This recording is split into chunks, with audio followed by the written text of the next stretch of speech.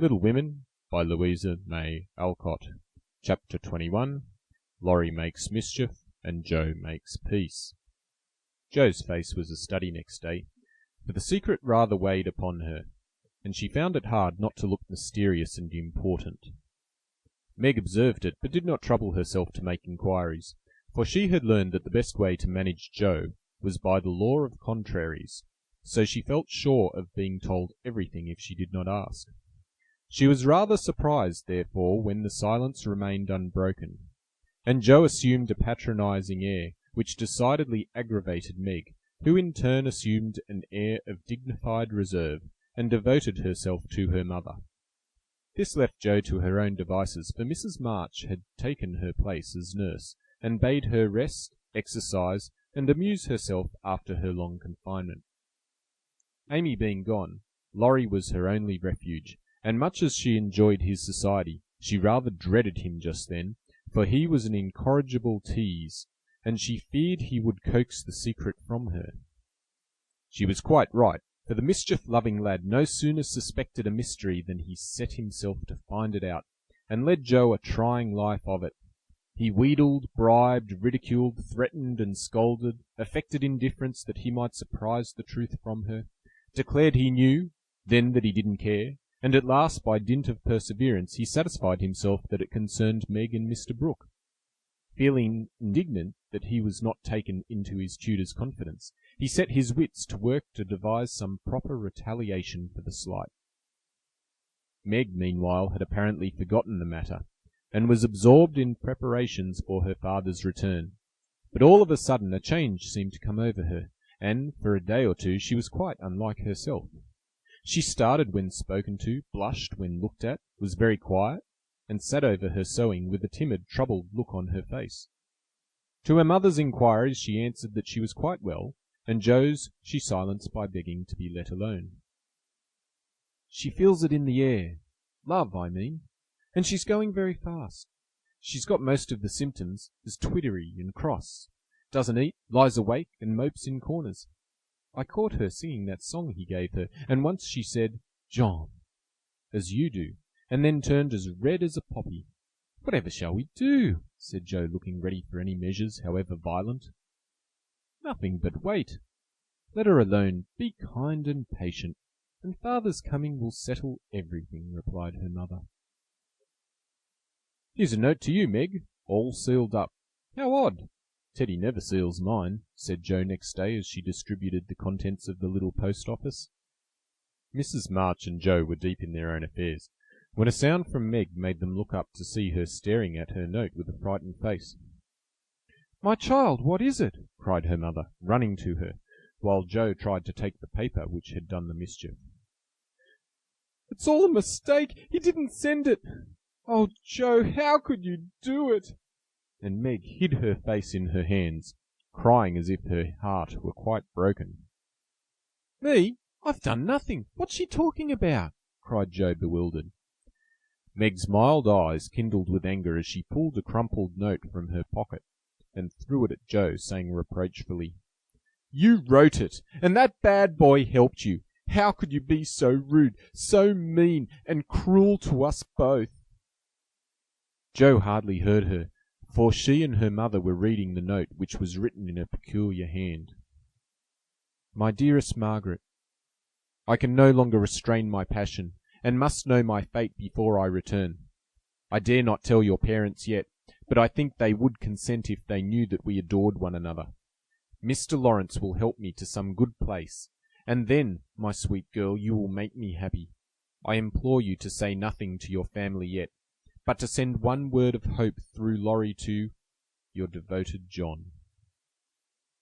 Oh, the little villain! That's the way he meant to pay me for keeping my word to mother. "I'll give him a hearty scolding and bring him over to beg pardon," cried Joe, burning to execute immediate justice. But her mother held her back, saying with a look she seldom wore, "Stop, Joe, you must clear yourself first. You have played so many pranks that I am afraid you have had a hand in this." "On my word, mother, I haven't. I never saw that note before, and don't know anything about it, as true as I live," said Joe so earnestly that they believed her. "If I had taken part in it, I'd have done better than this, and have written a sensible note.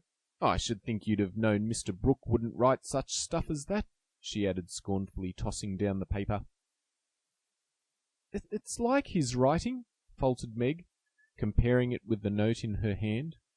"Oh, Meg, you didn't answer it," cried Mrs. March quickly.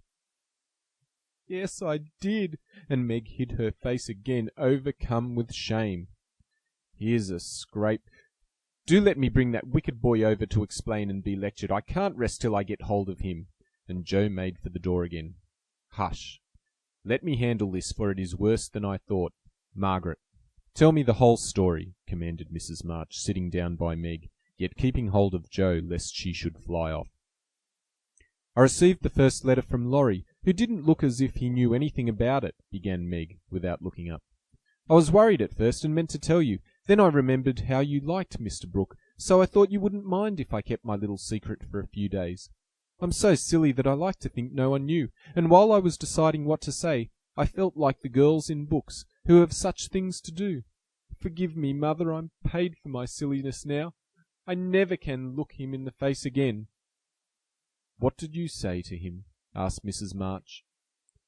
"I only said I was too young to do anything about it yet, that I didn't wish to have secrets from you, and he must speak to Father. I was very grateful for his kindness, and would be his friend, but nothing more for a long while." Mrs. March smiled as if well pleased, and Joe clapped her hands, exclaiming with a laugh, "You are almost equal to Caroline Percy, who is a pattern of prudence. Tell on, Meg, what did he say to that?"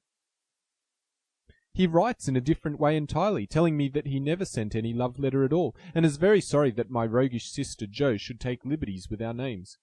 It's very kind and respectful, but think how dreadful for me." Meg leaned against her mother, looking the image of despair, and Jo tramped about the room, calling Laurie names. All of a sudden she stopped, caught up the two notes, and after looking at them closely said decidedly, "I don't believe Brooke ever saw either of these letters. Teddy wrote both, and keeps yours to crow over me with because I wouldn't tell him my secret." "Don't have any secrets, Joe. Tell it to Mother, and keep out of trouble as I should have done," said Meg warningly. "Bless you, child, Mother told me." "That will do, Joe. I'll comfort Meg while you go and get Laurie. I shall sift the matter to the bottom and put a stop to such pranks at once." Away ran Joe, and Mrs. March gently told Meg Mr. Brooke's real feelings. "Now, dear, what are your own? Do you love him enough to wait till he can make a home for you, or will you keep yourself quite free for the present?" "I've been so scared and worried, I don't want to have anything to do with lovers for a long while, perhaps never," answered Meg petulantly. "If John doesn't know anything about this nonsense, don't tell him, and make Joe and Laurie hold their tongues. I won't be deceived and plagued and made a fool of. It's a shame." Seeing Meg's usually gentle temper was roused and her pride hurt by this mischievous joke, Mrs. March soothed her by promises of entire silence and great discretion for the future. The instant Laurie's step was heard in the hall, Meg fled into the study, and Mrs. March received the culprit alone. Joe had not told him why he was wanted, fearing he wouldn't come, but he knew the minute he saw Mrs. March's face, and stood twirling his hat with a guilty air, which convicted him at once.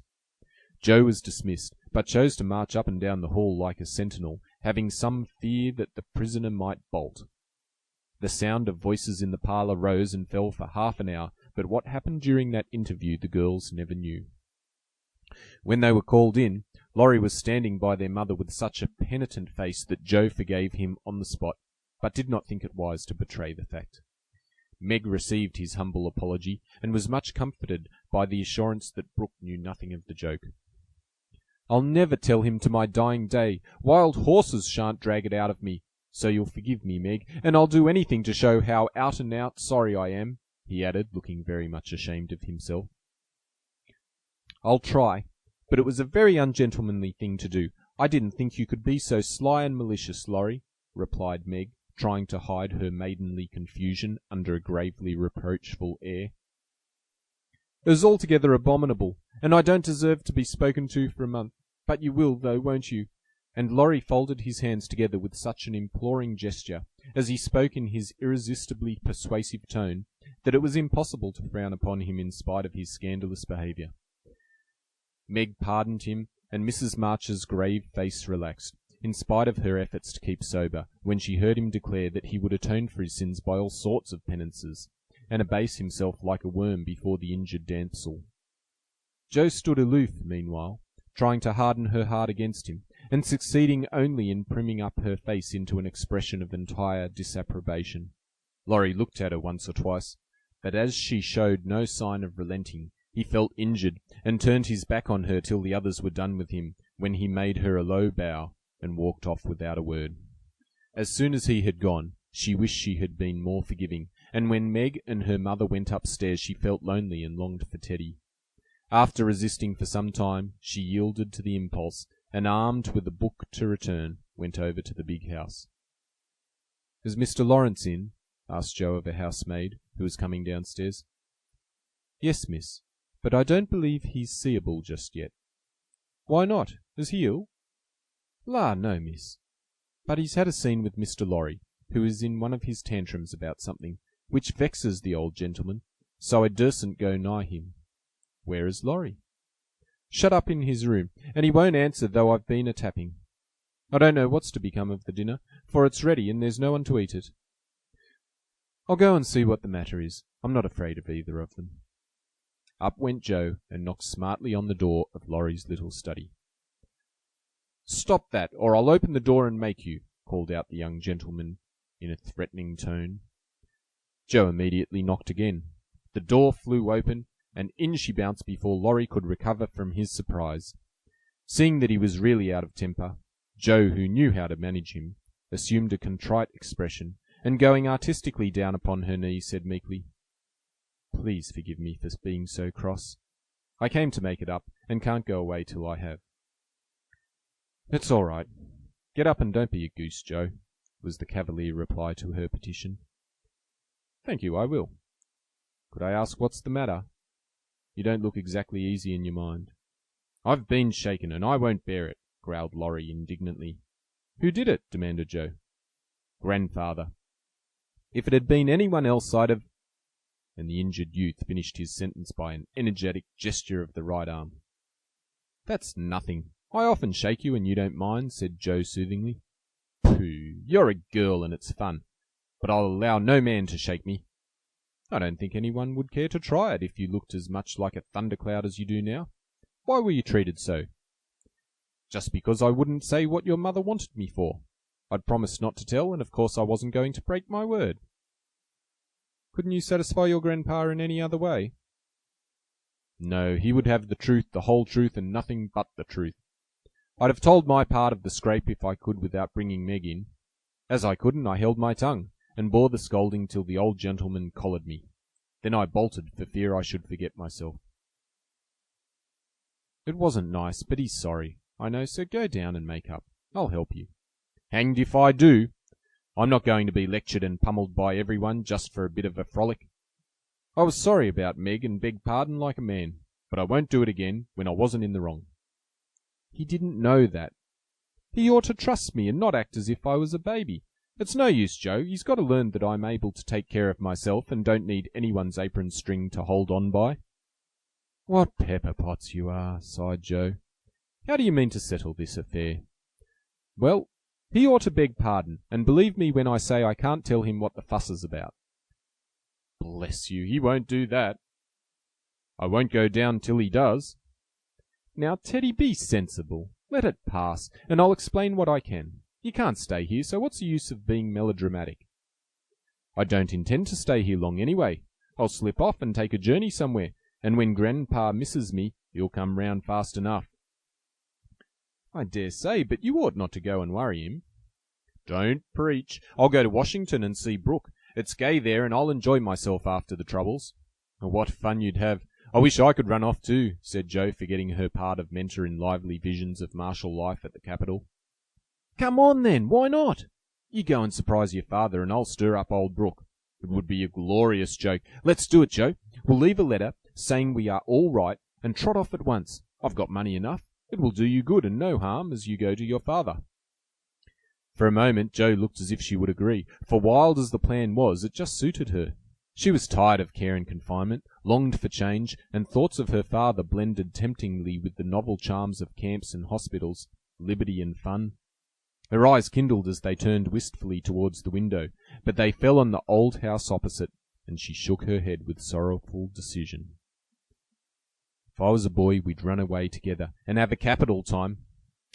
But as I'm a miserable girl, I must be proper and stop at home. Don't tempt me, Teddy. It's a crazy plan. That's the fun of it, began Laurie, who had got a wilful fit on him, and was possessed to break out of bounds in some way. Hold your tongue, cried Joe, covering her ears. Prunes and prisms are my doom, and I may as well make up my mind to it. I came here to moralise, not to hear things that make me skip to think of. I know Meg would wet blanket such a proposal, but I thought you had more spirit, began Laurie insinuatingly. Bad boy, be quiet. Sit down and think of your own sins. Don't go making me add to mine. If I get your grandpa to apologise for the shaking, will you give up running away? Asked Joe seriously. Yes, but you won't do it, answered Laurie, who wished to make up, but felt that his outraged dignity must be appeased first. If I can manage the young one, I can the old one, muttered Joe, as she walked away, leaving Laurie bent over a railroad map with his head propped up on both hands. Come in, said Mr. Lawrence's gruff voice, sounded gruffer than ever, as Joe tapped at his door. It's only me, sir, come to return a book, she said blandly, as she entered. Want any more? Asked the old gentleman, looking grim and vexed, but trying not to show it. Yes, please. I like old Sam so well, I think I'll try the second volume, returned Joe, hoping to propitiate him by accepting a second dose of Boswell's Johnson, as he had recommended that lively work. The shaggy eyebrows unbent a little as he rolled the steps towards the shelf where the Johnsonian literature was placed. Joe skipped up, and sitting on the top step, affected to be searching for her book, but was really wondering how best to introduce the dangerous object of her visit. Mr. Lawrence seemed to suspect that something was brewing in her mind, for after taking several brisk turns about the room, he faced round on her, speaking so abruptly that Rosella's tumbled face downward on the floor. What has that boy been about? Don't try to shield him.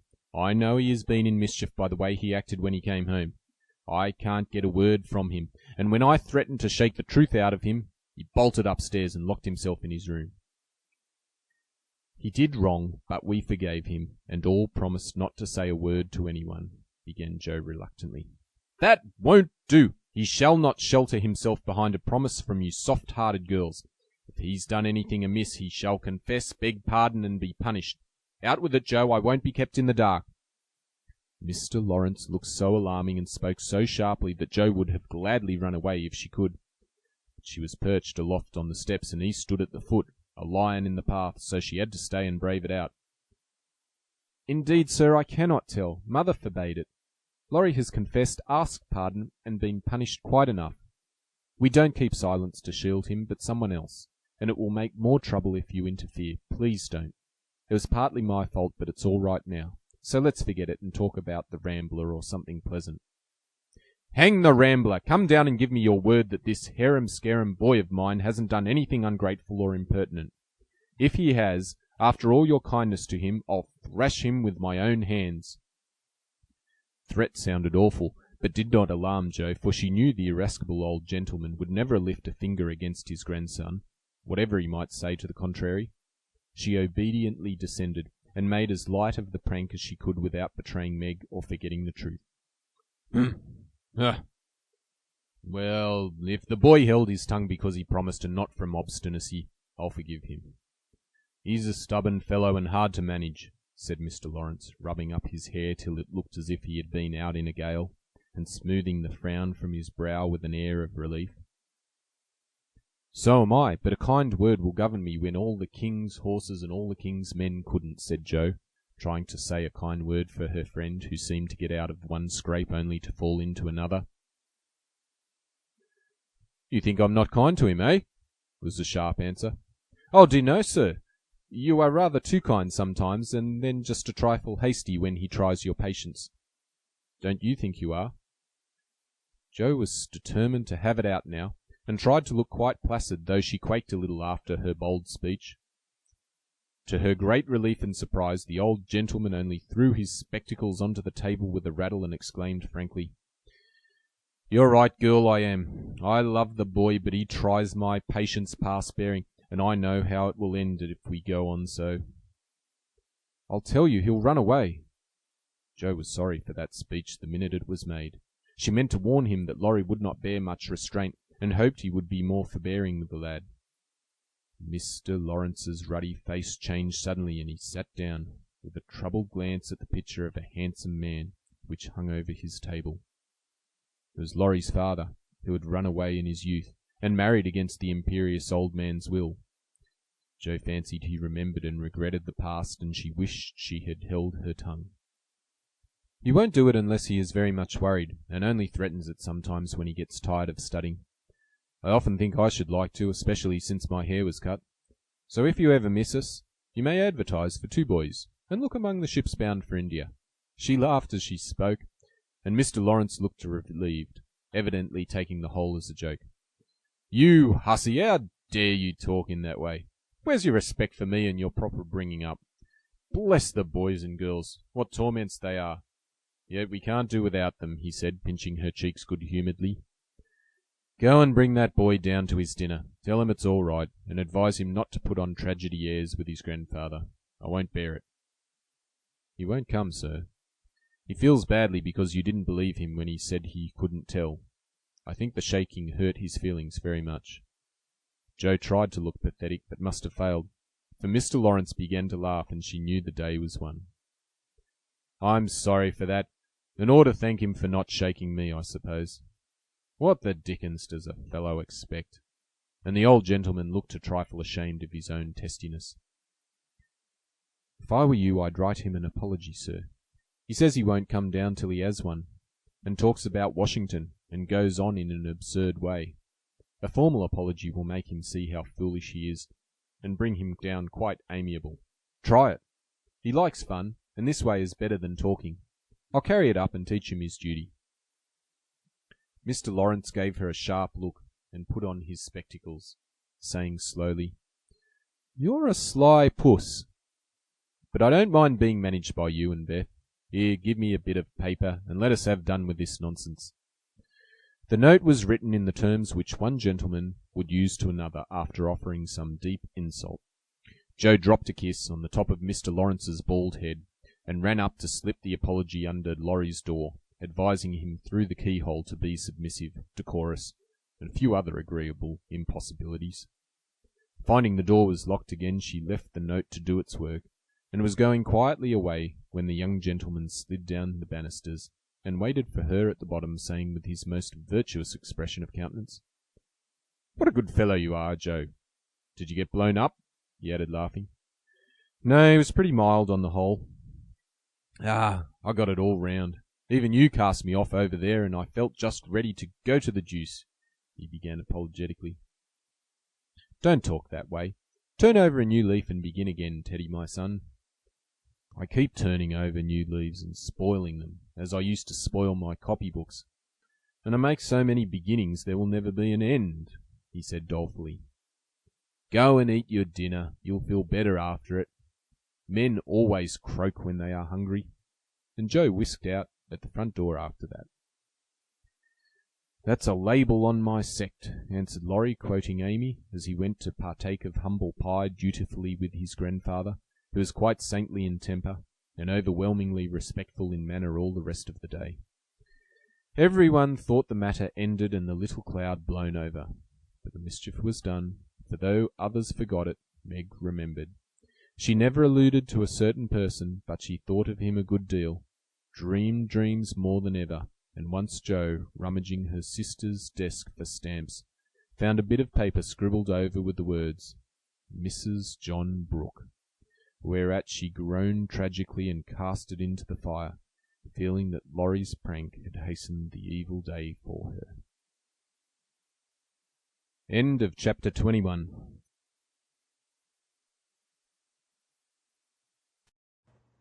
Little Women by Louisa May Alcott. Chapter 22. Pleasant Meadows. Like sunshine after storm were the peaceful weeks which followed. The invalids improved rapidly, and Mr. March began to talk of returning early in the new year. Beth was soon able to lie on the study sofa all day, amusing herself with the well-beloved cats at first, and in time with dolls' sewing, which had fallen sadly behindhand. Her once active limbs were so stiff and feeble that Joe took her a daily airing about the house in her strong arms. Meg cheerfully blackened and burned her white hands cooking delicate messes for the dear, while Amy, a loyal slave of the ring, celebrated her return by giving away as many of her treasures as she could prevail on her sisters to accept. As Christmas approached, the usual mysteries began to haunt the house, and Joe frequently convulsed the family by proposing utterly impossible or magnificently absurd ceremonies in honor of this unusually merry Christmas. Laurie was equally impracticable, and would have had bonfires, skyrockets, and triumphal arches if he had had his own way. After many skirmishes and snubbings, the ambitious pair were considered effectually quenched, and went about with forlorn faces, which were rather belied by explosions of laughter when the two got together. Several days of unusually mild weather fitly ushered in a splendid Christmas day. Hannah felt in her bones that it was going to be an unusually fine day, and she proved herself a true prophetess, for everybody and everything seemed bound to produce a grand success. To begin with, Mr. March wrote that he should soon be with them. Then Beth felt uncommonly well that morning, and being dressed in her mother's gift, a soft crimson merino wrapper, was borne in triumph to the window to behold the offering of Joe and Laurie.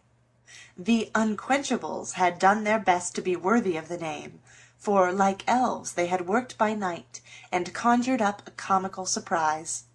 Out in the garden stood a stately snow-maiden, crowned with holly, bearing a basket of fruit and flowers in one hand, a great roll of new music in the other, a perfect rainbow of an afghan round her chilly shoulders, and a Christmas carol issuing from her lips on a pink paper streamer. The Jungfrau to Beth. God bless you, dear Queen Bess. May nothing you dismay, but health and peace and happiness be yours this Christmas day. Here's fruit to feed our busy bee and flowers for her nose. Here's music for her peony and afghan for her toes. A portrait of Joanna C. by Raphael No. 2, who labored with great industry to make it fair and true. Except a ribbon red, I beg, for Madame Purr's tail, and ice cream made by lovely Peg, a Mont Blanc in a pail. Their dearest love my makers laid within my breast of snow. Accept it and the Alpine maid from Laurie and from Joe. How Beth laughed when she saw it! How Laurie ran up and down to bring in the gifts, and what ridiculous speeches Joe made as she presented them. I'm so full of happiness that, if Father was only here, I couldn't hold one drop more, said Beth, quite sighing with contentment as Joe carried her off to the study to rest after the excitement, and to refresh herself with some of the delicious grapes the Jungfrau had sent her. So am I, added Joe, slapping the pocket wherein reposed the long-desired Undine and Sintram.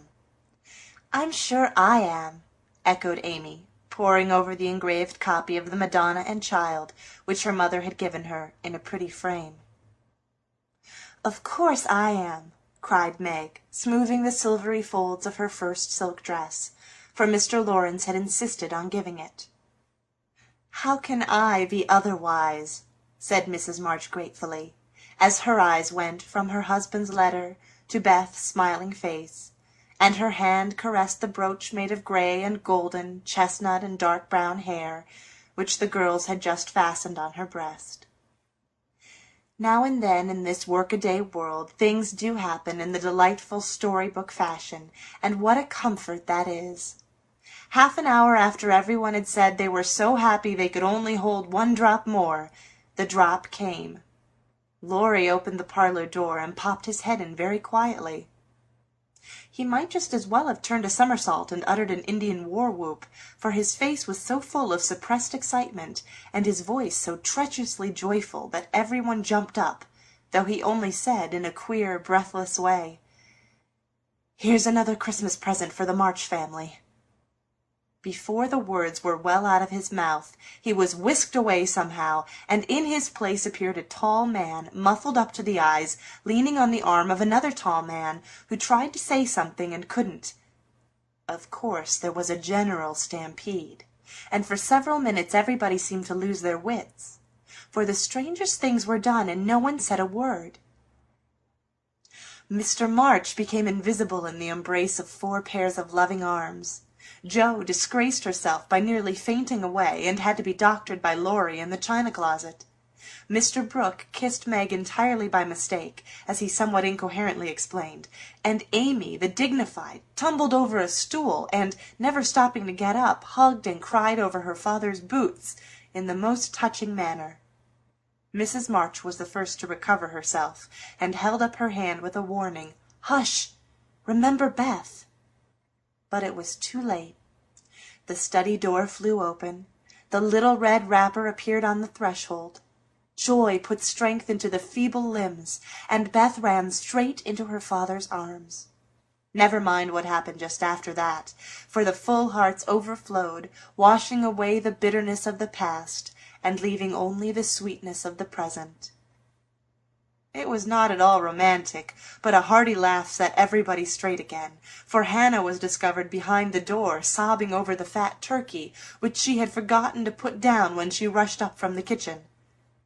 As the laugh subsided, Mrs. March began to thank Mr. Brooke for his faithful care of her husband, at which Mr. Brooke suddenly remembered that Mr. March needed rest, and seizing Laurie, he precipitately retired. Then the 2 invalids were ordered to repose, which they did, by both sitting in one big chair and talking hard. Mr. March told how he had longed to surprise them, and how, when the fine weather came, he had been allowed by his doctor to take advantage of it, how devoted Brooke had been, and how he was altogether a most estimable and upright young man.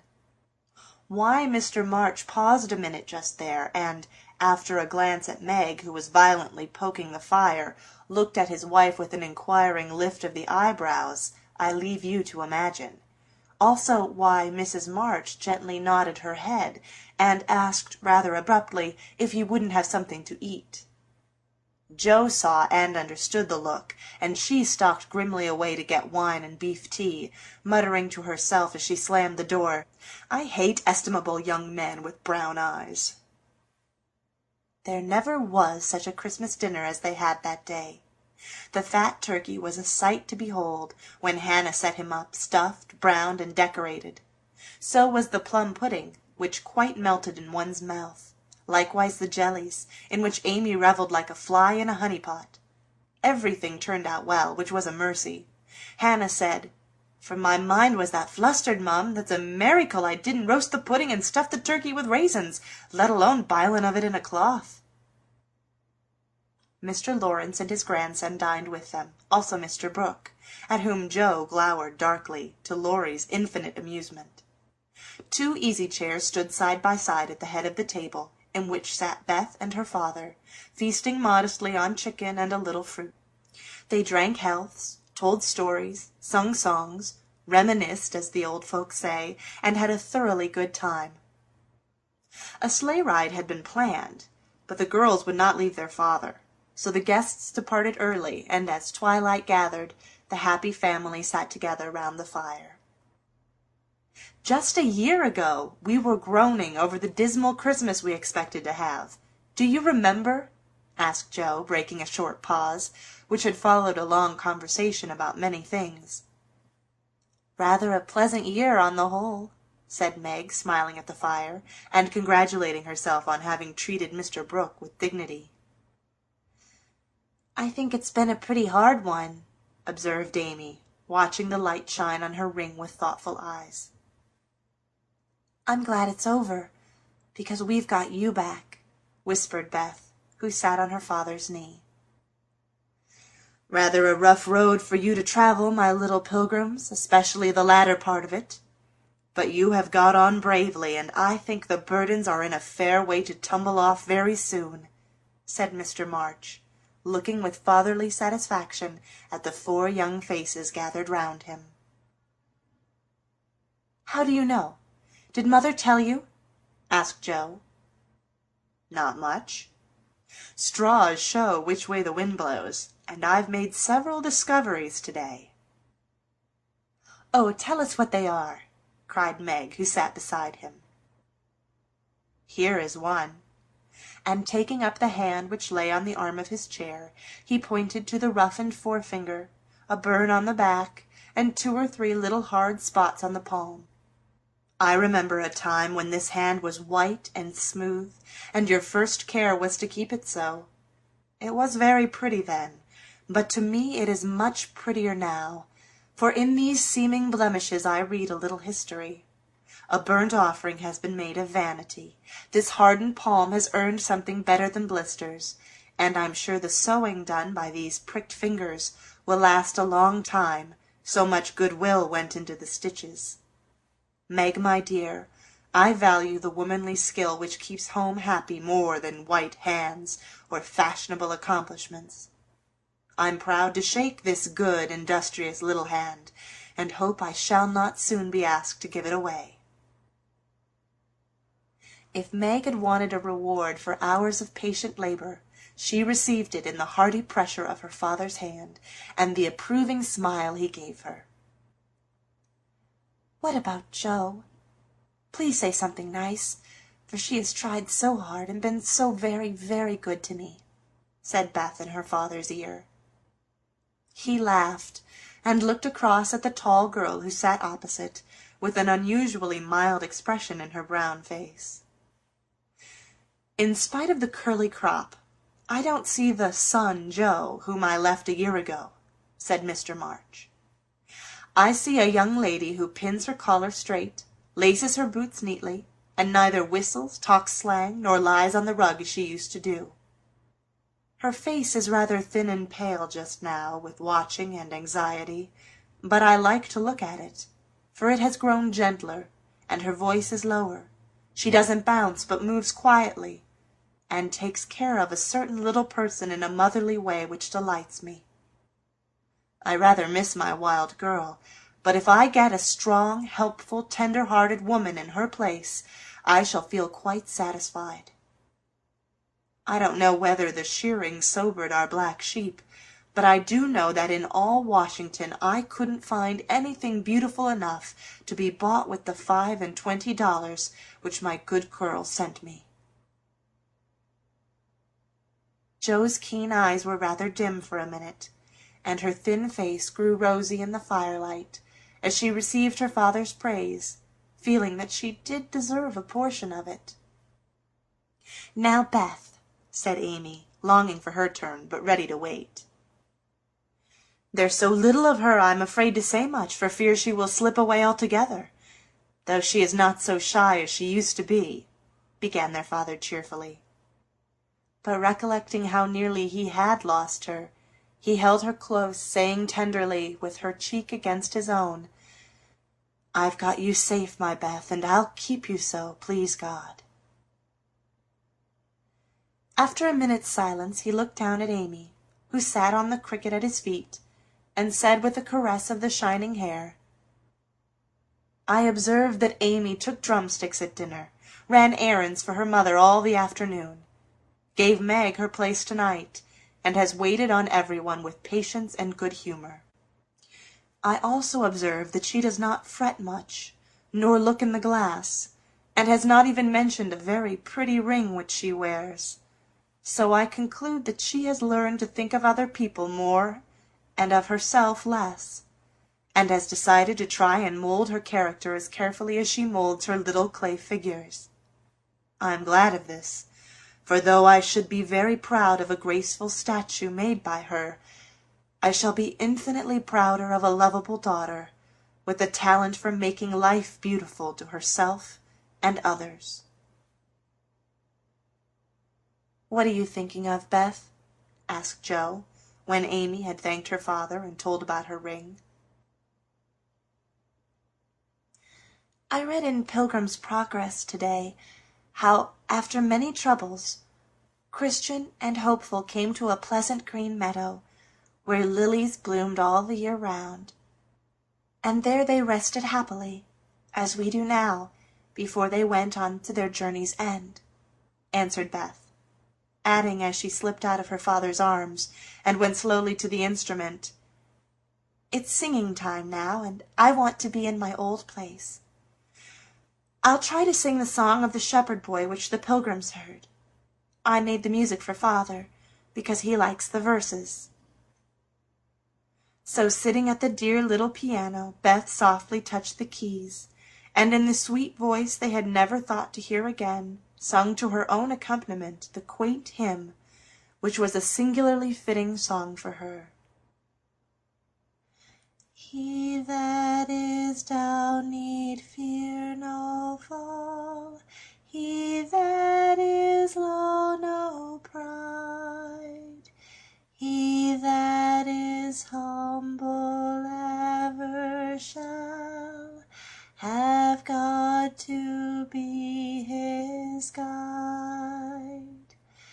I am content with what I have, little be it or much, and Lord, contentment still I crave, because thou savest such. Fullness to them a burden is that go on pilgrimage, here little and hereafter bliss is best from age to age.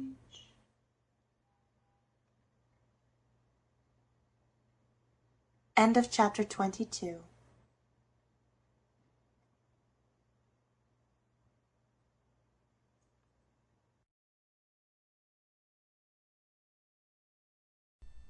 Chapter 23. Aunt March Settles the Question. Like bees swarming after their queen, mother and daughters hovered about Mr. March the next day, neglecting everything to look at, wait upon, and listen to the new invalid, who was in a fair way to be killed by kindness. As he sat propped up in a big chair by Beth's sofa, with the other three close by, and Hannah popping in her head now and then to peek at the dear man, nothing seemed needed to complete their happiness. But something was needed, and the elder ones felt it, though none confessed the fact. Mr. and Mrs. March looked at one another with an anxious expression, as their eyes followed Meg. Jo had sudden fits of sobriety, and was seen to shake her fist at Mr. Brooks's umbrella, which had been left in the hall. Meg was absent-minded, shy, and silent, started when the bell rang, and colored when John's name was mentioned. Amy said, "Every one seemed waiting for something, and couldn't settle down, which was queer, since father was safe at home." And Beth innocently wondered why their neighbors didn't run over as usual. Laurie went by in the afternoon, and seeing Meg at the window, seemed suddenly possessed with a melodramatic fit, for he fell down on one knee in the snow, beat his breast, tore his hair, and clasped his hands imploringly, as if begging some boon. And when Meg told him to behave himself and go away, he wrung imaginary tears out of his handkerchief, and staggered round the corner as if in utter despair. "What does the goose mean?" said Meg, laughing and trying to look unconscious. "He's showing you how your John will go on by and by. Touching, isn't it?" answered Jo scornfully. "Don't say my John. It isn't proper or true." But Meg's voice lingered over the words as if they sounded pleasant to her. "Please don't plague me, Jo. I've told you I don't care much about him, and there isn't to be anything said. But we are all to be friendly and go on as before." "We can't, for something has been said, and Laurie's mischief has spoiled you for me. I see it, and so does mother. You are not like your old self a bit, and seem ever so far away from me. I don't mean to plague you, and will bear it like a man, but I do wish it was all settled. I hate to wait. So if you mean ever to do it, make haste and have it over quickly," said Joe pettishly. "I can't say anything till he speaks, and he won't, because father said I was too young," began Meg, bending over her work with a queer little smile, which suggested that she did not quite agree with her father on that point. "If he did speak, you wouldn't know what to say, but would cry or blush or let him have his own way instead of giving a good decided no. I'm not so silly and weak as you think. I know just what I should say, for I've planned it all, so I needn't be taken unawares. There's no knowing what may happen, and I wish to be prepared." Joe couldn't help smiling at the important air which Meg had unconsciously assumed, and which was as becoming as the pretty color varying in her cheeks. "Would you mind telling me what you'd say?" asked Joe, more respectfully. "Not at all. You are 16 now, quite old enough to be my confidant, and my experience will be useful to you by and by, perhaps in your own affairs of this sort. Don't mean to have any. It's fun to watch other people philander, but I should feel like a fool doing it myself," said Joe, looking alarmed at the thought. "I think not, if you liked any one very much, and he liked you." Meg spoke as if to herself, and glanced out at the lane where she had often seen lovers walking together in the summer twilight. "I thought you were going to tell your speech to that man," said Joe, rudely shortening her sister's little reverie. "Oh, I should merely say, quite calmly and decidedly, 'Thank you, Mr. Brooke. You are very kind, and I agree with father that I am too young to enter into any engagement at present. So please say no more, but let us be friends as we were.'" That's stiff and cool enough. I don't believe you'll ever say it, and I know he won't be satisfied if you do. If he goes on like the rejected lovers in books, you'll give in, rather than hurt his feelings." "No, I won't. I shall tell him I've made up my mind, and shall walk out of the room with dignity." Meg rose as she spoke, and was just going to rehearse the dignified exit, when a step in the hall made her fly into her seat and begin to sew as fast as if her life depended on finishing that particular seam in a given time. Joe smothered a laugh at the sudden change, and when someone gave a modest tap, opened the door with a grim aspect which was anything but hospitable. "Good afternoon. I came to get my umbrella. That is, to see how your father finds himself to-day," said Mr. Brooke, getting a trifle confused, as his eyes went from one telltale face to the other. "It's very well. He's in the rack. I'll get him and tell it you are here." And having jumbled her father and the umbrella well together in her reply, Joe slipped out of the room to give Meg a chance to make her speech and air her dignity. But the instant she vanished, Meg began to sidle toward the door, murmuring, "Mother would like to see you. Pray sit down. I'll call her." "Don't go. Are you afraid of me, Margaret?" And Mr. Brooke looked so hurt that Meg thought she must have done something very rude. She blushed up to the little curls on her forehead, for he had never called her Margaret before, and she was surprised to find how natural and sweet it seemed to hear him say it. Anxious to appear friendly and at her ease, she put out her hand with a confiding gesture and said gratefully, "How can I be afraid when you have been so kind to father? I only wish I could thank you for it." "Shall I tell you how?" asked Mr. Brooke, holding the small hand fast in both his own, and looking down at Meg with so much love in the brown eyes that her heart began to flutter, and she both longed to run away and to stop and listen. "Oh, no, please don't. I'd rather not," she said, trying to withdraw her hand, and looking frightened in spite of her denial. "I won't trouble you. I only want to know if you care for me a little, Meg. I love you so much, dear," added Mr. Brooke tenderly. This was the moment for the calm, proper speech, but Meg didn't make it. She forgot every word of it, hung her head, and answered, "I don't know," so softly that John had to stoop down to catch the foolish little reply. He seemed to think it was worth the trouble, for he smiled to himself as if quite satisfied, pressed the plump hand gratefully, and said in his most persuasive tone, "Will you try and find out? I want to know so much, for I can't go to work with any heart until I learn whether I am to have my reward in the end or not." "I'm too young," faltered Meg, wondering why she was so fluttered, yet rather enjoying it. "I'll wait, and in the meantime you could be learning to like me. Would it be a very hard lesson, dear?" "Not if I chose to learn it, but—" "Please choose to learn it, Meg. I love to teach, and this is easier than German," broke in John, getting possession of the other hand, so that she had no way of hiding her face as he bent to look into it. His tone was properly beseeching, but stealing a shy look at him, Meg saw that his eyes were merry as well as tender, and that he wore the satisfied smile of one who had no doubt of his success. This nettled her.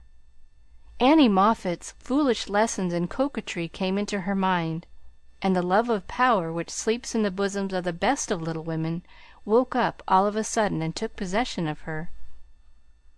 She felt excited and strange, and not knowing what else to do, followed a capricious impulse, and withdrawing her hands, said petulantly, "I don't choose. Please go away and let me be."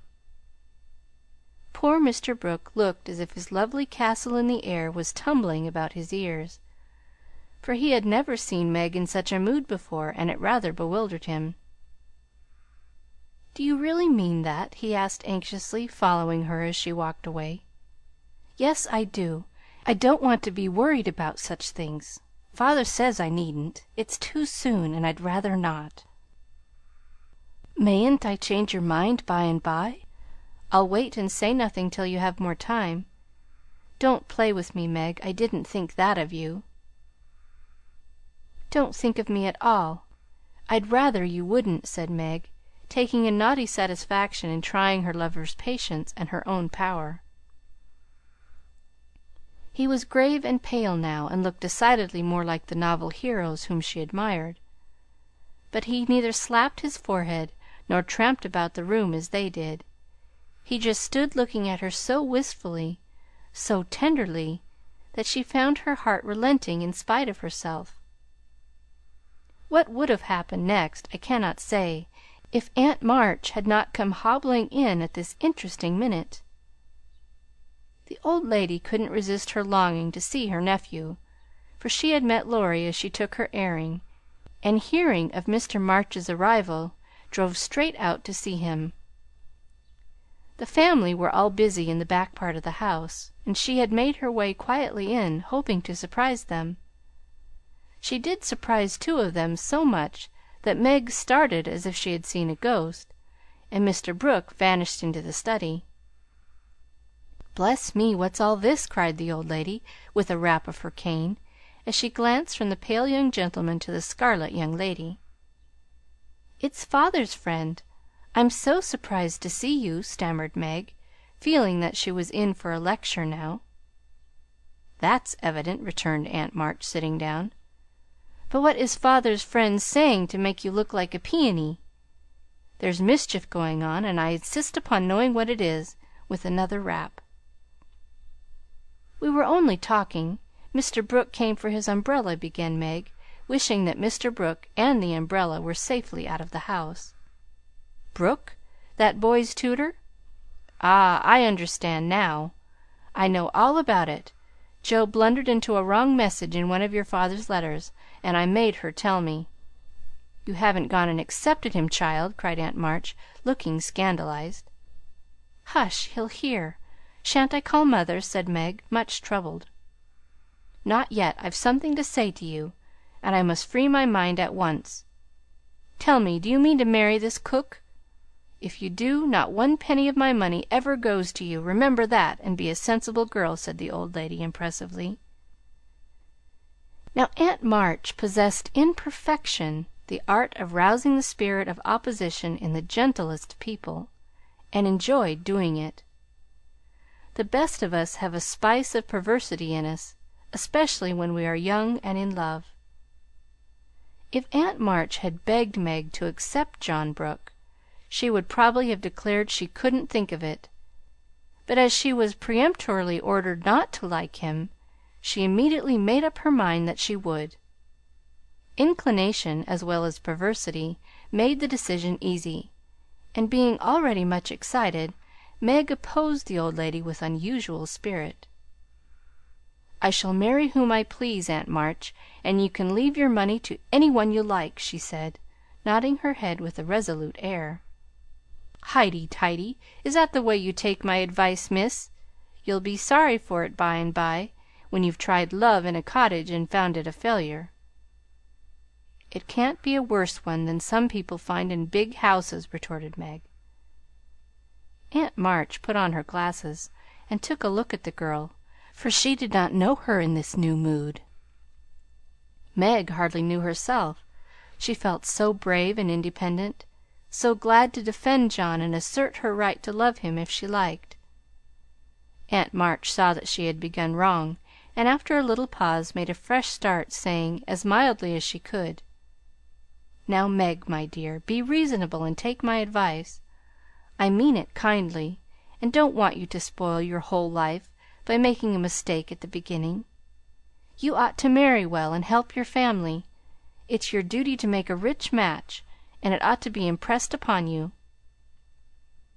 Father and Mother don't think so. They like John, though he is poor." "Your parents, my dear, have no more worldly wisdom than a pair of babies." "I'm glad of it," cried Meg stoutly. Aunt March took no notice, but went on with her lecture. "This Rook is poor and hasn't got any rich relations, has he?" "No, but he has many warm friends." "You can't live on friends. Try it and see how cool they'll grow. He hasn't any business, has he?" "Not yet. Mr. Lawrence is going to help him." "That won't last long. James Lawrence is a crotchety old fellow and not to be depended on. So you intend to marry a man without money, position, or business, and go on working harder than you do now, when you might be comfortable all your days by minding me and doing better? I thought you had more sense, Meg." "I couldn't do better if I waited half my life. John is good and wise. He's got heaps of talent. He's willing to work and sure to get on. He's so energetic and brave. Every one likes and respects him, and I'm proud to think he cares for me, though I'm so poor and young and silly," said Meg, looking prettier than ever in her earnestness. "He knows you have got rich relations, child. That's the secret of his liking, I suspect." "Aunt March, how dare you say such a thing? John is above such meanness, and I won't listen to you a minute if you talk so," cried Meg indignantly, forgetting everything but the injustice of the old lady's suspicions. "My John wouldn't marry for money any more than I would. We are willing to work, and we mean to wait. I'm not afraid of being poor, for I've been happy so far, and I know I shall be with him, because he loves me, and I—" Meg stopped there, remembering all of a sudden that she hadn't made up her mind, that she had told her John to go away, and that he might be overhearing her inconsistent remarks. Aunt March was very angry, for she had set her heart on having her pretty niece make a fine match, and something in the girl's happy young face made the lonely old woman feel both sad and sour. "Well, I wash my hands of the whole affair. You are a wilful child, and you've lost more than you know by this piece of folly. No, I won't stop. I'm disappointed in you, and haven't spirits to see your father now. Don't expect anything from me when you are married. Your Mr. Brooke's friends must take care of you. I'm done with you forever." And slamming the door in Meg's face, Aunt March drove off in high dudgeon. She seemed to take all the girl's courage with her, for when left alone, Meg stood for a moment undecided whether to laugh or cry. Before she could make up her mind, she was taken possession of by Mr. Brooke, who said all in one breath, "I couldn't help hearing, Meg. Thank you for defending me, and Aunt March for proving that you do care for me a little bit." "I didn't know how much till she abused you," began Meg. "And I needn't go away, but may stay and be happy? May I, dear?" Here was another fine chance to make the crushing speech and the stately exit. But Meg never thought of doing either, and disgraced herself forever in Joe's eyes by meekly whispering, "Yes, John," and hiding her face on Mr. Brooke's waistcoat. 15 minutes after Aunt March's departure, Joe came softly downstairs, paused an instant at the parlor door, and hearing no sound within, nodded and smiled with a satisfied expression, saying to herself, "She has seen him away as we planned, and that affair is settled. I'll go and hear the fun and have a good laugh over it."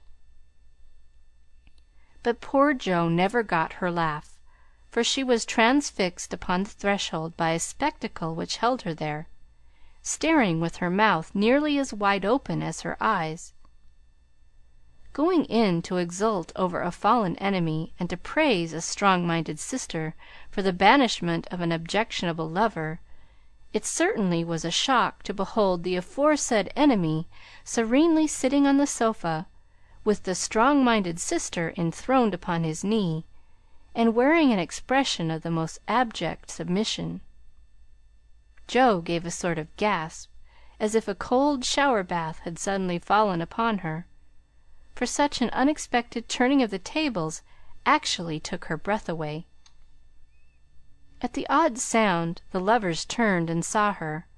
Meg jumped up, looking both proud and shy, but "that man," as Jo called him, actually laughed, and said coolly, as he kissed the astonished newcomer, "Sister Jo, congratulate us." That was adding insult to injury. It was altogether too much. And making some wild demonstration with her hands, Jo vanished without a word. Rushing upstairs, she startled the invalids by exclaiming tragically, as she burst into the room, "Oh, do somebody go down quick! John Brooke is acting dreadfully, and Meg likes it!" Mr. and Mrs. March left the room with speed, and casting herself upon the bed, Jo cried and scolded tempestuously as she told the awful news to Beth and Amy. The little girls, however, considered it a most agreeable and interesting event, and Jo got little comfort from them, so she went up to her refuge in the garret and confided her trouble to the rats. Nobody ever knew what went on in the parlor that afternoon, but a great deal of talking was done, and quiet Mr. Brooke astonished his friends by the eloquence and spirit with which he pleaded his suit, told his plans, and persuaded them to arrange everything just as he wanted it. The tea bell rang before he had finished describing the paradise which he meant to earn for Meg, and he proudly took her in to supper, both looking so happy that Jo hadn't the heart to be jealous or dismal. Amy was very much impressed by John's devotion and Meg's dignity. Beth beamed at them from a distance, while Mr. and Mrs. March surveyed the young couple with such tender satisfaction that it was perfectly evident Aunt March was right in calling them as unworldly as a pair of babies. No one ate much, but everybody looked very happy, and the old room seemed to brighten up amazingly when the first romance of the family began there. "You can't say nothing pleasant ever happens now, can you, Meg?" said Amy, trying to decide how she would group the lovers in a sketch she was planning to make. "No, I'm sure I can't. How much has happened since I said that! It seems a year ago," answered Meg, who was in a blissful dream lifted far above such common things as bread and butter. "The joys come close upon the sorrows this time, and I rather think the changes have begun," said Mrs. March. "In most families there comes, now and then, a year full of events. This has been such a one, but it ends well after all." "Hope the next will end better," muttered Joe, who found it very hard to see Meg absorbed in a stranger before her face, for Joe loved a few persons very dearly and dreaded to have their affection lost or lessened in any way. "I hope the third year from this will end better. I mean it shall, if I live to work out my plan," said Mr. Brooke, smiling at Meg as if everything had become possible to him now. "Doesn't it seem very long to wait?" asked Amy, who was in a hurry for the wedding. "I've got so much to learn before I shall be ready, it seems a short time to me," answered Meg, with a sweet gravity in her face never seen there before. "You have only to wait. I am to do the work," said John, beginning his labors by picking up Meg's napkin, with an expression which caused Joe to shake her head, and then say to herself, with an air of relief, as the front door banged, "Here comes Laurie. Now we shall have some sensible conversation." But Joe was mistaken, for Laurie came prancing in, overflowing with good spirits, bearing a great bridal-looking bouquet for Mrs. John Brooke, and evidently laboring under the delusion that the whole affair had been brought about by his excellent management. "I knew Brooke would have it all his own way. He always does, for when he makes up his mind to accomplish anything, it's done though the sky falls," said Laurie, when he presented his offering and his congratulations. "Much obliged for that recommendation. I take it as good omen for the future, and invite you to my wedding on the spot," answered Mr. Brooke, who felt at peace with all mankind, even his mischievous pupil. "I'll come if I'm at the ends of the earth, for the sight of Joe's face alone on that occasion would be worth a long journey." "You don't look festive, ma'am. What's the matter?" asked Laurie, following her into a corner of the parlor, whither all had adjourned to greet Mr. Lawrence. "I don't approve of the match, but I've made up my mind to bear it, and shall not say a word against it," said Joe solemnly. "You can't know how hard it is for me to give up Meg," she continued, with a little quiver in her voice. "You don't give her up. You only go halves," said Laurie consolingly. "It can never be the same again. I've lost my dearest friend," sighed Joe. "You got me, anyhow. I'm not good for much, I know, but I'll stand by you, Joe, all the days of my life. Upon my word, I will." And Laurie meant what he said. "I know you will, and am ever so much obliged. You were always a great comfort to me, Teddy," returned Joe, gratefully shaking hands. "Well, now, don't be dismal, there's a good fellow. It's all right, you see. Meg is happy. Brooke will fly round and get settled immediately.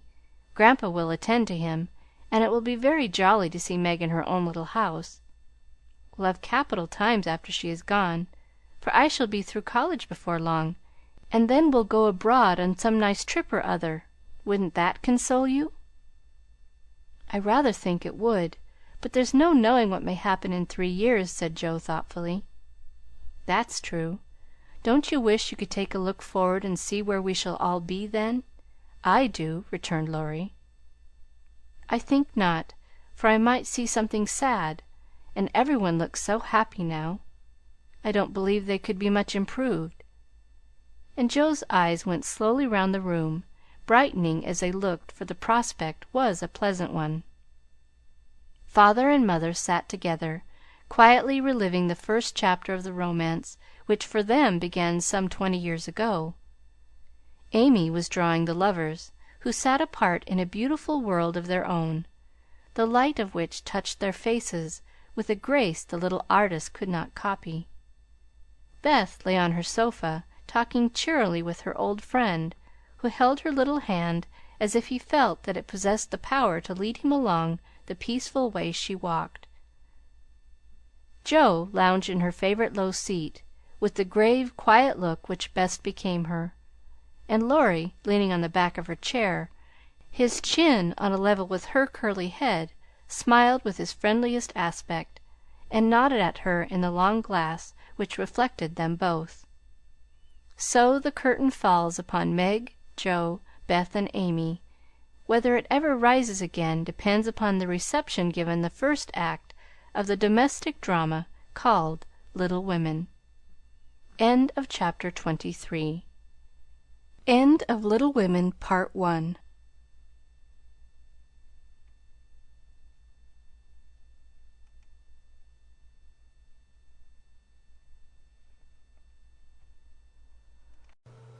Little Women by Louisa May Alcott.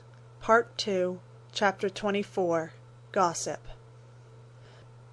In order that we may start afresh and go to Meg's wedding with free minds, it will be well to begin with a little gossip about the Marches. And here let me premise that if any of the elders think there is too much lovering in the story, as I fear they may, I'm not afraid the young folks will make that objection. I can only say with Mrs. March, what can you expect when I have 4 gay girls in the house, and a dashing young neighbor over the way? The 3 years that have passed have brought but few changes to the quiet family. The war is over, and Mr. March safely at home, busy with his books, and the small parish which found in him a minister by nature as by grace, a quiet, studious man, rich in the wisdom that is better than learning, the charity which calls all mankind brother, the piety that blossoms into character, making it august and lovely. These attributes, in spite of poverty and the strict integrity which shut him out from the more worldly successes, attracted to him many admirable persons, as naturally as sweet herbs draw bees, and as naturally he gave them the honey into which 50 years of hard experience had distilled no bitter drop. Earnest young men found the gray-headed scholar as young at heart as they. Thoughtful or troubled women instinctively brought their doubts to him, sure of finding the gentlest sympathy, the wisest counsel. Sinners told their sins to the pure-hearted old man, and were both rebuked and saved. Gifted men found a companion in him. Ambitious men caught glimpses of nobler ambitions than their own, and even worldlings confessed that his beliefs were beautiful and true, although they wouldn't pay. To outsiders, the 5 energetic women seemed to rule the house, and so they did in many things, but the quiet scholar, sitting among his books, was still the head of the family, the household conscience, anchor, and comforter, for to him the busy, anxious women always turned in troublous times, finding him in the truest sense of those sacred words, husband and father. The girls gave their hearts into their mother's keeping, their souls into their father's, and to both parents, who lived and labored so faithfully for them, they gave a love that grew with their growth, and bound them tenderly together by the sweetest tie which blesses life and outlives death. Mrs. March is as brisk and cheery, though rather grayer than when we saw her last, and just now so absorbed in Meg's affairs that the hospitals and homes, still full of wounded boys and soldiers' widows, decidedly miss the motherly missionaries' visits. John Brooke did his duty manfully for a year, got wounded, was sent home, and not allowed to return. He received no stars or bars, but he deserved them, for he cheerfully risked all he had, and life and love are very precious when both are in full bloom. Perfectly resigned to his discharge, he devoted himself to getting well, preparing for business, and earning a home for Meg. With the good sense and sturdy independence that characterized him, he refused Mr. Lawrence's more generous offers, and accepted the place of bookkeeper, feeling better satisfied to begin with an honestly earned salary than by running any risks with borrowed money. Meg had spent the time in working as well as waiting, growing womanly in character, wise in housewifely arts, and prettier than ever, for love is a great beautifier. She had her girlish ambitions and hopes, and felt some disappointment at the humble way in which the new life must begin. Ned Moffat had just married Sally Gardner, and Meg couldn't help contrasting their fine house and carriage, many gifts, and splendid outfit with her own, and secretly wishing she could have the same. But somehow envy and discontent soon vanished when she thought of all the patient love and labor John had put into the little home awaiting her. And when they sat together in the twilight, talking over their small plans, the future always grew so beautiful and bright that she forgot Sally's splendor, and felt herself the richest, happiest girl in Christendom. Jo never went back to Aunt March, for the old lady took such a fancy to Amy that she bribed her with the offer of drawing lessons from one of the best teachers going, and for the sake of this advantage, Amy would have served a far harder mistress. So she gave her mornings to duty, her afternoons to pleasure, and prospered finely.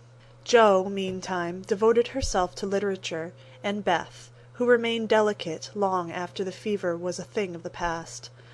Not an invalid exactly, but never again the rosy, healthy creature she had been, yet always hopeful, happy, and serene, and busy with the quiet duties she loved, every one's friend, and an angel in the house, long before those who loved her most had learned to know it. As long as the Spread Eagle paid her $1 a column for her rubbish, as she called it, Jo felt herself a woman of means, and spun her little romances diligently.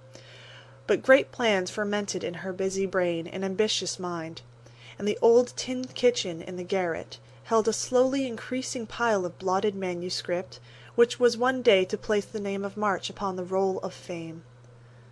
Laurie, having dutifully gone to college to please his grandfather, was now getting through it in the easiest possible manner to please himself. A universal favorite, thanks to money, manners, much talent, and the kindest heart that ever got its owner into scrapes by trying to get other people out of them, he stood in great danger of being spoiled, and probably would have been, like many another promising boy, if he had not possessed a talisman against evil in the memory of the kind old man who was bound up in his success, the motherly friend who watched over him as if he were her son, and last but not least by any means, the knowledge that 4 innocent girls loved, admired, and believed in him with all their hearts. Being only a glorious human boy, of course he frolicked and flirted, grew dandified, aquatic, sentimental, or gymnastic, as college fashions ordained, hazed and was hazed, talked slang, and more than once came perilously near suspension and expulsion. But as high spirits and the love of fun were the causes of these pranks, he always managed to save himself by frank confession, honorable atonement, or the irresistible power of persuasion, which he possessed in perfection. In fact, he rather prided himself on his narrow escapes, and liked to thrill the girls with graphic accounts of his triumphs over wrathful tutors, dignified professors, and vanquished enemies. The men of my class were heroes in the eyes of the girls, who never wearied of the exploits of our fellows, and were frequently allowed to bask in the smiles of these great creatures, when Laurie brought them home with him. Amy especially enjoyed this high honour, and became quite a belle among them, for her ladyship early felt and learned to use the gift of fascination with which she was endowed. Meg was too much absorbed in her private and particular John to care for any other lords of creation, and Beth too shy to do more than peep at them and wonder how Amy dared to order them about so. But Jo felt quite in her own element, and found it very difficult to refrain from imitating the gentlemanly attitudes, phrases, and feats, which seemed more natural to her than the decorums prescribed for young ladies. They all liked Jo immensely, but never fell in love with her, though very few escaped without paying the tribute of a sentimental sigh or two at Amy's shrine. And speaking of sentiment brings us very naturally to the Dovecote. That was the name of the little brown house Mr. Brooke had prepared for Meg's first home. Laurie had christened it, saying it was highly appropriate to the gentle lovers, who went on together like a pair of turtle-doves, which first a bill and then a coo. It was a tiny house, with a little garden behind the lawn about as big as a pocket-handkerchief in the front. Here Meg meant to have a fountain, shrubbery, and a profusion of lovely flowers, though just at present the fountain was represented by a weather-beaten urn, very like a dilapidated slop-bowl. The shrubbery consisted of several young larches, undecided whether to live or die, and the profusion of flowers was merely hinted by regiments of sticks to show where seeds were planted, but inside it was altogether charming, and the happy bride saw no fault from garret to cellar.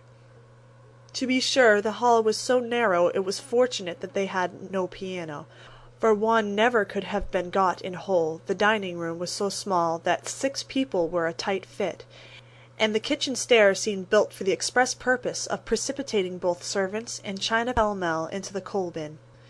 But once get used to these slight blemishes, and nothing could be more complete, for good sense and good taste had presided over the furnishing, and the result was highly satisfactory.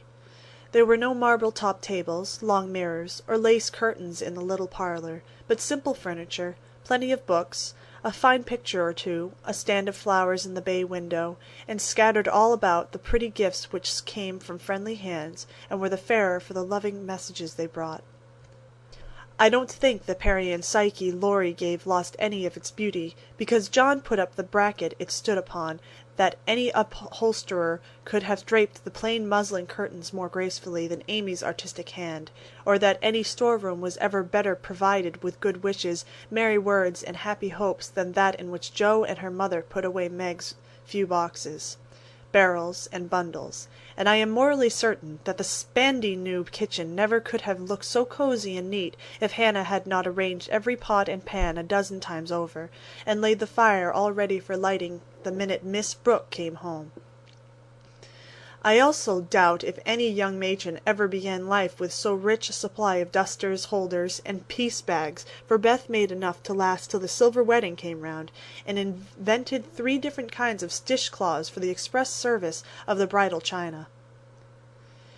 People who hire all these things done for them never know what they lose, for the homeliest tasks get beautified if loving hands do them, and Meg found so many proofs of this that everything in her small nest, from the kitchen roller to the silver vase on her parlor table, was eloquent of home, love, and tender forethought. What happy times they had planning together, what solemn shopping excursions, what funny mistakes they made, and what shouts of laughter arose over Laurie's ridiculous bargains. In his love of jokes, this young gentleman, though nearly through college, was much of a boy as ever. His last whim had been to bring with him on his weekly visits some new useful and ingenious article for the young housekeeper. Now a bag of remarkable clothespins, next a wonderful nutmeg grater which fell to pieces at the first trial, a knife cleaner that spoiled all the knives, or a sweeper that picked the nap neatly off the carpet and left the dirt, labor-saving soap that took the skin off one's hands, infallible cements which stuck firmly to nothing but the fingers of the deluded buyer, and every kind of tinware, from a toy savings bank for odd pennies to a wonderful boiler which would wash articles in its own steam with every prospect of exploding in the process. In vain Meg begged him to stop. John laughed at him, and Jo called him Mr. Toodles. He was possessed with a mania for patronizing Yankee ingenuity, and seeing his friends fitly furnished forth. So each week beheld some fresh absurdity. Everything was done at last, even to Amy's arranging different colored soaps to match the different colored rooms, and Beth's setting the table for the first meal. "Are you satisfied? Does it seem like home, and do you feel as if you should be happy here?" asked Mrs. March, as she and her daughter went through the new kingdom arm in arm, for just then they seemed to cling together more tenderly than ever. "Yes, Mother, perfectly satisfied, thanks to you all, and so happy that I can't talk about it," with a look that was far better than words. "If she only had a servant or two, it would be all right," said Amy, coming out of the parlor, where she had been trying to decide whether the bronze Mercury looked best on the whatnot or the mantelpiece. "Mother and I have talked that over, and I have made up my mind to try her way first. There will be so little to do that with Lottie to run my errands and help me here and there, I shall only have enough to work to keep me from getting lazy or homesick," answered Meg tranquilly. "Sally Moffat has 4, began Amy. "If Meg had 4, the house wouldn't hold them, and Master and Mrs. would have to camp in the garden," broke in Jo, who, enveloped in a big blue pinafore, was giving the last polish to the door handles. "Sally isn't a poor man's wife, and many maids are in keeping with her fine establishment. Meg and John begin humbly, but I have a feeling that there will be quite as much happiness in the little house as in the big one. It's a great mistake for young girls like Meg to leave themselves nothing to do but dress, give orders, and gossip. When I was first married, I used to long for my new clothes to wear out or get torn, so that I might have the pleasure of mending them, for I got heartily sick of doing fancy work and tending my pocket handkerchief. Why didn't you go into the kitchen and make messes, as Sally says she does to amuse herself, though they never turn out well, and then the servants laugh at her?" said Meg. "I did for a while, not to mess, but to learn of Hannah how things should be done, that my servants need not laugh at me. It was play then, but there came a time when I was truly grateful that I not only possessed the will but the power to cook wholesome food for my little girls, and help myself when I could no longer afford to hire help. You begin at the other end, Meg, dear, but the lessons you learn now will be of use to you by and by, when John is a richer man, for the mistress of a house, however splendid, should know how work ought to be done, if she wishes to be well and honestly served." "Yes, mother, I am sure of that," said Meg, listening respectfully to the little lecture, for the best of women will hold forth upon all-absorbing subject of housekeeping. "Do you know, I like this room most of all in my baby house," added Meg, a minute after, as they went upstairs, and she looked into her well-stored linen closet. Beth was there, laying the snowy piles smoothly on the shelves, and exulting over the goodly array. All three laughed as Meg spoke, for that linen closet was a joke. You see, having said that if Meg married that Brooke, she shouldn't have a cent of her money, Aunt March was rather in a quandary when time had appeased her wrath and made her repent her vow. She never broke her word, and was much exercised in her mind how to get round it, and at last devised a plan whereby she could satisfy herself. Mrs. Carroll, Florence's mamma, was ordered to buy, have made, and marked a generous supply of house and table linen, and send it as her present, all of which was faithfully done, but the secret leaked out, and was greatly enjoyed by the family, for Aunt March tried to look utterly unconscious, and insisted that she could give nothing but the old-fashioned pearls long promised to the first bride. "That's a housewifely taste, which I am glad to see. I had a young friend who set up housekeeping with 6 sheets, but she had finger bowls for company, and that satisfied her," said Mrs. March, patting the damask tablecloths with a truly feminine appreciation of their fineness. "I haven't a single finger bowl, but this is a stout that will last me all my days, Hannah says." And Meg looked quite contented, as well as she might. A tall, broad-shouldered young fellow, with a cropped head, a felt basin of a hat, and a fly-away coat came tramping down the road at a great pace, walked over the low fence without stopping to open the gate, straight up to Mrs. March, with both hands out, and a hearty, "Here I am, mother! Yes, it's all right!" The last words were an answer to the look the elder lady gave him, a kindly questioning look, which the handsome eyes met so frankly that the little ceremony closed, as usual, with a motherly kiss. "For Mrs. John Brooke, with the maker's congratulations and compliments. Bless you, Beth, what a refreshing spectacle you are, Joe. Amy, you are getting altogether too handsome for a single lady." As Laurie spoke, he delivered a brown paper parcel to Meg, pulled Beth's hair ribbon, stared at Joe's big pinafore, and fell into an attitude of mock rapture before Amy, then shook hands all round, and every one began to talk. "Where is John?" asked Meg anxiously. "Stopped to get the license for tomorrow, ma'am." "Which side won the last match, Teddy?" inquired Joe, who persisted in feeling an interest in manly sports despite her 19 years. "Ours, of course. Wish you'd been there to see it." "How is the lovely Miss Randall?" asked Amy with a significant smile. "More cruel than ever. Don't you see how I'm pining away?" And Laurie gave his broad chest a sounding slap and heaved a melodramatic sigh. "What's the last joke? Undo the bundle and see, Meg," said Beth, eyeing the knobby parcel with curiosity. "It's a useful thing to have in the house in case of fire or thieves," observed Laurie, as a watchman's rattle appeared, amid the laughter of the girls. "Any time when John is away and you get frightened, Mrs. Meg, just swing that out of the front window and it will rouse the neighborhood in a jiffy. Nice thing, isn't it?" And Laurie gave them a sample of its powers and made them cover up their ears. "There's a gratitude for you, and speaking of gratitude reminds me to mention that you may thank Hannah for saving your wedding cake from destruction. I saw it going into your house as I came by, and if she hadn't defended it manfully, I've had to pick at it, for it looked like a remarkably plummy one." "I wonder if you will ever grow up, Laurie," said Meg in a matronly tone.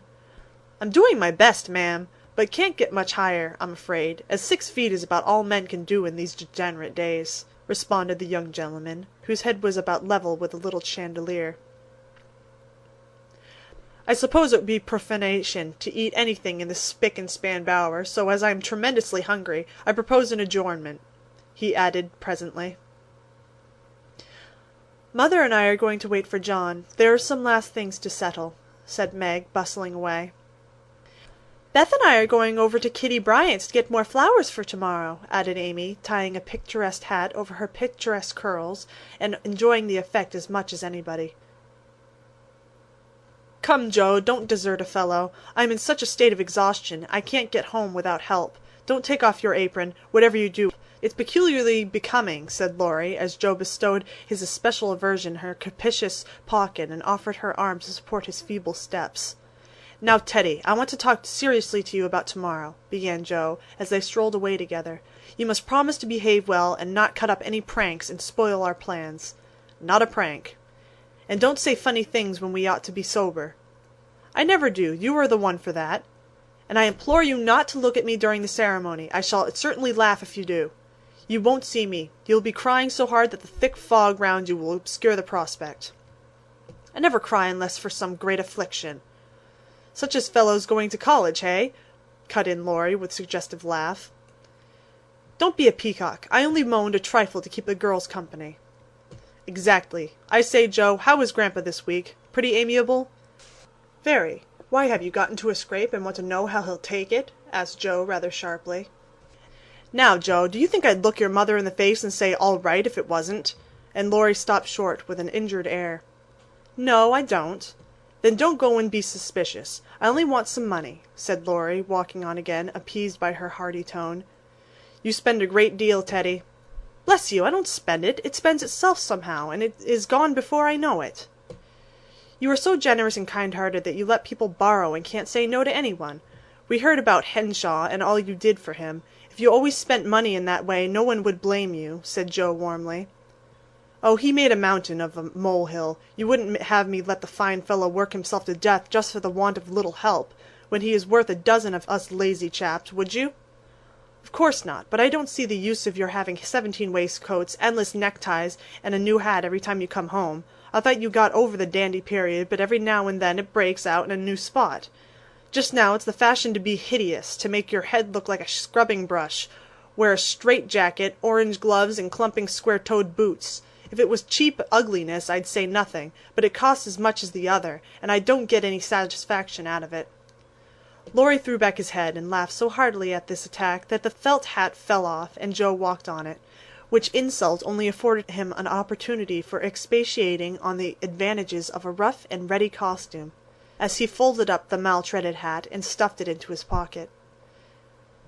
"Don't lecture any more, there's a good soul. I have enough all through the week, and like to enjoy myself when I come home. I'll get myself up regardless of expense tomorrow, and I'll be satisfaction to my friends." "I'll leave you in peace if you only let your hair grow.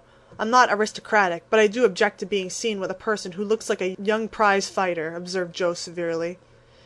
"This unassuming style promotes study. That's why we adopt it," returned Laurie, who certainly could not be accused of vanity, having voluntarily sacrificed a handsome curly crop to the demand for 1/4-inch long stubble. "By the way, Joe, I think that little Parker is really getting desperate about Amy. He talks of her constantly, writes poetry, and moons about in a most suspicious manner. He'd better nip his little passion in the bud, hadn't he?" added Laurie, in a confidential, elder brotherly tone, after a minute's silence. "Of course he had. We don't want any more marrying in this family for years to come. Mercy on us, what are the children thinking of?" And Joe looked as much scandalized as if Amy and little Parker were not yet in their teens. "It's a fast age, and I don't know what we are coming to, ma'am. You are a mere infant, but you'll go next, Joe, and we'll be left lamenting," said Laurie, shaking his head over the degeneracy of the times. "Don't be alarmed. I'm not one of the agreeable sort. Nobody will want me, and it's a mercy, for there should always be one old maid in a family." "You won't give anyone a chance," said Laurie, with a sidelong glance, and a little more colour than before in his sunburned face. "You won't show the soft side of your character, and if a fellow gets a peep at it by accident and can't help showing that he likes it, you treat him as Mrs. Gummidge did her sweetheart, throw cold water over him, and get so thorny no one dares touch or look at you." I don't like that sort of thing. I'm too busy to be worried with nonsense, and I think it's dreadful to break up families so. Now don't say any more about it. Meg's wedding has turned all our heads, and we talk of nothing but lovers and such absurdities. I don't wish to get cross, so let's change the subject." And Joe looked quite ready to fling cold water on the slightest provocation. Whatever his feelings might have been, Laurie found a vent for them in a long, low whistle, and the fearful prediction as they parted at the gate. "Mark my words, Joe, you'll go next." End of chapter 24.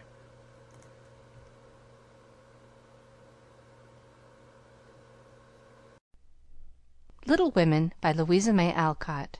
Chapter 25. The First Wedding. The June roses over the porch were awake bright and early on that morning, rejoicing with all their hearts in the cloudless sunshine, like friendly little neighbors as they were. Quite flushed with excitement were their ruddy faces, as they swung in the wind, whispering to one another what they had seen. For some peeped in at the dining-room windows where the feast was spread. Some climbed up to nod and smile at the sisters as they dressed the bride. Others waved a welcome to those who came and went on various errands in garden, porch, and hall. And all, from the rosiest full-blown flower to the palest baby bud, offered their tribute of beauty and fragrance to the gentle mistress who had loved and tended them so long. Meg looked very like a rose herself, for all that was best and sweetest in heart and soul seemed to bloom into her face that day, making it fair and tender, with a charm more beautiful than beauty. Neither silk, lace, nor orange flowers would she have. "I don't want a fashionable wedding, but only those about me whom I love, and to them I wish to look and be my familiar self." So she made her wedding gown herself, sewing into it the tender hopes and innocent romances of a girlish heart. Her sisters braided up her pretty hair, and the only ornaments she wore were the lilies of the valley, which her John liked best of all the flowers that grew. "You do look just like our own dear Meg, only so very sweet and lovely that I should hug you if it wouldn't crumple your dress," cried Amy, surveying her with delight when all was done. "Then I am satisfied. But please hug and kiss me, every one, and don't mind my dress. I want a great many crumples of this sort put into it to-day." And Meg opened her arms to her sisters, who clung about her with April faces for a minute, feeling that the new love had not changed the old. "Now I'm going to tie John's cravat for him, and then to stay a few minutes with father quietly in the study." And Meg ran down to perform these little ceremonies, and then to follow her mother wherever she went, conscious that in spite of the smiles on the motherly face, there was a secret sorrow hid in the motherly heart at the flight of the first bird from the nest. As the younger girls stand together, giving the last touches to their simple toilette, it may be a good time to tell of a few changes which 3 years have wrought in their appearance, for all are looking their best just now. Jo's angles are much softened. She has learned to carry herself with ease, if not grace. The curly crop has lengthened into a thick coil, more becoming to the small head atop of the tall figure. There is a fresh color in her brown cheeks, a soft shine in her eyes, and only gentle words fall from her sharp tongue to-day. Beth has grown slender, pale, and more quiet than ever. The beautiful, kind eyes are larger, and in them lies an expression that saddens one, although it is not sad itself. It is the shadow of pain which touches the young face with such pathetic patience, but Beth seldom complains, and always speaks hopefully of being better soon. Amy is with truth considered the flower of the family, for at 16 she has the air and bearing of a full-grown woman, not beautiful, but possessed of that indescribable charm called grace. One saw it in the lines of her figure, the make and motion of her hands, the flow of her dress, the droop of her hair, unconscious yet harmonious, and as attractive to many as beauty itself. Amy's nose still afflicted her, for it never would grow Grecian. So did her mouth, being too wide and having a decided chin. These offending features gave character to her whole face, but she never could see it, and consoled herself with her wonderfully fair complexion, keen blue eyes, and curls more golden and abundant than ever. All three wore suits of thin silver gray, their best gowns for the summer, with bluish roses in hair and bosom, and all three looked just what they were, fresh-faced, happy-hearted girls, pausing a moment in their busy lives to read with wistful eyes the sweetest chapter in the romance of womanhood. There were to be no ceremonious performances. Everything was to be as natural and homelike as possible. So when Aunt March arrived, she was scandalized to see the bride come running to welcome and lead her in, to find the bridegroom fastening up a garland that had fallen down, and to catch a glimpse of the paternal minister marching upstairs with a grave countenance and a wine-bottle under each arm. "Upon my word, here's a state of things!" cried the old lady, taking the seat of honor prepared for her, and settling the folds of her lavender moire with a great rustle. "You oughtn't to be seen to the last minute, child." "I'm not a show, auntie, and no one is coming to stare at me, to criticize my dress or count the cost of my luncheon. I'm too happy to care what any one says or thinks, and I'm going to have my little wedding just as I like it. John dear, here's your hammer." And away went Meg to help that man in his highly improper employment. Mr. Brooke didn't even say thank you, but as he stooped for the unromantic tool, he kissed his little bride behind the folding door with a look that made Aunt March whisk out her pocket handkerchief with a sudden dew in her sharp old eyes. A crash, a cry, and a laugh from Laurie, accompanied by the indecorous exclamation, "Jupiter, Ammon, Joe's upset the cake again!" caused a momentary flurry, which was hardly over when a flock of cousins arrived, and the party came in, as Beth used to say when a child. "Don't let that young giant come near me. He worries me worse than mosquitoes," whispered the old lady to Amy, as the rooms filled and Laurie's black head towered above the rest. "He has promised to be very good to day, and he can be perfectly elegant if he likes," returned Amy, and gliding away to warn Hercules to beware of the dragon, which warning caused him to haunt the old lady with a devotion that nearly distracted her. There was no bridal procession, but a sudden silence fell upon the room as Mr. March and the young couple took their places under the green arch. Mother and sisters gathered close, as if loath to give Meg up. The fatherly voice broke more than once, which only seemed to make the service more beautiful and solemn.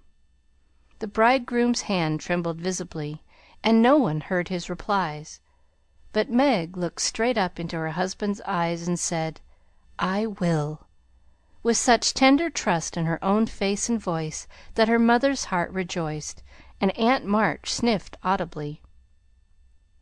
Joe did not cry, though she was very near it once, and was only saved from a demonstration by the consciousness that Laurie was staring fixedly at her with a comical mixture of merriment and emotion in his wicked black eyes. Beth kept her face hidden on her mother's shoulder, but Amy stood like a graceful statue with a most becoming ray of sunshine touching her white forehead and the flower in her hair. It wasn't at all the thing, I'm afraid, but the minute she was fairly married, Meg cried, "The first kiss for Marmee," and turning, gave it with all her heart on her lips. During the next 15 minutes she looked more like a rose than ever, for every one availed themselves of their privileges to the fullest extent, from Mr. Lawrence to old Hannah, who, adorned with a head-dress fearfully and wonderfully made, fell upon her in the hall, crying with a sob and a chuckle, "Bless you, dearie, 100 times. The cake ain't hurt a mite, and everything looks lovely." Everybody cleared up after that, and said something brilliant, or tried to, which did just as well, for laughter is ready when hearts are light. There was no display of gifts, for they were already in the little house, nor was there an elaborate breakfast, but a plentiful lunch of cake and fruit, dressed with flowers. Mr. Lawrence and Aunt March shrugged and smiled at one another when water, lemonade, and coffee were found to be the only sorts of nectar which the three Hebes carried round. No one said anything till Laurie, who insisted on serving the bride, appeared before her with a loaded salver in his hand and a puzzled expression on his face. "Has Joe smashed all the bottles by accident?" he whispered. "Or am I merely laboring under a delusion that I saw some lying about loose this morning?" "No, your grandfather kindly offered us his best, and Aunt March actually sent some. But father put away a little for Beth and dispatched the rest to the Soldiers' Home. You know he thinks that wine should be used only in illness, and mother says that neither she nor her daughters will ever offer it to any young man under her roof." Meg spoke seriously, and expected to see Laurie frown or laugh, but he did neither, for after a quick look at her he said in his impetuous way, "I like that, for I've seen enough harm done to wish other women would think as you do. You are not made wise by experience, I hope?" And there was an anxious accent in Meg's voice. "No, I give you my word for it. Don't think too well of me, either. This is not one of my temptations. Being brought up where wine is as common as water and almost as harmless, I don't care for it. But when a pretty girl offers it, one doesn't like to refuse, you see." "But you will, for the sake of others, if not for your own. Come, Laurie, promise, and give me one more reason to call this the happiest day of my life." A demand so sudden and so serious made the young man hesitate a moment, for ridicule is often harder to bear than self-denial. Meg knew that if he gave the promise he would keep it at all costs, and feeling her power, used it, as a woman may, for her friend's good. She did not speak, but she looked up at him with a face made very eloquent by happiness, and a smile which said, "No one can refuse me anything to-day." Laurie certainly could not, and with an answering smile he gave her his hand, saying heartily, "I promise, Mrs. Brooke." "I thank you very, very much, and I drink long life to your resolution, Teddy," cried Joe, baptizing him with a splash of lemonade as she waved her glass and beamed approvingly upon him. So the toast was drunk, the pledge made, and loyally kept in spite of many temptations, for with instinctive wisdom the girls seized a happy moment to do their friend a service, for which he thanked them all his life. After lunch people strolled about by twos and threes, through the house and garden, enjoying the sunshine without and within.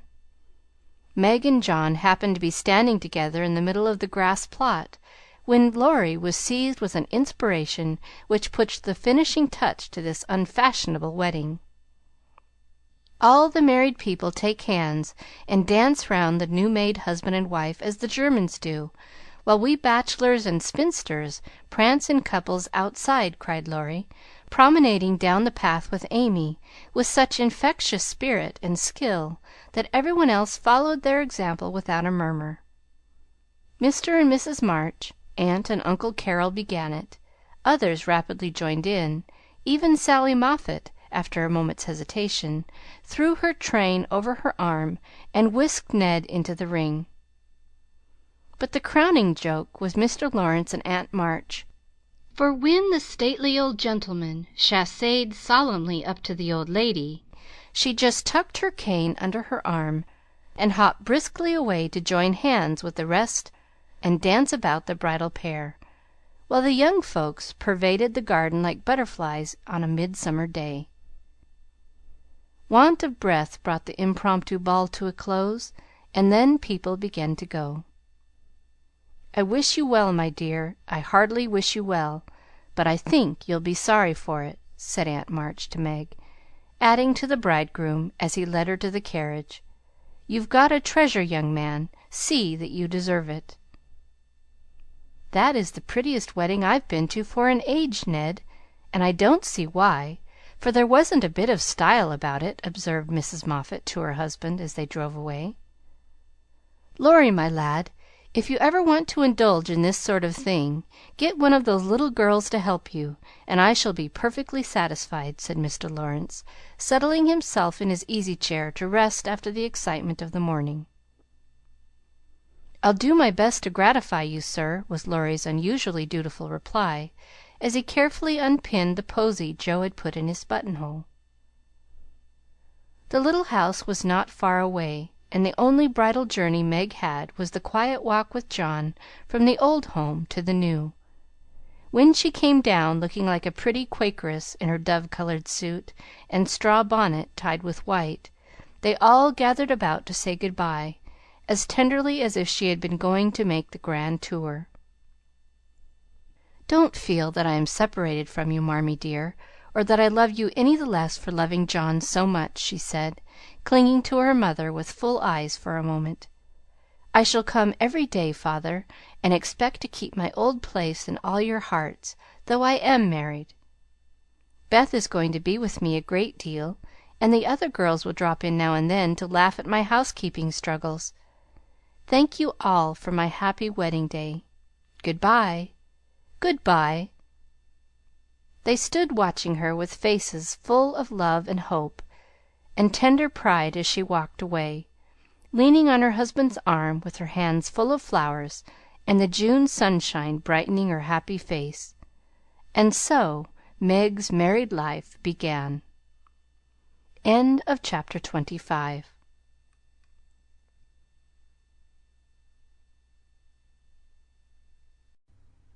Little Women by Louisa May Alcott. Chapter 26. Artistic Attempts.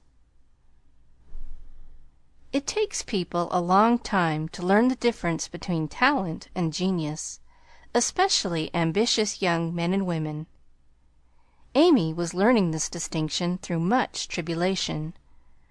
For mistaking enthusiasm for inspiration, she attempted every branch of art with youthful audacity. For a long time there was a lull in the mud pie business, and she devoted herself to the finest pen and ink drawing, in which she showed such taste and skill that her graceful handiwork proved both pleasant and profitable. But overstrained eyes caused pen and ink to be laid aside for a bold attempt at poker sketching. While this attack lasted, the family lived in constant fear of a conflagration, for the odor of burning wood pervaded the house at all hours. Smoke issued from attic and shed with alarming frequency. Red-hot pokers lay about promiscuously, and Hannah never went to bed without a pail of water and the dinner bell at her door in case of fire.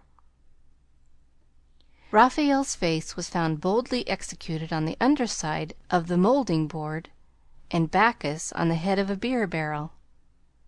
A chanting cherub adorned the cover of the sugar bucket, and attempts to portray Romeo and Juliet supplied kindling for some time. From fire to oil was a natural transition for burned fingers, and Amy fell to painting with undiminished ardor. An artist friend fitted her out with his cast-off palettes, brushes, and colors, and she daubed away, producing pastoral and marine views such as were never seen on land or sea. Her monstrosities in the way of cattle would have taken prizes at an agricultural fair, and the perilous pitching of her vessels would have produced seasickness in the most nautical observer, if the utter disregard to all known rules of shipbuilding and rigging had not convulsed him with laughter at the first glance. Swarthy boys and dark-eyed Madonnas staring at you from one corner of the studio suggested Murillo. Oily brown shades of faces with a lurid streak in the wrong place meant Rembrandt. Buxom ladies and dropsical infants, Rubens, and Turner appeared in tempests of blue thunder, orange lightning, brown rain, and purple clouds, with a tomato-colored splash in the middle, which might be the sun or a buoy, a sailor's shirt or a king's robe, as the spectator pleased. Charcoal portraits came next, and the entire family hung in a row, looking as wild and crocky as if just evoked from a coal-bin. Softened into crayon sketches they did better, for the likenesses were good, and Amy's hair, Joe's nose, and Meg's mouth, and Laurie's eyes were pronounced wonderfully fine. A return to clay and plaster followed, and ghostly casts of her acquaintances haunted corners of the house or tumbled off closet shelves onto people's heads. Children were enticed in as models, till their incoherent accounts of her mysterious doings caused Miss Amy to be regarded in the light of a young ogress. Her efforts in this line, however, were brought to an abrupt close by an untoward accident, which quenched her ardor. Other models failing her for a time, she undertook to cast her own pretty foot, and the family were one day alarmed by an unearthly bumping and screaming, and running to the rescue, found the young enthusiast hopping wildly about the shed with her foot held fast in a pan full of plaster, which had hardened with unexpected rapidity.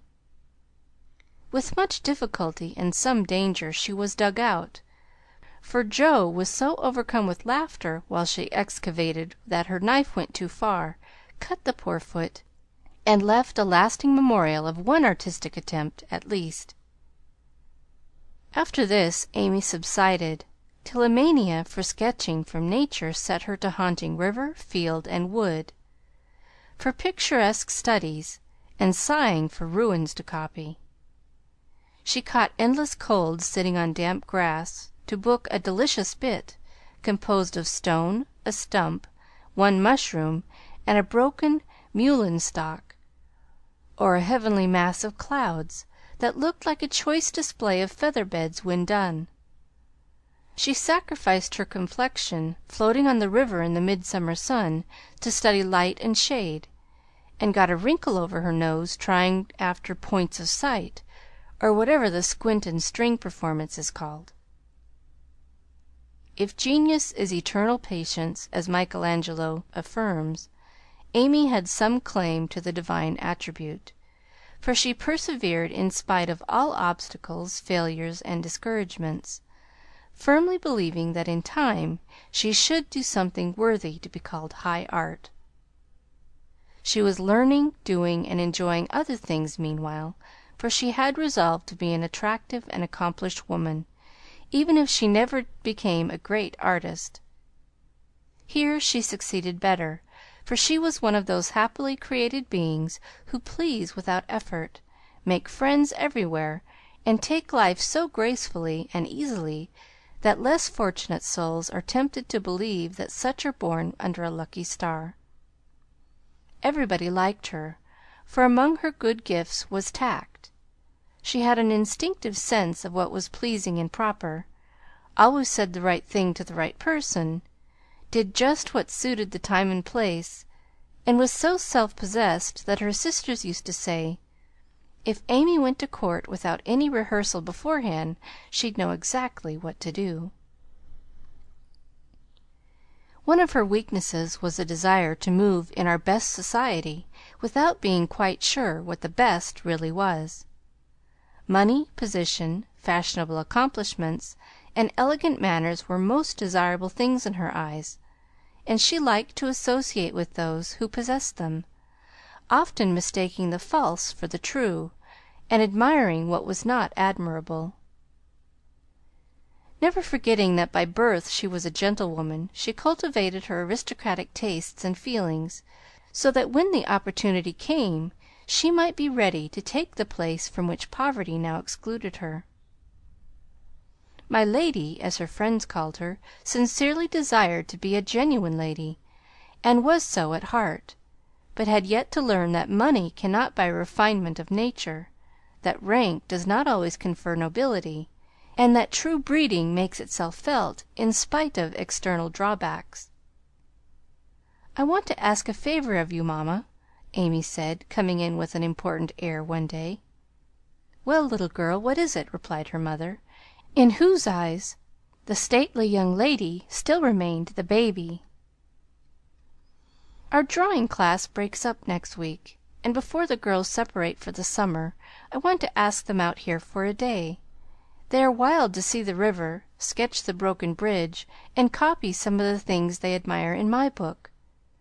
They have been very kind to me in many ways, and I am grateful, for they are all rich, and I know I am poor, yet they never made any difference. Why should they?" And Mrs. March put the question with what the girls called her Maria Theresa air. "You know as well as I that it does make a difference with nearly everyone, so don't ruffle up like a dear motherly hen when your chickens get pecked by smarter birds. The ugly duckling turned out a swan, you know." And Amy smiled without bitterness, for she possessed a happy temper and hopeful spirit. Mrs. March laughed and smoothed down her maternal pride as she asked, "Well, my swan, what is your plan?" "I should like to ask the girls out to lunch next week, to take them for a drive to the places they want to see, a row on the river, perhaps, and make a little artistic fête for them." "That looks feasible. What do you want for lunch?" "Cake, sandwiches, fruit, and coffee will be all that is necessary, I suppose." "Oh, dear, no! We must have cold tongue and chicken, French chocolate, and ice cream besides. The girls are used to such things, and I want my lunch to be proper and elegant, though I do work for my living." "How many young ladies are there?" asked her mother, beginning to look sober. 12 or 14 in the class, but I dare say they won't all come." "Bless me, child, you will have to charter an omnibus to carry them about." "Why, mother, how can you think of such a thing? Not more than 6 or 8 will probably come, so I shall hire a beach wagon and borrow Mr. Lawrence's cherry bounce," Hannah's pronunciation of charabanc. "All of this will be expensive, Amy." "Not very. I've calculated the cost, and I'll pay for it myself." "Don't you think, dear, that as these girls are used to such things, and the best we can do will be nothing new, that some simpler plan would be pleasanter to them, as a change if nothing more, and much better for us than buying or borrowing what we don't need, and attempting a style not in keeping with our circumstances?" "If I can't have it as I like, I don't care to have it at all.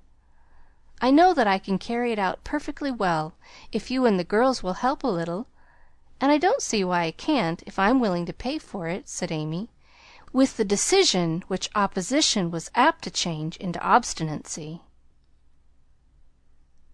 Mrs. March knew that experience was an excellent teacher, and when it was possible she left her children to learn alone the lessons which she would gladly have made easier if they had not objected to taking advice as much as they did salts and senna. "Very well, Amy, if your heart is set upon it, and you see your way through without too great an outlay of money, time, and temper, I'll say no more.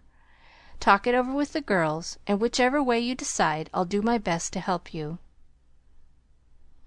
"Thanks, mother, you are always so kind." And away went Amy to lay her plan before her sisters. Meg agreed at once, and promised her aid, gladly offering anything she possessed, from her little house itself to her very best salt spoons. But Joe frowned upon the whole project, and would have nothing to do with it at first. "Why in the world should you spend your money, worry your family, and turn the house upside down for a parcel of girls who don't care a sixpence for you? I thought you had too much pride and sense to truckle to any mortal woman just because she wears French boots and rides in a coupe," said Joe, who, being called from the tragic climax of her novel, was not in the best mood for social enterprises. "I don't truckle, and hate being patronized as much as you do," returned Amy, indignantly, for the two still jangled when such questions arose. "The girls do care for me, and I for them, and there's a great deal of kindness and sense and talent among them, in spite of what you call fashionable nonsense. You don't care to make people like you, to go into good society and cultivate your manners and tastes. I do, and I mean to make the most of every chance that comes.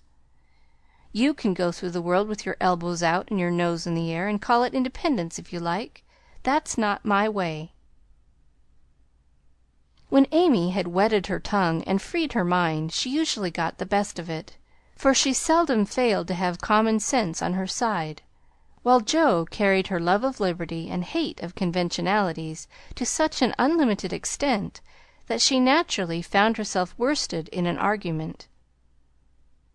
Amy's definition of Jo's idea of independence was such a good hit that both burst out laughing, and the discussion took a more amiable turn.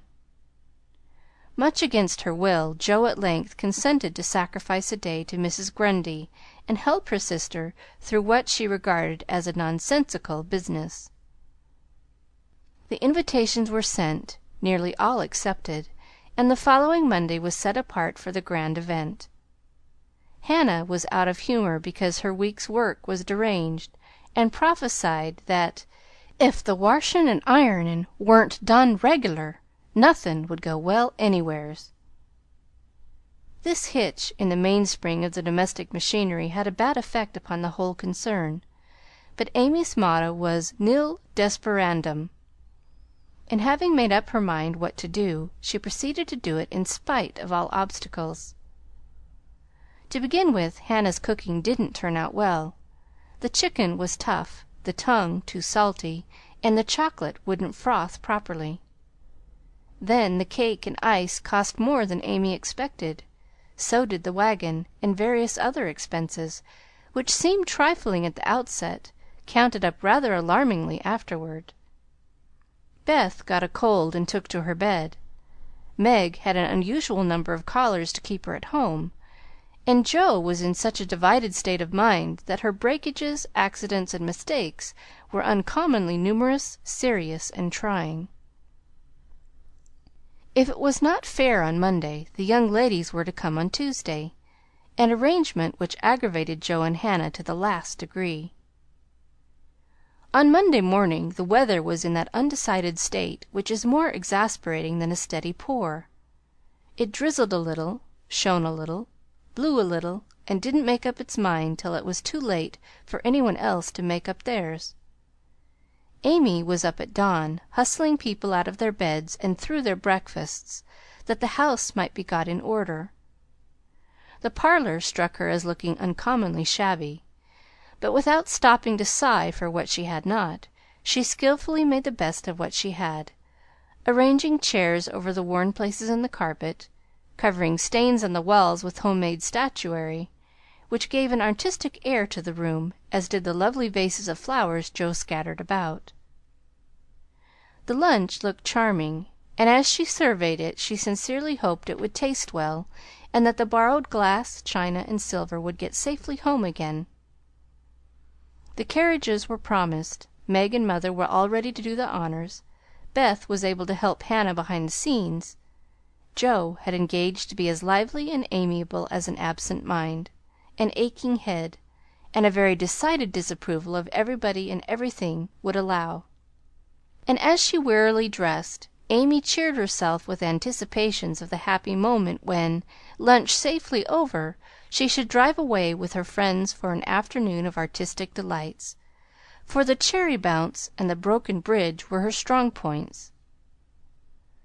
Then came the hours of suspense, during which she vibrated from parlor to porch, while public opinion varied like the weathercock. A smart shower at 11 had evidently quenched the enthusiasm of the young ladies who were to arrive at 12, for nobody came, and at 2 the exhausted family sat down in a blaze of sunshine to consume the perishable portions of the feast, that nothing might be lost. "No doubt about the weather to day. They will certainly come, so we must fly round and be ready for them," said Amy, as the sun woke her next morning. She spoke briskly, but in her secret soul she wished she had said nothing about Tuesday, for her interest, like her cake, was getting a little stale. "I can't get any lobsters, so you will have to do without salad to-day," said Mr. March, coming in half an hour later, with an expression of placid despair. "Use the chicken, then. The toughness won't matter in a salad," advised his wife. Hannah left it on the kitchen table a minute, and the kittens got at it. "I'm very sorry, Amy," added Beth, who was still a patroness of cats. "Then I must have a lobster, for tongue alone won't do," said Amy decidedly. "Shall I rush into town and demand one?" asked Joe, with the magnanimity of a martyr. "You'd come bringing it home under your arm without any paper, just to try me. I'll go myself," answered Amy, whose temper was beginning to fail. Shrouded in a thick veil, and armed with a genteel traveling basket, she departed, feeling that a cool drive would soothe her ruffled spirit and fit her for the labors of the day. After some delay, the object of her desire was procured, and likewise a bottle of dressing, to prevent further loss of time at home, and off she drove again, well pleased with her own forethought. As the omnibus contained only one other passenger, a sleepy old lady, Amy pocketed her veil and beguiled the tedium of the way by trying to find out where all her money had gone to. So busy was she with her card full of refractory figures that she did not observe a newcomer who entered without stopping the vehicle, till a masculine voice said, "Good morning, Miss March," and looking up she beheld one of Laurie's most elegant college friends. Fervently hoping that he would get out before she did, Amy utterly ignored the basket at her feet, and congratulating herself that she had on her new traveling dress, returned the young man's greeting with her usual suavity and spirit. They got on excellently, for Amy's chief care was soon set at rest by learning that the gentleman would leave first, and she was chatting away in a peculiarly lofty strain when the old lady got out. In stumbling to the door she upset the basket, and, oh horror, the lobster, in all its vulgar size and brilliancy, was revealed to the high-born eyes of a tutor. "By Jove, she's forgotten her dinner!" cried the unconscious youth, poking the scarlet monster into its place with his cane, and preparing to hand out the basket after the old lady. "Please don't. It's mine," murmured Amy, with a face nearly as red as her fish. "Oh, really, I beg pardon. It's an uncommonly fine one, isn't it?" said Tutor, with great presence of mind, and an air of sober interest that did credit to his breeding. Amy recovered herself in a breath, set her basket boldly on the seat, and said, laughing, "Don't you wish you were to have some of the salad he's going to make, and to see the charming young ladies who are to eat it?" Now that was tact, for two of the ruling foibles of the masculine mind were touched. The lobster was instantly surrounded by a halo of pleasing reminiscences, and curiosity about the charming young ladies diverted his mind from the comical mishap. "I suppose he'll laugh and joke over it with Laurie, but I shan't see them, that's a comfort," thought Amy, as Tutor bowed and departed. She did not mention this meeting at home, though she discovered that, thanks to the upset, her new dress was much damaged by the rivulets of dressing that meandered down the skirt, but went through with the preparations which now seemed more irksome than before, and at 12 o'clock all was ready again. Feeling that the neighbors were interested in her movements, she wished to efface the memory of yesterday's failure by a grand success to-day, so she ordered the cherry bounce and drove away in state to meet and escort her guests to the banquet. "There's the rumble. They're coming. I'll go onto the porch and meet them. It looks hospitable, and I want the poor child to have a good time after all her trouble," said Mrs. March, suiting the action to the word. But after one glance she retired with an indescribable expression, for looking quite lost in the big carriage sat Amy and one young lady. "Run, Beth, and help Hannah clear half the things off the table. It will be too absurd to put a luncheon for 12 before a single girl," cried Joe, hurrying away to the lower regions, too excited to stop even for a laugh. In came Amy, quite calm and delightfully cordial to the one guest who had kept her promise.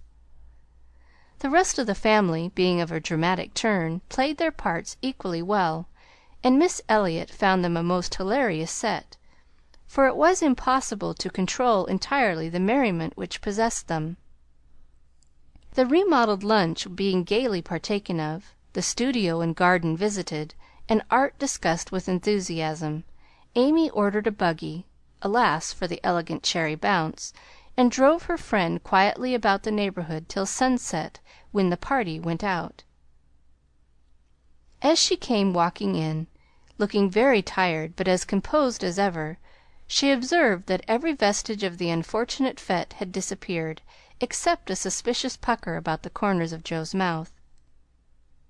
"You've had a loverly afternoon for your drive, dear," said her mother, as respectfully as if the whole 12 had come. "Miss Elliott is a very sweet girl, and seemed to enjoy herself, I thought," observed Beth, with unusual warmth.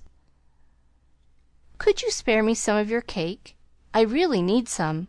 I have so much company, and I can't make such delicious stuff as yours," asked Meg soberly. "Take it all. I'm the only one here who likes sweet things, and it will mold before I can dispose of it," answered Amy, thinking with a sigh of the generous store she had laid in for such an end as this. "It's a pity Laurie isn't here to help us," began Joe, as they sat down to ice cream and salad for the second time in 2 days. A warning look from her mother checked any further remarks, and the whole family ate in heroic silence, till Mr. March mildly observed, "Salad was one of the favorite dishes of the ancients, and Evelyn—" Here a general explosion of laughter cut short the history of salads, to the great surprise of the learned gentleman. "Bundle everything into a basket and send it to the Hummels. Germans like messes. I'm sick of the sight of this, and there's no reason you should all die of a surfeit because I've been a fool," cried Amy, wiping her eyes. "I thought I should have died when I saw you 2 girls rattling about in the what you'll call it, like 2 little colonels in a very big nutshell, and mother waiting in state to receive the throng," sighed Joe, quite spent with laughter. "I'm very sorry you were disappointed, dear, but we all did our best to satisfy you," said Mrs. March, in a tone full of motherly regret. "I am satisfied. I've done what I undertook, and it's not my fault that it failed. I comfort myself with that," said Amy, with a little quiver in her voice. "I thank you all very much for helping me, and I'll thank you still more if you won't allude to it for a month at least." No one did for several months, but the word fête always produced a general smile, and Laurie's birthday gift to Amy was a tiny coral lobster in the shape of a charm for her watch guard. Chapter 26.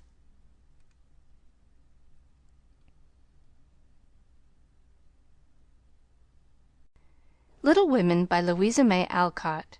Chapter 27. Literary Lessons. Fortune suddenly smiled upon Jo, and dropped a good-luck penny in her path. Not a golden penny, exactly, but I doubt if 500,000 would have given more real happiness than did the little sum that came to her in this wise. Every few weeks she would shut herself up in her room, put on her scribbling suit, and fall into a vortex, as she expressed it, writing away at her novel with all her heart and soul. For till that was finished she could find no peace. Her scribbling suit consisted of a black woolen pinafore on which she could wipe her pen at will, and a cap of the same material, adorned with a cheerful red bow, into which she bundled her hair when the decks were cleared for action. This cap was a beacon to the inquiring eyes of her family, who during these periods kept their distance, merely popping in their heads semi-occasionally to ask with interest, "Does genius burn, Jo?" They did not always venture even to ask this question, but took an observation of the cap, and judged accordingly. If this expressive article of dress was drawn low upon the forehead, it was a sign that hard work was going on. In exciting moments it was pushed rakishly askew, and when despair seized the author it was plucked wholly off and cast upon the floor.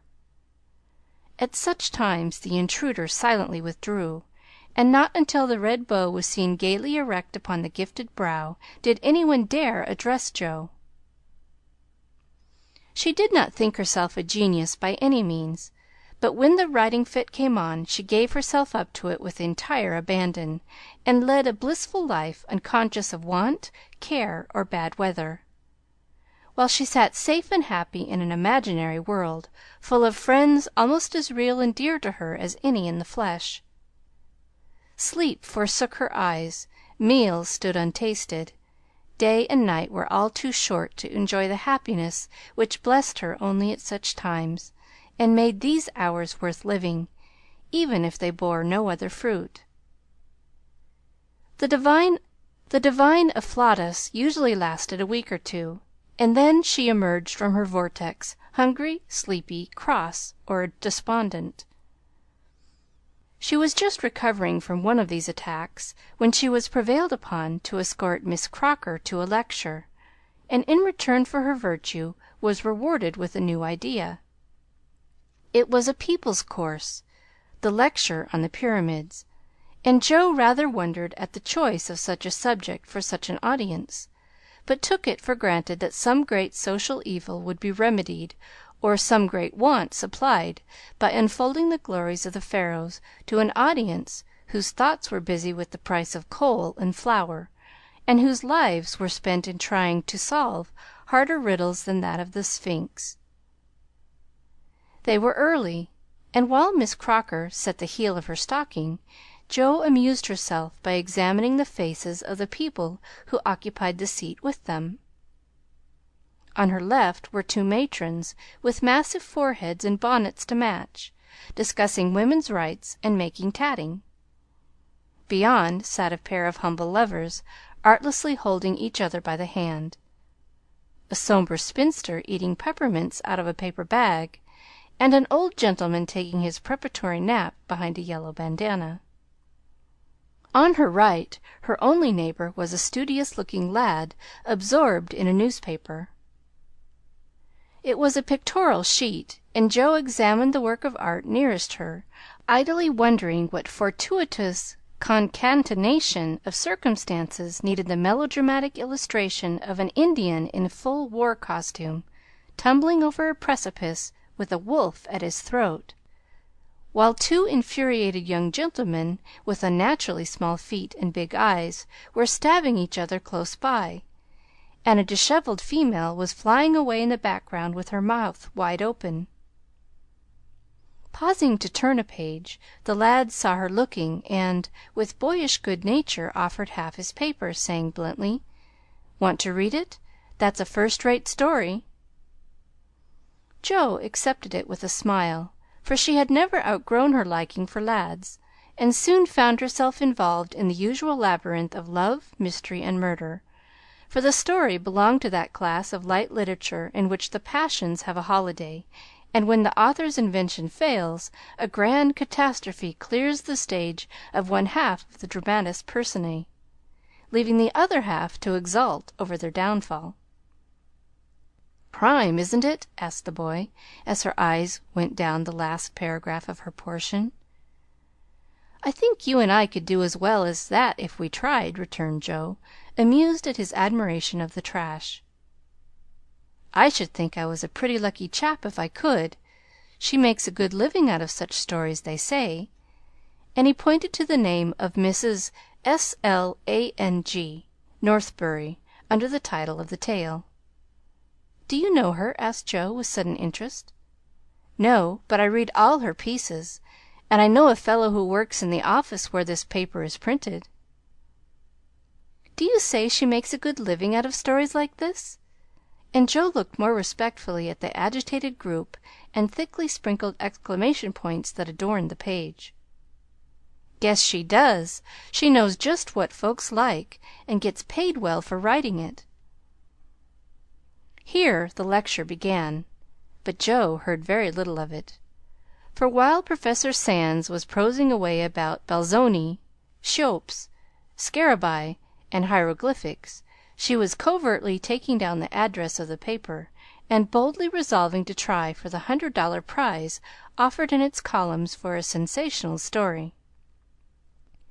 By the time the lecture ended and the audience awoke, she had built up a splendid fortune for herself, not the first founded on paper, and was already deep in the concoction of her story, being unable to decide whether the duel should come before the elopement or after the murder.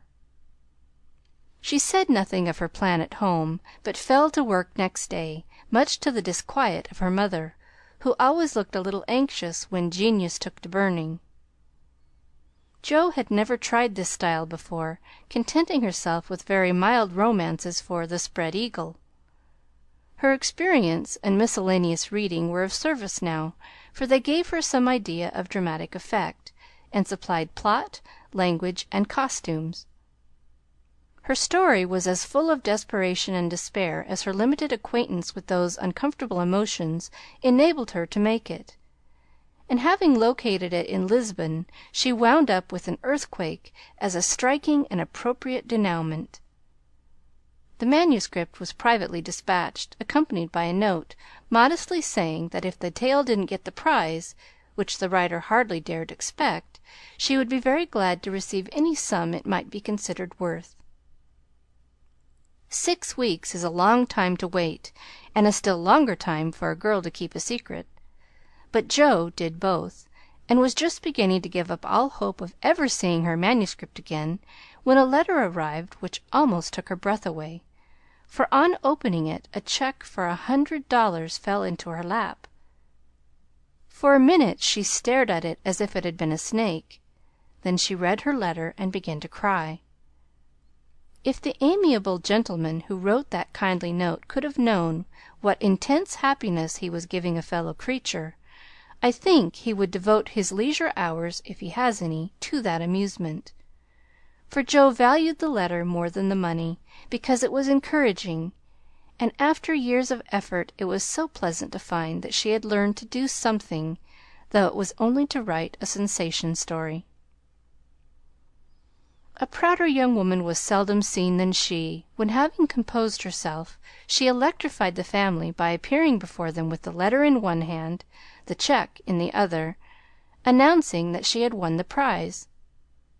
Of course there was a great jubilee, and when the story came, every one read and praised it, though after her father had told her that the language was good, the romance fresh and hearty, and the tragedy quite thrilling, he shook his head and said in his unworldly way, "You can do better than this, Jo. Aim at the highest, and never mind the money." "I think the money is the best part of it. What will you do with such a fortune?" asked Amy, regarding the magic slip of paper with a reverential eye. "Send Beth and Mother to the seaside for a month or 2," answered Jo promptly. To the seaside they went, after much discussion, and though Beth didn't come home as plump and rosy as could be desired, she was much better, while Mrs. March declared she felt 10 years younger.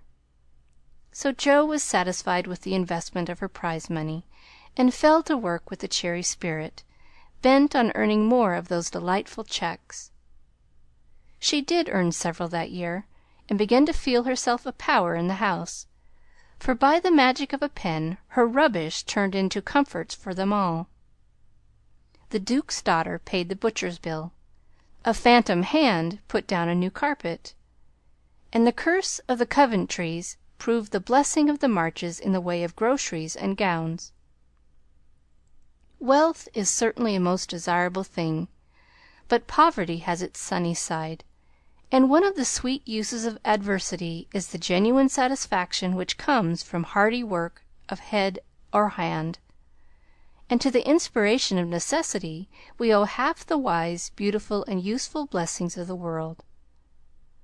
Jo enjoyed a taste of this satisfaction, and ceased to envy richer girls, taking great comfort in the knowledge that she could supply her own wants, and need ask no one for a penny. Little notice was taken of her stories, but they found a market, and encouraged by this fact, she resolved to make a bold stroke for fame and fortune.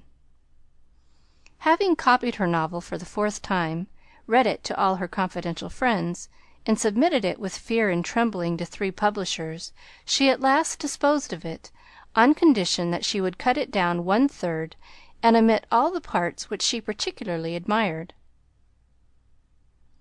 Now I must either bundle it back to my tin kitchen to mould, pay for printing it myself, or chop it up to suit purchasers and get what I can for it. Fame is a very good thing to have in the house, but cash is more convenient. So I wish to take the sense of the meeting on this important subject," said Joe, calling a family council. "Don't spoil your book, my girl, for there is more in it than you know, and the idea is well worked out.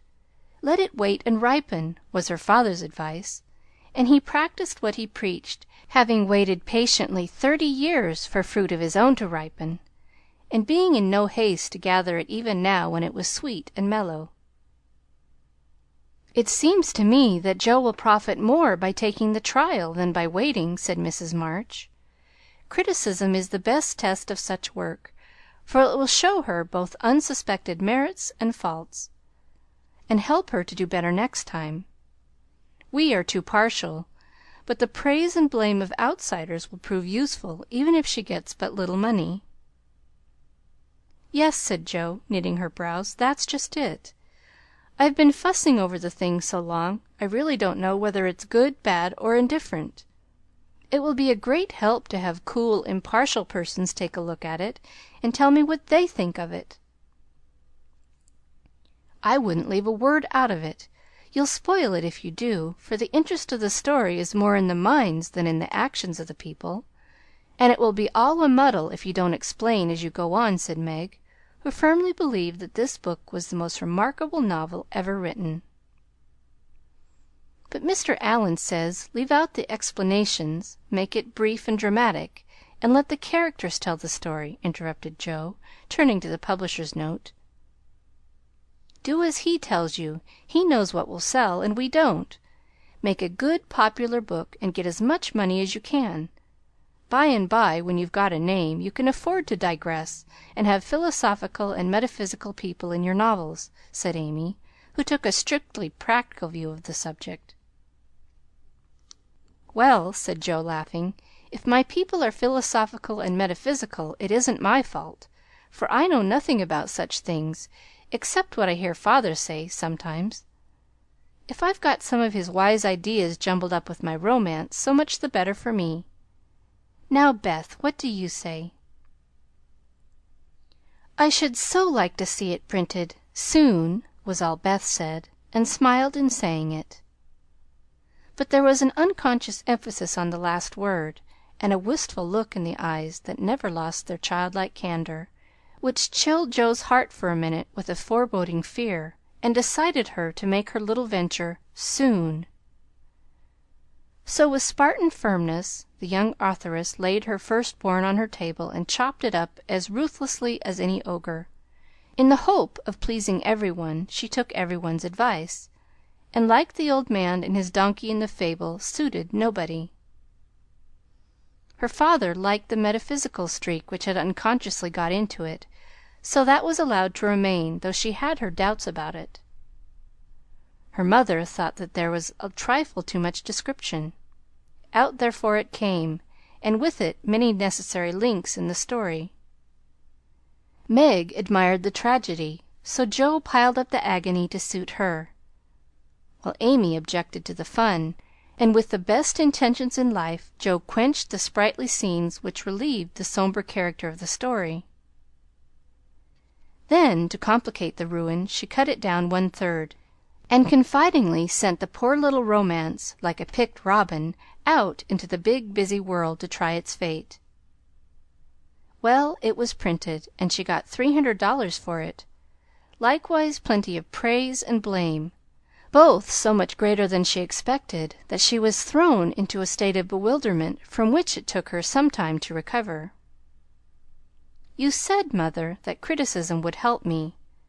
But how can it, when it's so contradictory that I don't know whether I've written a promising book or broken all the 10 Commandments?" cried poor Joe, turning over a heap of notices, the perusal of which filled her with pride and joy one minute, wrath and dismay the next. "This man says, an exquisite book full of truth, beauty, and earnestness. All is sweet, pure, and healthy," continued the perplexed authoress. The next, "The theory of the book is bad, full of morbid fancies, spiritualistic ideas, and unnatural characters." Now, as I had no theory of any kind, don't believe in spiritualism, and copied my characters from life, I don't see how this critic can be right. Another says it's one of the best American novels which has appeared for years. I know better than that. And the next asserts that, though it is original and written with great force and feeling, it is a dangerous book. 'Tisn't. Some make fun of it, some overpraise, and nearly all insist that I had a deep theory to expound, when I only wrote it for the pleasure and the money. I wish I'd printed the whole or not at all, for I do hate to be so misjudged." Her family and friends administered comfort and commendation liberally, yet it was a hard time for sensitive, high-spirited Jo, who meant so well and had apparently done so ill. But it did her good, for those whose opinion had real value gave her the criticism which is an author's best education. And when the first soreness was over, she could laugh at her poor little book, yet believe in it still, and feel herself the wiser and stronger for the buffeting she had received. "Not being a genius like Keats, it won't kill me," she said stoutly, "and I've got the joke on my side after all, for the parts that were taken straight out of real life are denounced as impossible and absurd, and the scenes that I made up out of my own silly head are pronounced charmingly natural, tender, and true. So I'll comfort myself with that, and when I'm ready I'll up again and take another." End of chapter 27.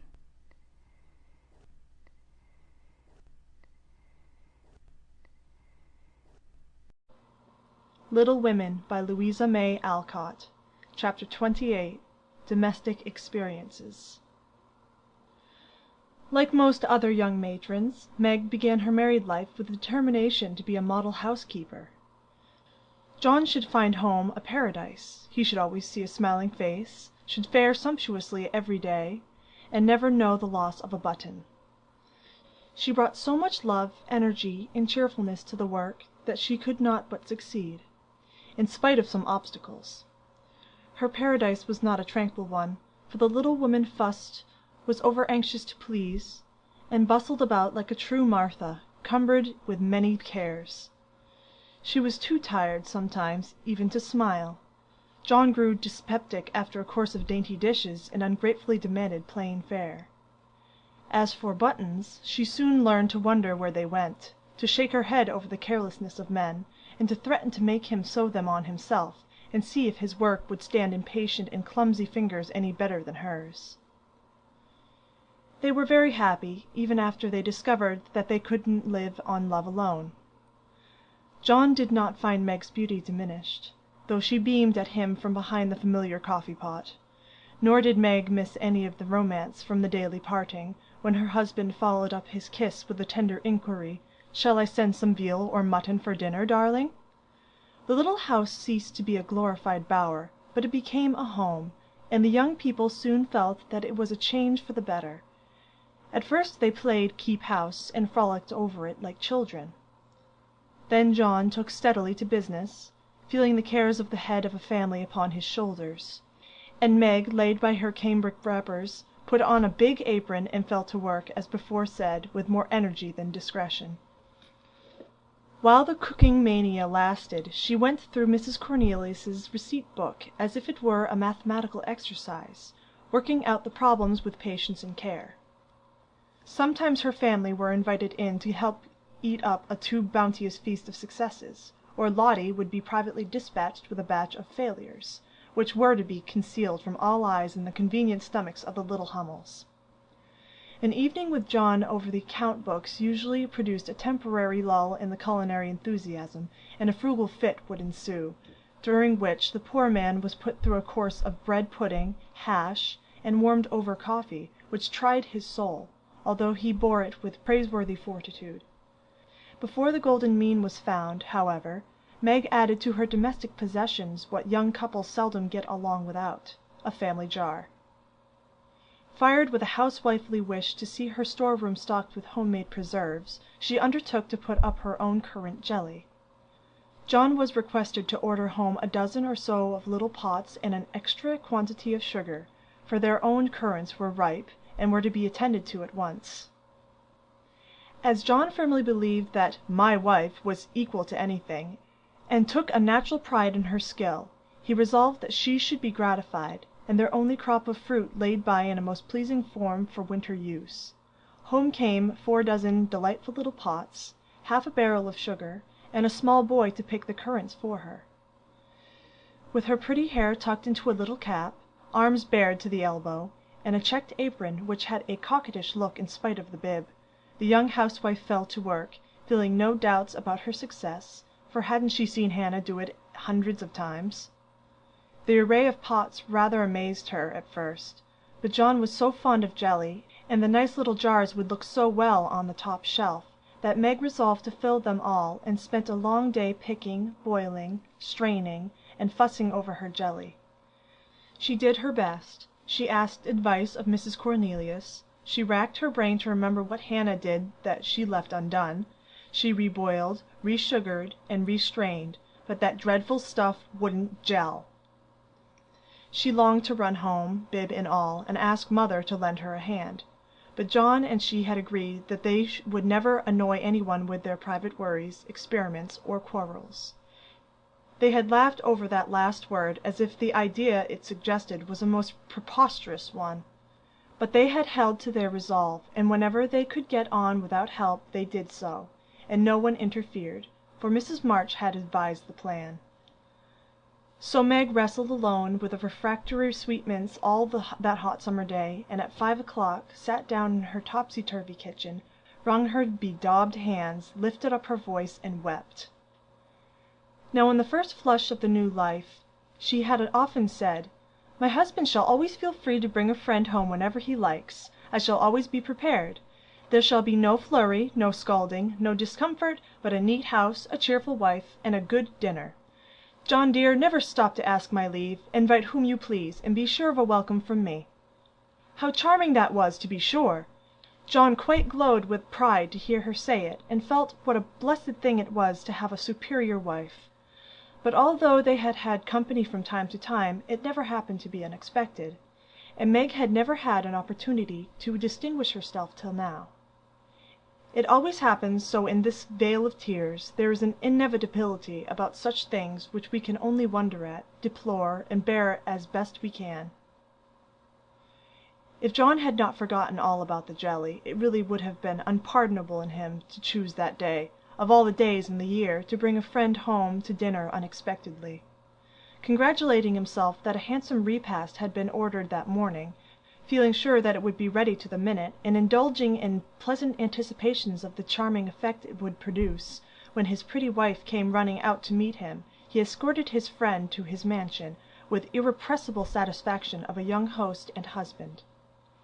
It is a world of disappointments, as John discovered when he reached the Dovecot. The front door usually stood hospitably open.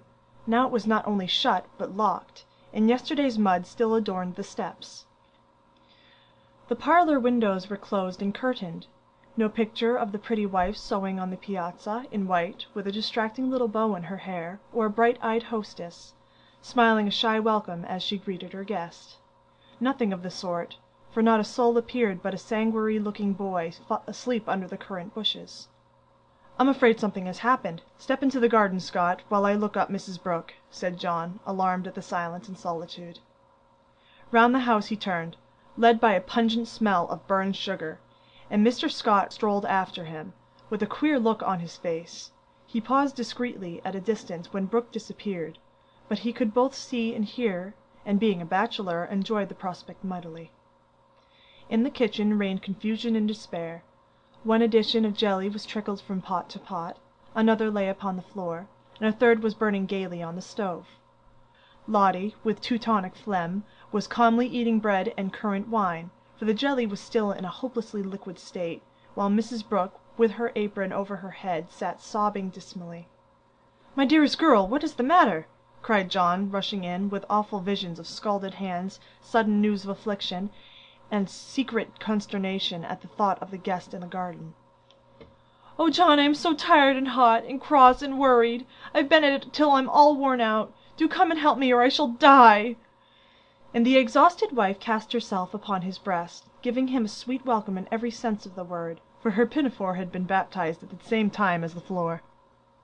"What worries you, dear? Has anything dreadful happened?" asked the anxious John, tenderly kissing the crown of the little cap, which was all askew. "Yes," sobbed Meg despairingly. "Tell me quick, then. Don't cry. I can bear anything better than that. Out with it, love." The jelly won't gel, and I don't know what to do." John Brooke laughed then as he never dared to laugh afterward, and the derisive Scot smiled involuntarily as he heard the hearty peal, which put the finishing stroke to poor Meg's woe. "Is that all? Fling it out the window, and don't bother any more about it. I'll buy you quarts if you want it. But for heaven's sake don't have hysterics, for I've brought Jack Scott home to dinner, and—" John got no further, for Meg cast him off and clasped her hands, with a tragic gesture as she fell into a chair, exclaiming in a tone of mingled indignation, reproach, and dismay, "A man to dinner and everything in a mess! John Brooke, how could you do such a thing?" "Hush, he's in the garden. I forgot the confounded jelly, but it can't be helped now," said John, surveying the prospect with an anxious eye. "You ought to have sent word, or told me this morning, and you ought to have remembered how busy I was," continued Meg petulantly, for even turtle doves will peck when ruffled. "I didn't know it this morning, and there was no time to send word, for I met him on the way out. I never thought of asking leave, when you have always told me to do as I liked. I never tried it before, and hang me if I ever do again," added John, with an aggrieved air. "I should hope not. Take him away at once. I can't see him, and there isn't any dinner." "Well, I like that. Where's the beef and vegetables I sent home, and the pudding you promised?" cried John, rushing to the larder. "I hadn't time to cook anything. I meant to dine at Mother's. I'm sorry, but I was so busy." And Meg's tears began again. John was a mild man, but he was human, and after a long day's work to come home tired, hungry, and hopeful, to find a chaotic house, an empty table, and a cross wife, was not exactly conducive to repose of mind or matter. He restrained himself, however, and the little squall would have blown over but for one unlucky word. "It's a scrape, I acknowledge, but if you will lend a hand, we'll pull through and have a good time yet. Don't cry, dear, but just exert yourself a bit. Fix us up something to eat. We're both as hungry as hunters. We shan't mind what it is. Give us the cold meat and bread and cheese. We won't ask for jelly." He meant it to be a good-natured joke, but that one word sealed his fate. Meg thought it was too cruel to hint about her sad failure, and the last atom of patience vanished as he spoke. "You must get yourself out of this scrape as you can. I'm too used up to exert myself for anyone. It's like a man to propose a bone and vulgar bread and cheese for company. I won't have anything of the sort in my house. Take that Scot up to Mother's, and tell him I'm away and sick, dead, anything. I won't see him, and you two can laugh at me and my jelly as much as you like. You won't have anything else here." And having delivered her defiance all on one breath, Meg cast away her pinafore, and precipitately left the field to bemoan herself in her own room. What those two creatures did in her absence she never knew, but Mr. Scott was not taken up to Mother's, and when Meg descended after they had strolled away together, she found traces of a promiscuous lunch which filled her with horror. Lottie reported that they had eaten much and greatly laughed, and the master bid her throw away all the sweet stuff and hide the pots. Meg longed to go and tell Mother, but a sense of shame at her own shortcomings of loyalty to John, who might be cruel but nobody should know it, restrained her, and after a summary cleaning up, she dressed herself prettily, and sat down to wait for John to come and be forgiven. Unfortunately, John didn't come, not seeing the matter in that light. He had carried it off as a good joke with Scott, excused his little wife as well as he could, and played the host so hospitably that his friend enjoyed the impromptu dinner and promised to come again, but John was angry, though he did not show it. He felt that Meg had deserted him in his hour of need. It wasn't fair to tell a man to bring folks home any time, with perfect freedom, and when he took you at your word to flame up and blame him, and leave him in the lurch, to be laughed at or pitied. No, by George, it wasn't, and Meg must know it. He had fumed inwardly during the feast, but when the flurry was over and he strolled home after seeing Scott off, a milder mood came over him. Poor little thing! It was hard upon her when she tried so heartily to please me. She was wrong, of course, but then she was young. I must be patient and teach her. He hoped she had not gone home. He hated gossip and interference. For a minute he was ruffled again at the mere thought of it, and then the fear that Meg would cry herself sick softened his heart, and sent him on at a quicker pace, resolving to be calm and kind, but firm, quite firm, and show her where she had failed in her duty to her spouse. Meg likewise resolved to be calm and kind but firm, and show him his duty. She longed to run to meet him and beg pardon, and be kissed and comforted, as she was sure of being, but of course she did nothing of the sort, and when she saw John coming, began to hum quite naturally, as she rocked and sewed like a lady of leisure in her best parlour. John was a little disappointed not to find a tender Niobe, but feeling that his dignity demanded the first apology, he made none, only came leisurely in and laid himself upon the sofa with a singularly relevant remark, "We are going to have a new moon, my dear." "I have no objection," was Meg's equally soothing remark. A few other topics of general interest were introduced by Mr. Brooke and wet-blanketed by Mrs. Brooke, and conversation languished. John went to one window, unfolded his paper, and wrapped himself in it, figuratively speaking. Meg went to the other window, and sewed as if new rosettes for slippers were among the necessaries of life. Neither spoke. Both looked quite calm and firm, and both felt desperately uncomfortable. "Oh dear," thought Meg, "married life is very trying, and does need infinite patience as well as love, as mother says." The word mother suggested other maternal counsels given long ago, and received with unbelieving protests. "John is a good man, but he has his faults, and you must learn to see and bear with them, remembering your own. He is very decided, but never will be obstinate, if you reason kindly, not oppose impatiently. He is very accurate and particular about the truth, a good trait, though you call him fussy. Never deceive him by look or word, Meg, and he will give you the confidence you deserve, the support you need. He has a temper not like ours, one flash, and then all over, but the white, still anger that is seldom stirred, but once kindled is hard to quench. Be careful, be very careful, not to wake his anger against yourself, for peace and happiness depend on keeping his respect. Watch yourself. Be the first to ask pardon if you both err, and guard against the little piques, misunderstandings, and hasty words that often pave the way for bitter sorrow and regret."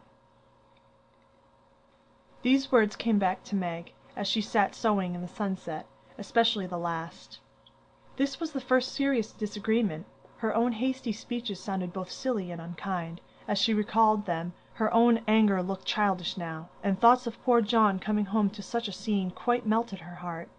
She glanced at him with tears in her eyes, but he did not see them.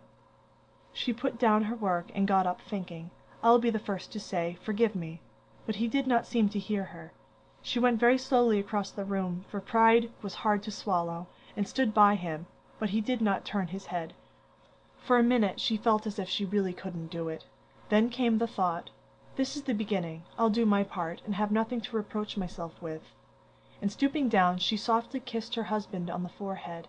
Of course that settled it.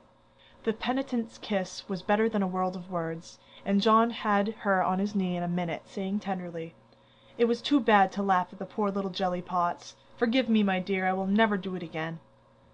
But he did, oh bless you, yes, hundreds of times, and so did Meg, both declaring that it was the sweetest jelly they ever made, for family peace was preserved in that little family jar.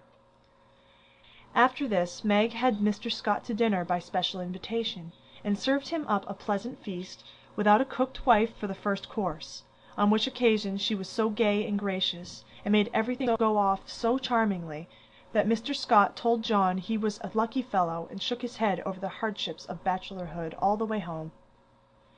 In the autumn, new trials and experiences came to Meg. Sally Moffat renewed her friendship, was always running out for a dish of gossip at the little house, or inviting that poor dear to come in and spend the day at the big house. It was pleasant, for in dull weather Meg often felt lonely. All were busy at home, John absent till night, and nothing to do but sew, or read, or potter about. So it naturally fell out that Meg got into the way of gadding and gossiping with her friend. Seeing Sally's pretty things made her long for such, and pity herself because she had not got them. Sally was very kind, and often offered her the coveted trifles, but Meg declined them, knowing that John wouldn't like it.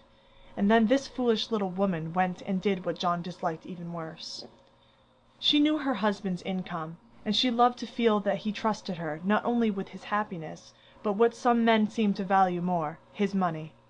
She knew where it was free to take what she liked, and all he asked was that she should keep account of every penny, pay bills once a month, and remember that she was a poor man's wife. Till now she had done well, been prudent and exact, kept her little account books neatly, and showed them to him monthly without fear. But that autumn the serpent got into Meg's paradise, and tempted her like a many modern Eve, not with apples, but with dress. Meg didn't like to be pitied and made to feel poor. It irritated her, but she was ashamed to confess it, and now and then she tried to console herself by buying something pretty, so that Sally needn't think she had to economize. She always felt wicked after it, for the pretty things were seldom necessaries, but then they cost so little, it wasn't worth worrying about, so the trifles increased unconsciously, and in the shopping excursions she was no longer a passive looker-on. But the trifles cost more than one could imagine, and when she cast up her accounts at the end of the month the sum total rather scared her. John was busy that month and left the bills to her.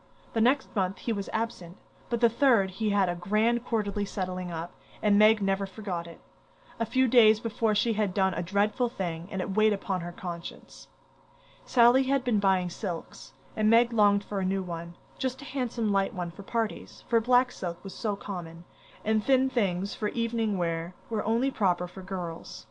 Aunt March usually gave the sisters a present of $25 apiece at New Year's. That was only a month to wait, and here was a lovely violet silk going at a bargain, and she had the money, if she only dared to take it. John always said what was his was hers, but would he think it right to spend not only the prospective 25, but another 25 out of the household fund? That was the question. Sally had urged her to do it, had offered to lend the money, and with the best intentions in life had tempted Meg beyond her strength. In an evil moment the shopman held up the lovely shimmering folds and said, "A bargain, I assure you, ma'am." She answered, "I'll take it," and it was cut off and paid for, and Sally had exulted and she had laughed as if it were a thing of no consequence, and driven away, feeling as if she had stolen something, and the police were after her.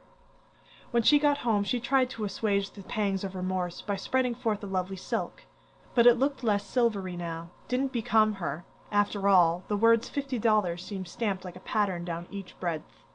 She put it away, but it haunted her, not delightfully as a new dress should, but dreadfully, like the ghost of a folly that was not easily laid. When John got out his books that night, Meg's heart sank, and for the first time in her married life she was afraid of her husband.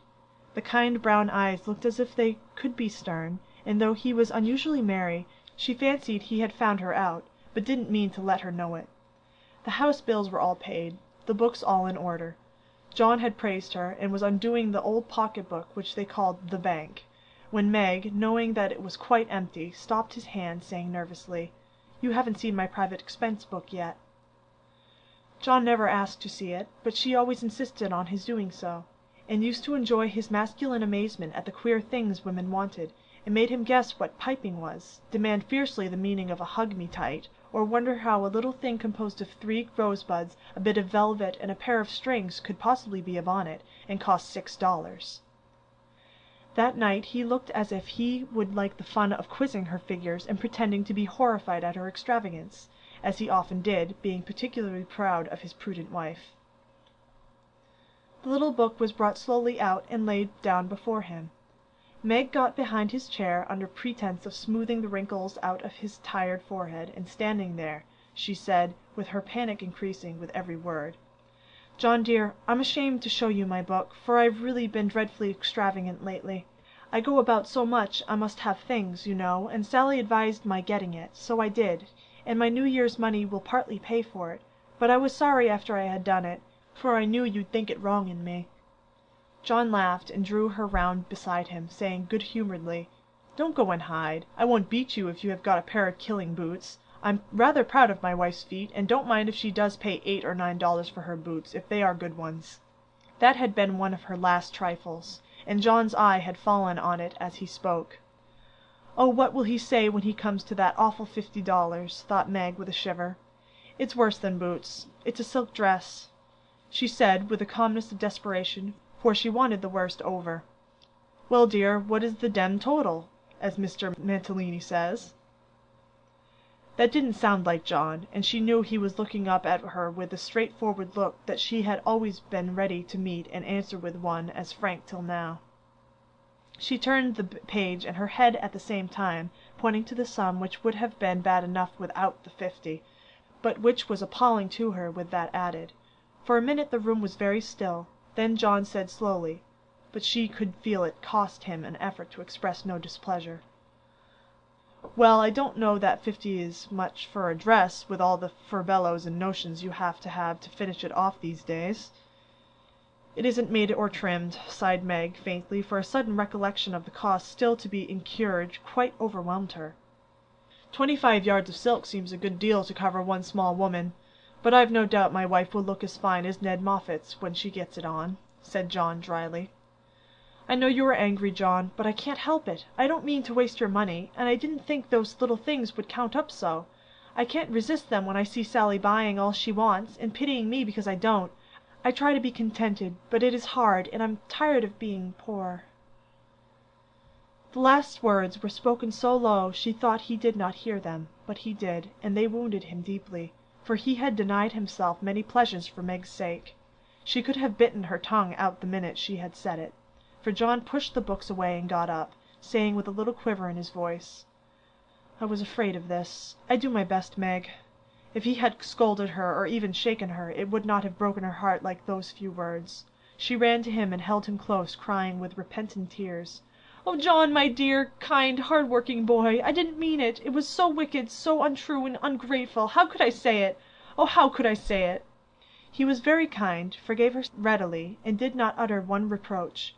But Meg knew that she had done and said a thing which would not be forgotten soon, although he might never allude to it again.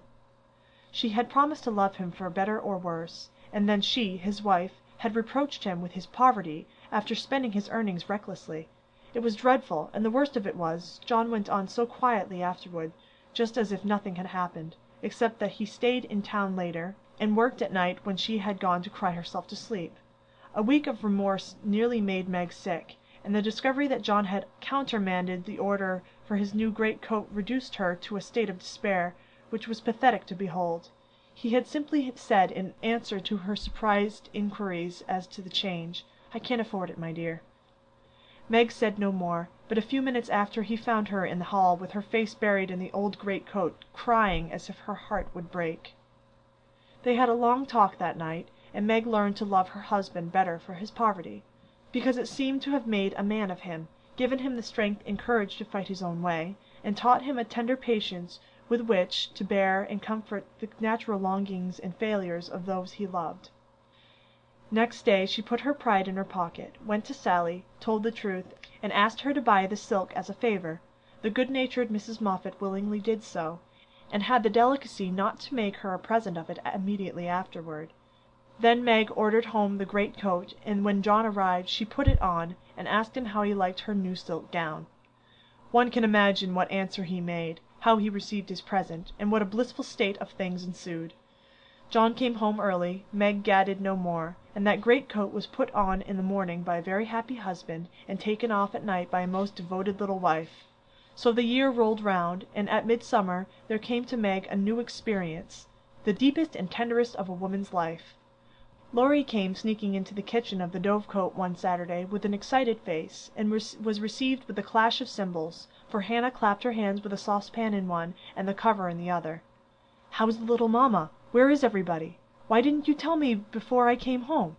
began Laurie in a loud whisper. "Happy as a queen, the dear. Every soul of 'em is upstairs worshippin'. We didn't want no hurricanes round. Now you go into the parlor and I'll send 'em down to you." With which somewhat involved reply Hannah vanished, chuckling ecstatically. Presently Joe appeared, proudly bearing a flannel bundle laid forth upon a large pillow. Joe's face was very sober, but her eyes twinkled, and there was an odd sound in her voice of repressed emotion of some sort. "Shut your eyes and hold out your arms," she said invitingly. Laurie backed precipitately into a corner and put his hands behind him with an imploring gesture. "No, thank you. I'd rather not. I shall drop it or smash it, as sure as fate." "Then you shan't see your nevy," said Joe decidedly, turning as if to go. I will, only you must be responsible for damages." And obeying orders, Laurie heroically shut his eyes while something was put into his arms. A peal of laughter from Joe, Amy, Mrs. March, Hannah, and John caused him to open them the next minute, to find himself invested with 2 babies instead of 1. No wonder they laughed, for the expression of his face was droll enough to convulse a Quaker, as he stood and stared wildly from the unconscious innocents to the hilarious spectators with such dismay that Joe sat down on the floor and screamed.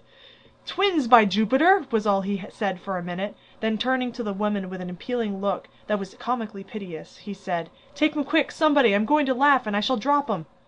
Joe rescued his babies, and marched up and down with one on each arm, as if already initiated with mysteries of baby tending, while Laurie laughed till the tears ran down his cheeks. "It's the best joke of the season, isn't it? I wouldn't have told you, for I set my heart on surprising you, and I flatter myself I've done it," said Joe, when she got her breath.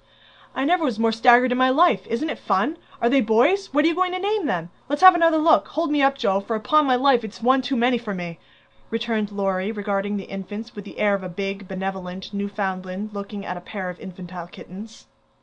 "Boy and girl, aren't they beauties?" said the proud papa, beaming upon the little red squirmers as if they were unfledged angels.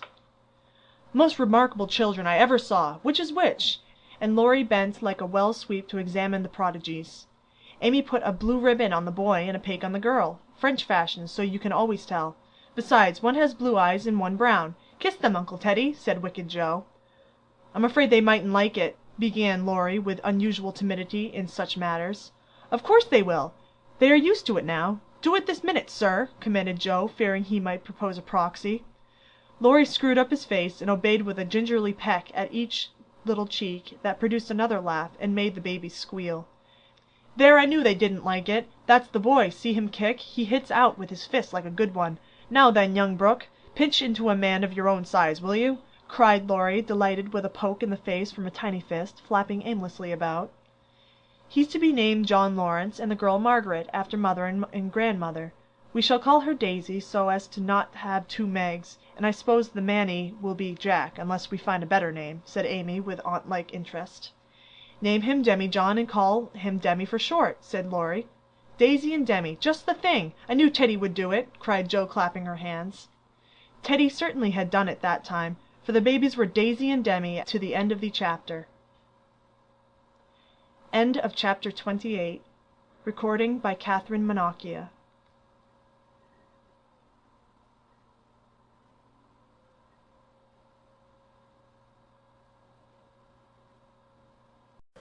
Little Women by Louisa May Alcott.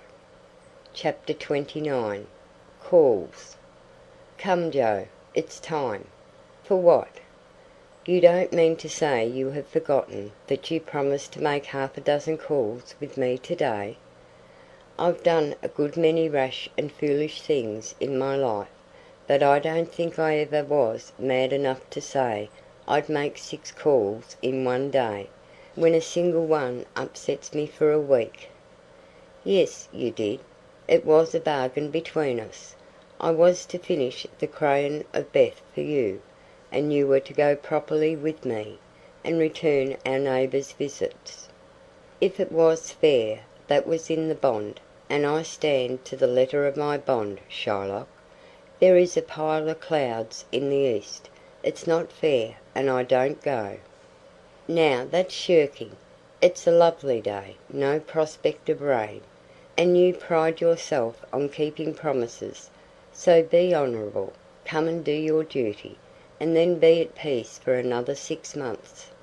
At that minute Joe was particularly absorbed in dressmaking, for she was mantua maker general to the family, and took especial credit to herself because she could use a needle as well as a pen.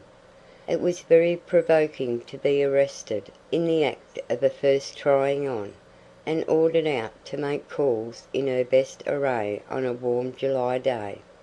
She hated calls of the formal sort, and never made any till Amy compelled her with a bargain, bribe, or promise.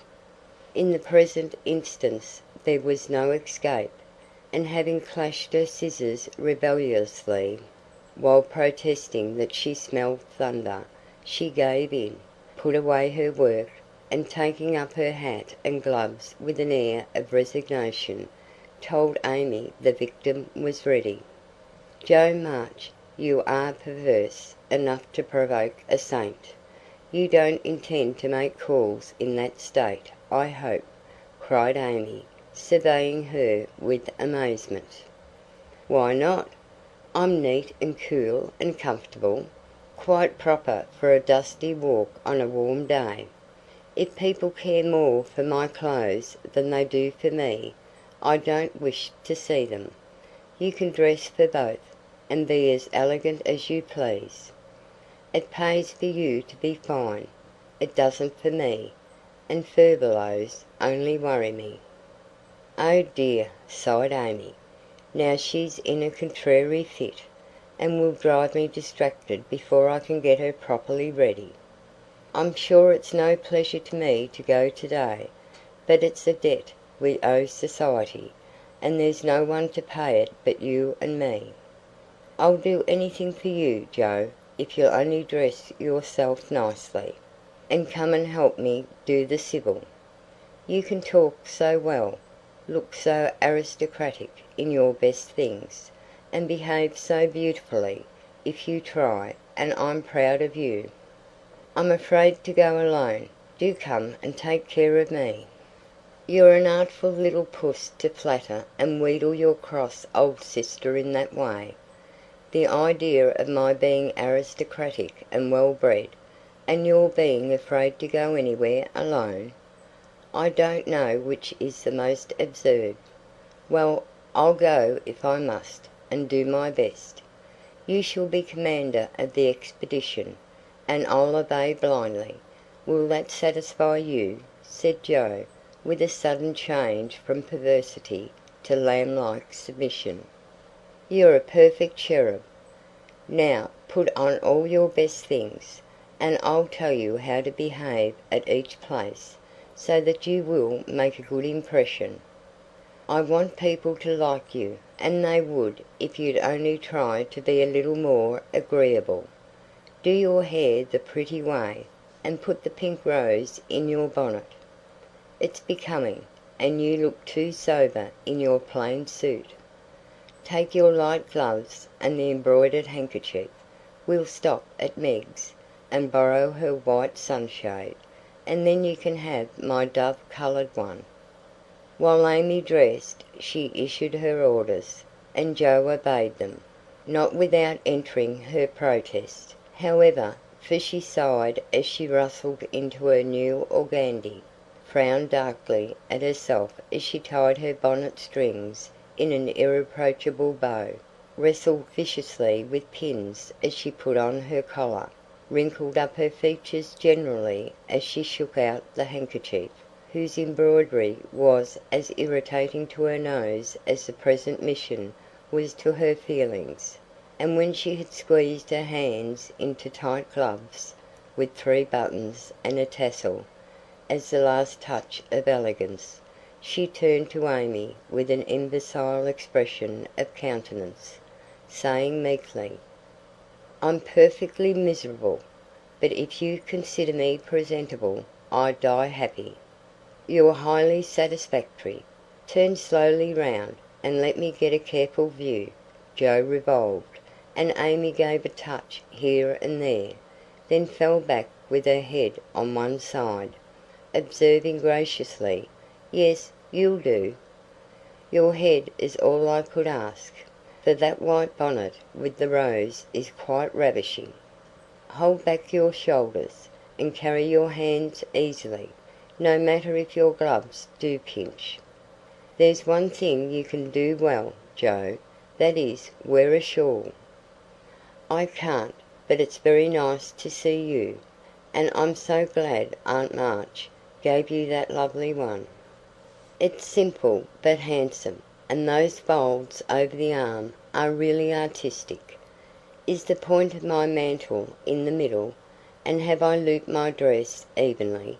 I like to show my boots, for my feet are pretty, though my nose isn't."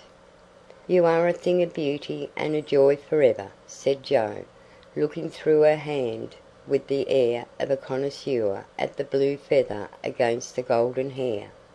"Am I to drag my best dress through the dust, or loop it up, please, ma'am?" "Hold it up when you walk, but drop it in the house. The sweeping style suits you best, and you must learn to trail your skirts gracefully. You haven't half buttoned one cuff. Do it at once. You'll never look finished if you are not careful about the little details, for they make up the pleasing whole."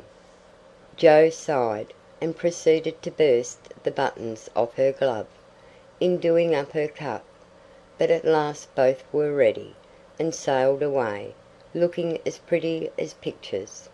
Hannah said, as she hung out of the upper window to watch them: "Now, Joe dear, the Chesters consider themselves very elegant people, so I want you to put on your best deportment.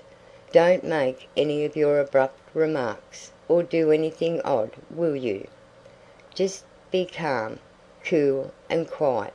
That's safe and ladylike, and you can easily do it for 15 minutes," said Amy, as they approached the first place, having borrowed the white parasol and been inspected by Meg with a baby on each arm. "Let me see. Calm, cool, and quiet. Yes, I think I can promise that. I've played the part of a prim young lady on the stage, and I'll try it off. My powers are great, as you shall see, so be easy in your mind, my child." Amy looked relieved, but naughty Joe took her at her word, for during the first call she sat with every limb gracefully composed, every fold correctly draped, calm as a summer sea, cool as a snowbank, and as silent as the Sphinx. In vain Mrs. Chester alluded to her charming novel, and the Misses Chester introduced parties, picnics, the opera, and the fashions. Each and all were answered by a smile, a bow, and a demure yes or no, with the chill on. In vain Amy telegraphed the word "talk," tried to draw her out, and administered covert pokes with her foot. Joe sat as if blandly unconscious of it all, with deportment like Maud's face, icily regular, splendidly null. "What a haughty, uninteresting creature that oldest Miss March is," was the unfortunately audible remark of one of the ladies, as the door closed upon their guests. Joe laughed noiselessly all through the hall, but Amy looked disgusted at the failure of her instructions, and very naturally laid the blame upon Joe. "How could you mistake me so? I merely meant you to be properly dignified and composed, and you made yourself a perfect stock and stone. Try to be sociable at the Lambs. Gossip as other girls do, and be interested in dress and flirtations and whatever nonsense comes up. They move in the best society, are valuable persons for us to know, and I wouldn't fail to make a good impression there for anything. I'll be agreeable, I'll gossip and giggle, and have horrors and raptures over any trifle you like. I rather enjoy this, and now I'll imitate what is called a charming girl. I can do it, for I have made Chester as a model, and I'll improve upon her. See if the Lambs don't say, 'What a lively, nice creature that Joe March is.'" Amy felt anxious, as well she might, for when Joe turned freakish there was no knowing where she would stop. Amy's face was a study when she saw her sister skim into the next drawing-room, kiss all the young ladies with effusion, beam graciously upon the young gentlemen, and join in the chat with a spirit which amazed the beholder. Amy was taken possession of by Mrs. Lamb, with whom she was a favourite, and forced to hear a long account of Lucretia's last attack, while three delightful young gentlemen hovered near, waiting for a pause when they might rush in and rescue her. So situated, she was powerless to check Joe, who seemed possessed by a spirit of mischief, and talked away as volubly as the lady. A knot of heads gathered about her, and Amy strained her ears to hear what was going on, for broken sentences filled her with curiosity, and frequent peals of laughter made her wild to share the fun. One may imagine her suffering on overhearing fragments of this sort of conversation. "She rides splendidly. Who taught her?" "No one. She used to practice mounting, holding the reins and sitting straight on an old saddle in a tree. Now she rides anything, for she doesn't know what fear is, and the stableman lets her have horses cheap because she trains them to carry ladies so well. She has such a passion for it. I often tell her if everything else fails, she can be a horse breaker and get her living so." At this awful speech Amy contained herself with difficulty, for the impression was being given that she was rather a fast young lady, which was her especial aversion. But what could she do? For the old lady was in the middle of her story, and long before it was done Joe was off again, making more droll revelations and committing still more fearful blunders. Yes, Amy was in despair that day, for all the good beasts were gone, and of three left, one was lame, one blind, and the other so balky that you had to put dirt in his mouth before he would start. Nice animal for a pleasure party, wasn't it? "Which did she choose?" asked one of the laughing gentlemen, who enjoyed the subject. "None of them. She heard of a young horse at the farmhouse over the river, and though a lady had never ridden him, she resolved to try, because he was handsome and spirited. Her struggles were really pathetic. There was no one to bring the horse to the saddle, so she took the saddle to the horse. My dear creature, she actually rode it over the river, put it on her head, and marched up to the barn, to the utter amazement of the old man." "Did she ride the horse?" "Of course she did, and had a capital time. I expected to see her brought home in fragments, but she managed him perfectly, and was the life of the party." "Well, I call that plucky," and young Mr. Lamb turned an approving glance upon Amy, wondering what his mother could be saying to make the girl look so red and uncomfortable. She was still redder and more uncomfortable a moment after, when a sudden turn in the conversation introduced the subject of dress. One of the young ladies asked Joe where she got the pretty drab hat she wore to the picnic, and stupid Joe, instead of mentioning the place where it was bought 2 years ago, must needs answer with unnecessary frankness, "Oh, Amy painted it. You can't buy those soft shades, so we paint ours any colour we like. It's a great comfort to have an artistic sister." "Isn't that an original idea?" cried Miss Lamb, who found Joe great fun. "That's nothing compared to some of her brilliant performances. There's nothing the child can't do. Why, she wanted a pair of blue boots for Sally's party, so she just painted her soiled white ones the loveliest shade of sky blue you ever saw, and they looked exactly like satin," added Joe, with an air of pride in her sister's accomplishments that exasperated Amy till she felt that it would be a relief to throw her card case at her. "We read a story of yours the other day, and enjoyed it very much," observed the elder Miss Lamb, wishing to compliment the literary lady, who did not look the character just then, it must be confessed. Any mention of her works always had a bad effect upon Joe, who either grew rigid and looked offended, or changed the subject with a brusque remark, as now. "Sorry you could find nothing better to read. I write that rubbish because it sells, and ordinary people like it. Are you going to New York this winter?" As Miss Lamb had enjoyed the story, this speech was not exactly grateful or complimentary.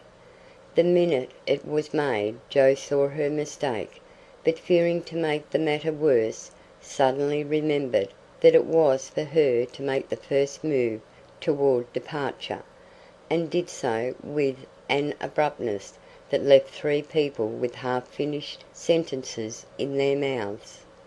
"Amy, we must go." "Good-bye, dear. Do come and see us. We are pining for a visit. I don't dare to ask you, Mr. Lamb, but if you should come, I don't think I shall have the heart to send you away." Joe said this with such a droll imitation of Maychester's gushing style that Amy got out of the room as rapidly as possible, feeling a strong desire to laugh and cry at the same time. "Didn't I do well?" asked Joe, with a satisfied air as they walked away. "Nothing could have been worse," was Amy's crushing reply. "What possessed you to tell those stories about my saddle, and the hats and boots, and all the rest of it?" "Why, it's funny, and amuses people. They know we are poor, so it's no use pretending that we have grooms, buy 3 or 4 hats a season, and have things as easy and fine as they do. You needn't go and tell them all our little shifts, and expose our poverty in that perfectly unnecessary way. You haven't a bit of proper pride, and never will learn when to hold your tongue and when to speak," said Amy despairingly. Poor Joe looked abashed, and silently chafed the end of her nose with the stiff handkerchief, as if performing a penance for her misdemeanours. "How shall I behave here?" she asked, as they approached the third mansion. "Just as you please. I wash my hands of you," was Amy's short answer. "Then I'll enjoy myself. The boys are at home, and we'll have a comfortable time. Goodness knows I need a little change, for elegance has a bad effect upon my constitution," returned Joe gruffly, being disturbed by her failure to suit. An enthusiastic welcome from the 3 big boys and several pretty children speedily soothed her ruffled feelings, and leaving Amy to entertain the hostess and Mr. Tudor, who happened to be calling likewise, Joe devoted herself to the young folks and found the change refreshing. She listened to college stories with deep interest, caressed pointers and poodles without a murmur, agreed heartily that Tom Brown was a brick, regardless of the improper form of praise, and when one lad proposed a visit to his turtle tank, she went with an alacrity which caused Mamma to smile upon her, as that motherly lady settled the cap which was left in a ruinous condition by filial hugs, bear-like but affectionate, and dearer to her than the most faultless coiffure from the hands of an inspired Frenchwoman. Leaving her sister to her own devices, Amy proceeded to enjoy herself to her heart's content. Mr. Tudor's uncle had married an English lady who was third cousin to a living lord, and Amy regarded the whole family with great respect, for in spite of her American birth and breeding, she possessed that reverence for titles which haunts the best of us, that unacknowledged loyalty to the early faith in kings which set the most democratic nation under the sun in ferment at the coming of a royal yellow-haired lady, some years ago, and which still has something to do with the love the young country bears the old, like that of a big son for an imperious little mother, who held him while she could, and let him go with a farewell scolding when he rebelled. But even the satisfaction of talking with a distant connection of the British nobility did not render Amy forgetful of time, and when the proper number of minutes had passed, she reluctantly tore herself from this aristocratic society, and looked about for Joe, fervently hoping that her incorrigible sister would not be found in any position which should bring disgrace upon the name of March. It might have been worse, but Amy considered it bad, for Joe sat on the grass, with an encampment of boys about her, and a dirty-footed dog reposing on the skirt of her state and festival dress, as she related one of Laurie's pranks to her admiring audience. One small child was poking turtles with Amy's cherished parasol, a second was eating gingerbread over Joe's best bonnet, and a third playing ball with her gloves. But all were enjoying themselves, and when Joe collected her damaged property to go, her escort accompanied her, begging her to come again. It was such fun to hear about Laurie's larks. "Capital boys, aren't they? I feel quite young and brisk again after that," said Joe, strolling along with her hands behind her, partly from habit, partly to conceal the bespattered parasol. "Why do you always avoid Mr. Tudor?" asked Amy, wisely refraining from any comment upon Joe's dilapidated appearance. "Don't like him. He puts on airs, snubs his sisters, worries his father, and doesn't speak respectfully of his mother. Laurie says he is fast, and I don't consider him a desirable acquaintance, so I let him alone." "You might treat him civilly, at least. You gave him a cool nod, and just now you bowed and smiled in the politest way to Tommy Chamberlain, whose father keeps a grocery store. If you had just reversed the nod and the bow, it would have been right," said Amy reprovingly. "No, it wouldn't," returned Joe. "I neither like, respect, nor admire Tudor, though his grandfather's uncle's nephew's niece was a third cousin to a lord. Tommy is poor and bashful, and good and very clever. I think well of him, and I like to show that I do, for he is a gentleman in spite of the brown paper parcels." "It's no use trying to argue with you," began Amy. "Not the least, my dear," interrupted Joe. "So let us look amiable, and drop a card here, as the Kings are evidently out, for which I'm deeply grateful." The family card case having done its duty, the girls walked on, and Joe uttered another thanksgiving on reaching the fifth house, and being told that the young ladies were engaged. "Now let us go home, and never mind Aunt March to-day. We can run down there any time, and it's really a pity to trail through the dust in our best bibs and tuckers when we are tired and cross. Speak for yourself, if you please. Aunt March likes to have us pay her the compliment of coming in style, and making a formal call.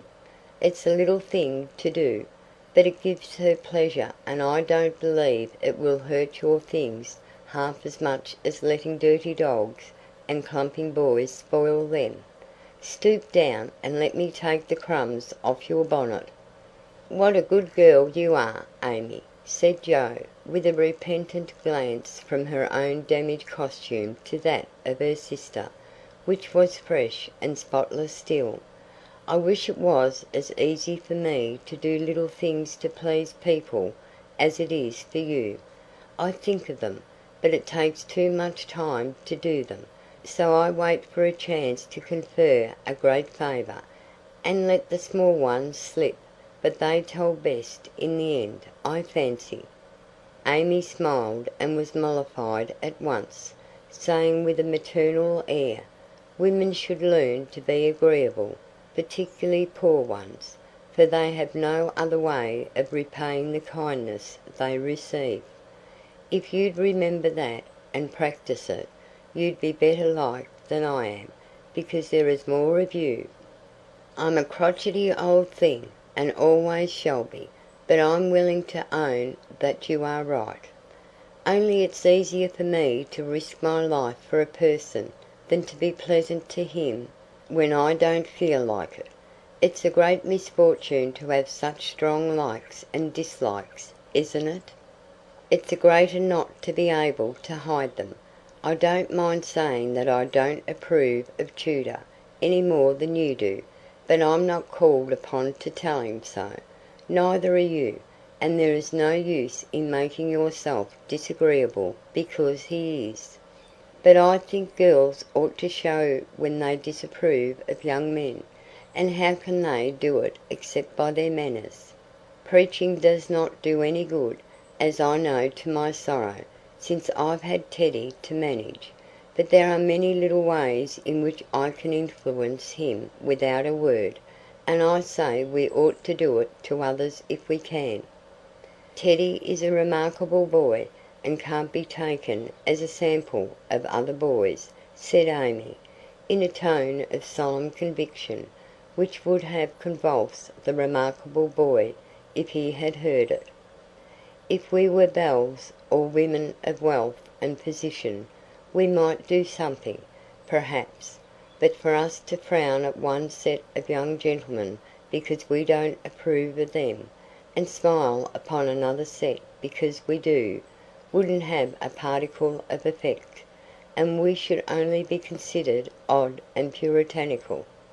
So we are to countenance things and people which we detest, merely because we are not belles and millionaires, are we? That's a nice thought of morality. I can't argue about it. I only know that it's the way of the world, and people who set themselves against it only get laughed at for their pains.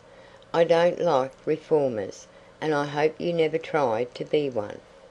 I do like them, and I shall be one if I can. For in spite of the laughing, the world would never get on without them. We can't agree about that, for you belong to the old set, and I to the new. You will get on the best, but I shall have the liveliest time of it. I should rather enjoy the brickbats and hooting, I think.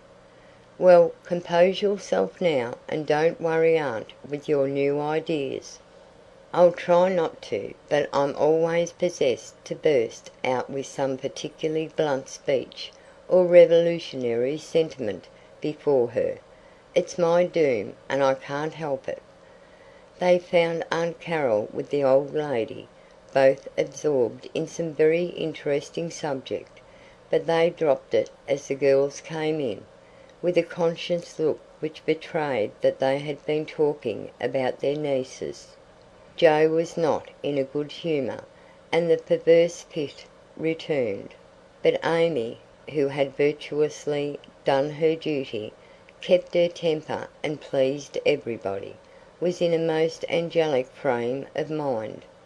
This amiable spirit was felt at once, and both aunts "my deared" her affectionately, looking what they afterwards said emphatically, "That child improves every day." "Are you going to help about the fair, dear?" asked Mrs. Carroll, as Amy sat down beside her with the confiding air elderly people like so well in the young. "Yes, aunt. Mrs. Chester asked me if I would, and I offered to tend a table, as I have nothing but my time to give." "I'm not," put in Joe decidedly. "I hate to be patronised, and the Chesters think it's a great favour to allow us to help with their highly connected fair. I wonder you consented, Amy. They only want you to work." "I am willing to work. It's for the freedmen as well as the Chesters, and I think it very kind of them to let me share the labour and the fun. Patronage does not trouble me when it is well meant." "Quite right and proper. I like your grateful spirit, my dear. It's a pleasure to help people who appreciate our efforts. Some do not, and that is trying," observed Aunt March, looking over her spectacles at Jo, who sat apart, rocking herself, with a somewhat morose expression. If Jo had only known what a great happiness was wavering in the balance for one of them, she would have turned dove-like in a minute. But unfortunately we don't have windows in our breasts, and cannot see what goes on in the minds of our friends. Better for us that we cannot as a general thing, but now and then it would be such a comfort, such a saving of time and temper. By her next speech Jo deprived herself of several years of pleasure, and received a timely lesson in the art of holding her tongue. "I don't like favours. They oppress and make me feel like a slave. I'd rather do everything for myself and be perfectly independent." "Ahem," coughed Aunt Carroll softly, with a look at Aunt March. "I told you so," said Aunt March, with a decided nod to Aunt Carroll. Mercifully unconscious of what she had done, Jo sat with her nose in the air, and a revolutionary aspect which was anything but inviting. "Do you speak French, dear?" asked Mrs. Carroll, laying a hand on Amy's. "Pretty well, thanks to Aunt March, who lets Esther talk to me as often as I like," replied Amy, with a grateful look, which caused the old lady to smile affably. "How are you about languages?" asked Mrs. Carroll of Jo. "Don't know a word. I'm very stupid about studying anything. Can't bear French. It's such a slippery, silly sort of language," was the brusque reply. Another look passed between the ladies, and Aunt March said to Amy, "You are quite strong and well now, dear, I believe. Eyes don't trouble you any more, do they?" "Not at all, thank you, ma'am. I'm very well, and mean to do great things next winter, so that I may be ready for Rome whenever that joyful time arrives."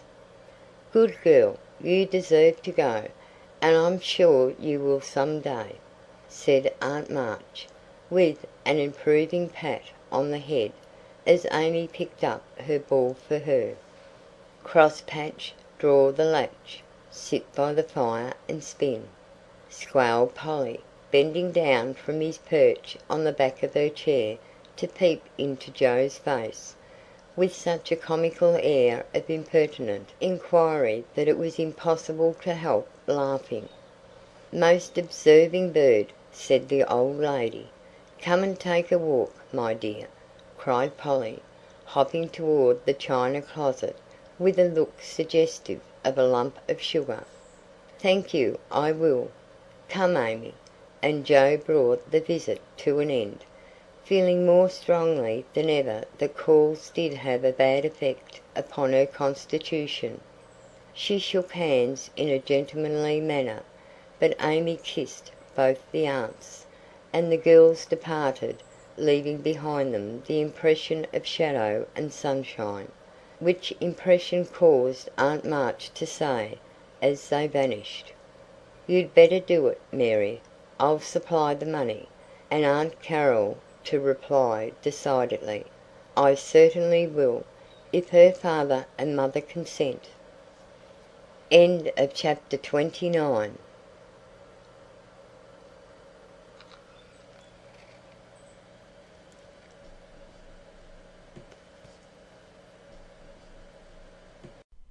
Little Women by Louisa May Alcott. Chapter 30. Consequences.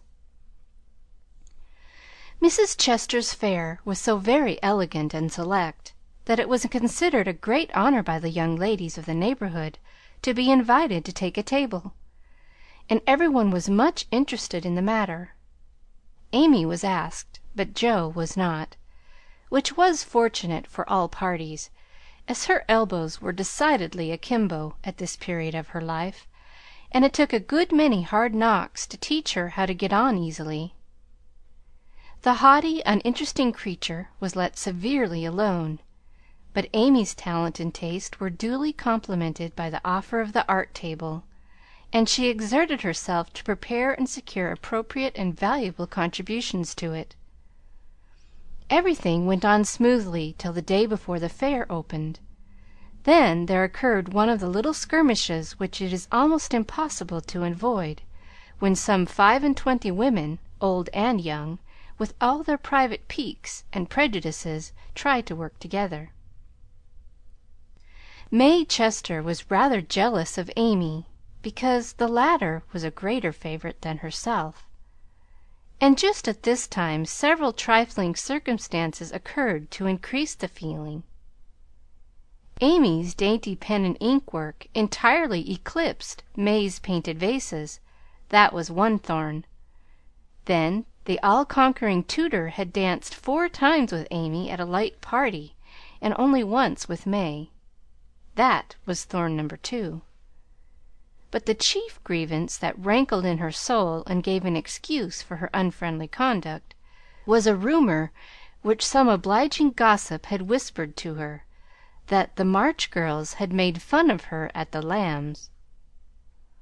All the blame of this should have fallen upon Jo, for her naughty imitation had been too lifelike to escape detection, and the frolicsome Lambs had permitted the joke to escape. No hint of this had reached the culprits, however, and Amy's dismay can be imagined when, the very evening before the fair, as she was putting the last touches to her pretty table, Mrs. Chester, who, of course, resented the supposed ridicule of her daughter, said in a bland tone, but with a cold look, "I find, dear, that there is some feeling among the young ladies about my giving this table to any one but my girls, as this is the most prominent, and some say the most attractive table of all, and they are the chief getters up of the fair. It is thought best for them to take this place. I'm sorry, but I know you are too sincerely interested in the cause to mind a little personal disappointment, and you shall have another table if you like." Mrs. Chester fancied beforehand that it would be easy to deliver this little speech, but when the time came she found it rather difficult to utter it naturally, with Amy's unsuspicious eye looking straight at her, full of surprise and trouble. Amy felt that there was something behind this, but could not guess what, and said quietly, feeling hurt, and showing that she did, "Perhaps you would rather I took no table at all? Now, my dear, don't have any ill feeling, I beg. It's merely a matter of expediency. You see, my girls will naturally take the lead, and this table is considered their proper place. I think it very appropriate to you, and feel very grateful for your efforts to make it so pretty, but we must give up our private wishes, of course, and I will see that you have a good place elsewhere. Wouldn't you like the flower table? The little girls undertook it, but they are discouraged. You can make a charming thing of it, and the flower table is always attractive, you know." "Especially to gentlemen," added May, with a look which enlightened Amy as to one cause of her sudden fall from favor. She colored angrily, but took no other notice of that girlish sarcasm, and answered with unexpected amiability, "It shall be as you please, Mrs. Chester. I'll give up my place here at once and attend to the flowers, if you like." "You can put your own things on your own table, if you prefer," began May, feeling a little conscience-stricken, as she looked at the pretty racks, the painted shells, and quaint illuminations Amy had so carefully made and so gracefully arranged. She meant it kindly, but Amy mistook her meaning, and said quickly, "Oh, certainly, if they are in your way," and sweeping her contributions into her apron pell-mell, she walked off, feeling that herself and her works of art had been insulted past forgiveness. "Now she's mad! Oh, dear, I wish I hadn't asked you to speak, mamma," said May, looking disconsolately at the empty spaces on her table. "Girls' quarrels are soon over," returned her mother, feeling a trifle ashamed of her own part in this one, as well she might. The little girls hailed Amy and her treasures with delight, which cordial reception somewhat soothed her perturbed spirit, and she fell to work, determined to succeed florally if she could not artistically. But everything seemed against her. It was late, and she was tired. Everyone was too busy with their own affairs to help her, and the little girls were only hindrances, for the dears fussed and chattered like so many magpies, making a great deal of confusion in their artless efforts to preserve the most perfect order.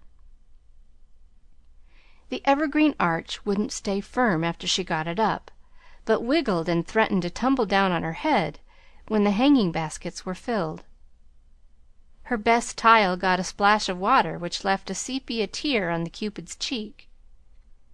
She bruised her hands with hammering, and got cold working in a draught, which last affliction filled her with apprehensions for the morrow.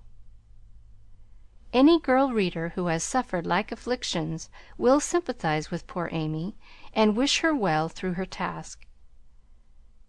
There was great indignation at home when she told her story that evening. Her mother said it was a shame, but told her she had done right. Beth declared she wouldn't go to the fair at all, and Joe demanded why she didn't take all her pretty things and leave those mean people to get on without her. Because they are mean is no reason why I should be. I hate such things, and though I think I've a right to be hurt, I don't intend to show it. They will feel that more than angry speeches or huffy actions, won't they, Marmee? That's the right spirit, my dear.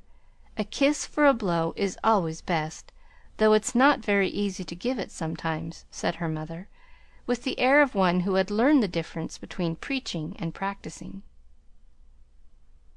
In spite of various very natural temptations to resent and retaliate, Amy adhered to her resolution all the next day, bent on conquering her enemy by kindness.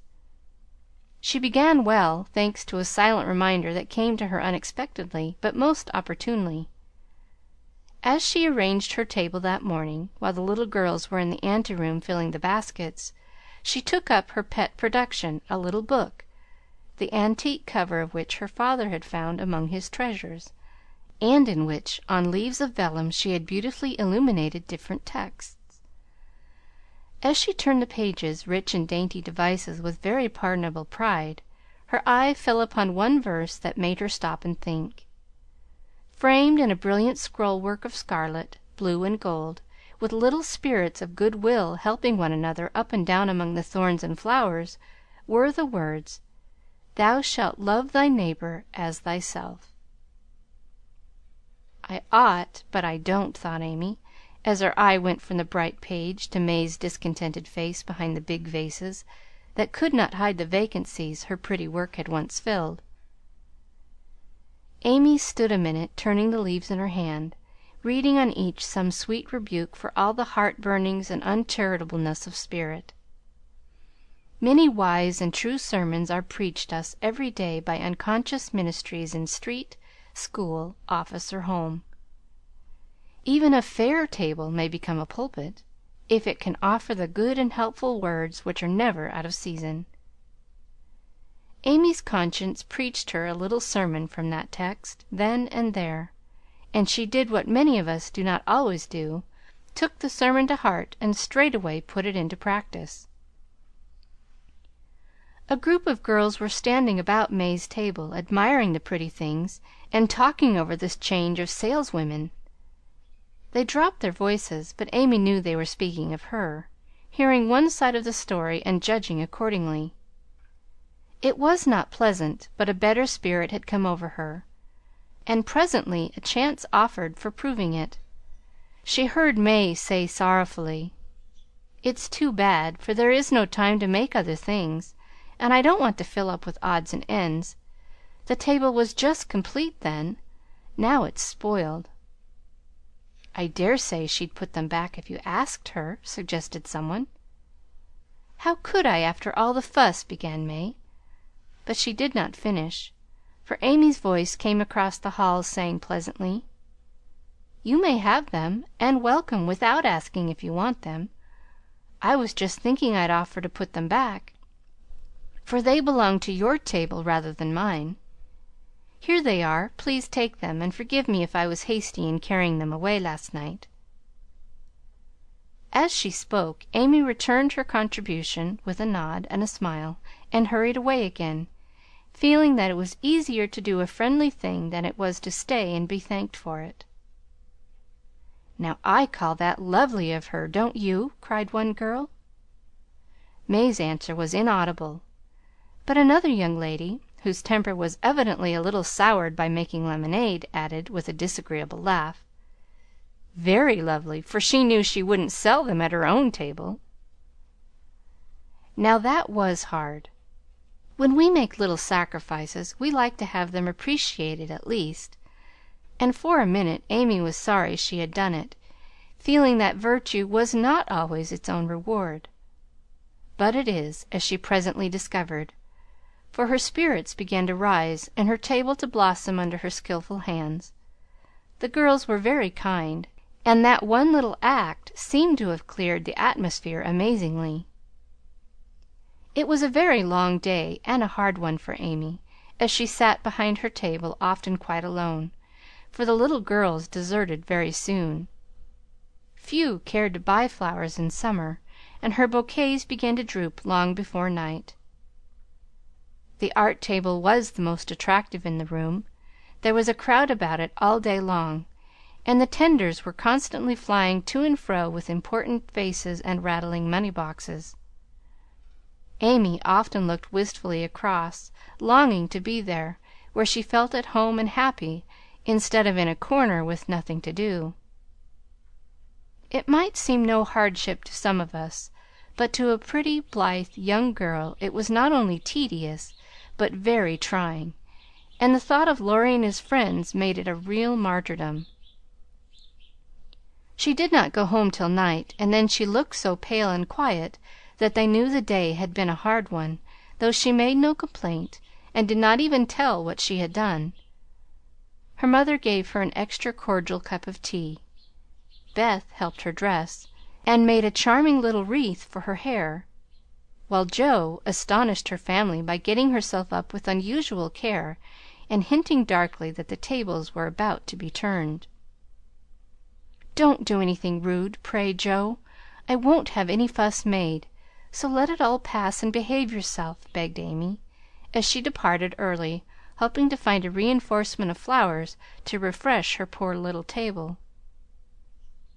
"I intend merely to make myself entrancingly agreeable to every one I know, and to keep them in your corner as long as possible. Teddy and his boys will lend a hand, and we'll have a good time yet," returned Jo, leaning over the gate to watch for Laurie. Presently the familiar tramp was heard in the dusk, and she ran out to meet him. "Is that my boy?" "As sure as this is my girl." And Laurie tucked her hand under his arm with the air of a man whose every wish was gratified. "Oh, Teddy, such doings!" And Jo told Amy's wrongs with sisterly zeal. "A flock of our fellows are going to drive over by and by, and I'll be hanged if I don't make them buy every flower she's got, and camp down before her table afterward," said Laurie, espousing her cause with warmth. "The flowers are not at all nice, Amy says, and the fresh ones may not arrive in time. I don't wish to be unjust or suspicious, but I shouldn't wonder if they never came at all. When people do one mean thing, they are very likely to do another," observed Jo in a disgusted tone. "Didn't Hayes give you the best out of our gardens? I told him to." "I didn't know that. He forgot, I suppose, and as your grandpa was poorly, I didn't like to worry him by asking, though I did want some." "Now, Jo, how could you think there was any need of asking? They are just as much yours as mine. Don't we always go halves in everything?" began Laurie, in the tone that always made Jo turn thorny. "Gracious, I hope not. Half of some of your things wouldn't suit me at all. But we mustn't stand philandering here. I've got to help Amy. So you go and make yourself splendid, and if you'll be so very kind as to let Hayes take a few nice flowers up to the hall, I'll bless you forever." Couldn't you do it now?" asked Laurie, so suggestively that Joe shut the gate in his face with inhospitable haste, and called through the bars, "Go away, Teddy, I'm busy." Thanks to the conspirators, the tables were turned that night, for Hayes sent up a wilderness of flowers, with a loverly basket arranged in his best manner for a centerpiece.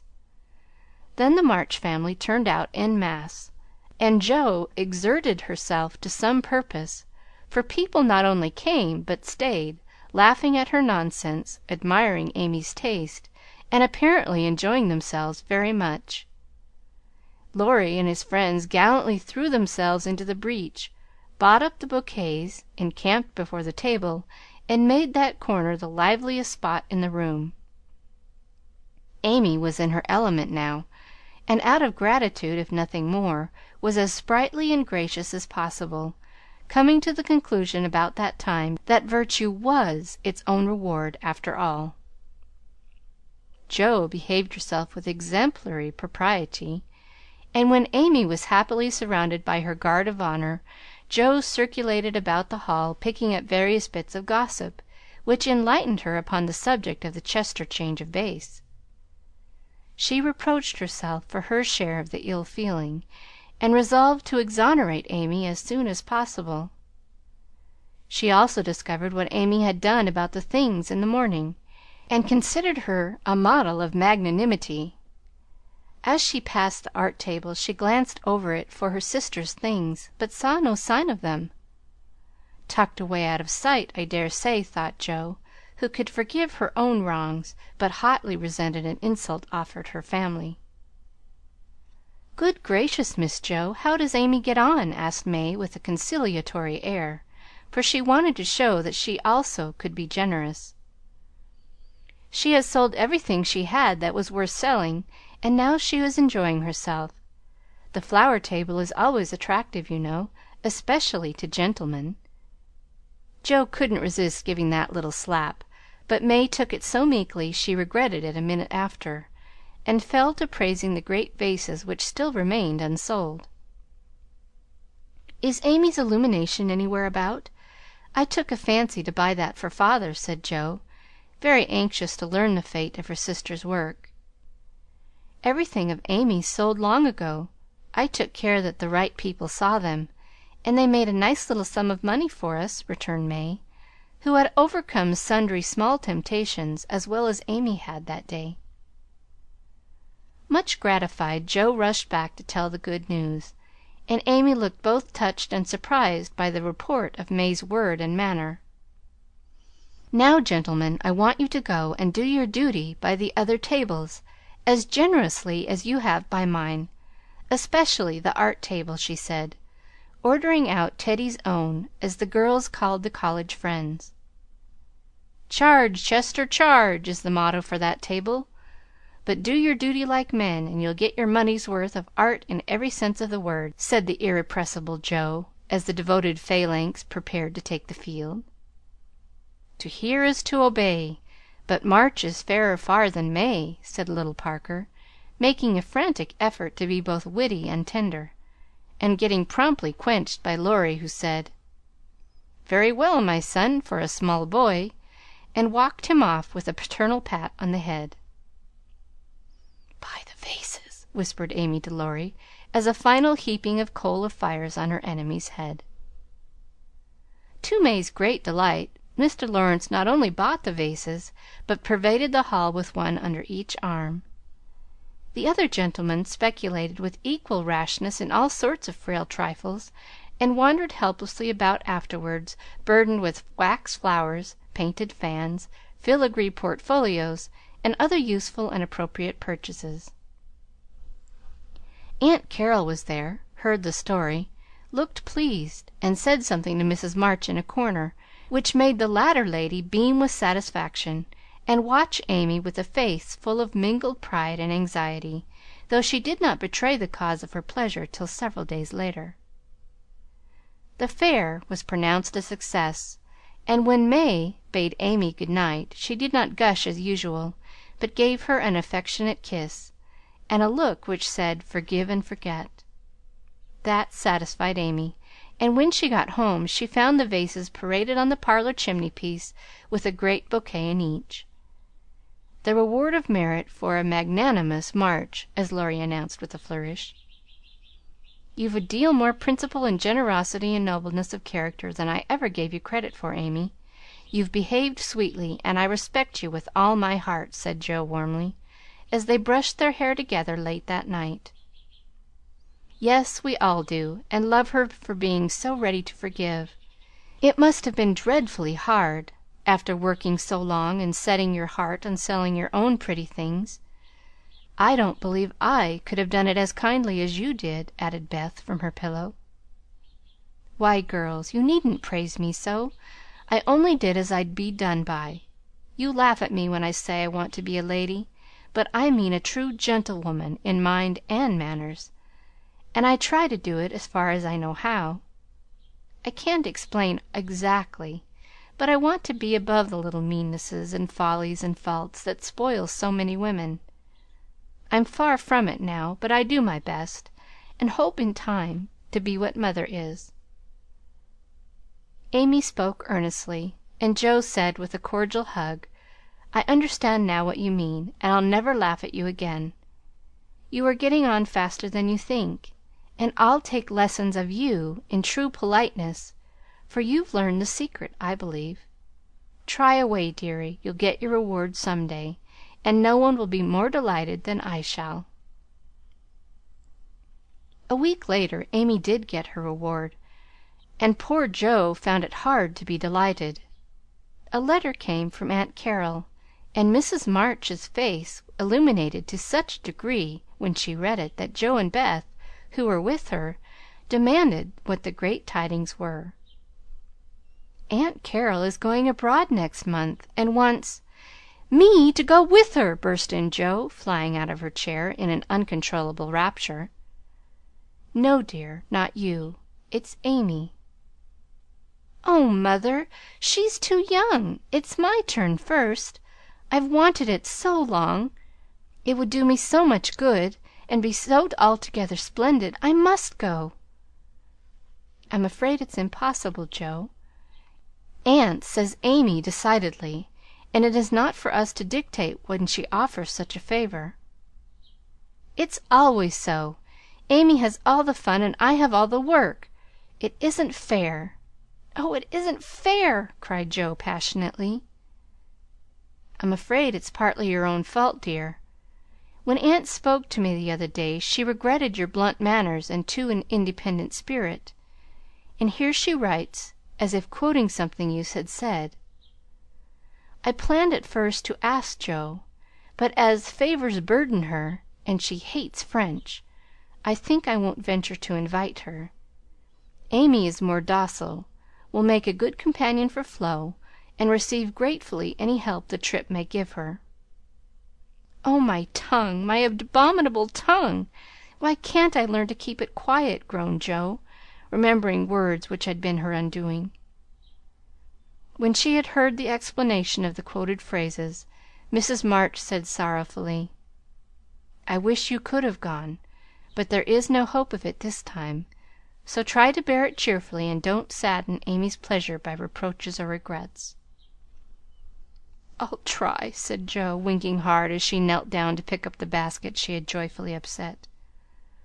"I'll take a leaf out of her book, and try not only to seem glad, but to be so, and not grudge her 1 minute of happiness. But it won't be easy, for it is a dreadful disappointment."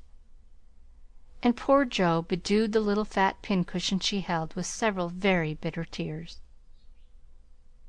"Joe, dear, I'm very selfish, but I couldn't spare you, and I'm glad you're not going quite yet," whispered Beth, embracing her, basket and all, with such a clinging touch and loving face that Joe felt comforted in spite of the sharp regret that made her want to box her own ears and humbly beg Aunt Carol to burden her with this favor, and see how gratefully she would bear it. By the time Amy came in, Joe was able to take her part in the family jubilation, not quite as heartily as usual, perhaps, but without repinings at Amy's good fortune. The young lady herself received the news as tidings of great joy, went about in a solemn sort of rapture, and began to sort her colors and pack her pencils that evening, leaving such trifles as clothes, money, and passports to those less absorbed in visions of art than herself.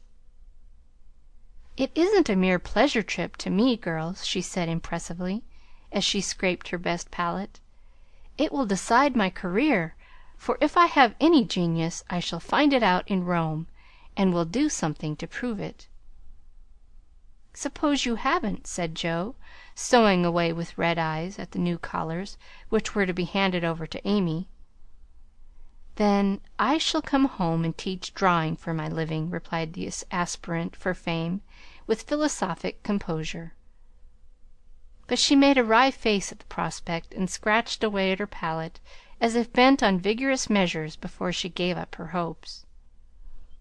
"No, you won't. You hate hard work, and you'll marry some rich man and come home to sit in the lap of luxury all your days," said Joe.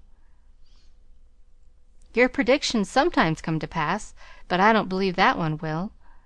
I'm sure I wish it would, for if I can't be an artist myself, I should like to be able to help those who are," said Amy, smiling as if the part of Lady Bountiful would suit her better than of a poor drawing teacher. Said Joe, with a sigh. "If you wish it, you'll have it, for your wishes are always granted. Mine never." "Would you like to go?" asked Amy, thoughtfully patting her nose with her knife. "Rather." "Well, in a year or two I'll send for you, and we'll dig in the Forum for relics, and carry out all the plans we've made so many times."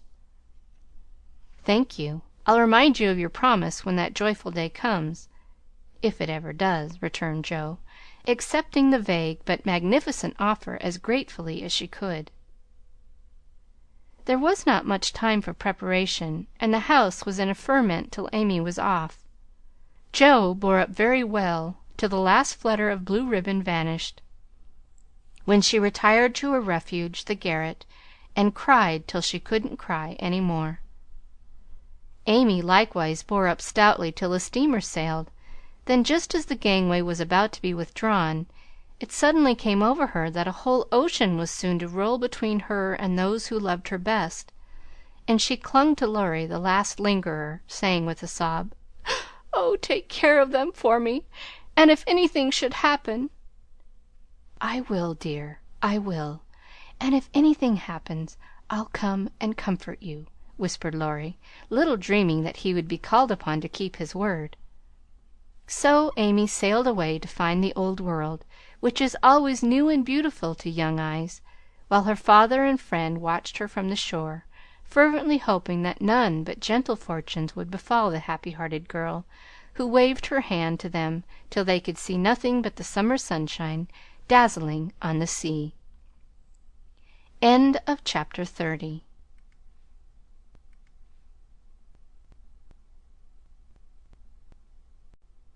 Little Women by Louisa May Alcott. Chapter 31.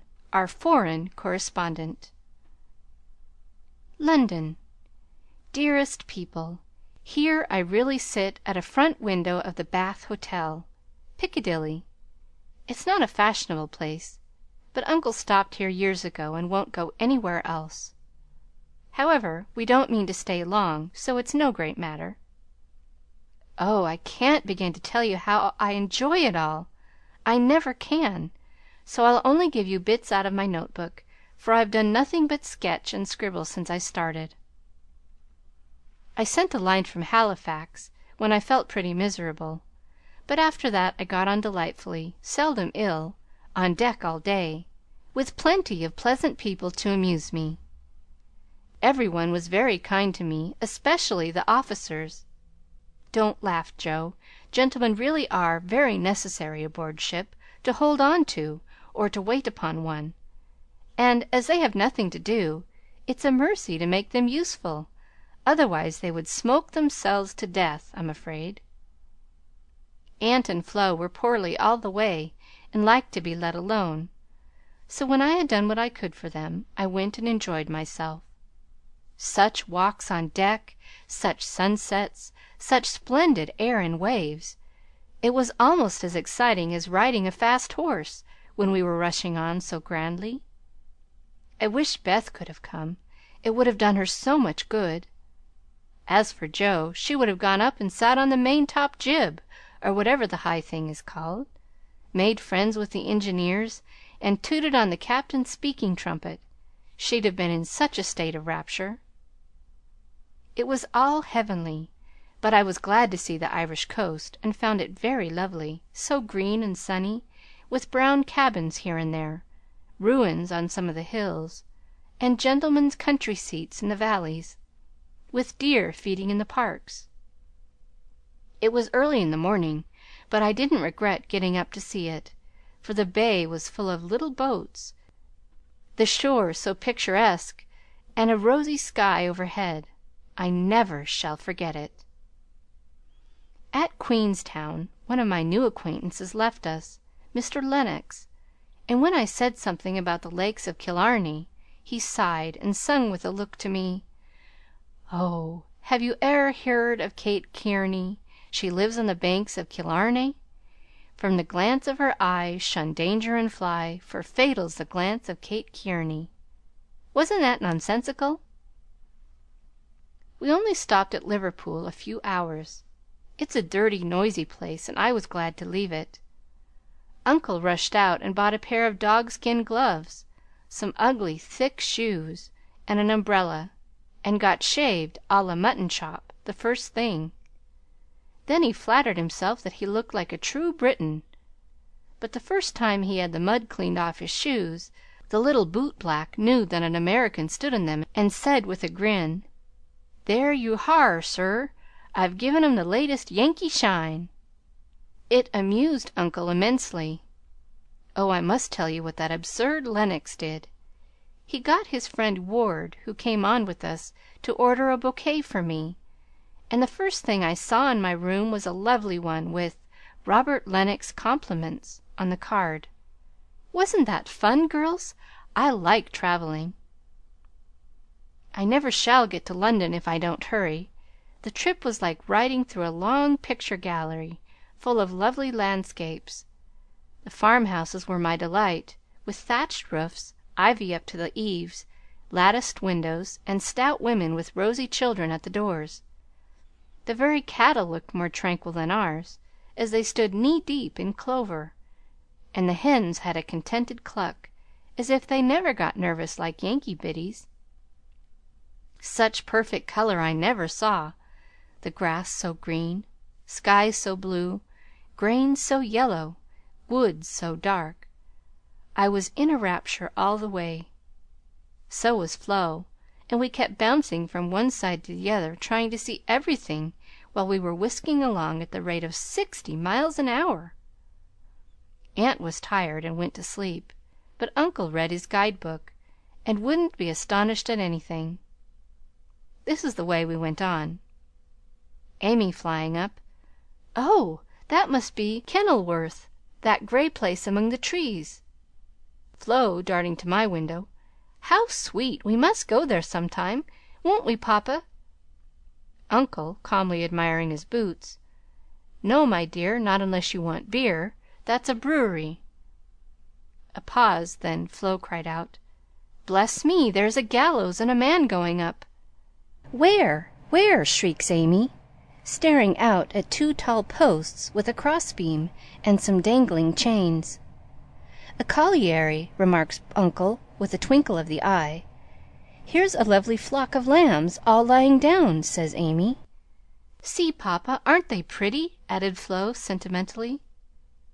"Geese, young lady," returns Uncle, in a tone that keeps us quiet till Flo settles down to enjoy the flirtations of Captain Cavendish, and I have the scenery all to myself. Of course it rained when we got to London, and there was nothing to be seen but fog and umbrellas. We rested, unpacked, and shopped a little between the showers. Aunt Mary got me some new things, for I came off in such a hurry I wasn't half ready. A white hat and blue feather, a muslin dress to match, and the loveliest mantle you ever saw. Shopping in Regent Street is perfectly splendid. Things seem so cheap. Nice ribbons only 6 pence a yard. I laid in a stock, but shall get my gloves in Paris. Doesn't that sound sort of elegant and rich? Flo and I, for the fun of it, ordered a hansom cab while Aunt and Uncle were out, and went for a drive, though we learned afterward that it wasn't the thing for young ladies to ride in them alone. It was so droll, for when we were shut in by the wooden apron, the man drove so fast that Flo was frightened and told me to stop him, but he was up outside behind somewhere, and I couldn't get at him. He didn't hear me call, nor see me flap my parasol in front, and there we were, quite helpless, rattling away and whirling around corners at a breakneck pace. At last, in my despair, I saw a little door in the roof, and in poking it open a red eye appeared, and a beery voice said, "Now then, mum?" I gave my order as soberly as I could, and slamming down the door with an "Aye, aye, mum," the man made his horse walk, as if going to a funeral.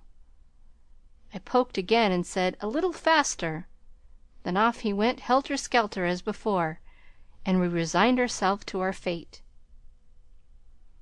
To-day was fair, and we went to Hyde Park, close by, for we are more aristocratic than we look.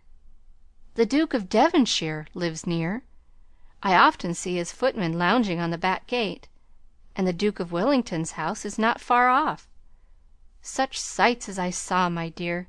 It was as good as punch, for there were fat dowagers rolling about in their red and yellow coaches, with gorgeous Jamesses in silk stockings and velvet coats up behind, and powdered coachmen in front, smart maids with the rosiest children I ever saw, handsome girls looking half asleep, dandies in queer English hats and lavender kids lounging about, and tall soldiers in short red jackets and muffin caps stuck on one side, looking so funny I longed to sketch them. Rotten Row means Route de Roy on the King's Way, but now it's more like a riding school than anything else.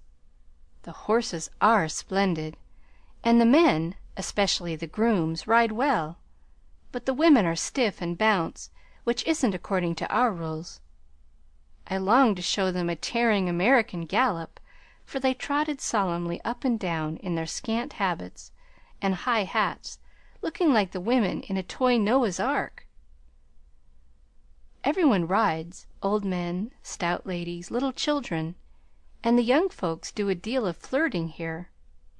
I saw a pair exchange rosebuds, for it's the thing to wear one in the buttonhole, and I thought it a rather nice little idea. In the P.M. to Westminster Abbey, but don't expect me to describe it, that's impossible, so I'll only say it was sublime. This evening we are going to Fetcher, which will be an appropriate end to the happiest day of my life. It's very late, but I can't let my letter go in the morning without telling you what happened last evening. Who do you think came in as we were at tea? Laurie's English friends, Fred and Frank Vaughan. I was so surprised, for I shouldn't have known them but for the cards. Both are tall fellows with whiskers, Fred handsome in the English style, and Frank much better, for he only limps slightly and uses no crutches. They had heard from Laurie where we were to be, and came to ask us to their house. But Uncle won't go, so we shall return the call and see them as we can. They went to the theatre with us, and we did have such a good time, for Frank devoted himself to Flo, and Fred and I talked over past, present, and future fun as if we had known each other all our days. Tell Beth Frank asked for her, and was sorry to hear of her ill health. Fred laughed when I spoke of Joe, and sent his respectful compliments to the big hat. Neither of them had forgotten Camp Lawrence, or the fun we had there. What ages ago it seems, doesn't it? Aunt is tapping on the wall for the third time, so I must stop. I really feel like a dissipated London fine lady riding here so late, with my room full of pretty things, and my head a jumble of parks, theatres, new gowns, and gallant creatures, who say "Ah!" and twirl their blonde moustaches with the true English lordliness. I long to see you all, and in spite of my nonsense, am as ever your loving Amy. Paris. Dear girls, in my last I told you about our London visit, how kind the Vaughans were, and what pleasant parties they made for us. I enjoyed the trips to Hampton Court and the Kensington Museum more than anything else, for at Hampton I saw Raphael's cartoons, and at the museum rooms full of pictures by Turner, Lawrence, Reynolds, Hogarth, and the other great creatures. The day in Richmond Park was charming, for we had a regular English picnic, and I had more splendid oaks and groups of deer than I could copy. Also heard a nightingale and saw larks go up. We did London to our heart's content, thanks to Fred and Frank, and we were sorry to go away, for though English people are slow to take you in, when once they make up their minds to do it, they cannot be outdone in hospitality, I think. The Vaughans hope to meet us in Rome next winter, and I shall be dreadfully disappointed if they don't, for Grace and I are great friends, and the boys very nice fellows, especially Fred. Well, we were hardly settled here when he turned up again, saying he had come for a holiday and was going to Switzerland. Aunt looked sober at first, but he was so cool about it she couldn't say a word.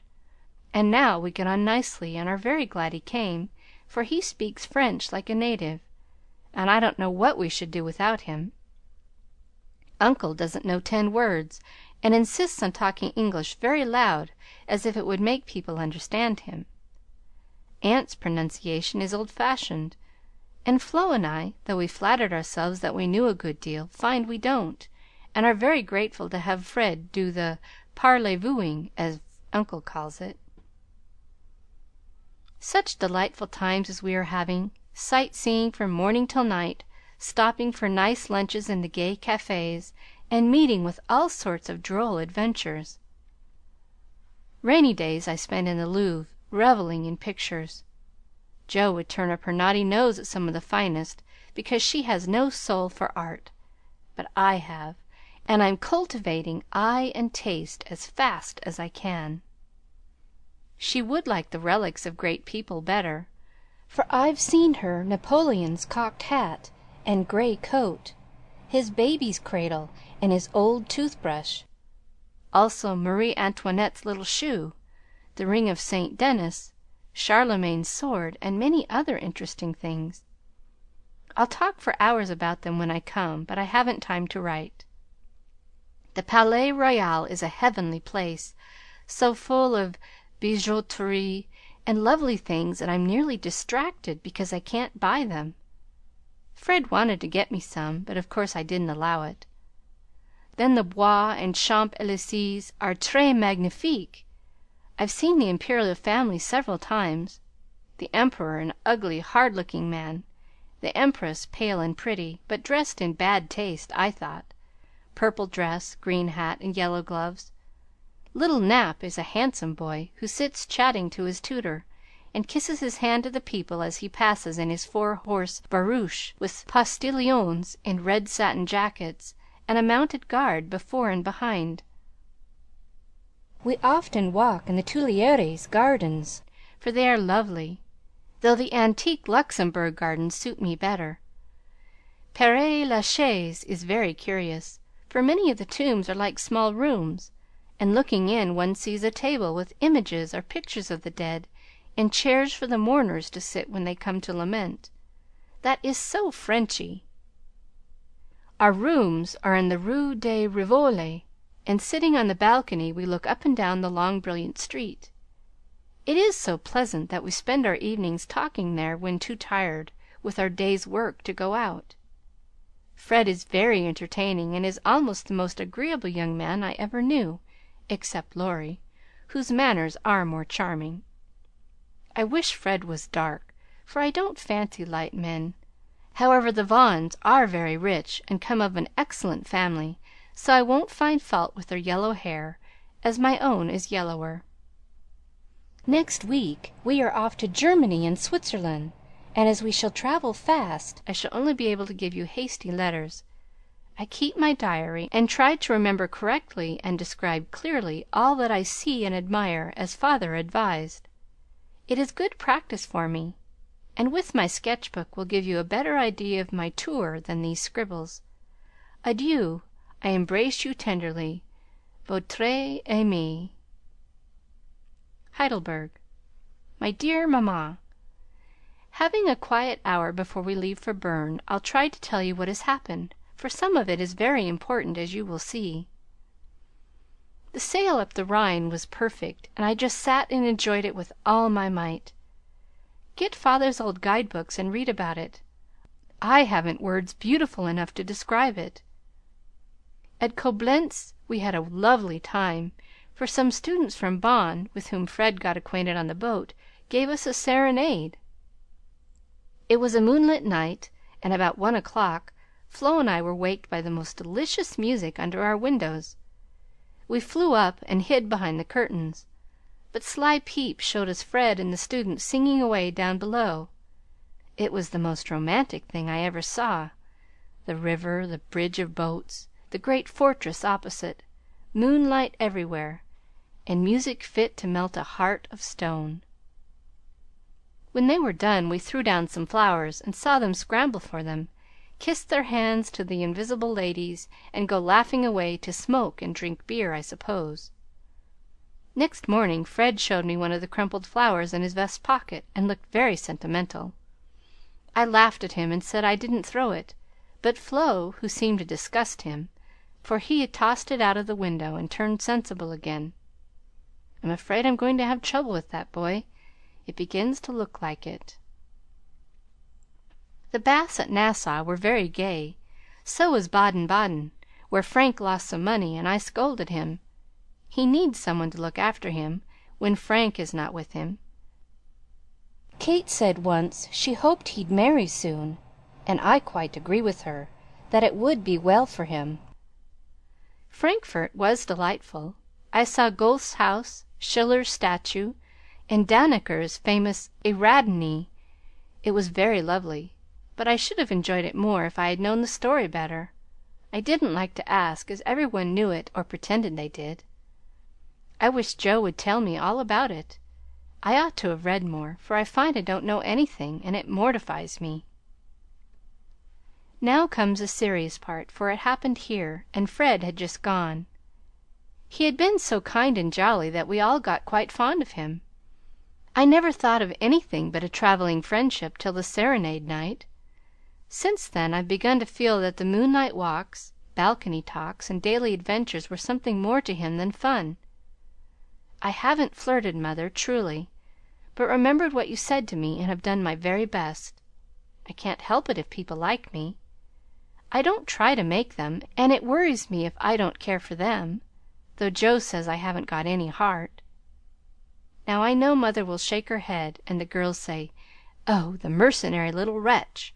But I've made up my mind, and if Fred asks me, I shall accept him, though I'm not madly in love. I like him, and we get on comfortably together. He is handsome, young, clever enough, and very rich, ever so much richer than the Lawrences. I don't think his family would object, and I should be very happy, for they are all kind, well-bred, generous people, and they like me. Fred, as the eldest twin, will have the estate, I suppose, and such a splendid one it is. A city house in a fashionable street, not so showy as our big houses, but twice as comfortable, and full of solid luxury such as English people believe in. I like it, for it's genuine. I've seen the plate, the family jewels, the old servants, and pictures of the country place, with its park, great house, lovely grounds, and fine horses. Oh, it would be all I should ask, and I'd rather have it than any title such as girls snap up so readily and find nothing behind. I may be mercenary, but I hate poverty, and I don't mean to bear it a minute longer than I can help. One of us must marry well. Meg didn't, Joe won't, Beth can't yet, so I shall, and make everything O.K. all round. I wouldn't marry a man I hated or despised, you may be sure of that. and though Fred is not my model hero, he does very well, and in time I should get fond enough of him if he was very fond of me, and let me do just as I liked. So I've been turning the matter over in my mind the last week, for it was impossible to help seeing that Fred liked me. He said nothing, but little things showed it. He never goes with Flo, always gets on my side of the carriage, table, or promenade, looks sentimental when we are alone, and frowns at anyone else who ventures to speak to me. Yesterday at dinner, when an Austrian officer stared at us and then said something to his friend, a rakish-looking baron, about ein wunderschönes Blondchen, Fred looked as fierce as a lion, and cut his meat so savagely it nearly flew off his plate. He isn't one of the cool, stiff Englishmen, but is rather peppery, for he has Scotch blood in him, as one might guess from his bonny blue eyes. Well, last evening we went up to the castle about sunset, at least all of us but Fred, who was to meet us there after going to the poste restante for letters. We had a charming time poking about the ruins, the vaults where the monster Thun is, and the beautiful gardens made by the Elector long ago for his English wife. I liked the great terrace best, for the view was divine. So while the rest went to see the rooms inside, I sat there trying to sketch the gray stone lion's head on the wall, with scarlet woodbine sprays hanging round it. I felt as if I'd got into a romance sitting there, watching the Neckar running through the valley, listening to the music of the Austrian band below, and waiting for my lover like a real storybook girl. I had a feeling that something was going to happen, and I was ready for it. I didn't feel blushy or quaky, but quite cool and only a little excited. By and by I heard Fred's voice, and then he came hurrying through the great arch to find me. He looked so troubled that I forgot all about myself and asked what the matter was. He said he'd just got a letter begging him to come home, for Frank was very ill, so he was going at once on the night train and only had time to say good-bye. I was very sorry for him and disappointed for myself, but only for a minute, because he said, as he shook hands, and said it in a way that I could not mistake, "I shall soon come back. You won't forget me, Amy?" I didn't promise, but I looked at him, and he seemed satisfied, and there was no time for anything but messages and good-byes, for he was off in an hour, and we all miss him very much. I know he wanted to speak, but I think, from something he once hinted, that he had promised his father not to do anything of the sort yet awhile, for he is a rash boy, and the old gentleman dreads a foreign daughter-in-law. We shall soon meet in Rome, and then, if I don't change my mind, I'll say yes, thank you, when he says, "Will you please?" Of course, this is all very private, but I wished you to know what was going on. Don't be anxious about me. Remember I am your prudent Amy, and be sure I will do nothing rashly.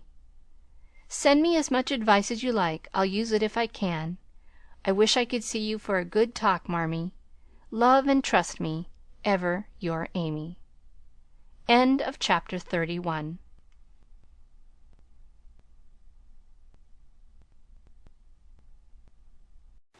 Little Women by Louisa May Alcott. Chapter 32. Tender Troubles. Joe, I'm anxious about Beth. Why, Mother, she has seemed unusually well since the babies came. It's not her health that troubles me now, it's her spirits. I'm sure there is something on her mind, and I want you to discover what it is. What makes you think so, Mother? She sits alone a good deal, and doesn't talk to her father as much as she used. I found her crying over the babies the other day. When she sings, the songs are always sad ones, and now and then I see a look in her face that I don't understand. This isn't like Beth, and it worries me. Have you asked her about it? I have tried once or twice, but she either evaded my questions or looked so distressed that I stopped. I never force my children's confidence, and I seldom have to wait for long. Mrs. March glanced at Joe as she spoke, but the face opposite seemed quite unconscious of any secret disquietude but Beth's, and after sewing thoughtfully for a minute, Joe said, "I think she is growing up. and so begins to dream dreams and have hopes and fears and fidgets, without knowing why or being able to explain them. Why, Mother, Beth's 18, but we don't realize it, and treat her like a child, forgetting she's a woman." "So she is. Dear heart, how fast you do grow up," returned her mother with a sigh and a smile. "Can't be helped, Marmee, so you must resign yourself to all sorts of worries and let your birds hop out of the nest one by one. I promise never to hop very far, if that is any comfort to you." "It's a great comfort, Joe. I always feel strong when you are at home, now Meg is gone. Beth is too feeble and Amy too young to depend upon, but when the tug comes, you are always ready." "Why, you know I don't mind hard jobs much, and there must always be one scrub in a family. Amy is splendid in fine works, and I'm not, but I feel in my element when all the carpets are to be taken up, or half the family fall sick at once. Amy is distinguishing herself abroad, but if anything is amiss at home, I'm your man." "I leave Beth to your hands, then, for she will open her tender little heart to her Joe sooner than to anyone else. Be very kind, and don't let her think that anyone watches or talks about her. If she would only get quite strong and cheerful again, I shouldn't have a wish in the world." "Happy woman, I've got heaps." "My dear, what are they?" "I'll settle Bethy's troubles, and then I'll tell you mine. They are not very wearing, so they'll keep." And Joe stitched away with a wise nod which set her mother's heart at rest about her, for the present at least. While apparently absorbed in her own affairs, Joe watched Beth, and after many conflicting conjectures finally settled upon one which seemed to explain the change in her. A slight incident gave Joe the clue to the mystery, she thought, and lively fancy-loving heart did the rest. She was affecting to write busily one Saturday afternoon, when she and Beth were alone together, yet as she scribbled she kept her eye on her sister, who seemed unusually quiet. Sitting at the window, Beth's work often dropped into her lap, and she leaned her head upon her hand in a dejected attitude, while her eyes rested on the dull autumnal landscape. Suddenly someone passed below, whistling like an operatic blackbird, and a voice called out, "All serene? Coming in tonight." Beth started, leaned forward, smiled and nodded, watched the passer-by till his quick tramp died away, then said softly, as if to herself, "How strong and well and happy that dear boy looks." "Hum," said Joe, still intent upon her sister's face, for the bright colour faded as quickly as it came. The smile vanished, and presently a tear lay shining on the window-ledge. Beth whisked it off, and in her half-averted face read a tender sorrow that made her own eyes fill. Fearing to betray herself, she slipped away, murmuring something about needing more paper. "Mercy on me, Beth loves Laurie," she said, sitting down in her own room, pale with the shock of the discovery which she believed she had just made. "I never dreamed of such a thing. What will Mother say? I wonder if her—" There Joe stopped and turned scarlet with a sudden thought. "If he shouldn't love back again, how dreadful it would be! He must! I'll make him!" And she shook her head threateningly at the picture of the mischievous-looking boy laughing at her from the wall. "Oh dear, we are growing up with a vengeance. Here's Meg married and a mamma, Amy flourishing away at Paris, and Beth in love. I'm the only one that has sense enough to keep out of mischief." Joe thought intently for a minute with her eyes fixed on the picture. Then she smoothed out her wrinkled forehead and said, with a decided nod at the face opposite, "No, thank you, sir. You're very charming, but you've no more stability than a weathercock. So you needn't write touching notes and smile in that insinuating way, for it won't do a bit of good, and I won't have it." Then she sighed, and fell into a reverie from which she did not wake till the early twilight sent her down to take new observations, which only confirmed her suspicion. Though Laurie flirted with Amy and joked with Joe, his manner to Beth had always been peculiarly kind and gentle, but so was everybody's. Therefore no one thought of imagining that he cared more for her than for the others. Indeed, a general impression had prevailed in the family of late that "our boy" was getting fonder than ever of Joe, who, however, wouldn't hear a word upon the subject, and scolded violently if anyone dared to suggest it.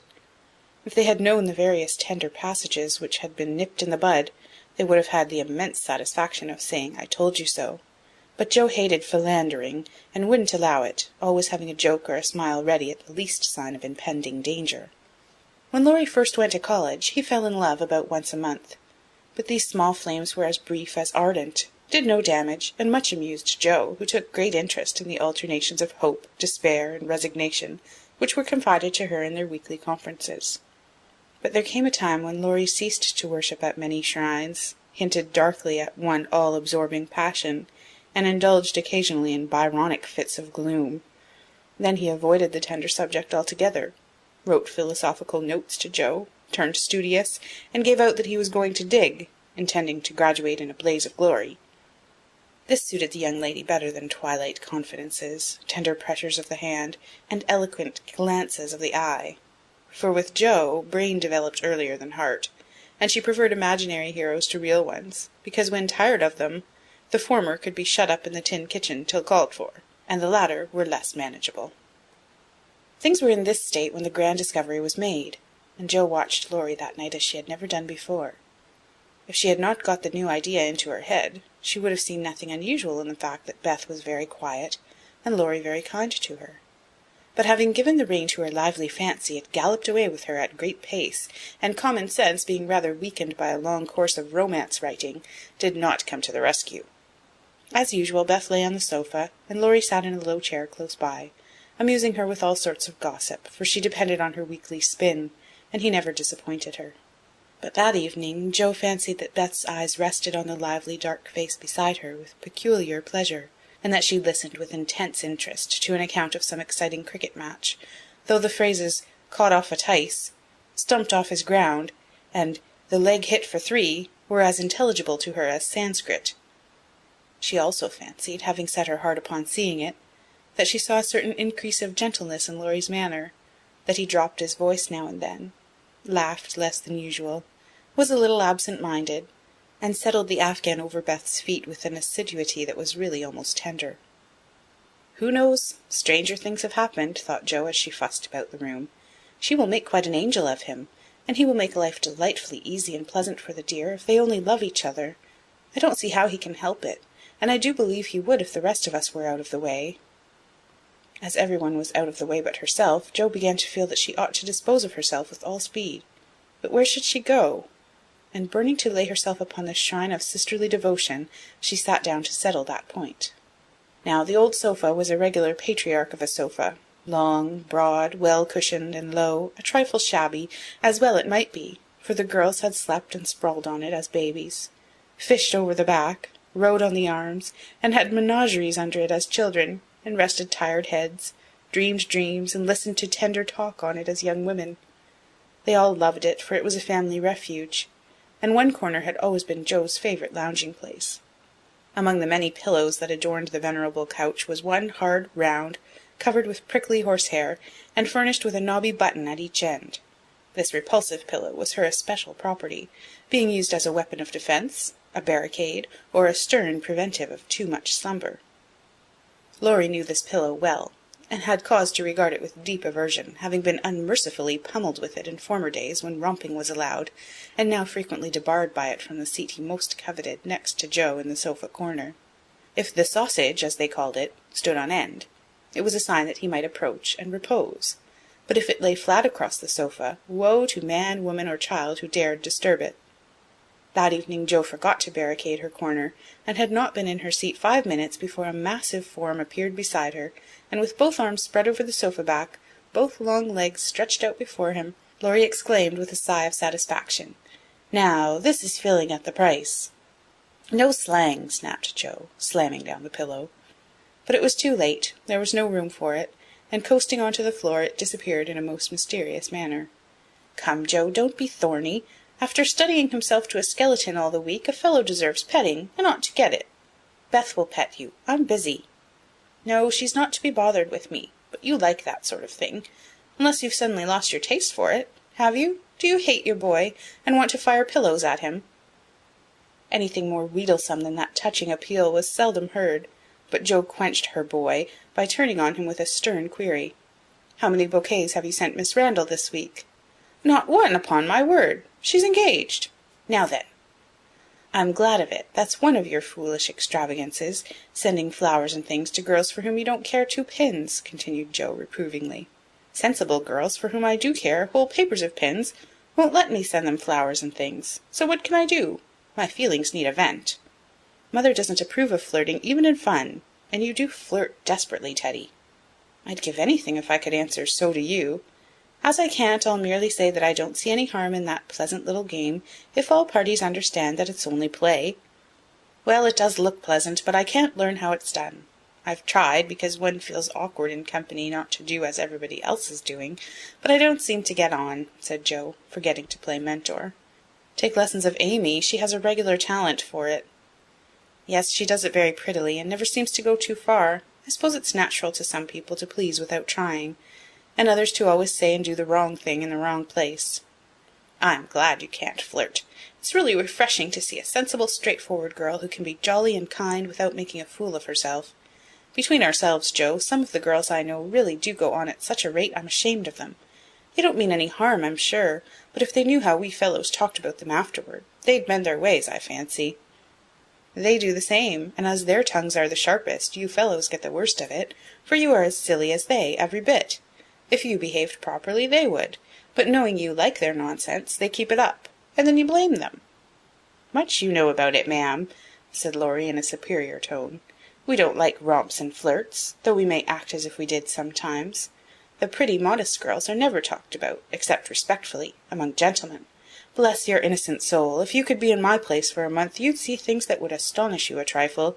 Upon my word, when I see one of those harum-scarum girls, I always want to say with our friend Cock Robin, 'Out upon you! Fie upon you, bold-faced jig!'" It was impossible to help laughing at the funny conflict between Laurie's chivalrous reluctance to speak ill of womankind and his very natural dislike of the unfeminine folly, of which fashionable society showed him many samples. Joe knew that young Lawrence was regarded as a most eligible party by worldly mammas, and was much smiled upon by their daughters, and flattered enough by ladies of all ages to make a coxcomb of him, so she watched him rather jealously, fearing that he would be spoiled, and rejoiced more than she confessed to find that he still believed in modest girls. Returning suddenly to her admonitory tone, she said, dropping her voice, "If you must have a vent, Teddy, go and devote yourself to one of the pretty, modest girls whom you do respect, and not waste your time with the silly ones." "You really advise it?"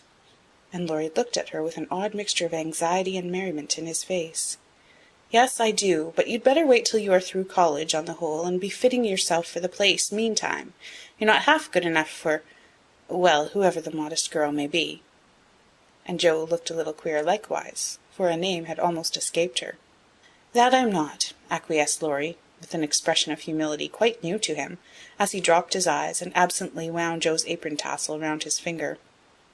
"Mercy on us, this will never do," thought Joe, adding aloud, "Go and sing to me. I'm dying for some music, and always like yours." "I'd rather stay here, thank you." "Well, you can't. There isn't room. Go and make yourself useful, since you are too big to be ornamental." "I thought you hated to be tied to a woman's apron string," retorted Joe, quoting certain rebellious words of his own. "Ah, that depends on who wears the apron." And Laurie gave an audacious tweak at the tassel. "Are you going?" demanded Joe, diving for the pillow. He fled at once, and the minute it was well, "Up with the bonnets of Bonnie Dundee," she slipped away to return no more till the young gentleman departed in high dudgeon. Joe lay long awake that night, and was just dropping off when the sound of a stifled sob made her fly to Beth's bedside with the anxious inquiry, "What is it, dear?" "I thought you were asleep," sobbed Beth. "Is it the old pain, my precious?" "No, it's a new one, but I can bear it," and Beth tried to check her tears. "Tell me all about it, and let me cure it as I often did the other." "You can't. There is no cure." There Beth's voice gave way, and clinging to her sister she cried so despairingly that Joe was frightened. "Where is it? Shall I call Mother?" "No, no, don't call her, don't tell her. I shall be better soon. Lie down here and pour my head. I'll be quiet and go to sleep, indeed I will." Joe obeyed, but as her hand went softly to and fro across Beth's hot forehead and wet eyelids, her heart was very full, and she longed to speak. But young as she was, Joe had learned that hearts, like flowers, cannot be rudely handled, but must open naturally. So though she believed she knew the cause of Beth's new pain, she only said in her tenderest tone, "Does anything trouble you, dearie?" "Yes, Joe," after a long pause. "Wouldn't it comfort you to tell me what it was?" "Not now, not yet." "Then I won't ask, but remember, Bethy, that Mother and Joe are always glad to hear and help you if they can." "I know it. I'll tell you by and by." "Is the pain better now?" "Oh, yes, much better. You are so comfortable, Joe." "Go to sleep, dear. I'll stay with you."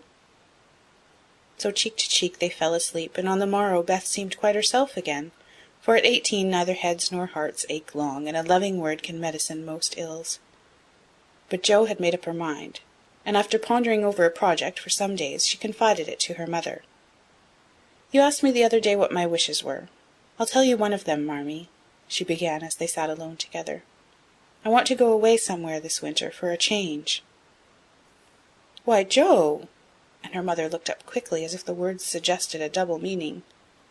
With her eyes on her work, Jo answered soberly, "I want something new. I feel restless and anxious to be seeing, doing, and learning more than I am.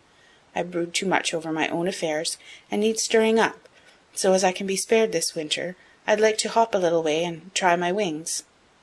"Where will you hop?" "To New York. I had a bright idea yesterday, and this is it.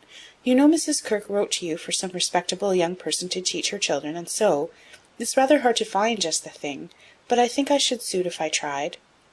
"My dear, go out to service in that great boarding-house?" And Mrs. March looked surprised, but not displeased. "It's not exactly going out to service, for Mrs. Kirk is your friend, the kindest soul that ever lived, and would make things pleasant for me, I know. Her family is separate from the rest, and no one knows me there. Don't care if they do. It's honest work, and I'm not ashamed of it." "Nor I. But your writing?" "All the better for the change. I shall see and hear new things, get new ideas, and even if I haven't much time there, I shall bring home quantities of material for my rubbish." "I have no doubt of it. But are these your only reasons for this sudden fancy?" "No, Mother." "May I know the others?" Jo looked up, and Jo looked down, and then said slowly, with sudden colour in her cheeks, "It may be vain and wrong to say it, but I'm afraid Laurie is getting too fond of me." "Then you don't care for him in the way it is evident he begins to care for you?" And Mrs. March looked anxious as she put the question. "Mercy, no. I love the dear boy, as I always have, and am immensely proud of him. But as for anything more, it's out of the question." "I'm glad of that, Jo." "Why, please?" "Because, dear, I don't think you are suited to one another. As friends you are very happy, and your frequent quarrels soon blow over, but I fear you would both rebel if you were mated for life. You are too much alike and too fond of freedom, not to mention hot tempers and strong wills, to get on happily together in a relation which needs infinite patience and forbearance, as well as love. That's just the feeling I had, though I couldn't express it.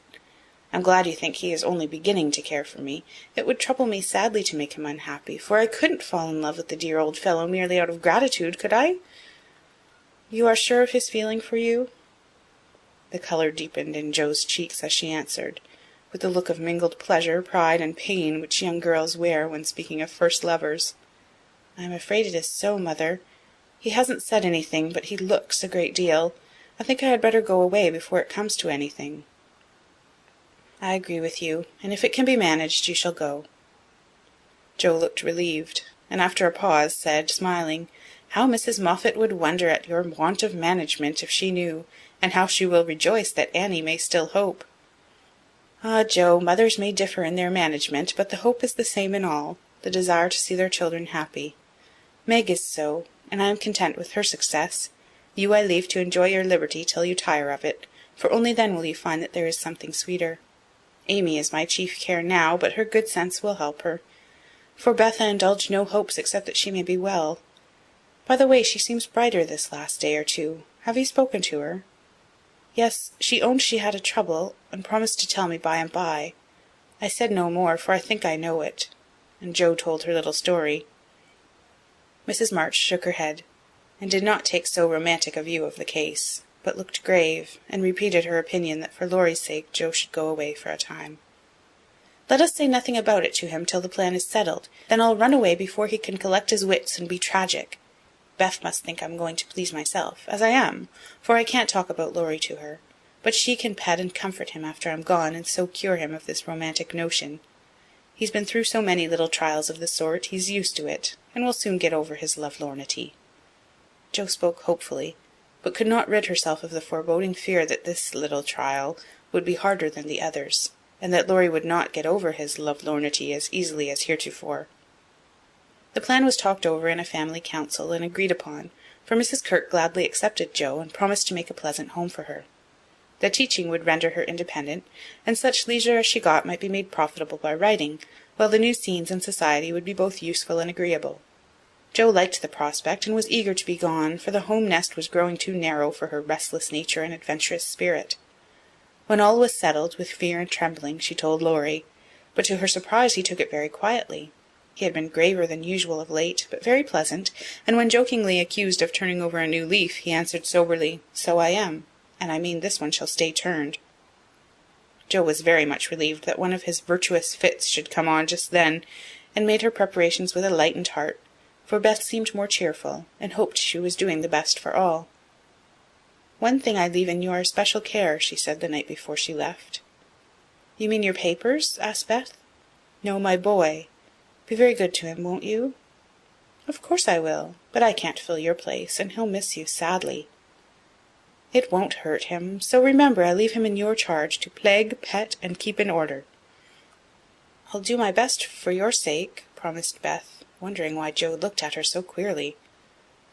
When Laurie said good-bye, he whispered significantly, "It won't do a bit of good, Jo. My eye is on you. So mind what you do, or I'll come and bring you home." End of chapter 32.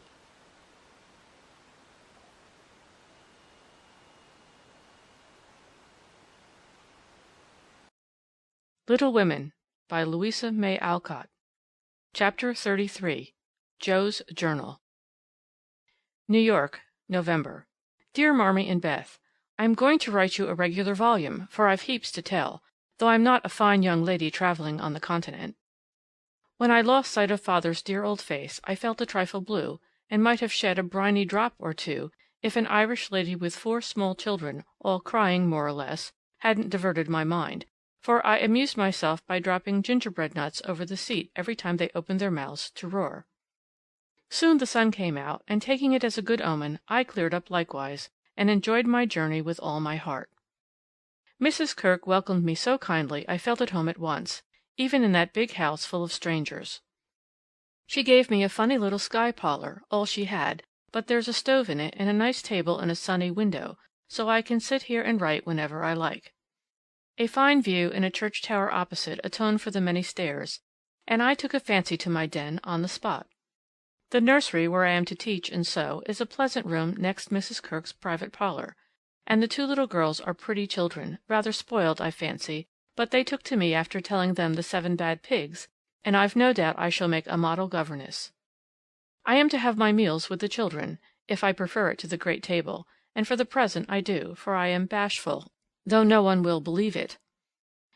"Now, my dear, make yourself at home," said Mrs. K. in her motherly way. "I'm on the drive from morning to night, as you may suppose with such a family, but a great anxiety will be off my mind if I know the children are safe with you. My rooms are always open to you, and your own shall be as comfortable as I can make it.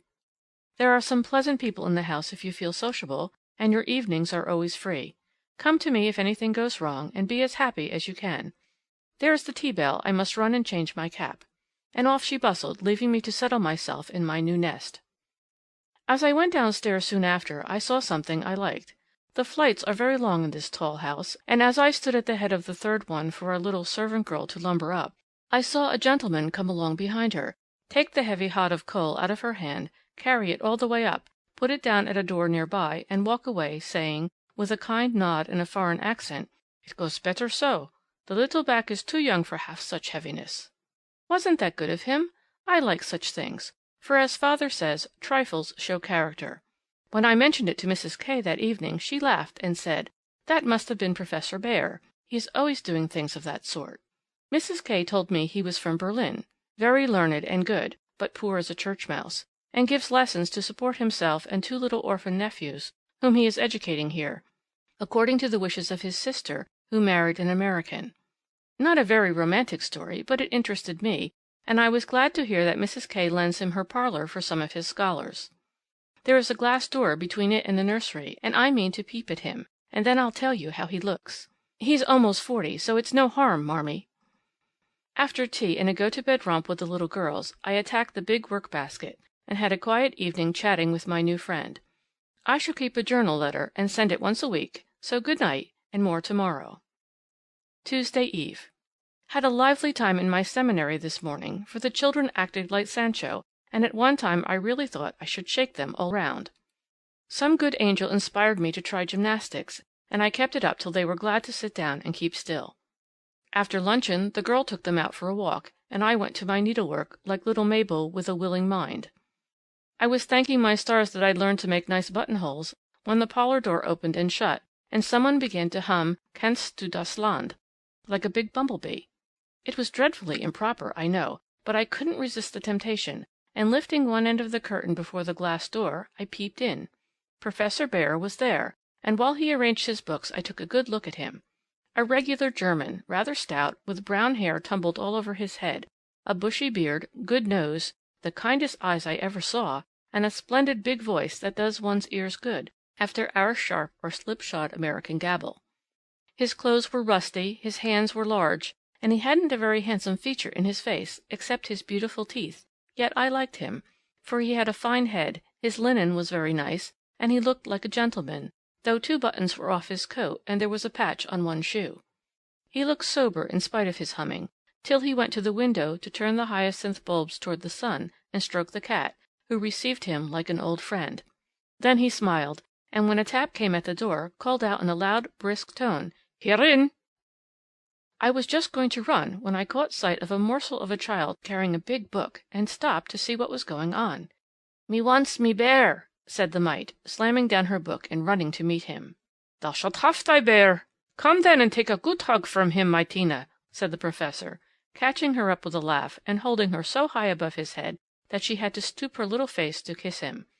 "Now me must study my lesson," went on the funny little thing. So he put her up at the table, opened the great dictionary she had brought, and gave her a paper and pencil, and she scribbled away, turning a leaf now and then, and passing her little fat finger down the page as if finding a word, so soberly that I nearly betrayed myself by a laugh, while Mr. Bär stood stroking her pretty hair with a fatherly look that made me think she must be his own, although she looked more French than German. Another knock, and the appearance of 2 young ladies, sent me back to my work, and there I virtuously remained through all the noise and gabbling that went on next door. One of the girls kept laughing affectedly and saying, "Now, Professor," in a coquettish tone, and the other pronounced her German with an accent that must have made it hard for him to keep sober. Both seemed to try his patience sorely, for more than once I heard him say emphatically, "No, no, it is not so. You have not attend to what I say." And once there was a loud rap, as if he struck the table with his book, followed by the despairing exclamation, "Prut! It all goes bad this day." Poor man, I pitied him, and when the girls were gone, took just one more peep to see if he survived it. He seemed to have thrown himself back in his chair, tired out, and sat there with his eyes shut till the clock struck 2, when he jumped up, put his books in his pocket as if ready for another lesson, and taking little Tina, who had fallen asleep on the sofa, in his arms, he carried her quietly away. I fancy he has a hard life of it. Mrs. Kirk asked me if I wouldn't go down to the 5 o'clock dinner, and feeling a little bit homesick, I thought I would, just to see what sort of people are under the same roof with me. So I made myself respectable and tried to slip in behind Mrs. Kirk, but as she is short and I'm tall, my efforts at concealment were rather a failure. She gave me a seat by her, and after my face cooled off, I plucked up courage and looked about me. The long table was full, and everyone intent on getting their dinner, the gentlemen especially, who seemed to be eating on time, for they bolted in every sense of the word, vanishing as soon as they were done. There was the usual assortment of young men absorbed in themselves, young couples absorbed in each other, married ladies in their babies, and old gentlemen in politics. I don't think I shall care to have much to do with any of them, except one sweet-faced maiden lady who looks as if she had something in her. Cast away at the very bottom of the table was the professor, shouting answers to the questions of a very inquisitive deaf old gentleman on one side, and talking philosophy with a Frenchman on the other. If Amy had been here, she'd have turned her back on him forever, because, sad to relate, he had a great appetite, and shovelled in his dinner in a manner which would have horrified her ladyship. I didn't mind, for I like to see folks eat with a relish, as Hannah says, and the poor man must have needed a deal of food after teaching idiots all day. As I went upstairs after dinner, 2 of the young men were settling their hats before the hall mirror, and I heard one say, low, to the other, "Who's the new party?" "Governess or something of that sort." "What the deuce is she at our table for?" "Friend of the old lady's." Handsome head, but no style. Not a bit of it. Give us a light and come on. I felt angry at first, and then I didn't care, for a governess is as good as a clerk, and I've got sense if I haven't style, which is more than some people have, judging from the remarks of the elegant beings who clattered away, smoking like bad chimneys. I hate ordinary people. Thursday. Yesterday was a quiet day spent in teaching, sewing, and writing in my little room, which is very cozy, with a light and fire. I picked up a few bits of news and was introduced to the professor. It seems that Tina is the child of the Frenchwoman who does the fine ironing in the laundry here. The little thing has lost her heart to Mr. Bear, and follows him about the house like a dog whenever he is at home, which delights him, as he is very fond of children, though a bachelador. Kitty and Minnie Kirk likewise regard him with affection, and tell all sorts of stories about the plays he invents, the presents he brings, and the splendid tales he tells. The younger men quiz him, it seems, call him Old Fritz, Lager Beer, Ursa Major, and make all manner of jokes on his name. But he enjoys it like a boy, Mrs. Kirk says, and takes it so good-naturedly that they all like him in spite of his foreign ways. The maiden lady is a Miss Norton, rich, cultivated, and kind. She spoke to me at dinner to-day, for I went to table again. It's such fun to watch people, and asking me to come and see her at her room. She has fine books and pictures, knows interesting persons, and seems friendly, so I shall make myself agreeable, for I do want to get into good society, only it isn't the same sort that Amy likes. I was in our parlour last evening, when Mr. Bear came in with some newspapers for Mrs. Kirk. She wasn't there, but Minnie, who was a little old woman, introduced me very prettily. This is Mamma's friend, Miss March. Yes, and she's jolly, and we like her lots, added Kitty, who is an enfant terrible. We both bowed, and then we laughed, for the prim introduction and the blunt addition were rather a comical contrast. Ah, yes, I hear these naughty ones go to vex you, Miss March. If so again, call out to me and I come, he said, with a threatening frown that delighted the little wretches. I promised I would, and he departed, but it seems as if I was doomed to see a good deal of him, for to-day as I passed his door on my way out, by accident I knocked against it with my umbrella. It flew open, and there he stood in his dressing-gown, with a big blue sock on one hand and a darning-needle in the other. He didn't seem at all ashamed of it, for when I explained and hurried on, he waved his hand, sock and all, saying in his loud, cheerful way, "You have a fine day to make your walk. Bon voyage, mademoiselle." I laughed all the way downstairs, but it was a little pathetic, also, to think of the poor man having to mend his own clothes. The German gentlemen embroider, I know, but darning hose is another thing, and not so pretty. Saturday. Nothing has happened to write about except a call on Miss Norton, who has a room full of pretty things, and who was very charming, for she showed me all her treasures, and asked me if I would sometimes go with her to lectures and concerts as her escort, if I enjoyed them. She put it as a favour, but I'm sure Mrs. Kirk has told her about us, and she does it out of kindness to me. I'm as proud as Lucifer, but such favours from such people don't burden me, and I accepted gratefully. When I got back to the nursery there was such an uproar in the parlour that I looked in, and there was Mr. Bear down on his hands and knees, with Tina on his back, Kitty leading him with a jump rope, and Minnie feeding 2 small boys with seed cakes, as they roared and ramped in cages built of chairs. "We are playing Nagerie," explained Kitty. "This is mine elephant," added Tina, holding on by the professor's hair. "Mamma always allows us to do what we like on Saturday afternoon, when Franz and Emil come, doesn't she, Mr. Bear?" said Minnie. The effluent sat up, looking as much in earnest as any of them, and said soberly to me, "I give you my word it is so. If we make too large a noise, you shall say 'hush' to us, and we go more softly." I promised to do so, but left the door open and enjoyed the fun as much as they did, for a more glorious frolic I never witnessed. They played tag and soldiers, danced and sang, and when it began to grow dark they all piled onto the sofa about the professor, while he told charming fairy stories of the storks on the chimney-tops, and the little kobolds who ride the snowflakes as they fall. I wish Americans were as simple and natural as Germans, don't you? I'm so fond of writing, I should go spinning on forever if motives of economy didn't stop me, for though I've used thin paper and written fine, I tremble to think of the stamps this long letter will need. Pray forward Amy's as soon as you can spare them. My small news will sound very flat after her splendours, but you will like them, I know. Is Teddy studying so hard that he can't find time to write to his friends? Take good care of him for me, Beth, and tell me all about the babies, and give heaps of love to everyone. From your faithful Joe. P.S. On reading over my letter it strikes me as rather beary, but I am always interested in odd people, and I really had nothing else to write about. Bless you. December.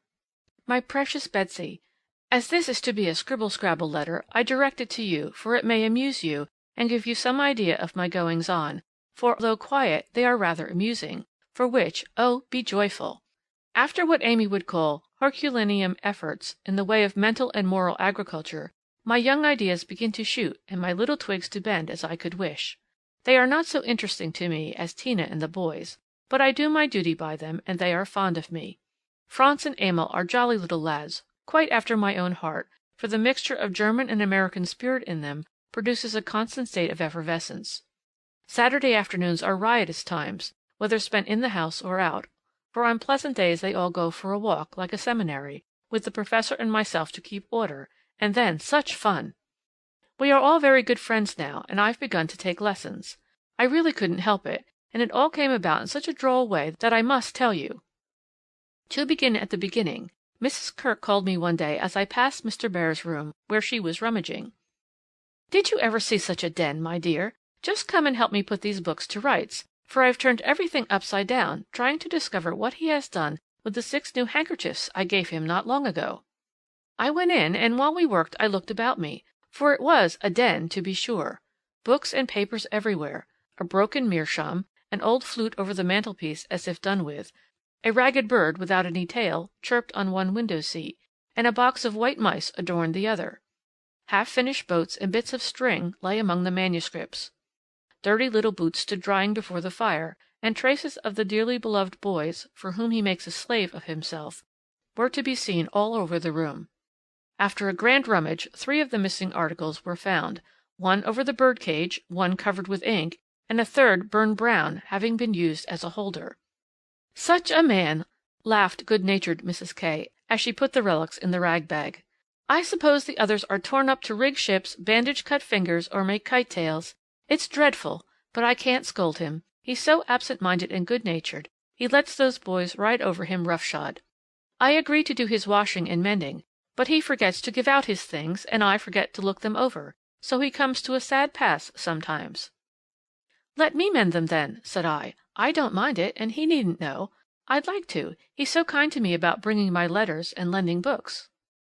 So I have got his things in order, and knit heels into 2 pairs of the socks, for they were boggled out of shape with his queer darns. Nothing was said, and I hoped he wouldn't find it out, but one day last week he caught me at it. Hearing the lessons he gives to others has interested and amused me so much that I took a fancy to learn, for Tina runs in and out, leaving the door open, and I can hear. I had been sitting near this door, finishing off the last sock, and trying to understand what he said to a new scholar, who is as stupid as I am. The girl had gone, and I thought he had also, it was so still, and I was busily gabbling over a verb, and rocking to and fro in a most absurd manner, when a little crow made me look up, and there was Mr. Bear, looking and laughing quietly, while he made signs to Tina not to betray him. "So," he said, as I stopped and stared like a goose, "you peep at me, I peep at you, and this is not bad. But see, I am not pleasanting when I say, 'Have you a wish for German?'" "Yes, but you are too busy. I am too stupid to learn," I blundered out, as red as a peony. "Prut! We will make the time, and we fail not to find the sense. At evening I shall give a little lesson with much gladness, for look you, Miss March, I have this debt to pay," and he pointed to my work. "Yes, they say to one another, 'These so kind ladies, he is a stupid old fellow, he will not see what we do. He will not observe that his sock heels go not in holes any more. He will think his buttons grow out new when they fall, and believe that strings make themselves.' Ah, but I have an eye, and I see much. I have a heart, and I feel thanks for this. Come, a little lesson then and now, or no more good fairy works for me and mine." Of course I could say nothing after that, and it is really a splendid opportunity. I made the bargain, and we began. I took 4 lessons, and then I stuck fast in a grammatical bog. The professor was very patient with me, but it must have been torment to him, and now and then he'd look at me with such an expression of mild despair that it was a toss-up with me whether to laugh or cry. I tried both ways, and when it came to a sniff or utter mortification and woe, he just threw the grammar on the floor and marched out of the room. I felt myself disgraced and deserted for ever, but didn't blame him a particle, and was scrambling my papers together, meaning to rush upstairs and shake myself hard, when in he came, as brisk and beaming as if I'd covered myself in glory. "Now we shall try a new way. You and I will read these pleasant little Marchen together, and dig no more into that dry book that goes in the corner for making us trouble." He spoke so kindly, and opened Hans Andersen's fairy tales so invitingly before me, that I was more ashamed than ever, and went at my lesson in a neck-or-nothing style that seemed to amuse him immensely. I forgot my bashfulness, and pegged away, no other word will express it, with all my might, tumbling over long words, pronouncing according to inspiration of the minute, and doing my very best. When I finished reading my first page and stopped for breath, he clapped his hands and cried out in his hearty way, "Das ist gut! Now we go well! My turn! I do him in German, give me your ear!" And away he went, rumbling out the words with his strong voice, and a relish which was good to see as well as hear. Fortunately the story was The Constant Tin Soldier, which is droll, you know, so I could laugh, and I did, though I didn't understand half he read, for I couldn't help it, he was so earnest, I so excited, and the whole thing so comical. After that we got on better, and now I read my lessons pretty well, for this way of studying suits me, and I can see that the grammar gets tucked into the tales and poetry as one gives pills in jelly. I like it very much, and he doesn't seem to tire of it yet, which is very good of him, isn't it? I mean to give him something on Christmas, for I dare not offer money. Tell me something nice, Marmee. I'm glad Laurie seems so happy and busy, that he has given up smoking and lets his hair grow. You see Beth manages him better than I did. I'm not jealous, dear. Do your best. Only don't make a saint of him. I'm afraid I couldn't like him without a spice of human naughtiness. Read him bits of my letters. I haven't time to write much, and that will do just as well. Thank heaven, Beth continues so comfortable. January. A Happy New Year to you all, my dearest family, which of course includes Mr. L. and a young man by the name of Teddy. I can't tell you how much I enjoyed your Christmas bundle, for I didn't get it till night, and had given up hoping. Your letter came in the morning, but you said nothing about a parcel, meaning it for a surprise, so I was disappointed, for I'd had a kind of feeling that you wouldn't forget me. I felt a little low in my mind as I sat up in my room after tea, and when the big, muddy, battered-looking bundle was brought to me, I just hugged it and pranced. It was so homey and refreshing that I sat down on the floor and read and looked and ate and laughed and cried in my usual absurd way. The things were just what I wanted, and all the better for being made instead of bought. Beth's new ink bib was capital, and Hannah's box of hard gingerbread will be a treasure. I'll be sure and wear the nice flannels you sent, Marmee, and read carefully the books Father has marked. Thank you all, heaps and heaps. Speaking of the books reminds me that I am getting rich in that line, for on New Year's Day Mr. Bear gave me a fine Shakespeare. It is one he values much, and I've often admired it, set up in the place of honor with his German Bible, Plato, Homer, and Milton, so you may imagine how I felt when he brought it down without its cover, and showed me my own name in it, from my friend Friedrich Bear. You say often you wish a library. Here I give you one, for between these lids, he meant covers, is many books in one. Read him well, and he will help you much, for the study of character in this book will help you to read it in the world, and paint it with your pen. I thanked him as well as I could, and talked now about my library as if I had 100 books. I never knew how much there was in Shakespeare before, but then I never had a bear to explain it to me. Now don't laugh at his horrid name. It isn't pronounced either bear or beer, as people will say it, but something between the two, as only Germans can give it. I'm glad you both like what I tell you about him, and hope you will know him some day. Mother would admire his warm heart, Father his wise head. I admire both, and feel rich in my new friend Friedrich Bear. Not having much money or knowing what he'd like, I got several little things, and put them about the room where he would find them unexpectedly. They were useful, pretty, or funny. A new standish on his table, a little vase for his flower, he always has one, or a bit of green in a glass to keep him fresh, he says, and a holder for his blower, so that he needn't burn up what Amy calls mouchoirs. I made it like those Beth invented, a big butterfly with a fat body and black and yellow wings, worsted feelers, and bead eyes.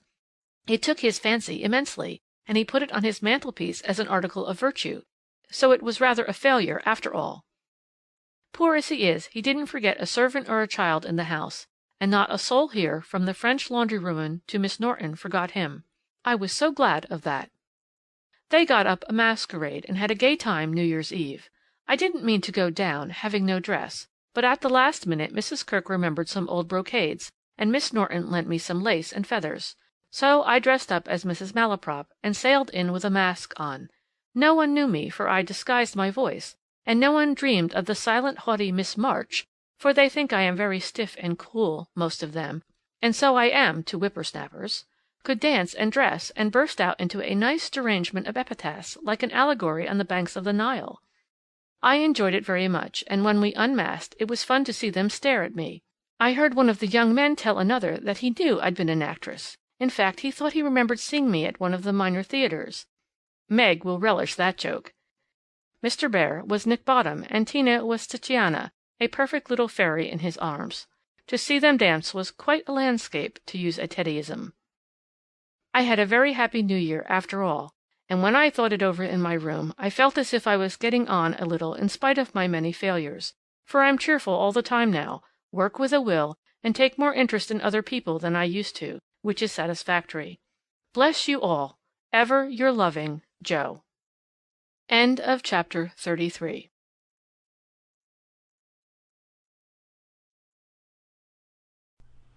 Little Women by Louisa May Alcott. Chapter 34. A Friend. Though very happy in the social atmosphere about her, and very busy with the daily work that earned her bread and made it sweeter for the effort, Jo still found time for literary labors. The purpose which now took possession of her was a natural one to a poor and ambitious girl, but the means she took to gain her end were not the best. She saw that money conferred power. Money and power, therefore, she resolved to have, not to be used for herself alone, but for those whom she loved more than life. The dream of filling home with comforts, giving Beth everything she wanted, from strawberries in winter to an organ in her bedroom, going abroad herself, and always having more than enough so that she might indulge in the luxury of charity, had been for years Jo's most cherished castle in the air. The prize story experience had seemed to open a way which might, after long traveling and much uphill work, lead to this delightful chateau in Espagne. But the novel disaster quenched her courage for a time, for public opinion is a giant which has frightened stouter-hearted Jacks on bigger beanstalks than hers. Like that immortal hero, she reposed a while after the first attempt, which resulted in a tumble, and the least lovely of the giant's treasures, if I remember rightly. But the up again and take another spirit was as strong in Jo as in Jack, so she scrambled up on the shady side this time, and got more booty, but nearly left behind her what was far more precious than the money-bags. She took to writing sensation stories, for in those dark ages even all-perfect America read rubbish. She told no one, but concocted a thrilling tale and boldly carried it herself to Mr. Dashwood, editor of the Weekly Volcano. She had never read Sartor Resartus, but she had a womanly instinct that clothes possess an influence more powerful over many than the worth of character or the magic of manners. So she dressed herself in her best, and trying to persuade herself that she was neither excited nor nervous, bravely climbed 2 pairs of dark and dirty stairs to find herself in a disorderly room, a cloud of cigar smoke, and the presence of 3 gentlemen, sitting with their heels rather higher than their hats, which articles of dress none of them took the trouble to remove on her appearance. Somewhat daunted by this reception, Jo hesitated on the threshold, murmuring in much embarrassment, "Excuse me, I was looking for the Weekly Volcano office. I wished to see Mr. Dashwood." Down went the highest pair of heels. Up rose the smokiest gentleman, and carefully cherishing his cigar between his fingers, he advanced with a nod and a countenance expressive of nothing but sleep. Feeling that she must get through the matter somehow, Jo produced her manuscript, and, blushing redder and redder with each sentence, blundered out fragments of the little speech carefully prepared for the occasion. "A friend of mine desired me to offer a story just as an experiment. Would like your opinion. Be glad to write more if this suits." While she blushed and blundered, Mr. Dashwood had taken the manuscript and was turning over the leaves with a pair of rather dirty fingers, and casting critical glances up and down the neat pages. "Not a first attempt, I take it?" observing that the pages were numbered, covered only on one side, and not tied up with a ribbon, sure sign of a novice. "No, sir. She has had some experience, and got a prize for a tale in the Blarney Stone Banner." "Oh, did she?" And Mr. Dashwood gave Jo a quick look, which seemed to take note of everything she had on, from the bow in her bonnet to the buttons on her boots. "Well, you can leave it if you like. We've more of this sort of thing on hand than we know what to do with at present, but I'll run my eye over it and give you an answer next week." Now Jo did not like to leave it, for Mr. Dashwood didn't suit her at all. But under the circumstances there was nothing for her to do but bow and walk away, looking particularly tall and dignified, as she was apt to do when nettled or abashed. Just then she was both, for it was perfectly evident from the knowing glances exchanged among the gentlemen that her little fiction of "my friend" was considered a good joke, and a laugh produced by some inaudible remark of the editor as he closed the door completed her discomfiture. Half resolving never to return, she went home and worked off her irritation by stitching pinafores vigorously, and in an hour or two was cool enough to laugh over the scene and long for next week. When she went again, Mr. Dashwood was alone, whereat she rejoiced. Mr. Dashwood was much wider awake than before, which was agreeable, and Mr. Dashwood was not too deeply absorbed in a cigar to remember his manners, so the second interview was much more comfortable than the first. "We'll take this" editors never say "I" "if you don't object to a few alterations. It's too long, but omitting the passages I've marked will make it just the right length," he said in a businesslike tone. Jo hardly knew her own manuscript again, so crumpled and underscored were its pages and paragraphs, but feeling as a tender parent might on being asked to cut off her baby's legs in order that it might fit into a new cradle, she looked at the marked passages and was surprised to find that all the moral reflections, which she had carefully put in as ballast for much romance, had been stricken out. "But, sir, I thought every story should have some sort of a moral, so I took care to have a few of my sinners repent." Mr. Dashwood's editorial gravity relaxed into a smile, for Jo had forgotten her friend and spoken as only an author could. "People want to be amused, not preached at, you know. Morals don't sell nowadays," which is not quite a correct statement, by the way. "You think it would do with these alterations, then?" "Yes. It's a new plot, and pretty well worked up, language good, and so on," was Mr. Dashwood's affable reply.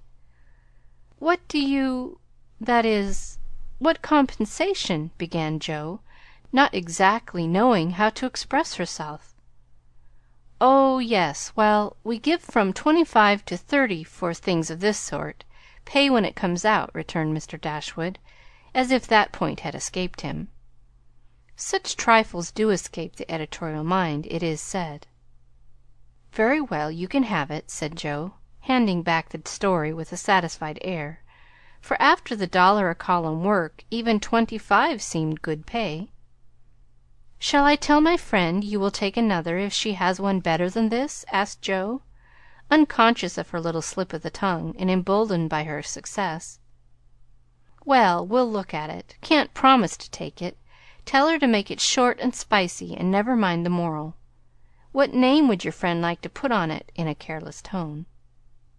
"None at all, if you please. She doesn't wish her name to appear, and has no nom de plume," said Jo, blushing in spite of herself. "Just as she likes, of course. The Tale will be out next week. Will you call for the money, or shall I send it?" asked Mr. Dashwood, who felt a natural desire to know who his new contributor might be. "I'll call. Good morning, sir." As she departed, Mr. Dashwood put up his feet, with the graceful remark, "Poor and proud as usual, but she'll do." Following Mr. Dashwood's directions, and making Mrs. Northberry her model, Jo rashly took a plunge into the frothy sea of sensational literature. But thanks to the life preserver thrown by a friend, she came up again not much the worse for her ducking. Like most young scribblers, she went abroad for her characters and scenery, and banditti. Counts, gypsies, nuns, and duchesses appeared upon her stage, and played their parts with as much accuracy and spirit as could be expected. Her readers were not particular about such trifles as grammar, punctuation, and probability, and Mr. Dashwood graciously permitted her to fill his columns at the lowest prices, not thinking it necessary to tell her that the real cause of his hospitality was the fact that one of his hacks, on being offered higher wages, had basely left him in the lurch. She soon became interested in her work, for her emaciated purse grew stout, and the little hoard she was making, to take Beth to the mountains next summer, grew slowly but surely as the weeks passed. One thing disturbed her satisfaction, and that was that she did not tell them at home. She had a feeling that father and mother would not approve, and preferred to have her own way first and beg pardon afterward. It was easy to keep her secret, for no name appeared with her stories. Mr. Dashwood had of course found it out very soon, but promised to be dumb, and for a wonder kept his word.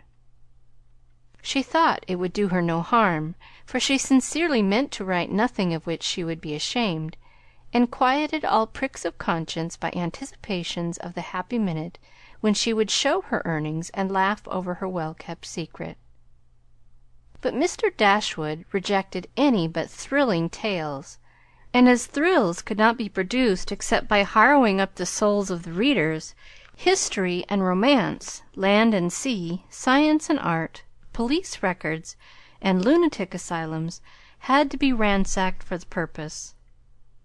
Jo soon found that her innocent experience had given her but few glimpses of the tragic world which underlies society. So, regarding it in a business light, she set about supplying her deficiencies with characteristic energy.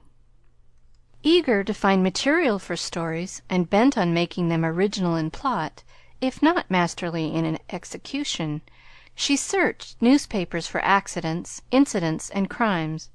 She excited the suspicions of public librarians by asking for works on poisons.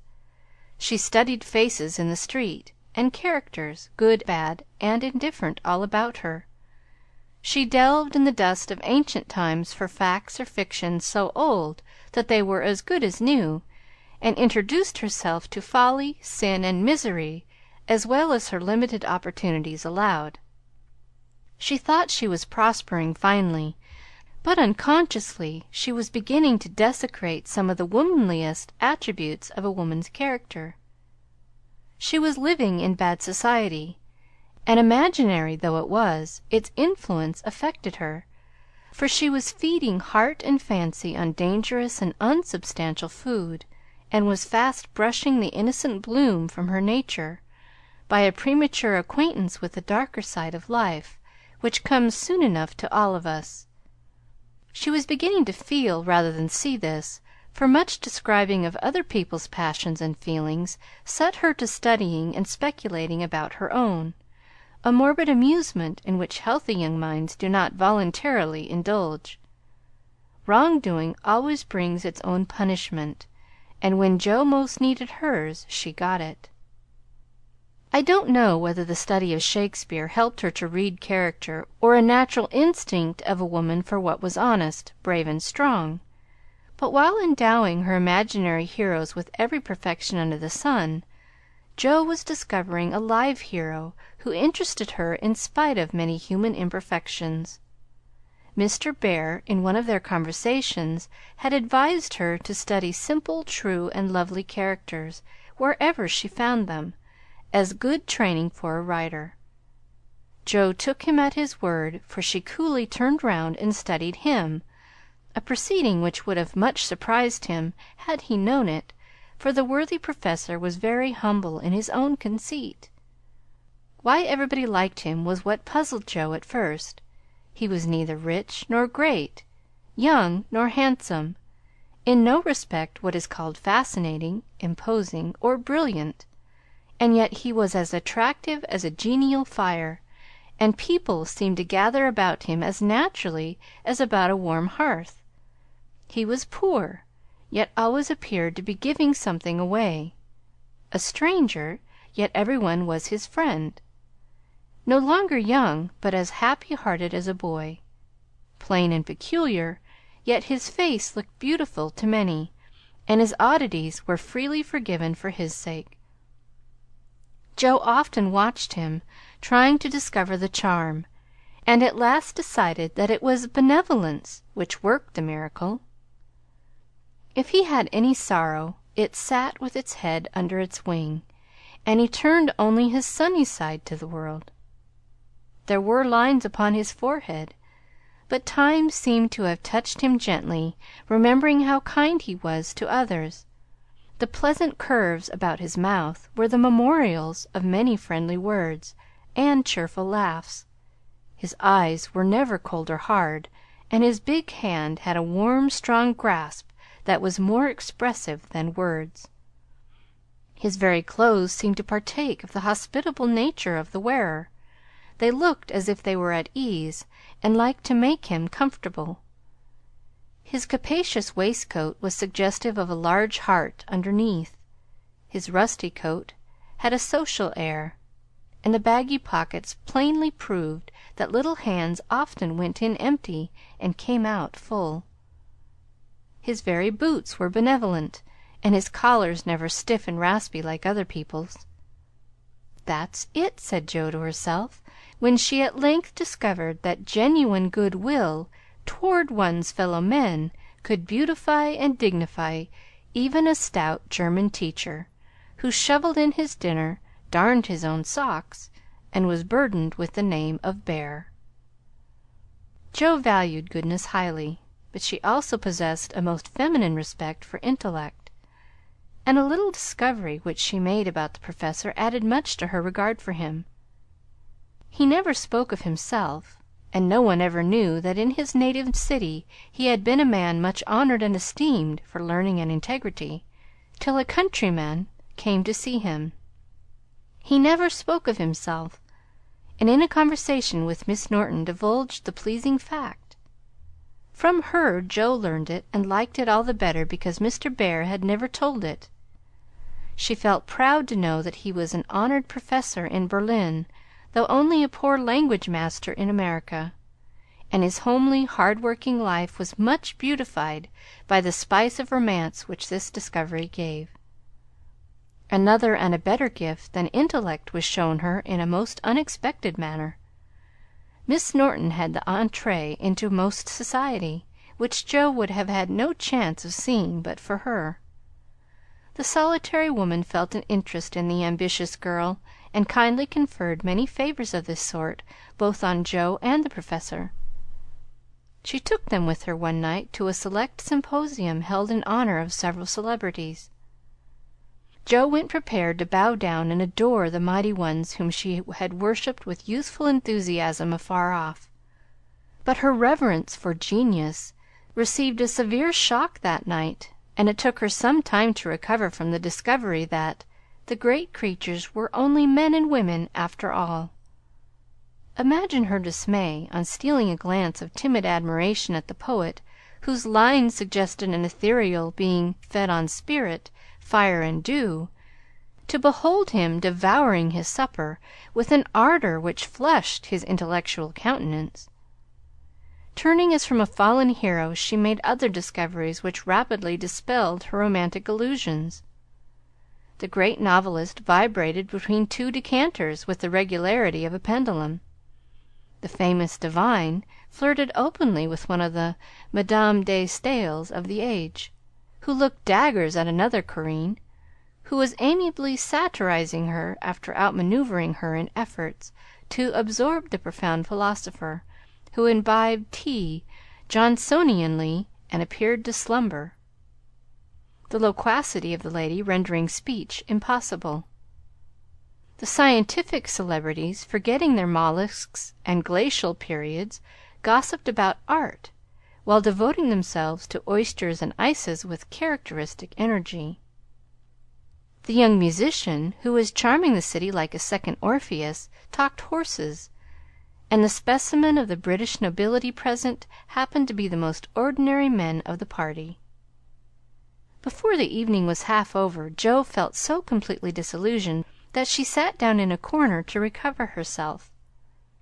Mr. Bear soon joined her, looking rather out of his element, and presently several of the philosophers, each mounted on his hobby, came ambling up to hold an intellectual tournament in the recess. The conversations were miles beyond Jo's comprehension, but she enjoyed it, though Kant and Hegel were unknown gods, the subjective and the objective unintelligible terms, and the only thing evolved from her inner consciousness was a bad headache after it was all over. It dawned upon her gradually that the world was being picked to pieces and put together on new and, according to the talkers, on infinitely better principles than before; that religion was in a fair way to be reasoned into nothingness, and intellect was to be the only God. Jo knew nothing about philosophy or metaphysics of any sort, but a curious excitement, half pleasurable, half painful, came over her as she listened, with a sense of being turned adrift into time and space, like a young balloon on a holiday. She looked round to see how the Professor liked it, and found him looking at her with the grimmest expression she had ever seen him wear. He shook his head and beckoned her to come away, but she was fascinated just then by the freedom of speculative philosophy, and kept her seat, trying to find out what the wise gentleman intended to rely upon after they had annihilated all the old beliefs. Now Mr. Bear was a diffident man, and slow to offer his own opinions, not because they were unsettled, but too sincere and earnest to be lightly spoken. As he glanced from Jo to several other young people, attracted by the brilliancy of the philosophic pyrotechnics, he knit his brows and longed to speak, fearing that some inflammable young soul would be led astray by the rockets, to find, when the display was over, that they had only an empty stick or a scorched hand. He bore it as long as he could, but when he was appealed to for an opinion, he blazed up with honest indignation and defended religion with all the eloquence of truth, an eloquence which made his broken English musical and his plain face beautiful. He had a hard fight, for the wise men argued well, but he didn't know when he was beaten, and stood to his colors like a man. Somehow, as he talked, the world got right again to Jo. The old beliefs that had lasted so long seemed better than the new. God was not a blind force, and immortality was not a pretty fable, but a blessed fact. She felt as if she had solid ground under her feet again, and when Mr. Bear paused, out-talked, but not one whit convinced, Jo wanted to clap her hands and thank him. She did neither, but she remembered the scene, and gave the Professor her heartiest respect, for she knew it cost him an effort to speak out then and there, because his conscience would not let him be silent. She began to see that character is a better position than money, rank, intellect, or beauty, and to feel that if greatness is what a wise man has defined it to be, truth, reverence, and good-will, then her friend Frederick Bear was not only good, but great. This belief strengthened daily. She valued his esteem. She coveted his respect. She wanted to be worthy of his friendship. And just when the wish was sincerest, she came near to losing everything. It all grew out of a cocked hat. For one evening the professor came in to give Jo her lesson with a paper soldier cap on his head, which Tina had put there and he had forgotten to take off. "It's evident he doesn't look in his glass before coming down," thought Jo, with a smile, as he said "Good evening," and sat soberly down, quite unconscious of the ludicrous contrast between his subject and his headgear, for he was going to read her the death of Wallenstein. She said nothing at first, for she liked to hear him laugh out his big, hearty laugh when anything funny happened, so she left him to discover it for himself, and presently forgot all about it, for to hear a German read Schiller is rather an absorbing occupation. After the reading came the lesson, which was a lively one, for Jo was in a gay mood that night, and the cocked hat kept her eyes dancing with merriment. The professor didn't know what to make of her, and stopped at last to ask with an air of mild surprise that was irresistible, "Miss Marsh, for what do you laugh in your master's face? Have you no respect for me, that you go on so bad?" "How can I be respectful, sir, when you forget to take your hat off?" said Jo.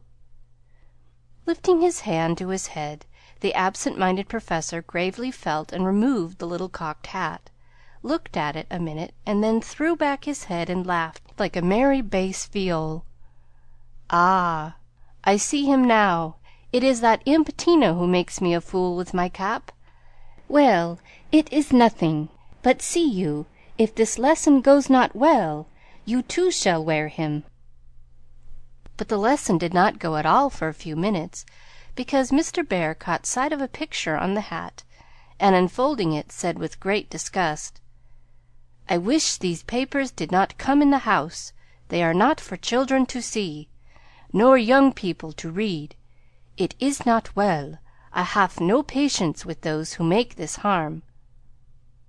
Jo glanced at the sheet and saw a pleasing illustration composed of a lunatic, a corpse, a villain, and a viper. She did not like it, but the impulse that made her turn it over was not one of displeasure but fear, because for a minute she fancied the paper was the volcano. It was not, however, and her panic subsided as she remembered that even if it had been, and one of her own tales in it, there would have been no name to betray her. She had betrayed herself, however, by a look and a blush, for though an absent man, the professor saw a good deal more than people fancied. He knew that Jo wrote, and had met her down among the newspaper offices more than once, but as she never spoke of it, he asked no questions, in spite of a strong desire to see her work. Now it occurred to him that she was doing what she was ashamed to own, and it troubled him. He did not say to himself, "It is none of my business. I've no right to say anything," as many people would have done. He only remembered that she was young and poor, a girl far away from mother's love and father's care, and he was moved to help her with an impulse as quick and natural as that which would prompt him to put out his hand to save a baby from a puddle.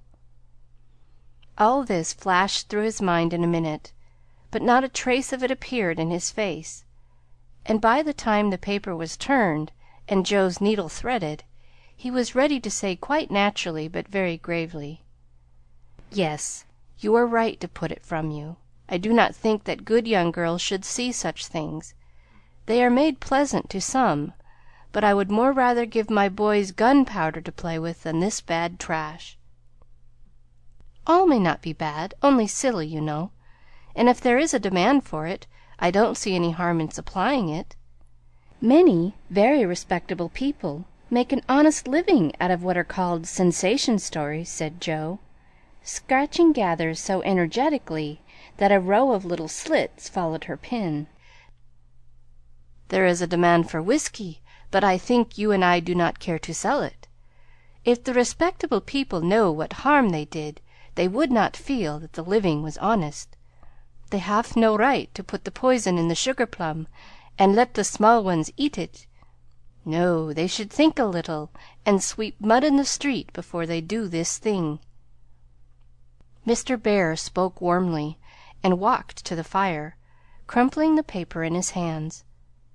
Joe sat still, looking as if the fire had come to her, for her cheeks burned long after the cocked hat had turned to smoke and gone harmlessly up the chimney. "I should like much to send all the rest after him," muttered the Professor, coming back with a relieved air. Joe thought what a blaze her pile of papers upstairs would make, and her hard-earned money lay rather heavily on her conscience at that minute. Then she thought consolingly to herself, "Mine are not like that. They are only silly, never bad, so I won't be worried." And taking up her book, she said with a studious face, "Shall we go on, sir? I'll be very good and proper now." "I shall hope so," was all he said, but he meant more than she imagined, and the grave, kind look he gave her made her feel as if the words "Weekly Volcano" were printed in large type on her forehead. As soon as she went to her room, she got out her papers and carefully reread every one of her stories, being a little short-sighted. Mr. Bear sometimes used eye-glasses, and Joe had tried them once, smiling to see how they magnified the fine print of her book.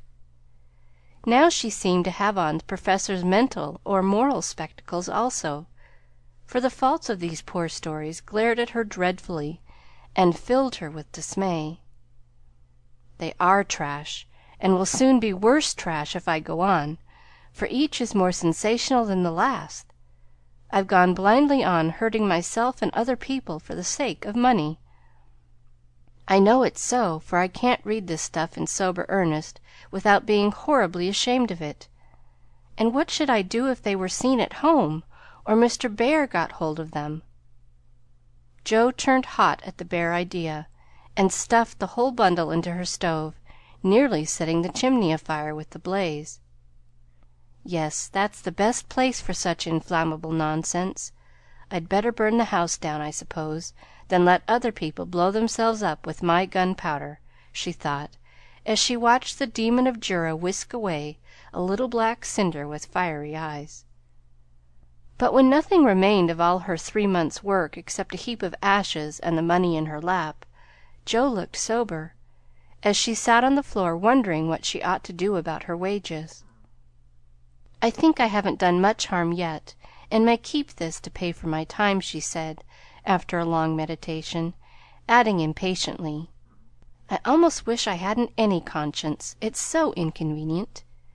If I didn't care about doing right, and didn't feel uncomfortable when doing wrong, I should get on capitally. I can't help wishing sometimes that Mother and Father hadn't been so particular about such things."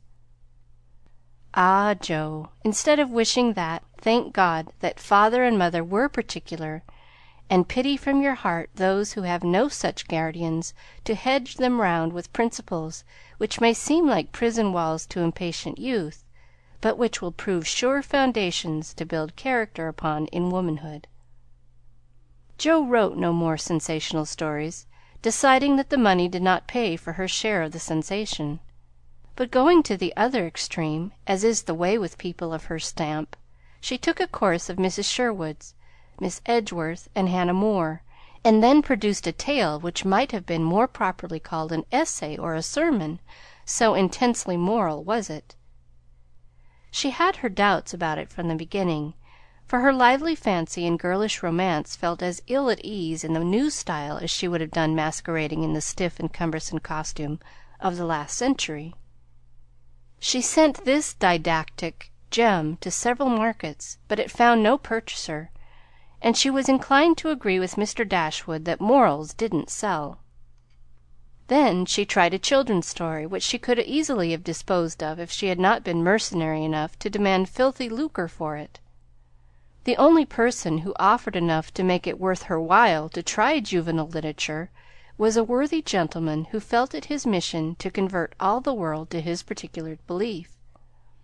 But much as she liked to write for children, Joe could not consent to depict all her naughty boys as being eaten by bears, or tossed by mad bulls because they did not go to a particular Sabbath school, nor all the good infants who did go as rewarded by every kind of bliss, from gilded gingerbread to escorts of angels when they departed this life, with psalms or sermons on their lisping tongues.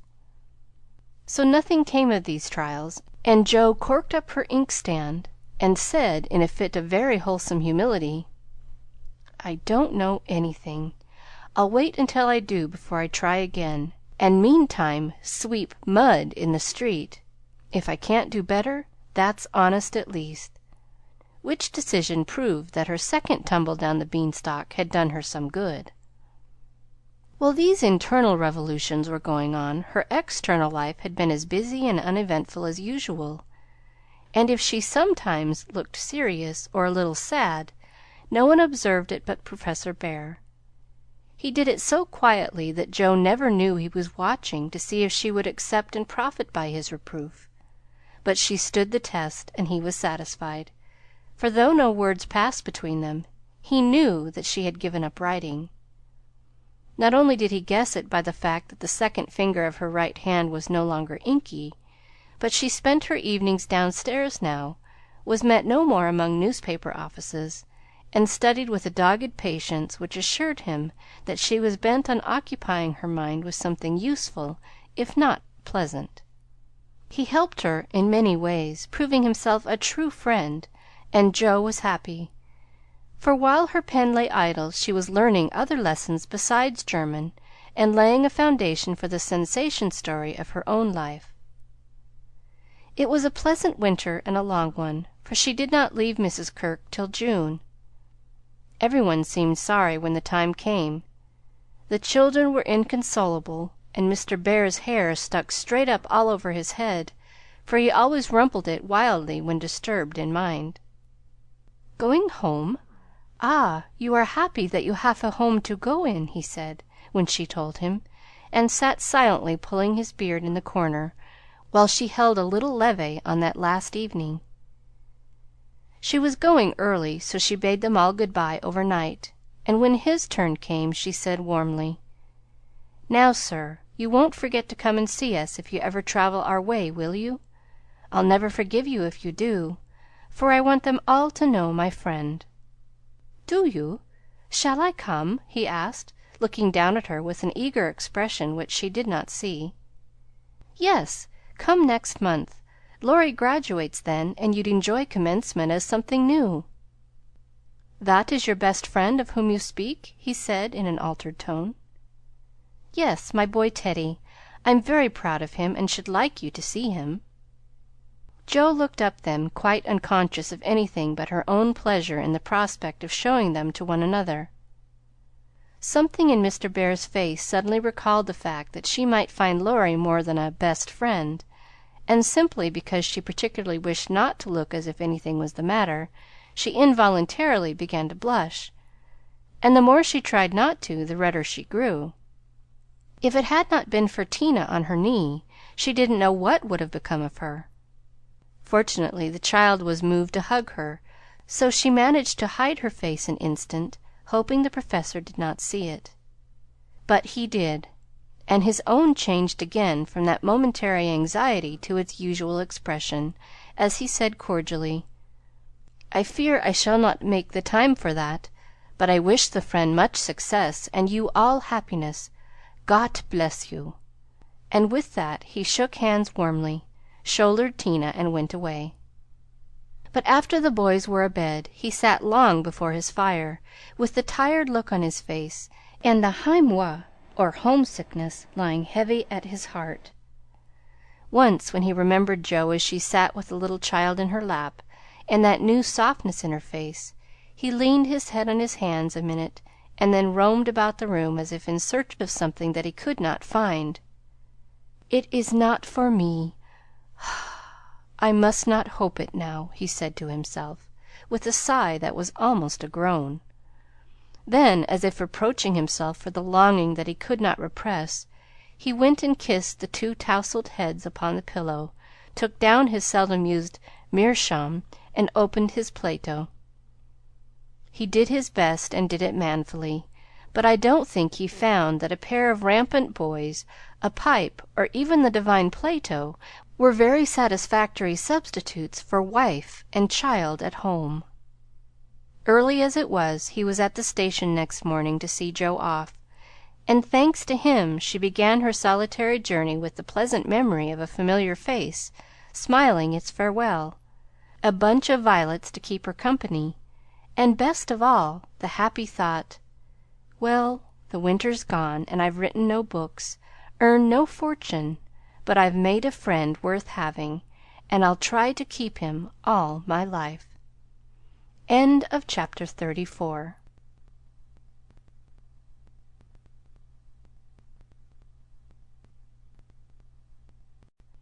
Little Women by Louisa May Alcott. Chapter 35. Heartache.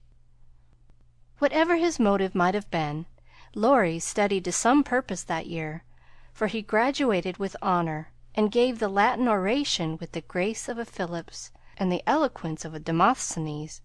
So his friends said. They were all there, his grandfather, oh so proud, Mr. and Mrs. March, John and Meg, Joe and Beth, and all exalted over him with the sincere admiration which boys make light of at the time, but fail to win from the world by any after triumphs. "I've got to stay for this confounded supper, but I shall be home early to-morrow. You'll come and meet me as usual, girls?" Laurie said, as he put the sisters into the carriage after the joys of the day were over. He said girls, but he meant Joe, for she was the only one who kept up the old custom. She had not the heart to refuse her splendid, successful boy anything, and answered warmly, "I'll come, Teddy, rain or shine, and march before you playing 'Hail, the Conquering Hero Comes' on a Jew's harp." Laurie thanked her with a look that made her think in a sudden panic, "Oh, dearie me, I know he'll say something, and then what shall I do?" Evening meditation and morning work somewhat allayed her fears, and having decided that she wouldn't be vain enough to think people were going to propose when she had given them every reason to know what her answer would be, she set forth at the appointed time, hoping Teddy wouldn't do anything to make her hurt his poor feelings. A call at Meg's and a refreshing sniff and sip at the Daisy and Demijohn still further fortified her for the tete-a-tete. But when she saw a stalwart figure looming in the distance, she had a strong desire to turn about and run away. "Where's the Jew's harp, Joe?" cried Laurie, as soon as he was within speaking distance. "I forgot it." And Joe took heart again, for that salutation could not be called lover-like. She always used to take his arm on these occasions. Now she did not, and he made no complaint, which was a bad sign, but talked on rapidly about all sorts of far-away subjects, till they turned from the road into the little path that led homeward through the grove. Then he walked more slowly, suddenly lost his fine flow of language, and now and then a dreadful pause occurred. To rescue the conversation from one of these wells of silence into which it kept falling, Joe said hastily, "Now you must have a good long holiday." "I intend to." Something in his resolute tone made Joe look up quickly to find him looking down at her with an expression that assured her the dreadful moment had come, and made her put out her hand with an imploring, "No, Teddy, please don't." "I will, and you must hear me. It's no use, Joe. We've got to have it out, and the sooner the better for both of us," he answered, getting flushed and excited all at once. "Say what you like, then. I'll listen," said Joe, with a desperate sort of patience. Laurie was a young lover, but he was in earnest, and meant to have it out, if he died in the attempt. So he plunged into the subject with characteristic impetuosity, saying in a voice that would get choky now and then in spite of manful efforts to keep it steady, "I've loved you ever since I've known you, Joe. Couldn't help it, you've been so good to me. I tried to show it, but you wouldn't let me. Now I'm going to make you hear and give me an answer, for I can't go on so any longer." "I wanted to save you this. I thought you'd understand," began Joe, finding it a great deal harder than she expected. "I know you did, but the girls are so queer you never know what they mean. They say no when they mean yes, and drive a man out of his wits just for the fun of it," returned Laurie, entrenching himself behind an undeniable fact. "I don't. I never wanted to make you care for me so, and I went away to keep you from it if I could." "I thought so. It was like you, but it was no use. I only loved you all the more, and I worked hard to please you, and I gave up billiards and everything you didn't like, and waited and never complained, for I hoped you'd love me, though I'm not half good enough." Here there was a choke that couldn't be controlled, so he decapitated Buttercups while he cleared his confounded throat. You are. You're a great deal too good for me, and I'm so grateful to you, and so proud and fond of you. I don't know why I can't love you as you want me to. I've tried, but I can't change the feeling, and it would be a lie to say I do when I don't." "Really? Truly, Joe?" He stopped short and caught both her hands as he put his question with a look that she did not soon forget. "Really, truly, dear." They were in the grove now, close by the stile, and when the last words fell reluctantly from Joe's lips, Laurie dropped her hands and turned as if to go on. But for once in his life the fence was too much for him, so he just laid his head down on the mossy post and stood so still that Joe was frightened. "Oh, Teddy, I'm sorry, so desperately sorry. I could kill myself if it would do any good. I wish you wouldn't take it so hard. I can't help it. You know it's impossible for people to make themselves love other people if they don't," cried Joe, inelegantly but remorsefully, as she softly patted his shoulder, remembering the time when he had comforted her so long ago. "They do sometimes," said a muffled voice from the post. "I don't believe it's the right sort of love, and I'd rather not try it," was the decided answer. There was a long pause while a blackbird sung blithely on the willow by the river, and the tall grass rustled in the wind. Presently Joe said very soberly, as she sat down on the step of the stile, "Laurie, I want to tell you something." He started as if he had been shot, threw up his head, and cried out in a fierce tone, "Don't tell me that, Joe! I can't bear it now." "Tell you what?" she asked, wondering at his violence. "That you love that old man."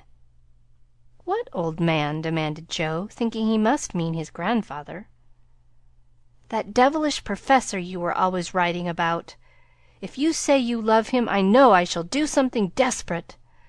And he looked as if he would keep his word, as he clenched his hands with a wrathful spark in his eyes. Joe wanted to laugh, but she restrained herself and said warmly, for she too was getting excited with all this, "Don't swear, Teddy. He isn't old, nor anything bad, but good and kind, and the best friend I've got next to you. Pray don't fly into a passion. I want to be kind, but I know I shall get angry if you abuse my professor. I haven't the least idea of loving him or anybody else." "But you will after a while, and then what will become of me?" "You'll love someone else too, like a sensible boy, and forget all this trouble." "I can't love any one else, and I'll never forget you, Joe. Never! Never!" with a stamp to emphasize his passionate words. "What shall I do with him?" sighed Joe, finding that emotions were more unmanageable than she expected. "You haven't heard what I wanted to tell you. Sit down and listen, for indeed I want to do right and make you happy," she said, hoping to soothe him with a little reason, which proved that she knew nothing about love. Seeing a ray of hope in that last speech, Laurie threw himself down on the grass at her feet, leaned his arm on the lower step of the stile, and looked up at her with an expectant face. Now that arrangement was not conducive to calm speech or clear thought on Joe's part, for how could she say hard things to her boy while he watched her with eyes full of love and longing, and lashes still wet with a bitter drop or two her hardness of heart had wrung from him? She gently turned his head away, saying, as she stroked the wavy hair which had been allowed to grow for her sake, how touching that was, to be sure! I agree with Mother that you and I are not suited to each other, because our quick tempers and strong wills would probably make us very miserable if we were so foolish as to—" Joe paused a little over the last word, but Laurie uttered it with a rapturous expression. "Marry? No, we shouldn't. If you loved me, Joe, I should be a perfect saint, for you could make me anything you like." "No, I can't. I've tried and failed, and I won't risk our happiness by such a serious experiment. We don't agree, and we never shall, so we'll be good friends all our lives, but we won't go and do anything rash." "Yes, we will, if we get the chance," muttered Laurie rebelliously. "Now do be reasonable and take a sensible view of the case," implored Joe, almost at her wits' end. "I won't be reasonable. I don't want to take what you call a sensible view. It won't help me, and it only makes it harder. I don't believe you've got any heart." "I wish I hadn't." There was a little quiver in Joe's voice, and thinking it a good omen, Laurie turned round, and bringing all his persuasive powers to bear, as he said, in the wheedlesome tone that had never been so dangerously wheedlesome before, "Don't disappoint us, dear. Every one expects it. Grandpa has set his heart upon it. Your people like it, and I can't get on without you. Say you will, and let's be happy. Do, do!" Not until months afterward did Joe understand how she had the strength of mind to hold fast to the resolution she had made when she decided that she did not love her boy, and never could. It was very hard to do, but she did it, knowing that delay was both useless and cruel. "I can't say yes, truly, so I won't say it at all. You'll see that I'm right by and by, and thank me for it," she began solemnly. "I'll be hanged if I do!" And Laurie bounced up off the grass, burning with indignation at the very idea. "Yes, you will," persisted Joe. "You'll get over this after a while, and find some lovely, accomplished girl who will adore you and make a fine mistress for your fine house. I shouldn't. I'm homely and awkward and odd and old, and you'd be ashamed of me, and we should quarrel. We can't help it even now, you see. And I shouldn't like elegant society, and you would, and you'd hate my scribbling, and I couldn't get on without it. And we should be unhappy, and wish we hadn't done it, and everything would be horrid." "Anything more?" asked Laurie, finding it hard to listen patiently to this prophetic burst. "Nothing more, except that I don't believe I shall ever marry. I'm happy as I am, and love my liberty too well to be in a hurry to give it up for any mortal man." "I know better," broke in Laurie. "You think so now, but there'll come a time when you will care for somebody, and you'll love him tremendously, and live and die for him. I know you will. It's your way, and I shall have to stand by and see it." And the despairing lover cast his hat upon the ground with a gesture that would have seemed comical if his face had not been so tragic. "Yes, I will live and die for him, if he ever comes, and makes me love him in spite of myself. And you must do the best you can," cried Joe, losing patience with poor Teddy. "I've done my best, but you won't be reasonable, and it's selfish of you to keep teasing me for what I can't give. I shall always be fond of you, very fond indeed, as a friend, but I'll never marry you, and the sooner you believe it, the better for both of us. So now." That speech was like gunpowder.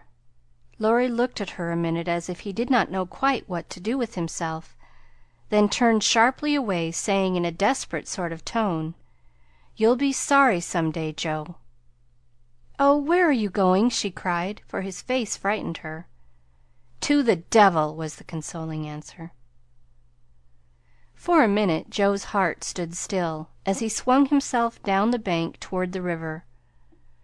But it takes much folly, sin, or misery to send a young man to a violent death, and Laurie was not one of the weak sort who are conquered by a single failure.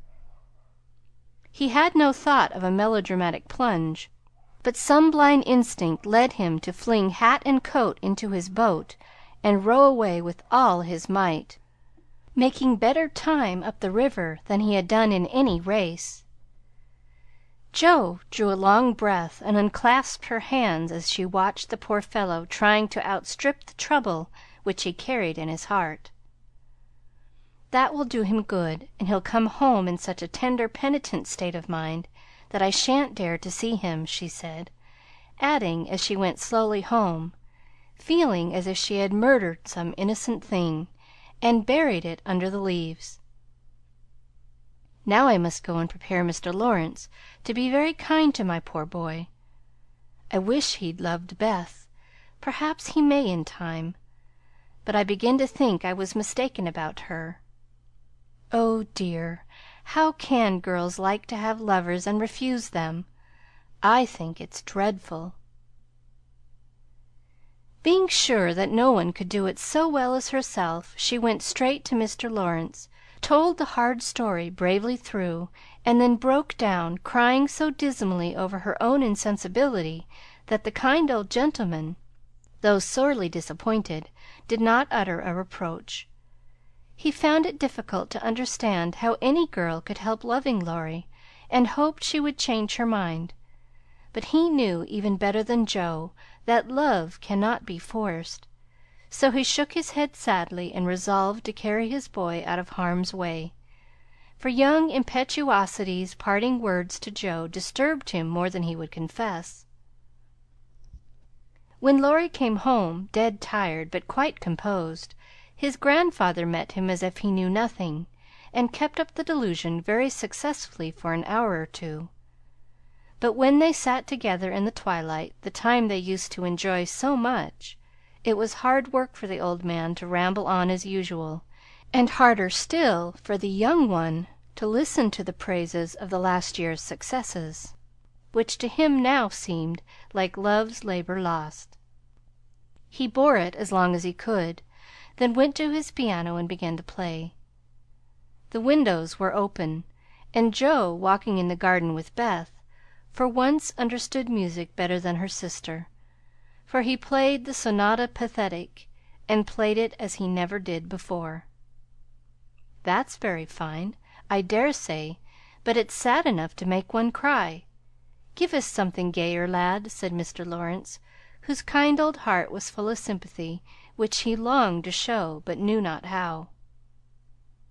Laurie dashed into a livelier strain, played stormily for several minutes, and would have got through bravely if in a momentary lull Mrs. March's voice had not been heard calling, "Joe, dear, come in, I want you."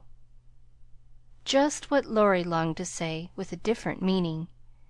As he listened he lost his place. The music ended with a broken chord, and the musicians sat silent in the dark. "I can't stand this," muttered the old gentleman. Up he got, groped his way to the piano, laid a kind hand on either of the broad shoulders, and said, as gently as a woman, "I know, my boy, I know." No answer for an instant. Then Laurie asked sharply, "Who told you?" "Joe herself." "Then there's an end of it." And he shook off his grandfather's hands with an impatient motion, for though grateful for the sympathy, his man's pride could not bear a man's pity. "Not quite.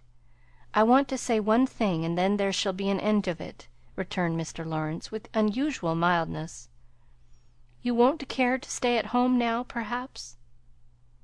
"I don't intend to run away from a girl. Joe can't prevent my seeing her, and I shall stay and do it as long as I like," interrupted Laurie in a defiant tone. "Not if you are the gentleman I think you. I'm disappointed, but the girl can't help it, and the only thing left for you to do is to go away for a time. Where will you go?" "Anywhere. I don't care what becomes of me." And Laurie got up with a reckless laugh that grated on his grandfather's ear. "Take it like a man, and don't do anything rash, for God's sake! Why not go abroad as you planned and forget it?" "I can't." "But you've been wild to go, and I promised you should when you got through college." "Ah, but I didn't mean to go alone." And Laurie walked fast through the room, with an expression which it was well his grandfather did not see. "I don't ask you to go alone. There's someone ready and glad to go with you anywhere in the world." "Who, sir?" stopping to listen. "Myself." Laurie came back as quickly as he went, and put out his hand, saying huskily, "I'm a selfish brute, but you know, grandfather." "Lord help me, yes, I do know, for I've been through it all before, once in my own young days, and then with your father. Now, my boy, just sit quietly down and hear my plan. It's all settled and can be carried out at once," said Mr. Lawrence, keeping hold of the young man, as if fearful that he would break away as his father had done before him. "Well, sir, what is it?" And Laurie sat down without a sign of interest in face or voice. "There is business in London that needs looking after. I meant you should attend to it, but I can do it better myself, and things here will get on very well with Brooke to manage them. My partners do almost everything. I'm merely holding on until you take my place and can be off at any time." "But you hate traveling, sir. I can't ask it of you at your age," began Laurie, who was grateful for the sacrifice, but much preferred to go alone if he went at all. The old gentleman knew that perfectly well, and particularly desired to prevent it, for the mood in which he found his grandson assured him that it would not be wise to leave him to his own devices. So, stifling a natural regret at the thought of the home comforts he would leave behind him, he said stoutly, "Bless your soul, I'm not superannuated yet. I quite enjoy the idea. It will do me good, and my own bones won't suffer, for traveling nowadays is almost as easy as sitting in a chair." A restless movement from Laurie suggested that his chair was not easy, or that he did not like the plan, and made the old man add hastily, "I don't mean to be a marplot or a burden. I go because I think you'd feel happier than if I was left behind. I don't intend to gad about with you, but leave you free to go where you like, while I amuse myself in my own way. I've friends in London and Paris, and should like to visit them. Meantime you can go to Italy, Germany, Switzerland, where you will, and enjoy pictures, music, scenery, and adventures to your heart's content." Now Laurie felt just then that his heart was entirely broken, and the world a howling wilderness. But at the sound of certain words which the old gentleman artfully introduced into his closing sentence, the broken heart gave an unexpected leap, and a green oasis or two suddenly appeared in the howling wilderness. He sighed, and then said in a spiritless tone, "Just as you like, sir. It doesn't matter where I go or what I do." "It does to me. Remember that, my lad. I give you entire liberty, but I trust you to make honest use of it. Promise me that, Laurie." "Anything you like, sir." "Good," thought the old gentleman. "You don't care now, but there'll come a time when that promise will keep you out of mischief, or I'm much mistaken." Being an energetic individual, Mr. Lawrence struck while the iron was hot, and before the blighted being recovered spirit enough to rebel, they were off. During the time necessary for preparation, Laurie bore himself as young gentlemen usually do in such cases. He was moody, irritable, and pensive by turns, lost his appetite, neglected his dress, and devoted much time playing tempestuously on his piano, avoided Joe, but consoled himself by staring at her from his window, with a tragic face that haunted her dreams by night and oppressed her with a heavy sense of guilt by day. Unlike some sufferers, he never spoke of his unrequited passion, and would allow no one, not even Mrs. March, to attempt consolation or offer sympathy. On some accounts this was a relief to his friends, but the weeks before his departure were very uncomfortable, and everyone rejoiced that the poor dear fellow was going away to forget his trouble and come home happy. Of course he smiled darkly at their delusion, but passed it by with the sad superiority of one who knew that his fidelity, like his love, was unalterable.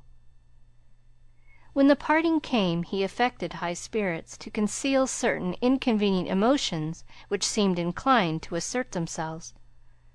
This gaiety did not impose upon anybody, but they tried to look as if it did for his sake, and he got on very well till Mrs. March kissed him, with a whisper full of motherly solicitude.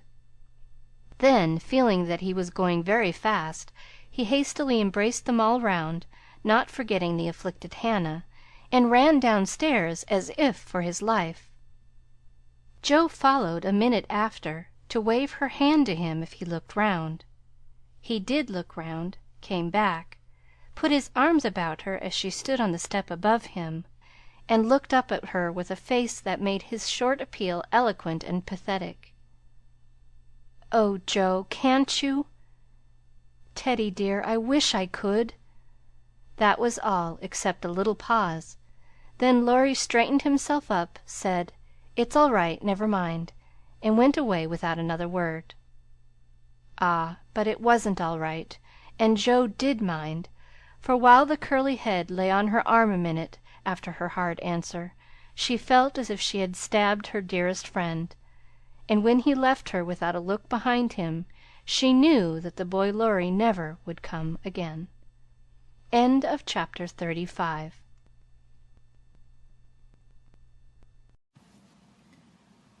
Little Women by Louisa May Alcott. Chapter 36. Beth's Secret. When Jo came home that spring, she had been struck with the change in Beth. No one spoke of it or seemed aware of it, for it had come too gradually to startle those who saw her daily. But to eyes sharpened by absence it was very plain, and a heavy weight fell on Jo's heart as she saw her sister's face. It was no paler, and but little thinner than in the autumn, yet there was a strange transparent look about it, as if the mortal was being slowly refined away, and the immortal shining through the frail flesh with an indescribably pathetic beauty. Jo saw and felt it, but said nothing at the time, and soon the first impression lost much of its power, for Beth seemed happy. No one appeared to doubt that she was better, and presently, in other cares, Jo for a time forgot her fear. But when Laurie was gone, and peace prevailed again, the vague anxiety returned and haunted her. She had confessed her sins and been forgiven, but when she showed her savings and proposed a mountain trip, Beth had thanked her heartily, but begged not to go so far away from home. Another little visit to the seashore would suit her better, and as Grandma could not be prevailed upon to leave the babies, Jo took Beth down to the quiet place, where she could live much in the open air, and let the fresh sea breezes blow a little color into her pale cheeks. It was not a fashionable place, but even among the pleasant people there, the girls made few friends, preferring to live for one another. Beth was too shy to enjoy society, and Jo too wrapped up in her to care for anyone else. So they were all in all to each other, and came and went, quite unconscious of the interest they excited in those about them, who watched with sympathetic eyes the strong sister and the feeble one, always together, as if they felt instinctively that a long separation was not far away. They did feel it, yet neither spoke of it, for often between ourselves and those nearest and dearest to us there exists a reserve which it is very hard to overcome. Jo felt as if a veil had fallen between her heart and Beth's, but when she put out her hand to lift it up, there seemed something sacred in the silence, and she waited for Beth to speak. She wondered, and was thankful also, that her parents did not seem to see what she saw, and during the quiet weeks when the shadows grew so plain to her, She said nothing of it to those at home, believing that it would tell itself when Beth came back no better. She wondered still more if her sister really guessed the hard truth, and what thoughts were passing through her mind during the long hours when she lay on the warm rocks, with her head in Joe's lap, while the winds blew healthfully over her and the sea made music at her feet. One day, Beth told her. Joe thought she was asleep, she lay so still, and putting down her book, sat looking at her with wistful eyes, trying to see signs of hope in the faint color on Beth's cheeks. But she could not find enough to satisfy her, for the cheeks were very thin, and the hands seemed too feeble to hold even the rosy little shells they had been collecting. It came to her then more bitterly than ever that Beth was slowly drifting away from her, and her arms instinctively tightened their hold upon the dearest treasure she possessed. For a minute her eyes were too dim for seeing, and when they cleared, Beth was looking up at her so tenderly that there was hardly any need for her to say, "Joe, dear, I'm glad you know it. I've tried to tell you, but I couldn't." There was no answer except her sister's cheek against her own, not even tears, for when most deeply moved, Joe did not cry. She was the weaker then, and Beth tried to comfort and sustain her, with arms about her and the soothing words she whispered in her ear. "I've known it for a good while, dear, and now I'm used to it. It isn't hard to think of or to bear. Try to see it so, and don't be troubled about me, because it's best, indeed it is." "Is this what made you so unhappy in the autumn, Beth? You did not feel it then and keep it to yourself so long, did you?" asked Joe, refusing to see or say that it was best, but glad to know that Laurie had no part in Beth's trouble. "Yes, I gave up hoping then, but I didn't like to own it. I tried to think it was a sick fancy, and would not let it trouble anyone. But when I saw you all so well and strong and full of happy plans, it was hard to feel that I could never be like you, and then I was miserable, Joe." "Oh, Beth, and you didn't tell me? Didn't let me comfort and help you? How could you shut me out, bear it all alone?" Joe's voice was full of tender reproach, and her heart ached to think of the solitary struggle that must have gone on while Beth learned to say goodbye to health, love, and life, and take up her cross so cheerfully. "Perhaps it was wrong, but I tried to do right. I wasn't sure, no one said anything, and I hoped I was mistaken. It would have been selfish to frighten you all when Marmee was so anxious about Meg and Amy away, and you so happy with Laurie. At least, I thought so then." "And I thought you loved him, Beth, and I went away because I couldn't," cried Joe, glad to say all the truth. Beth looked so amazed at the idea that Joe smiled in spite of her pain, and added softly, "Then you didn't, dearie? I was afraid it was so, and imagined your poor little heart full of love-lornity all that while." "Why, Joe, how could I, when he was so fond of you?" asked Beth, as innocently as a child. "I do love him dearly. He is so good to me, how can I help it? But he could never be anything to me but my brother. I hope he truly will be, sometime." "Not through me," said Joe decidedly. "Amy is left for him, and they would suit excellently. But I have no heart for such things now. I don't care what becomes of anybody but you, Beth. You must get well." "I want to, oh, so much. I try, but every day I lose a little, and feel more sure that I shall never gain it back. It's like the tide, Joe. When it turns, it goes slowly, but it can't be stopped." "It shall be stopped. Your tide must not turn so soon. 19 is too young, Beth. I can't let you go. I'll work and pray and fight against it. I'll keep you in spite of everything. There must be ways. It can't be too late. God won't be so cruel as to take you from me," cried poor Joe rebelliously, for her spirit was far less piously submissive than Beth's. Simple, sincere people seldom speak much of their piety. It shows itself in acts rather than in words, and has more influence than homilies or protestations. Beth could not reason upon or explain the faith that gave her courage and patience to give up life and cheerfully wait for death. Like a confiding child, she asked no questions, but left everything to God and nature, Father and Mother of us all, feeling sure that they, and they only, could teach and strengthen heart and spirit for this life and the life to come. She did not rebuke Jo with saintly speeches, only loved her better for her passionate affection, and clung more closely to the dear human love from which our Father never means us to be weaned, but through which he draws us closer to himself. She could not say, "I'm glad to go," for life was very sweet for her. She could only sob out, "I try to be willing," while she held fast to Jo as the first bitter wave of this great sorrow broke over them together. By and by Beth said, with recovered serenity, "You'll tell them this when we go home?" "I think they will see it without words," sighed Jo, for now it seemed to her that Beth changed every day. "Perhaps not. I've heard that the people who love best are often blindest to such things. If they don't see it, you will tell them for me. I don't want any secrets, and it's kinder to prepare them. Meg has John and the babies to comfort her, but you must stand by Father and Mother, won't you, Jo?" "If I can. But, Beth, I don't give up yet. I'm going to believe that it is a sick fancy and not let you think it's true," said Jo, trying to speak cheerfully. Beth lay a minute thinking, and then said in her quiet way, "I don't know how to express myself, and shouldn't try to anyone but you, because I can't speak out except to my Jo. I only mean to say that I have a feeling that it never was intended I should live long.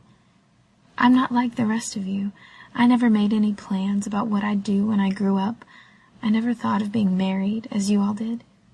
I couldn't seem to imagine myself anything but stupid little Beth, trotting about at home, of no use anywhere but there.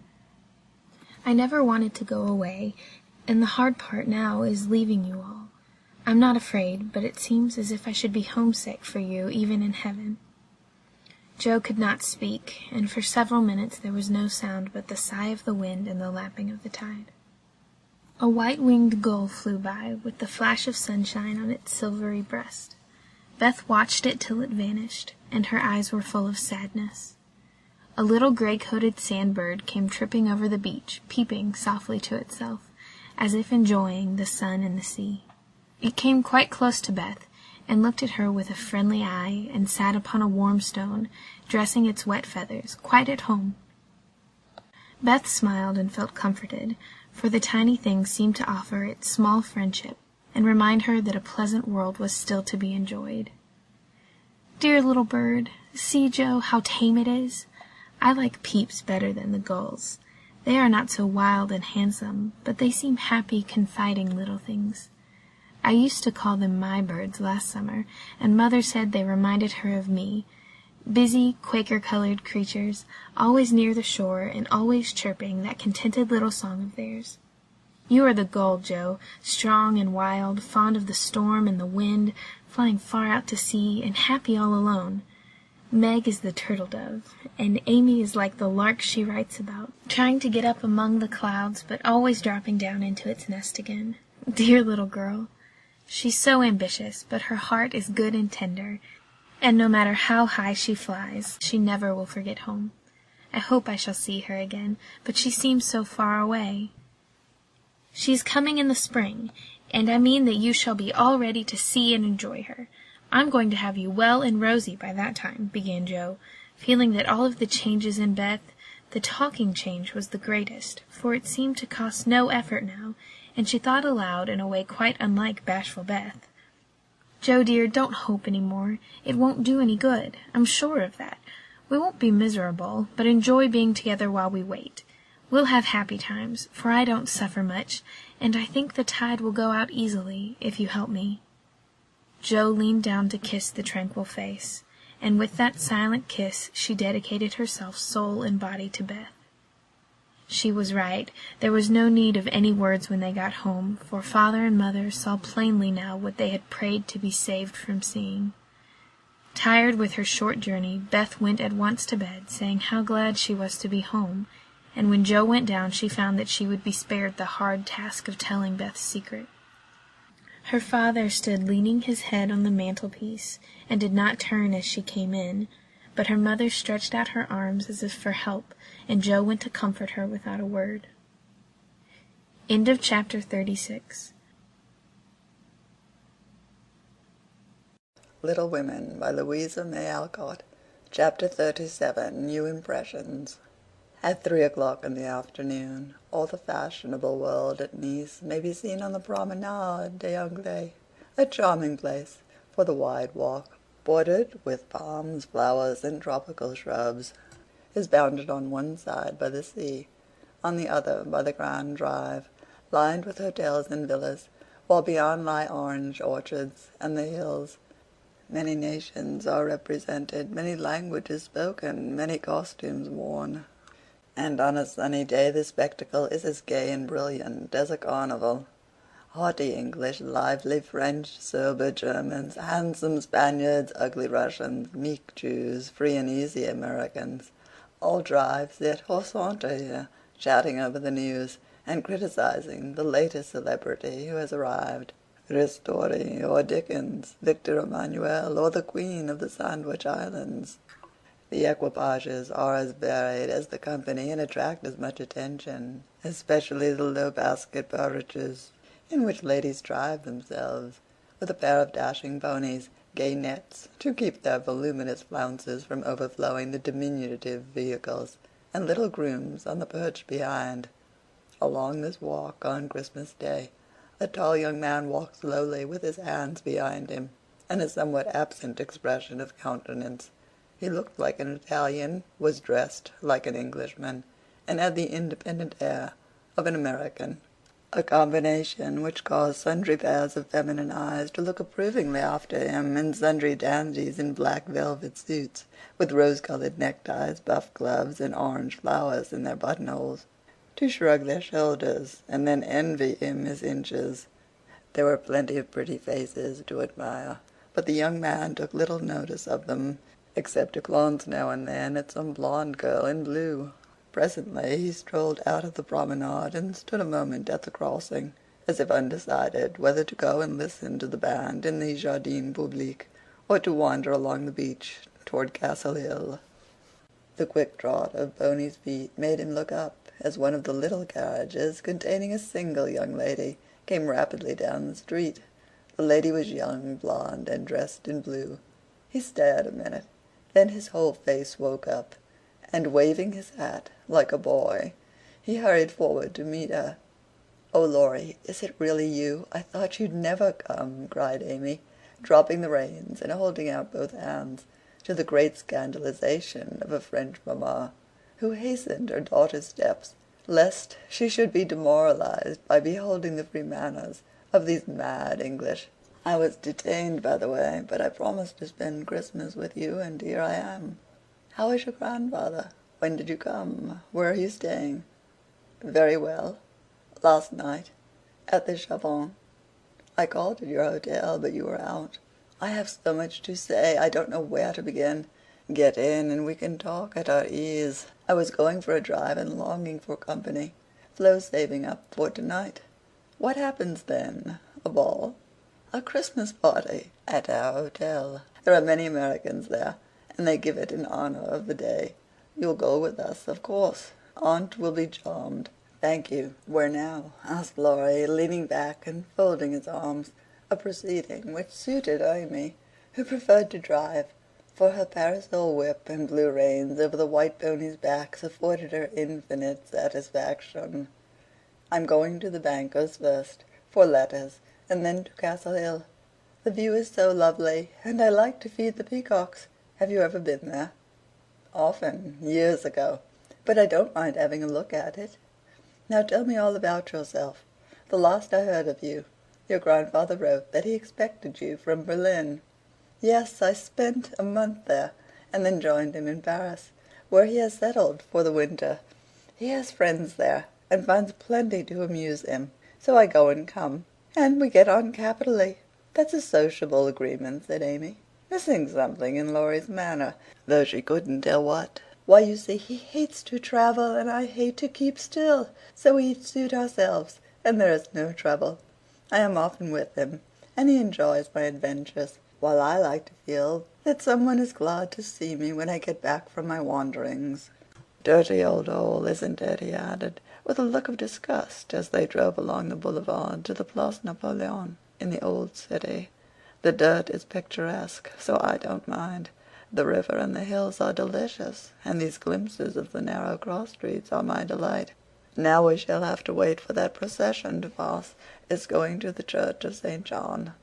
While Laurie listlessly watched the procession of priests under their canopies, white-veiled nuns bearing lighted tapers, and some brotherhood in blue chanting as they walked, Amy watched him, and felt a new sort of shyness steal over her, for he was changed, and she could not find the merry-faced boy she left in the moody-looking man beside her. He was handsomer than ever, and greatly improved, she thought, but now that the flush of pleasure at meeting her was over, he looked tired and spiritless, not sick, not exactly unhappy, but older and graver than a year or two of prosperous life should have made him. She couldn't understand it, and did not venture to ask questions, so she shook her head and touched up her ponies as the procession wound away across the arches of the Paglioni Bridge and vanished in the church. "Que pensez-vous?"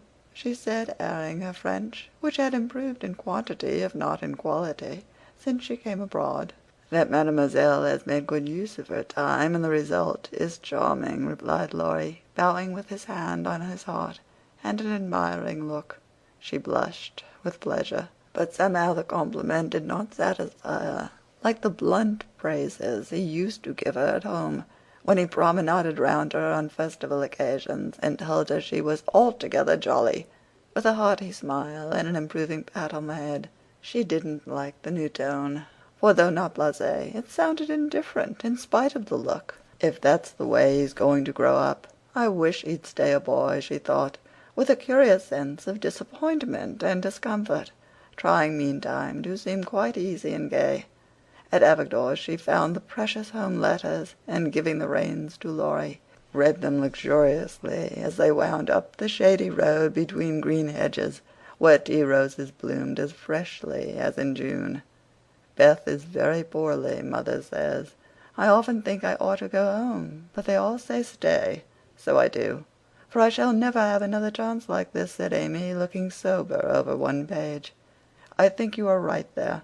You could do nothing at home, and it is a great comfort to them to know that you are well and happy and enjoying so much, my dear." He drew a little nearer, and looked more like his old self as he said that, and the fear that sometimes weighed on Amy's heart was lightened, for the look, the act, the brotherly "my dear," seemed to assure her that if any trouble did come, she would not be alone in this strange land. Presently she laughed and showed him a small sketch of Jo in her scribbling suit, with a bow rampantly erect upon her cap, and issuing from her mouth the words, "Genius, Burns." Laurie smiled, took it, put it in his vest pocket to keep it from blowing away, and listened with interest to the lively letter Amy read him. "This will be a regularly Merry Christmas to me, with presents in the morning, you and letters in the afternoon, and a party at night," said Amy, as they alighted among the ruins of the old fort, and a flock of splendid peacocks came trooping about them, tamely waiting to be fed, while Amy stood laughing on the bank above him as she scattered crumbs to the brilliant birds. Laurie looked at her as she had looked at him, with a natural curiosity to see what changes time and absence had wrought. He found nothing to perplex or disappoint, much to admire and approve, for overlooking a few little affectations of speech and manner, she was as sprightly and graceful as ever, with the addition of that indescribable something in dress and bearing which we call elegance. Always mature for her age, she had gained a certain aplomb in both carriage and conversation, which made her seem more of a woman of the world than she was. But her old petulance now and then showed itself. Her strong will still held its own, and her native frankness was unspoiled by foreign polish. Laurie did not read all this while he watched her feed the peacocks, but he saw enough to satisfy and interest him, and carried away a pretty little picture of a bright-faced girl standing in the sunshine, which brought out the soft hue of her dress, the fresh color of her cheeks, the golden gloss of her hair, and made her a prominent figure in the pleasant scene. As they came up onto the stone plateau that crowns the hill, Amy waved her hand as if welcoming him to her favorite haunt, and said, pointing here and there, Do you remember the cathedral and the Corso, the fishermen dragging their nets in the bay, and the lovely road to Villafranca, Schilbert's Tower, just below, and best of all, that speck far out to sea which they say is Corsica? I remember. It's not much changed, he answered without enthusiasm. What Joe would give for a sight of that famous speck, said Amy, feeling in good spirits and anxious to see him so also. Yes, was all he said, but he turned and strained his eyes to see the island, which a greater usurper than even Napoleon now made interesting in his sight. Take a good look at it for her sake, and then come and tell me what you have been doing with yourself all this while, said Amy, seating herself ready for a good talk. But she did not get it, for though he joined her and answered all her questions freely, she could only learn that he had roved about the continent and been to Greece. So after idling away an hour, they drove home again, and having paid his respects to Mrs. Carroll, Laurie left them, promising to return in the evening. It must be recorded of Amy that she deliberately prinked that night. Time and absence had done its work on both the young people.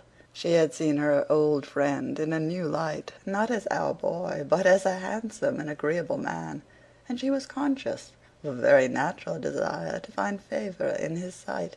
Amy knew her good points, and made the most of them, with the taste and skill which is a fortune to a poor and pretty woman. Tarleton and tulle were cheap at Nice, so she enveloped herself in them on such occasions, and following the sensible English fashion of simple dress for young girls, got up charming little toilettes, with fresh flowers, a few trinkets, and all manner of dainty devices, which were both inexpensive and effective. It must be confessed that the artist sometimes got possession of the woman, and indulged in antique coiffures, statuesque attitudes, and classic draperies.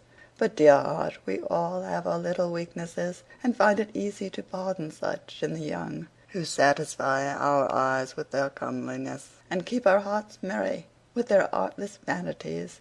I do want him to think I look well, and tell them so at home, said Amy to herself, as she put on Flo's old white silk ball dress, and covered it with a cloud of fresh illusion, out of which her white shoulders and golden head emerged with a most artistic effect. Her hair she had the sense to let alone, after gathering up the thick waves and curls into a heap-like knot at the back of her head. It's not the fashion, but it's becoming, and I can't afford to make a fright of myself, she used to say, when advised to frizzle, puff, or braid, as the latest style commanded. Having no ornaments fine enough for this important occasion, Amy looped her fleecy skirts with rosy clusters of azalea, and framed the white shoulders in delicate green vines. Remembering the painted boots, she surveyed her white satin slippers with girlish satisfaction, and chased down the room, admiring her aristocratic feet all by herself. My new fan just matches my flowers, my gloves fit to a charm, and the real lace on Aunt's mouchoir gives an air to my whole dress. If I only had a classical nose and mouth, I should be perfectly happy, she said, surveying herself with a critical eye, and a candle in each hand. In spite of this affliction, she looked unusually gay and graceful as she glided away. She seldom ran. It did not suit her style, as she thought, for being tall. The stately and Junoesque was more appropriate than the sportive or piquant. She walked up and down the long saloon while waiting for Laurie, and once arranged herself under the chandelier, which had a good effect upon her hair. Then she thought better of it, and went away to the other end of the room, as if ashamed of the girlish desire to have the first view a propitious one. It so happened that she could not have done a better thing, for Laurie came in so quietly she did not hear him, and as she stood at the distant window, with her head half turned and one hand gathering up her dress, the slender white figure against the red curtains was as effective as a well-placed statue. "Good evening, Diana," said Laurie, with a look of satisfaction she liked to see in his eyes when they rested on her. "Good evening, Apollo," she answered, smiling back at him, for he too looked unusually debonair, and the thought of entering the ballroom on the arm of such a personable man caused Amy to pity the foreplain Mrs. Davis from the bottom of her heart. "Here are your flowers. I arranged them myself, remembering that you didn't like what Hannah calls a sot bouquet," said Laurie, handing her a delicate nosegay in a holder that she had long coveted as she daily passed it in Cordelia's window. "How kind you are!" she exclaimed gracefully. "If I'd known you were coming I'd have had something ready for you today, though not as pretty as this, I'm afraid." "Thank you, it isn't what it should be. But you have improved it," he added, as she snapped the silver bracelet on her wrist. "Please don't. I thought you liked that sort of thing." "Not from you. It doesn't sound natural. And I like your old bluntness better." "I'm glad of it," he answered, with a look of relief, then buttoned her gloves for her, and asked if his tie was straight, just as he used to do when they went to parties together at home. The company assembled in the long salle à manger that evening was such as one sees now nowhere but on the continent. The hospitable Americans had invited every acquaintance they had in Nice, and having no prejudice against titles, secured a few to add lustre to their Christmas ball. A Russian prince condescended to sit in a corner for an hour and talk with a massive lady, dressed like Hamlet's mother in black velvet, with a pearl bridle under her chin. A Polish count, aged 18, devoted himself to the ladies, who pronounced him a fascinating dear, and a German serene something, having come to supper alone, roamed vaguely about, seeking what he might devour. Baron Rothschild's private secretary, a large-nosed Jew in tight boots, affably beamed upon the world, as if his master's name crowned him with a golden halo. A stout Frenchman, who knew the Emperor, came to indulge his mania for dancing, and Lady de Jones, a British matron, adorned the scene with her little family of 8. Of course, there were many light-footed, shrill-voiced American girls, handsome, lifeless-looking English ditto, and a few plain but piquant French demoiselles, likewise the usual set of travelling young gentlemen, who disported themselves gaily, while mammas of all nations lined the walls and smiled upon them benignly when they danced with their daughters. Any young girl can imagine Amy's state of mind when she took the stage that night, leaning on Laurie's arm. She knew she looked well, she loved to dance, she felt that her foot was on her native heath in a ballroom, and enjoyed the delightful sense of power which comes when young girls first discover the new and lovely kingdom they are born to rule, by virtue of beauty, youth, and womanhood. She did pity the Davis girls, who were awkward, plain, and destitute of escort, except a grim papa and 3 grimmer maiden aunts, and she bowed to them in her friendliest manner as she passed, which was good of her, as it permitted them to see her dress and burn with curiosity to know who her distinguished-looking friend might be. With the first burst of the band, Amy's color rose, her eyes began to sparkle, and her feet to tap the floor impatiently, for she danced well and wanted Laurie to know it.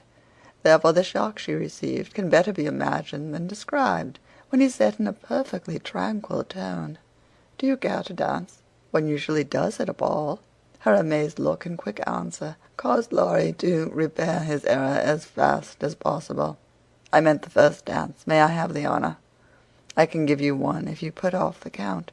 He dances divinely, but he will excuse me, as you are an old friend," said Amy, hoping that the name would have a good effect and show Laurie that she was not to be trifled with. Nice little boy, but rather a short pole to support.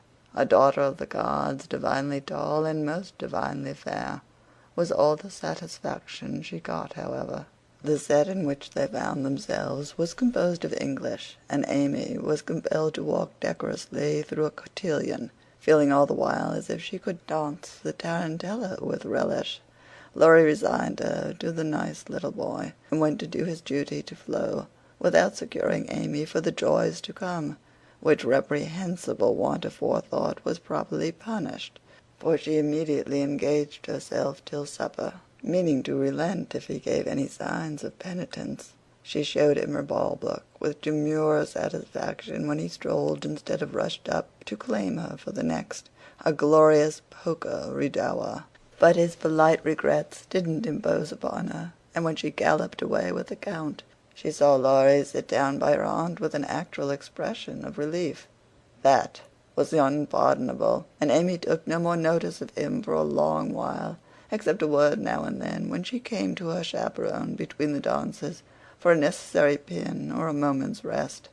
Her anger had a good effect, however, for she hid it under a smiling face and seemed unusually blithe and brilliant.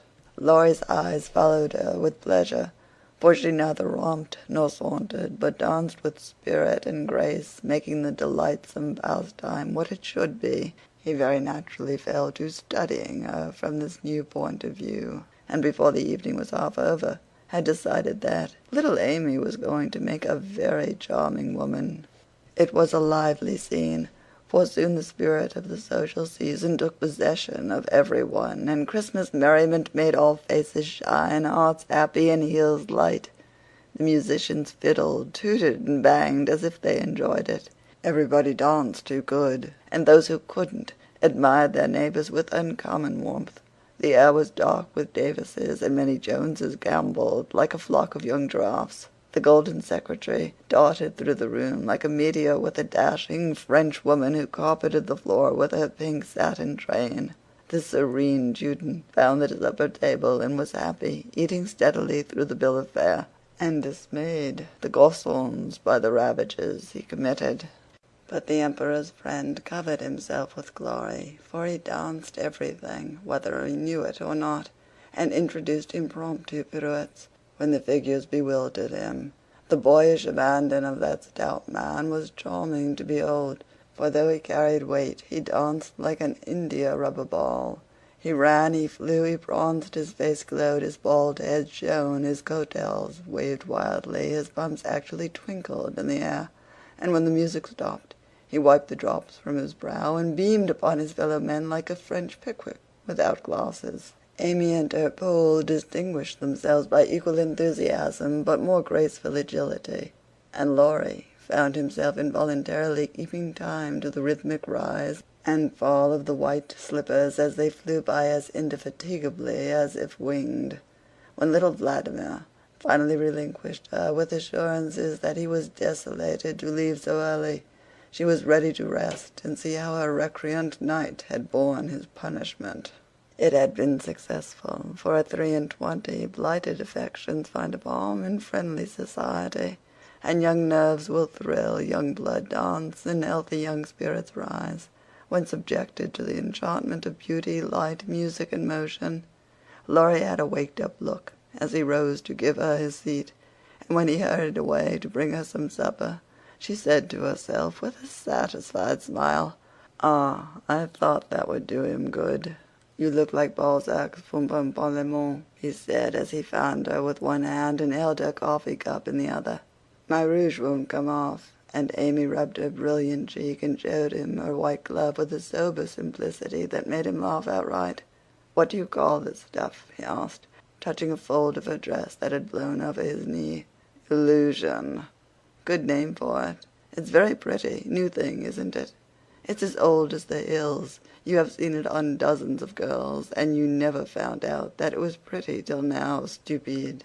I never saw it on you before, which accounts for the mistake, you see. None of that. It is forbidden. I'd rather take coffee than compliments just now. No, don't lounge. It makes me nervous." Laurie sat bolt upright and meekly took her empty plate, feeling an odd sort of pleasure in having little Amy order him about, for she had lost her shyness now, and felt an irresistible desire to trample on him, as girls have a delightful way of doing when lords of creation show any signs of subjection. "Where did you learn all this sort of thing?" he asked with a quizzical look. "As this sort of thing is rather a vague expression, would you kindly explain?" returned Amy, knowing perfectly well what he meant, but wickedly leaving him to describe what is indescribable. "Well, the general air, the style, the self-possession, the illusion, you know," laughed Laurie, breaking down and helping himself out of his quandary with the new word. Amy was gratified, but of course it didn't show it, and demurely answered, "Foreign life polishes one in spite of oneself. I study as well as play, and as for this," with a little gesture toward her dress, "white doll is cheap, posies to be had for nothing, and I am used to making the most of my poor little things." Amy rather regretted that last sentence, fearing it wasn't in good taste, but Laurie liked her better for it, and found himself both admiring and respecting the brave patience that made the most of opportunity, and the cheerful spirit that covered poverty with flowers. Amy did not know why he looked at her so kindly, nor why he filled up her book with his own name, and devoted himself to her for the rest of the evening in the most delightful manner. But the impulse that wrought this agreeable change was the result of one of the new impressions which both of them were unconsciously giving and receiving. End of chapter 37.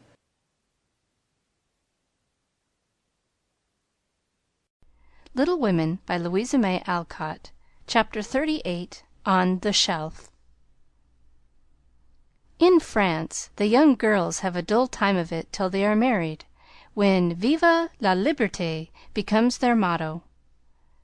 In America, as everyone knows, girls early sign the Declaration of Independence and enjoy their freedom with Republican zest. But the young matrons usually abdicate with the first heir to the throne and go into a seclusion almost as close as a French nunnery, though by no means as quiet. Whether they like it or not, they are virtually put upon the shelf as soon as the wedding excitement is over, and most of them might exclaim, as did a very pretty woman the other day, "I'm as handsome as ever, but no one takes any notice of me because I'm married." Not being a belle or even a fashionable lady, Meg did not experience this affliction till her babies were a year old, for in her little world primitive customs prevailed, and she found herself more admired and beloved than ever. As she was a womanly little woman, the maternal instinct was very strong, and she was entirely absorbed in her children, to the utter exclusion of everything and everybody else. Day and night she brooded over them with tireless devotion and anxiety, leaving John to the tender mercies of the help, for an Irish lady now presided over the kitchen department. Being a domestic man, John decidedly missed the wifely attentions he had been accustomed to receive, but as he adored his babies, he cheerfully relinquished his comfort for a time, supposing with masculine ignorance that peace would soon be restored. But 3 months passed, and there was no return of repose. Meg looked worn and nervous, the babies absorbed every minute of her time, the house was neglected, and Kitty, the cook, who took life aisy, kept him on short commons. When he went out in the morning, he was bewildered by small commissions for the captive mamma. If he came gaily in at night, eager to embrace his family, he was quenched by a hush. "They are just asleep after worrying all day." If he proposed a little amusement at home, no, it would disturb the babies. If he hinted at a lecture or a concert, he was answered with a reproachful look and a decided, "Leave my children for pleasure? Never!" His sleep was broken by infant wails and visions of a phantom figure pacing noiselessly to and fro in the watches of the night. His meals were interrupted by the frequent flight of the presiding genius, who deserted him, half helped, if a muffled chirp sounded from the nest above. And when he read his paper of an evening, Demi's colic got into the shipping list, and Daisy's fall affected the price of stocks, for Mrs. Brooke was only interested in domestic news. The poor man was very uncomfortable, for the children had bereft him of his wife. Home was merely a nursery, and the perpetual hushing made him feel like a brutal intruder whenever he entered the sacred precincts of Babyland. He bore it very patiently for 6 months, and when no signs of amendment appeared, he did what other paternal exiles do, tried to get a little comfort elsewhere. Scott had married and gone to housekeeping not far off, and John fell into the way of running over for an hour or two of an evening, when his own parlor was empty and his own wife singing lullabies that seemed to have no end. Mrs. Scott was a lively, pretty girl, with nothing to do but be agreeable, and she performed her mission most successfully. The parlor was always bright and attractive, the chessboard ready, the piano in tune, plenty of gay gossip, and a nice little supper set forth in tempting style. John would have preferred his own fireside if it had not been so lonely. But as it was, he gratefully took the next best thing and enjoyed his neighbors' society. Meg rather approved of the new arrangement at first, and found it a relief to know that John was having a good time instead of dozing in the parlor, or tramping about the house and waking the children. But by and by, when the teething worry was over, and the Idols went to sleep at proper hours, leaving Mamma time to rest, she began to miss John, and find her work-basket dull company when he was not sitting opposite in his old dressing-gown, comfortably scorching his slippers on the fender. She would not ask him to stay at home, but felt injured because he did not know that she wanted him without being told, entirely forgetting the many evenings he had waited for her in vain. She was nervous and worn out with watching and worry, and in that unreasonable frame of mind which the best of mothers occasionally experience when domestic cares oppress them, want of exercise robs them of cheerfulness, and too much devotion to that idol of American women, the teapot, makes them feel as if they were all nerve and no muscle. "Yes," she would say, looking in the glass, "I'm getting old and ugly. John doesn't find me interesting any longer, so he leaves his faded wife and goes to see his pretty neighbor, who has no encumbrances. Well, the babies love me. They don't care if I am thin and pale, and haven't time to crimp my hair. They are my comfort. And some day John will see what I've gladly sacrificed for them. Won't he, my precious?"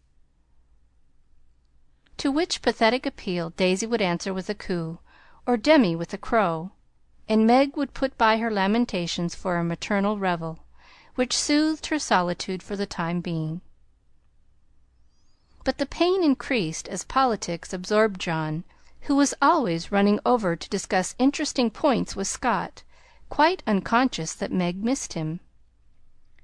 Not a word did she say, however, till her mother found her in tears one day and insisted on knowing what the matter was, for Meg's drooping spirits had not escaped her observation. "I wouldn't tell any one except you, Mother, but I really do need advice, for if John goes on much longer I might as well be widowed," replied Mrs. Brooke, drying her tears on Daisy's bib with an injured air. "Goes on how, my dear?" asked her mother anxiously. "He's away all day, and at night, when I want to see him, he is continually going over to the Scotts. It isn't fair that I should have the hardest work and never any amusement. Men are very selfish, even the best of them." "So are women, but don't blame John till you see where you are wrong yourself." "But it can't be right for him to neglect me." "Don't you neglect him." "Why, Mother, I thought you'd take my part." "So I do, as far as sympathizing goes, but I think the fault is yours, Meg." "I don't see how." "Let me show you. Did John ever neglect you, as you call it, while you made it a point to give him your society of an evening, his only leisure time?" "No, but I can't do it now, with 2 babies to tend." "I think you could, dear, and I think you ought. May I speak quite freely, and will you remember that it's Mother who blames as well as Mother who sympathizes?" "Indeed I will. Speak to me as if I were little Meg again. I often feel as if I needed teaching more than ever since these babies look to me for everything." Meg drew her low chair beside her mother's, and with a little interruption in either lap, the 2 women rocked and talked lovingly together, feeling that the tie of motherhood made them the more one than ever. "You have only made the mistake that most young wives make, forgotten your duty to your husband in your love for your children. A very natural and forgivable mistake, Meg, but one that had better be remedied before you take to different ways. For children should draw you nearer than ever, not separate you, as if they were all yours, and John had nothing to do but support them. I've seen it for some weeks, but have not spoken, feeling sure it would come right in time. I'm afraid it won't. If I ask him to stay, he'll think I'm jealous, and I wouldn't insult him by such an idea. He doesn't see that I want him, and I don't know how to tell him without words. Make it so pleasant he won't want to go away. My dear, he's longing for his little home, but it isn't home without you, and you are always in the nursery. Oughtn't I to be there? Not all the time. Too much confinement makes you nervous, and then you are unfitted for everything. Besides, you owe something to John as well as to the babies. Don't neglect husband for children. Don't shut him out of the nursery, but teach him how to help in it. His place is there as well as yours, and the children need him. Let him feel that he has a part to do, and he will do it gladly and faithfully, and it will be better for you all. You really think so, Mother?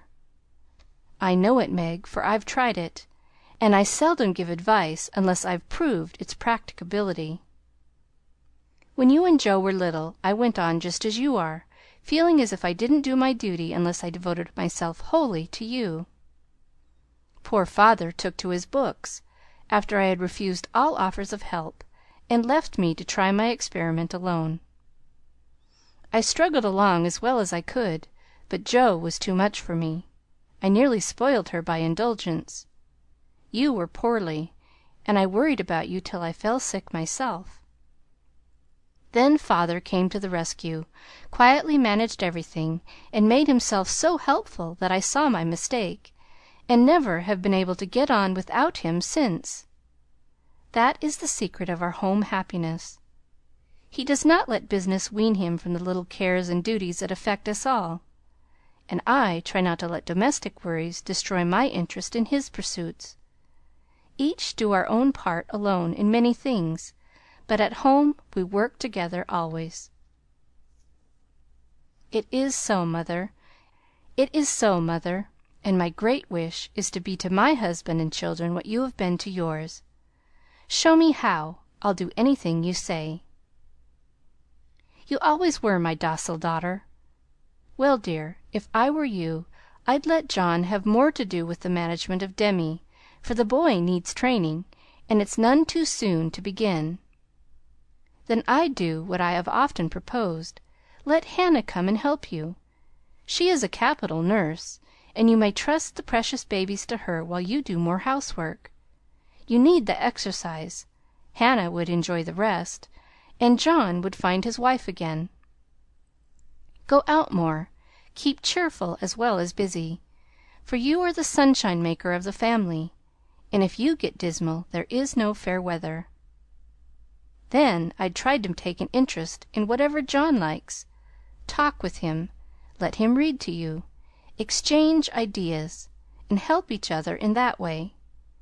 Don't shut yourself up in a bandbox because you are a woman, but understand what is going on, and educate yourself to take your part in the world's work, for it all affects you and yours. John is so sensible, I'm afraid he will think I'm stupid if I ask questions about politics and things. I don't believe he would. Love covers a multitude of sins, and of whom could you ask more freely than of him? Try it, and see if he doesn't find your society far more agreeable than Mrs. Scott's suppers.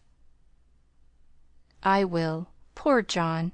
I'm afraid I have neglected him sadly, but I thought I was right, and he never said anything. He tried not to be selfish, but he has felt rather forlorn, I fancy.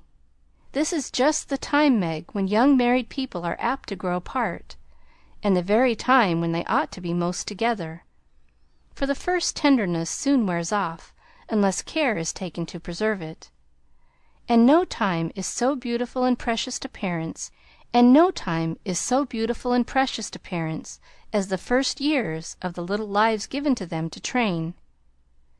Don't let John be a stranger to the babies, for they will do more to keep him safe and happy in this world of trial and temptation than anything else. And through them you will learn to know and love one another as you should. Now, dear, good-bye. Think over Mother's preachment, act upon it if it seems good, and God bless you all." Meg did think it over, found it good, and acted upon it, though the first attempt was not made exactly as she planned to have it. Of course the children tyrannized over her, and ruled the house as soon as they found out that kicking and squalling brought them whatever they wanted. Mamma was an abject slave to their caprices, but Papa was not so easily subjugated, and occasionally afflicted his tender spouse by an attempt at paternal discipline with his obstreperous son. For Demi inherited a trifle of his sire's firmness of character, we won't call it obstinacy, and when he made up his little mind to have or do anything, all the king's horses and all the king's men could not change that pertinacious little mind. Mamma thought the dear too young to be taught to conquer his prejudices, but Papa believed that it never was too soon to learn obedience. So Master Demi early discovered that when he undertook to wrastle with Parpar, he always got the worst of it. Yet, like the Englishman, Baby respected the man who conquered him, and loved the father whose grave "No, no" was more impressive than all Mamma's love-pats. A few days after the talk with her mother, Meg resolved to try a social evening with John. So she ordered a nice supper, set the parlor in order, dressed herself prettily, and put the children to bed early, that nothing should interfere with her experiment. But unfortunately Demi's most unconquerable prejudice was against going to bed, and that night he decided to go on a rampage. So poor Meg sang and rocked, told stories, and tried every sleep-provoking wile she could devise, but all in vain. The big eyes wouldn't shut, and long after Daisy had gone to bye low, like the chubby little bunch of good nature she was, naughty Demi lay staring at the light with the most discouragingly wide-awake expression of countenance. "Will Demi lie still like a good boy while Mamma runs down and gives poor Papa his tea?" asked Meg, as the hall door softly closed, and the well-known step went tiptoeing into the dining-room. "Me has tea," said Demi, preparing to join in the revel. "No, but I'll save you some little cakeys for breakfast, if you'll go bye-bye like Daisy. Will you, lovey?" "Iss," and Demi shut his eyes tight, as if to catch sleep and hurry the desired day. Taking advantage of the propitious moment, Meg slipped away and ran down to greet her husband with a smiling face and the little blue bow in her hair which was his especial admiration. He saw it at once, and said with pleased surprise, "Why, little mother, how gay we are to-night! Do you expect company?" "Only you, dear." "Is it a birthday, anniversary, or anything?" "No, I'm tired of being dowdy, so I dressed up as a change. You always make yourself nice for table, no matter how tired you are, so why shouldn't I when I have the time?" "I do it out of respect for you, my dear," said old-fashioned John. "Ditto, ditto, Mr. Brooke," laughed Meg, looking young and pretty again as she nodded to him over the teapot. "Well, it's altogether delightful, and like old times. This tastes right. I drink your health, dear." And John sipped his tea with an air of reposeful rapture, which was of very short duration, however, for as he put down his cup, the door-handle rattled mysteriously, and a little voice was heard saying impatiently, "Opie doy, me's tummin'." "It's that naughty boy. I told him to go to sleep alone, and here he is, downstairs, getting his death a cold pattering over that canvas," said Meg, answering the call. "Mornin' now," announced Demi in joyful tone as he entered, with his long nightgown gracefully festooned over his arm, and every curl bobbing gaily as he pranced about the table, eyeing the cakeys with loving glances. "No, it isn't morning yet. You must go to bed and not trouble poor mamma. Then you can have the little cake with sugar on it." "Me loves Parpar," said the artful one, preparing to climb the paternal knee and revel in forbidden joys.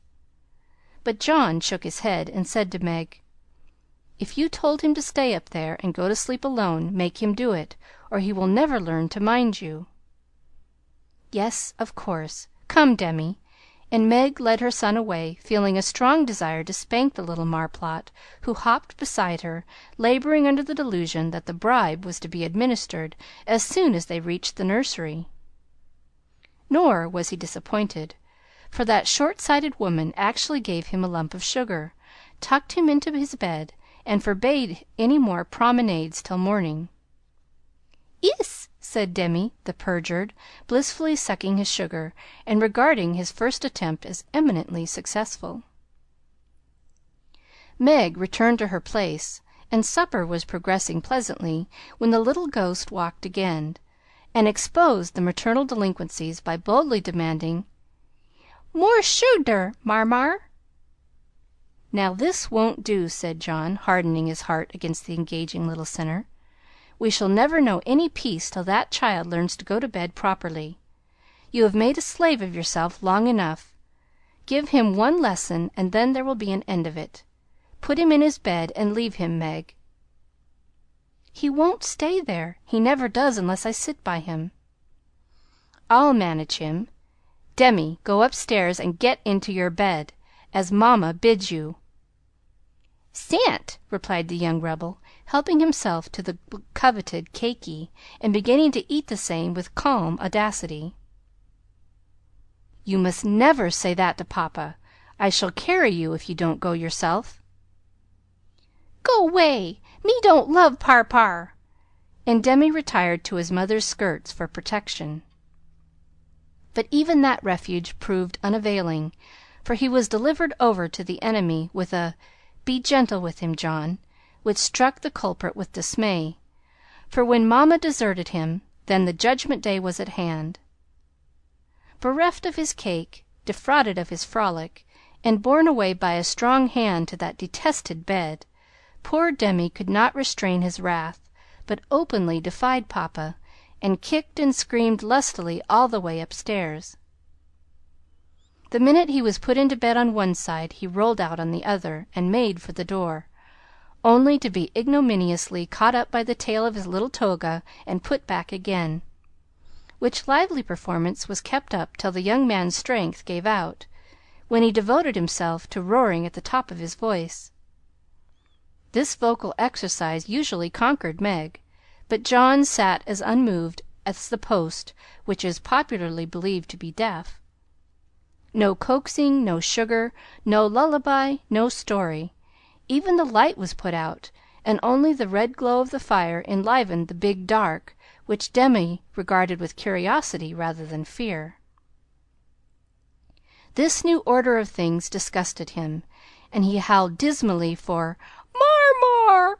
as his angry passions subsided, and recollections of his tender bondwoman returned to the captive autocrat. The plaintive wail which succeeded the passionate roar went to Meg's heart, and she ran up to say beseechingly, "Let me stay with him. He'll be good now, John." "No, my dear. I've told him he must go to sleep, as you bid him, and he must, if I stay here all night." "But he'll cry himself sick," pleaded Meg, reproaching herself for deserting her boy. "No, he won't. He's so tired he will soon drop off, and then the matter is settled, for he will understand that he has got to mind. Don't interfere. I'll manage him." "He's my child, and I can't have his spirit broken by harshness." "He's my child, and I won't have his temper spoiled by indulgence. Go down, my dear, and leave the boy to me." When John spoke in that masterful tone, Meg always obeyed, and never regretted her docility. "Please let me kiss him once, John." "Certainly. Demi, say good night to Mamma, and let her go and rest, for she is very tired with taking care of you all day." Meg always insisted upon it that the kiss won the victory, for after it was given, Demi sobbed more quietly, and lay quite still at the bottom of the bed, whither he had wriggled in his anguish of mind. Poor little man, he's worn out with sleep and crying. I'll cover him up and then go set Meg's heart at rest," thought John, creeping to the bedside, hoping to find his rebellious heir asleep. But he wasn't, for the moment his father peeped at him, Demi's eyes opened, his little chin began to quiver, and he put up his arms, saying with a penitent hiccup, "Me dood now."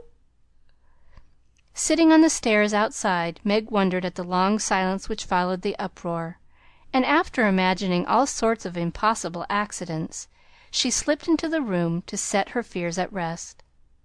Demi lay fast asleep, not in his usual spread-eagle attitude, but in a subdued bunch, cuddled close in the circle of his father's arm, and holding his father's finger, as if he felt that justice was tempered with mercy, and had gone to sleep a sadder and wiser baby. So held, John had waited with a womanly patience till the little hand relaxed its hold, and while waiting had fallen asleep, more tired by that tussle with his son than with his whole day's work.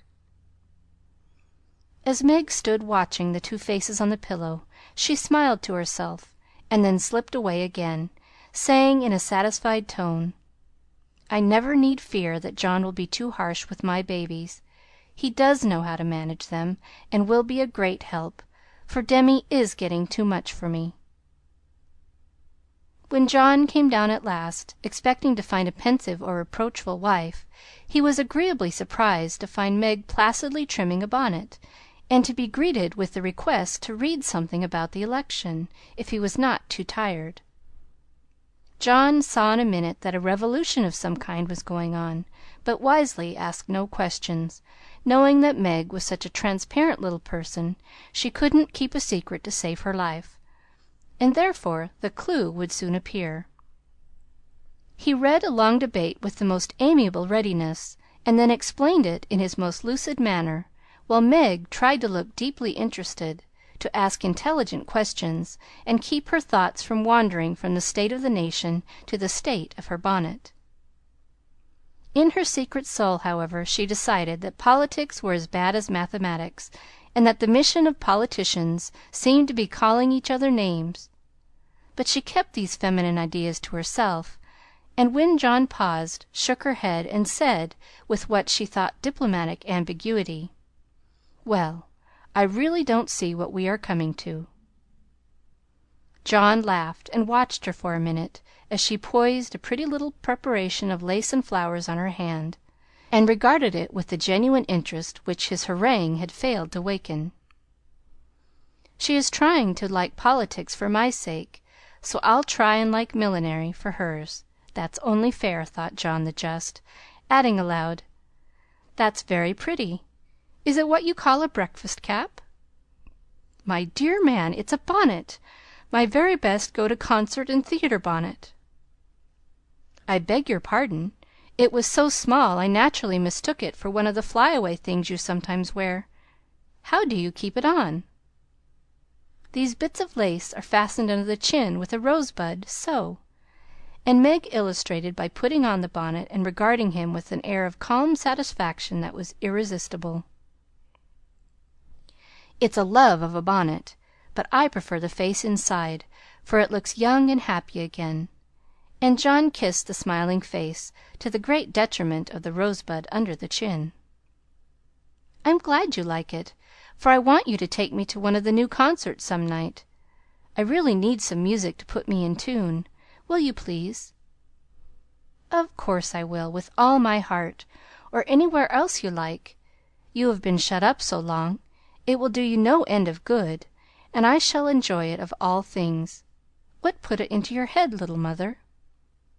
"Well, I had a talk with Marmee the other day, and told her how nervous and cross and out of sorts I felt, and she said I needed change and less care. So Hannah is to help me with the children, and I'm to see to things about the house more, and now and then have a little fun, just to keep me from getting to be a fidgety, broken-down old woman before my time. It's only an experiment, John, and I want to try it for your sake as much as for mine, because I've neglected you shamefully lately, and I'm going to make home what it used to be, if I can. You don't object, I hope?" Never mind what John said, or what a very narrow escape the little bonnet had from utter ruin.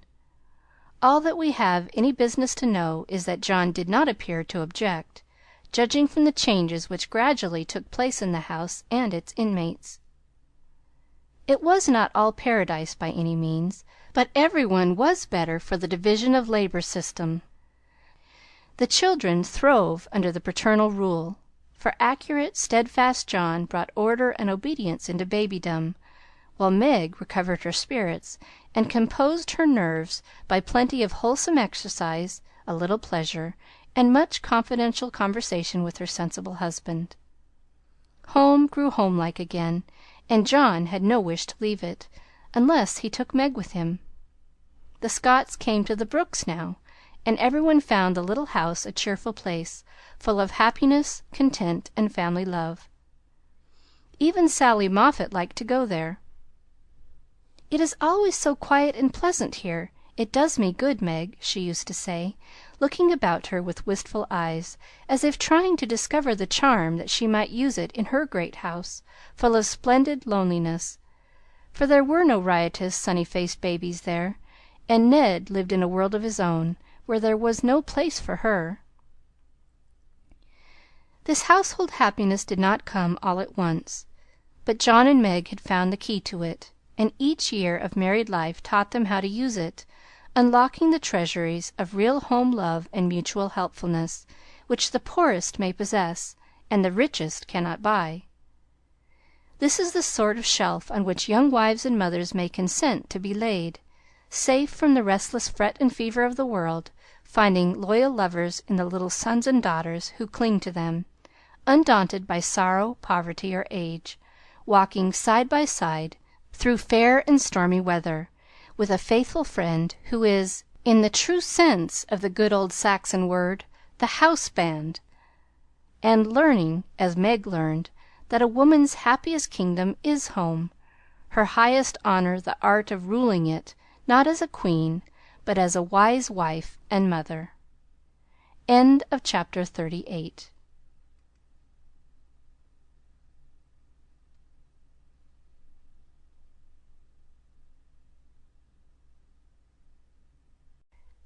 Little Women by Louisa May Alcott. Chapter 39. Lazy Lawrence.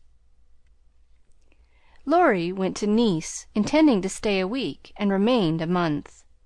He was tired of wandering about alone, and Amy's familiar presence seemed to give a homelike charm to the foreign scenes in which she bore a part. He rather missed the petting he used to receive, and enjoyed a taste of it again, for no attentions, however flattering from strangers, were half so pleasant as the sisterly adoration of the girls at home.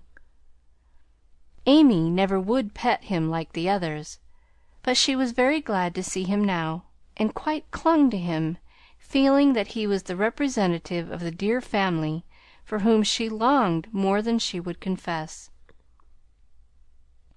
They naturally took comfort in each other's society, and were much together, riding, walking, dancing, or dawdling, for at Nice no one can be very industrious during the gay season. But while apparently amusing themselves in the most careless fashion, they were half consciously making discoveries and forming opinions about each other.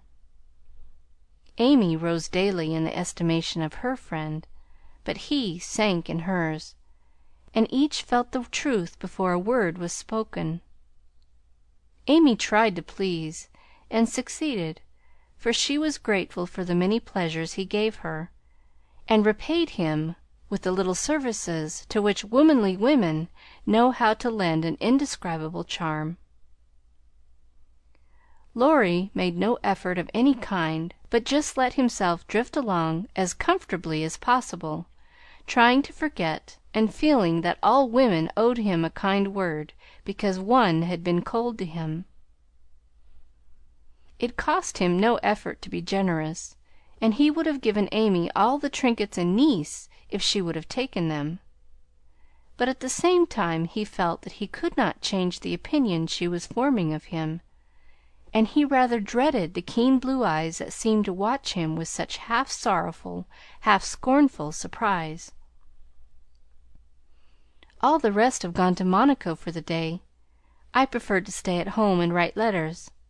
They are done now, and I am going to Valrosa to sketch. Will you come?" said Amy, as she joined Laurie one lovely day when he lounged in as usual about noon. "Well, yes, but isn't it rather warm for such a long walk?" he answered slowly, for the shaded salon looked inviting after the glare without. "I'm going to have the little carriage, and Baptiste can drive, so you'll have nothing to do but hold your umbrella and keep your gloves nice," returned Amy, with a sarcastic glance at the immaculate kids, which were a weak point with Laurie. "Then I'll go with pleasure," and he put out his hand for her sketch book, but she tucked it under her arm with a sharp, "Don't trouble yourself. It's no exertion to me, but you don't look equal to it." Laurie lifted his eyebrows and followed at a leisurely pace as she ran downstairs. But when they got into the carriage, he took the reins himself, and left little Baptiste nothing to do but fold his arms and fall asleep on his perch. The two never quarreled. Amy was too well bred, and just now Laurie was too lazy, so in a minute he peeped under her hat brim with an inquiring air. She answered him with a smile, and they went on together in the most amicable manner. It was a lovely drive, along winding roads rich in the picturesque scenes that delight beauty-loving eyes. Here an ancient monastery, whence the solemn chanting of the monks came down to them; there a bare-legged shepherd in wooden shoes, pointed hat, and rough jacket over one shoulder, sat piping on a stone while his goat skipped among the rocks or lay at his feet.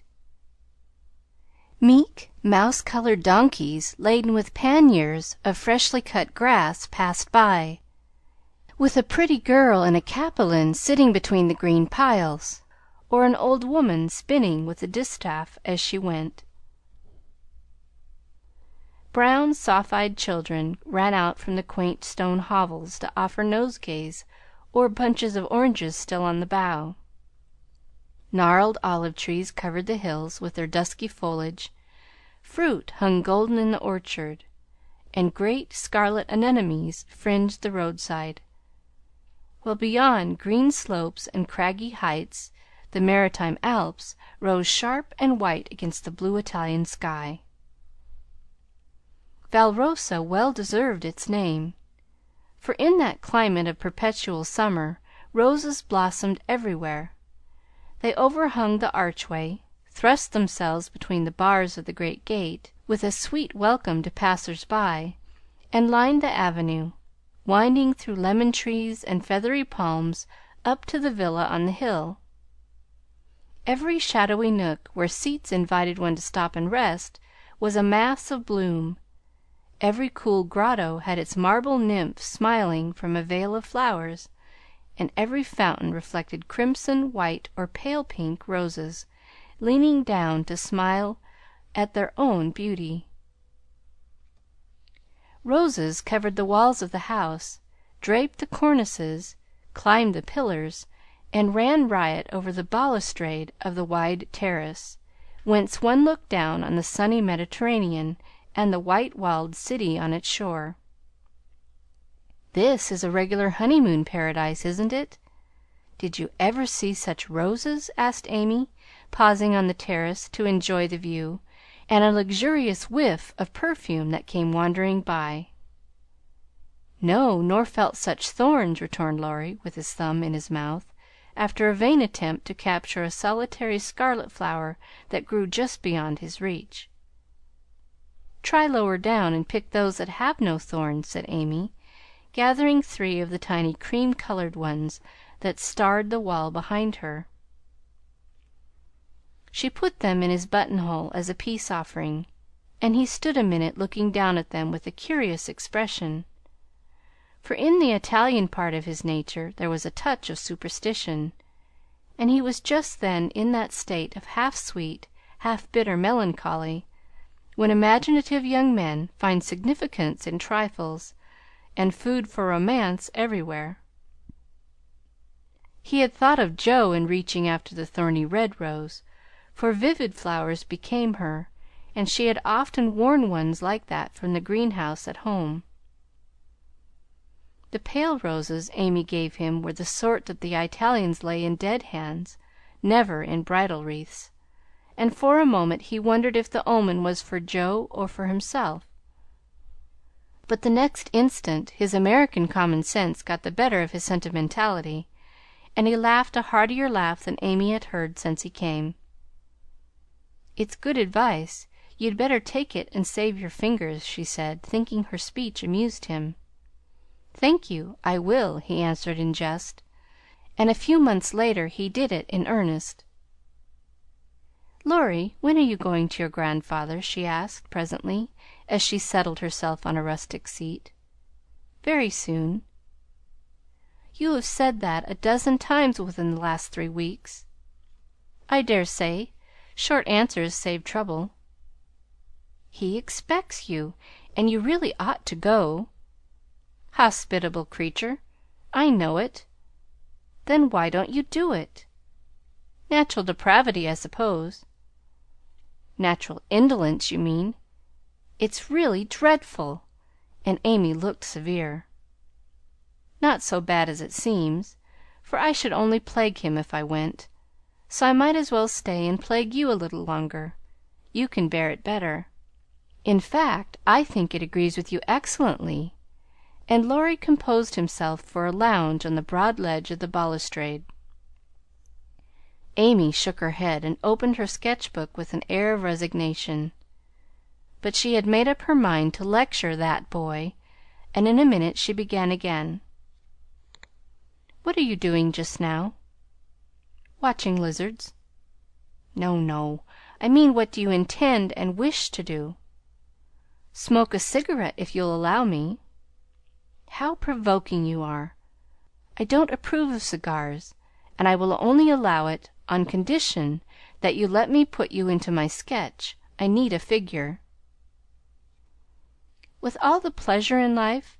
How will you have me? Full length, or 3/4, or my head or my heels?" "I should respectfully suggest a recumbent posture." "Then put yourself in also, and call it dolce far niente." "Stay as you are and go to sleep if you like. I intend to work hard," said Amy in her most energetic tone. "What delightful enthusiasm!" And he leaned against a tall urn with an air of entire satisfaction. "What would Jo say if she saw you now?" asked Amy impatiently, hoping to stir him up by the mention of her still more energetic sister's name. "As usual. Go away, Teddy. I'm busy," he laughed as he spoke, but the laugh was not natural, and a shade passed over his face, for the utterance of the familiar name touched the wound that was not healed yet. Both tone and shadow struck Amy, for she had seen and heard them before, and now she looked up in time to catch a new expression on Laurie's face, a hard, bitter look, full of pain, dissatisfaction, and regret. It was gone before she could study it, and the listless expression back again. She watched him for a moment with artistic pleasure, thinking how like an Italian he looked, as he lay basking in the sun, with uncovered head and eyes full of southern dreaminess, for he seemed to have forgotten her and fallen into a reverie. "You look like the effigy of a young knight asleep on his tomb," she said, carefully tracing the well-cut profile defined against the dark stone. "Wish I was." "That's a foolish wish, unless you have spoiled your life. You are so changed, I sometimes think—" There Amy stopped, with a half-timid, half-wistful look, more significant than her unfinished speech. Laurie saw and understood the affectionate anxiety which she hesitated to express, and looking straight into her eyes, said, just as he used to say it to her mother, "It's all right, ma'am." That satisfied her, and set at rest the doubts that had begun to worry her lately. It also touched her, and she showed that it did by the cordial tone in which she said, "I'm glad of that. I didn't think you'd been a very bad boy, but I fancied you might have wasted money at that wicked Baden, lost your heart to some charming Frenchwoman with a husband, or got into some of the scrapes that young men seem to consider a necessary part of a foreign tour. Don't stay out there in the sun. Come and lie on the grass here, and let us be friendly, as Joe used to say, when we got into the sofa corner and told secrets." Laurie obediently threw himself down on the turf, and began to amuse himself by sticking daisies into the ribbons of Amy's hat that lay there. "I'm all ready for the secrets," and he glanced up with a decided expression of interest in his eyes. "I've none to tell. You may begin. Haven't one to bless myself with. I thought perhaps you'd had some news from home." "You have heard all that has come lately. Don't you hear often? I fancied Joe would send you volumes." "She's very busy. I'm roving about so, it's impossible to be regular, you know. When do you begin your great work of art, Rafaela?" he asked, changing the subject abruptly after another pause, in which he had been wondering if Amy knew his secret and wanted to talk about it. "Never," she answered, with a despondent but decided air. "Rome took all the vanity out of me, for after seeing the wonders there, I felt too insignificant to live, and gave up all my foolish hopes in despair." "Why should you, with so much energy and talent?" "That's just why. Because talent isn't genius, and no amount of energy can make it so. I want to be great or nothing. I won't be a commonplace dauber, so I don't intend to try any more." "And what are you going to do with yourself now, if I may ask?" "Polish up my other talents, and be an ornament to society if I get the chance." It was a characteristic speech, and sounded daring, but audacity becomes young people, and Amy's ambition had a good foundation. Laurie smiled, but he liked the spirit with which she took up a new purpose when a long cherished one died, and spent no time lamenting. "Good! And here is where Fred Vaughn comes in, I fancy?" Amy preserved a discreet silence, but there was a conscious look in her downcast face that made Laurie sit up and say gravely, "Now I'm going to play brother and ask questions. May I?" "I don't promise to answer." "Your face will, if your tongue won't. You aren't woman of the world enough yet to hide your feelings, my dear." "I heard rumors about Fred and you last year, and it's my private opinion that if he had not been called home so suddenly and detained so long, something would have come of it, hey?" "That's not for me to say," was Amy's grim reply, but her lips would smile, and there was a traitorous sparkle of the eye which betrayed that she knew her power and enjoyed the knowledge. "You are not engaged, I hope?" And Laurie looked very elder brotherly and grave all of a sudden. "No."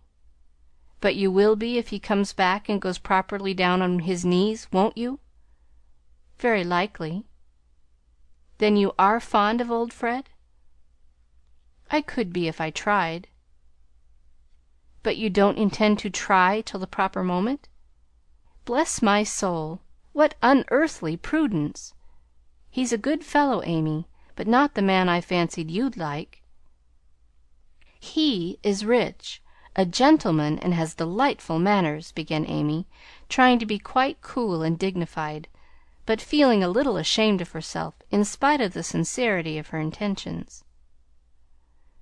"I understand. Queens of society can't get on without money. So you mean to make a good match and start in that way? Quite right and proper, as the world goes. But it sounds odd from the lips of one of your mother's girls." "True, nevertheless."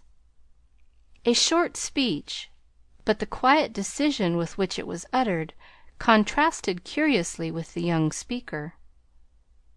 Laurie felt this instinctively, and laid himself down again with a sense of disappointment which he could not explain. His look and silence, as well as a certain inward self-disapproval, ruffled Amy, and made her resolve to deliver her lecture without delay. "I wish you'd do me the favor to rouse yourself a little," she said sharply. "Do it for me, there's a dear girl." "I could if I tried," and she looked as if she would like doing it in the most summery style. "Try, then, I give you leave," returned Laurie, who enjoyed having someone to tease, after his long abstinence from his favorite pastime. "You'd be angry in 5 minutes." "I'm never angry with you. It takes 2 flints to make a fire. You are as cool and soft as snow." "You don't know what I can do. Snow produces a glow and a tingle, if applied rightly. Your indifference is half affectation, and a good stirring up would prove it." "Stir away. It won't hurt me, and it may amuse you, as the big man said when his little wife beat him. Regard me in the light of a husband, or as a carpet, and beat till you are tired, if that sort of exercise agrees with you." Being decidedly nettled herself, and longing to see him shake off the apathy that so altered him, Amy sharpened both tongue and pencil, and began. "Flo and I have got a new name for you. It's Lazy Lawrence. How do you like it?" She thought it would annoy him, but he only folded his arms under his head with an imperturbable, "That's not bad. Thank you, ladies." "Do you want to know what I honestly think of you?" "Pining to be told." "Well, I despise you." If she had even said "I hate you" in a petulant or coquettish tone, he would have laughed and rather liked it. But the grave, almost sad accent in her voice made him open his eyes and ask quickly, "Why, if you please?" "Because, with every chance for being good, useful, and happy, you are faulty, lazy, and miserable." "Strong language, mademoiselle. If you like it, I'll go on." "Pray do. It's quite interesting." "I thought you'd find it so. Selfish people always like to talk about themselves." "Am I selfish?" The question slipped out involuntarily, and in a tone of surprise, for the one virtue on which he prided himself was generosity. "Yes, very selfish," continued Amy, in a calm, cool voice, twice as effective just then as an angry one. "I'll show you how, for I have studied you while we were frolicking, and I am not at all satisfied with you. Here you have been abroad nearly 6 months, and done nothing but waste time and money and disappoint your friends. Isn't a fellow to have any pleasure after a 4-year grind? You don't look as if you'd had much. At any rate, you are none the better for it, as far as I can see. I said when we first met that you had improved. Now I take it all back, for I don't think you half so nice as when I left you at home. You have grown abominably lazy. You like gossip, and waste time on frivolous things. You are contented to be petted and admired by silly people, instead of being loved and respected by wise ones. With money, talent, position, health, and beauty, ah, you like that old vanity, but it's the truth, so I can't help saying it. With all these splendid things to use and enjoy, you can find nothing to do but dawdle. And instead of being the man you ought to be, you are only—" There she stopped, with a look that had both pain and pity in it. "St. Lawrence on a gridiron," added Laurie, blandly finishing the sentence. But the lecture began to take effect, for there was a wide-awake sparkle in his eyes now, and a half-angry, half-injured expression replaced the former indifference. "I supposed you'd take it so. You men tell us we are angels, and say we can make you what we will. But the instant we honestly try to do you good, you laugh at us and won't listen, which proves how much your flattery is worth." Amy spoke bitterly, and turned her back on the exasperating martyr at her feet. In a minute a hand came down over the page, so that she could not draw, and Laurie's voice said, with a droll imitation of a penitent child, "I will be good. Oh, I will be good." But Amy did not laugh, for she was in earnest, and tapping on the outspread hand with her pencil, said soberly, "Aren't you ashamed of a hand like that? It's as soft and white as a woman's, and looks as if it never did anything but wear Jovin's best gloves and pick flowers for ladies. You are not a dandy, thank heaven, so I'm glad to see there are no diamonds or big seal rings on it. Only the little old one Joe gave you so long ago. Dear soul, I wish she was here to help me." "So do I." The hand vanished as suddenly as it came, and there was energy enough in the echo of her wish to suit even Amy. She glanced down at him with a new thought in her mind, but he was lying with his hat half over his face, as if for shade, and his mustache hid his mouth. She only saw his chest rise and fall, with a long breath that might have been a sigh, and the hand that wore the ring nestled down into the grass, as if to hide something too precious or too tender to be spoken of. All in a minute various hints and trifles assumed shape and significance in Amy's mind, and told her what her sister never had confided to her. She remembered that Laurie never spoke voluntarily of Joe. She recalled the shadow on his face just now, the change in his character, and the wearing of the little old ring, which was no ornament to a handsome hand. Girls are quick to read such signs and feel their eloquence. Amy had fancied that perhaps a love trouble was at the bottom of the alteration, and now she was sure of it. Her keen eyes filled, and when she spoke again, it was in a voice that could be beautifully soft and kind when she chose to make it so. "I know I have no right to talk so to you, Laurie, and if you weren't the sweetest tempered fellow in the world, you'd be very angry with me. But we are all so fond and proud of you, I couldn't bear to think they should be disappointed in you at home, as I have been, though perhaps they would understand the change better than I do." "I think they would," came from under the hat, in a grim tone, quite as touching as a broken one. "They ought to have told me, and not let me go blundering and scolding, when I should have been more kind and patient than ever. I never did like that Miss Randall, and now I hate her," said artful Amy, wishing to be sure of her facts this time. "Hang Miss Randall!" And Laurie knocked the hat off his face with a look that left no doubt of his sentiments toward that young lady. "I beg pardon, I thought—" and there she paused diplomatically. "No, you didn't. You knew perfectly well I never cared for any one but Joe," Laurie said in his old impetuous tone, and turned his face away as he spoke. "I did think so, but as they never said anything about it, and you came away, I supposed I was mistaken. And Joe wouldn't be kind to you? Why, I was sure she loved you dearly." "She was kind, but not in the right way. And it's lucky for her she didn't love me, if I'm the good-for-nothing fellow you think me. It's her fault, though, and you may tell her so." The hard, bitter look came back again as he said that, and it troubled Amy, for she did not know what balm to apply. "I was wrong. I didn't know. I'm very sorry I was so cross. But I can't help wishing you'd bear it better, Teddy dear." "Don't! That's her name for me."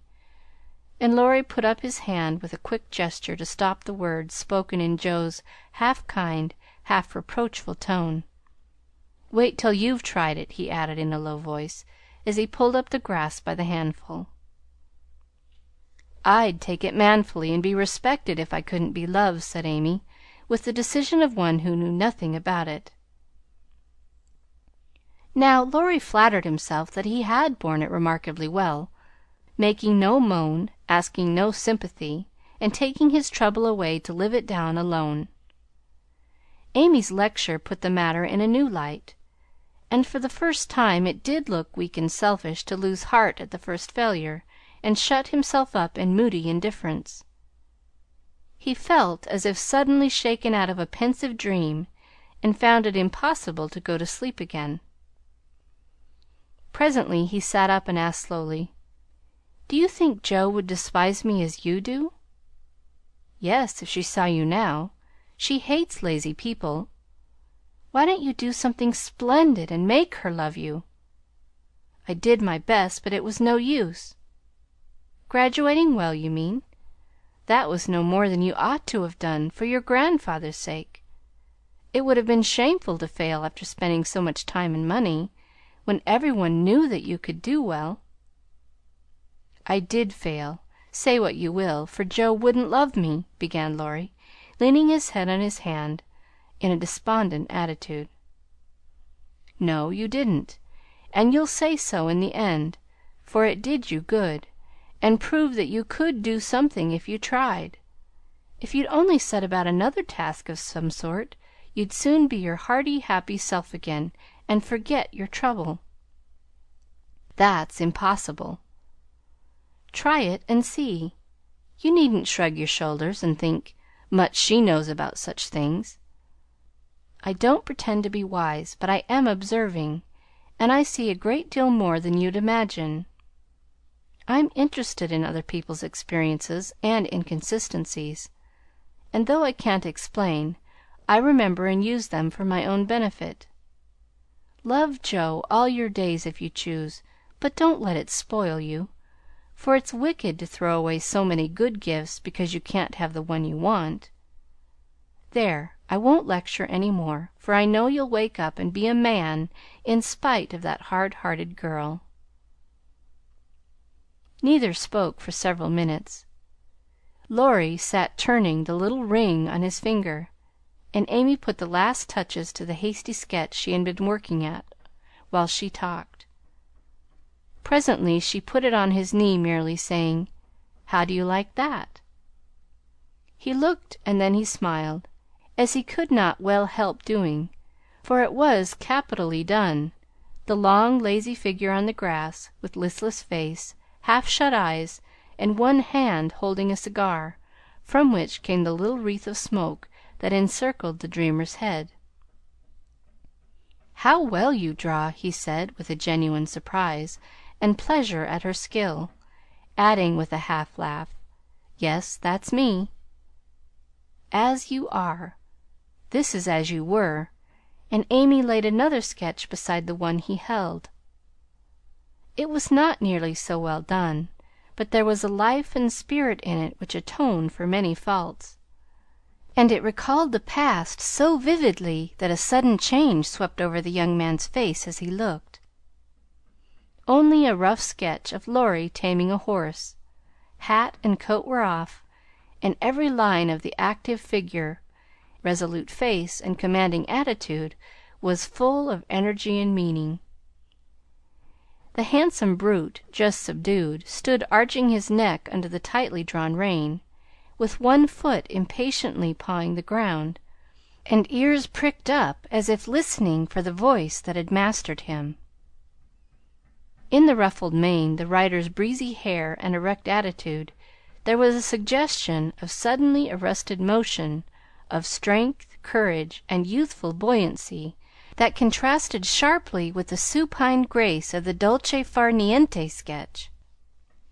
Laurie said nothing, but as his eye went from one to the other, Amy saw him flush up and fold his lips together as if he read and accepted the little lesson she had given him. That satisfied her, and without waiting for him to speak, she said in her sprightly way, "Don't you remember the day you played Rarey with Puck, and we all looked on? Meg and Beth were frightened, but Jo clapped and pranced, and I sat on the fence and drew you. I found that sketch in my portfolio the other day, touched it up, and kept it to show you." "Much obliged. You've improved immensely since then, and I congratulate you." "May I venture to suggest, in a honeymoon paradise, that 5 o'clock is the dinner hour at your hotel?" Laurie rose as he spoke, returned the pictures with a smile and a bow, and looked at his watch, as if to remind her that even moral lectures should have an end. He tried to resume his former easy, indifferent air, but it was an affectation now, for the rousing had been more efficacious than he would confess. Amy felt the shade of coldness in his manner, and said to herself, "Now I've offended him. Well, if it does him good, I'm glad. If it makes him hate me, I'm sorry, but it's true, and I can't take back a word of it." They laughed and chatted all the way home, and little Baptiste, up behind, thought that Monsieur and Mademoiselle were in charming spirits. But both felt ill at ease. Friendly frankness was disturbed. The sunshine had a shadow over it, and despite their apparent gaiety, there was a secret discontent in the heart of each. "Shall we see you this evening, mon frère?" asked Amy, as they parted at her aunt's door. "Unfortunately, I have an engagement. Au revoir, mademoiselle." And Laurie bent as if to kiss her hand in the foreign fashion, which became him better than many men. Something in his face made Amy say quickly and warmly, "No, be yourself with me, Laurie, and part in the good old way. I'd rather have a hearty English handshake than all the sentimental salutations in France. Good-bye, dear." And with these words, uttered in the tone she liked, Laurie left her after a handshake, almost painful in its heartiness. Next morning, instead of the usual call, Amy received a note which made her smile at the beginning and sigh at the end. "My dear Mentor, please make my adieux to your aunt, and exult within yourself, for lazy Lawrence has gone to his grandpa like the best of boys. A pleasant winter to you, and may the gods grant you a blissful honeymoon at Valrosa. I think Fred would be benefited by a rouser. Tell him so with my congratulations. Yours gratefully, Telemachus." "Good boy! I'm glad he's gone," said Amy, with an approving smile. The next minute her face fell as she glanced about the empty room, adding with an involuntary sigh, "Yes, I am glad, but how I shall miss him." Chapter 39.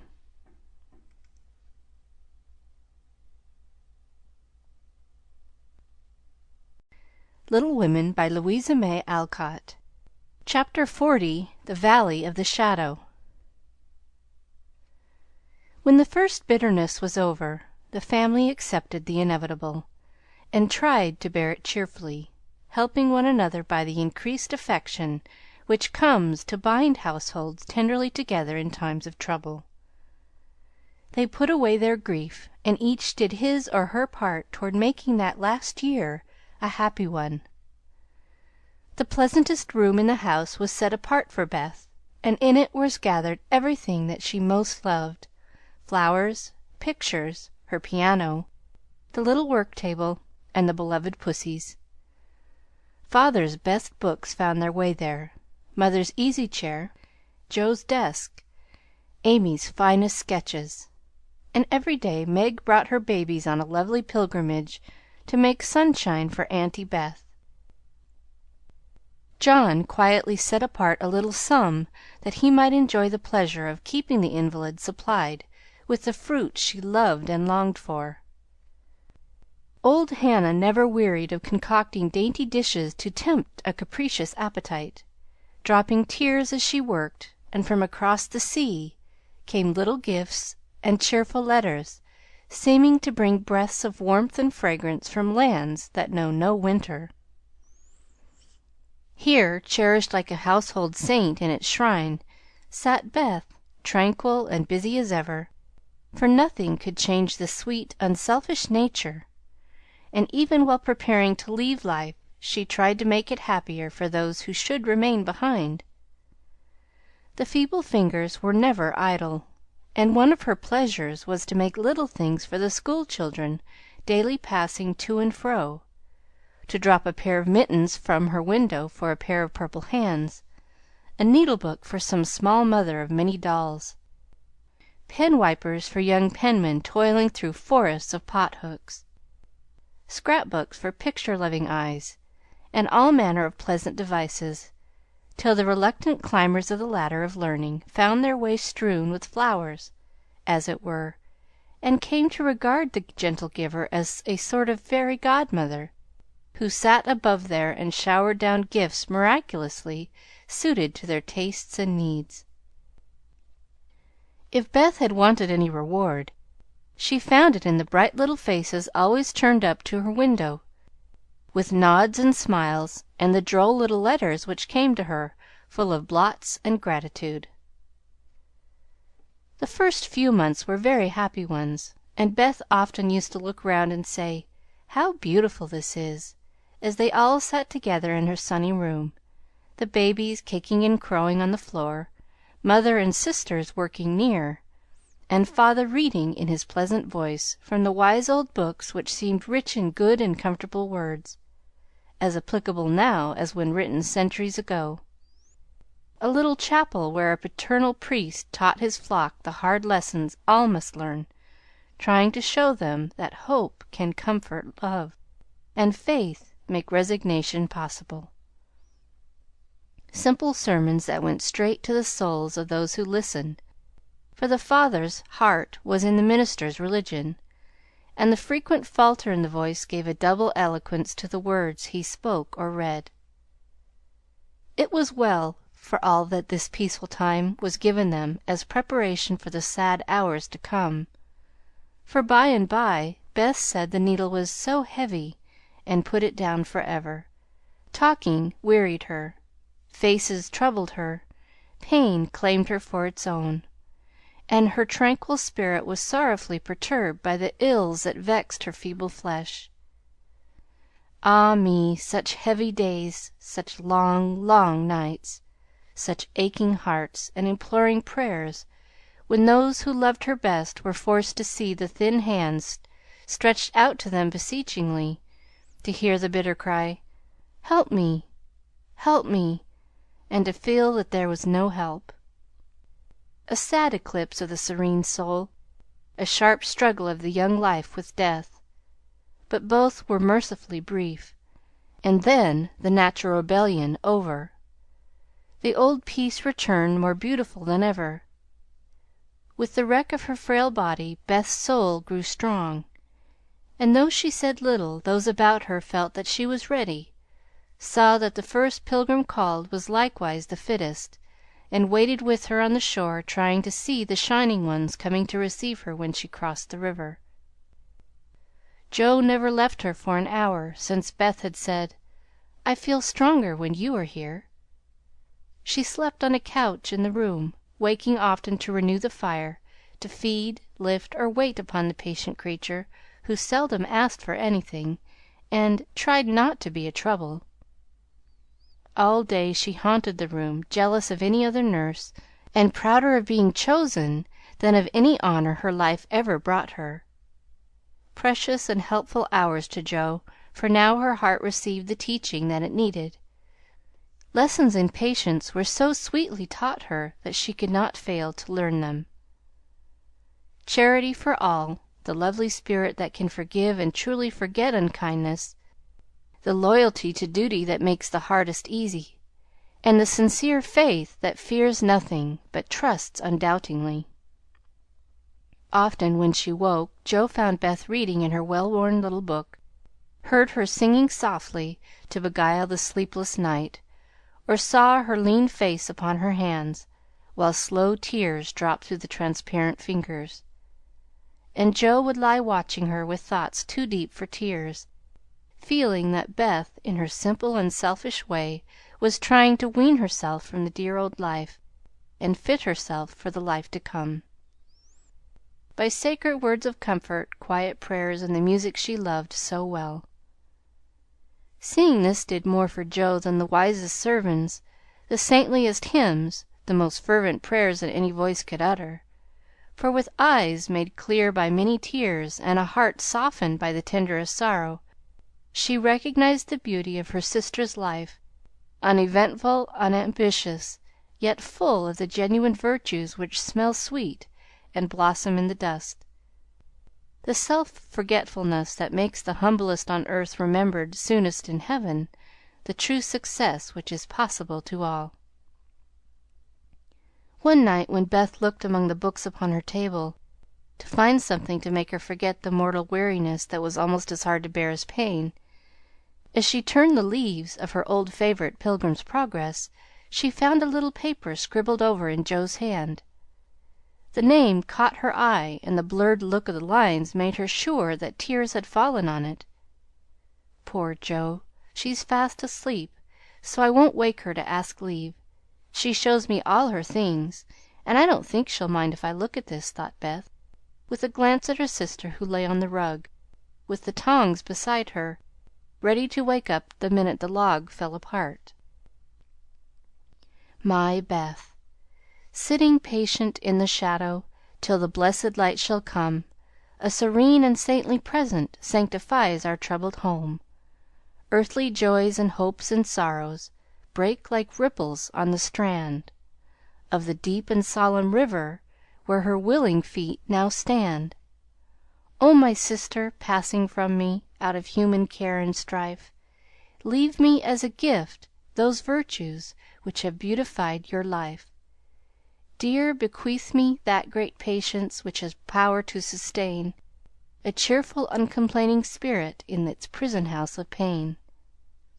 Give me, for I need it sorely, of that courage wise and sweet, which has made the path of duty green beneath your willing feet. Give me that unselfish nature that with charity divine can pardon wrong for love's dear sake. Meek heart, forgive me mine. Thus our parting daily loseth something of its bitter pain, and while learning this hard lesson, my great loss becomes my gain. For the touch of grief will render my wild nature more serene, give to life new aspirations, a new trust in the unseen. Henceforth, safe across the river, I shall see for evermore a beloved household spirit waiting for me on the shore. Hope and faith, born of my sorrow, guardian angels shall become, and the sister gone before me by their hands shall lead me home.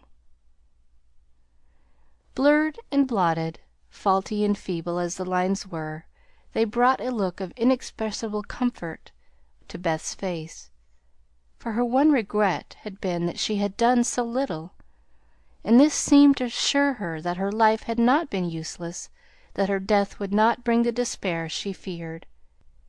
As she sat with the paper folded between her hands, the charred log fell asunder.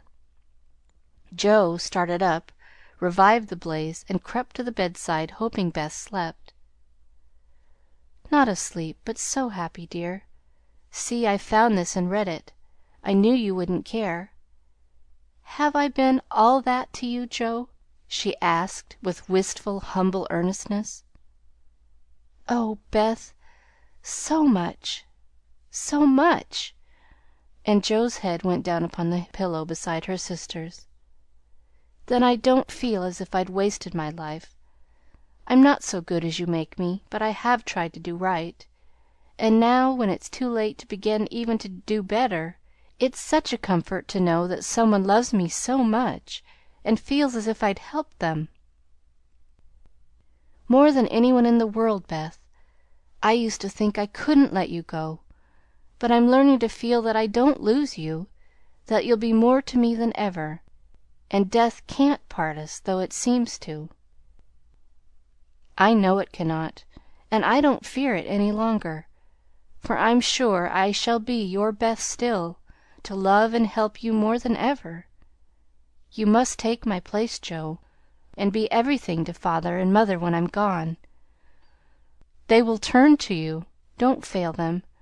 And if it's hard to work alone, remember that I don't forget you, and you'll be happier doing that than writing splendid books or seeing all the world. For love is the only thing that we can carry with us when we go, and it makes the end so easy. I'll try, Beth. And then and there Jo renounced her old ambition, pledged herself to a new and better one, acknowledging the poverty of other desires, and feeling the blessed solace of a belief in the immortality of love. So the spring days came and went. The sky grew clearer, the earth greener.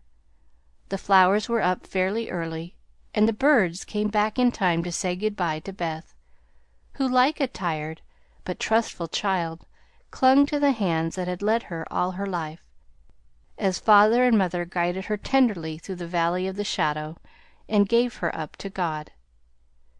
Seldom, except in books, do the dying utter memorable words, see visions, or depart with beautified countenances. And those who have sped many parting souls know that to most the end comes as naturally and simply as sleep. As Beth had hoped, the tide went out easily, and in the dark hour before dawn, on the bosom where she had drawn her first breath, she quietly drew her last, with no farewell but one loving look, one little sigh.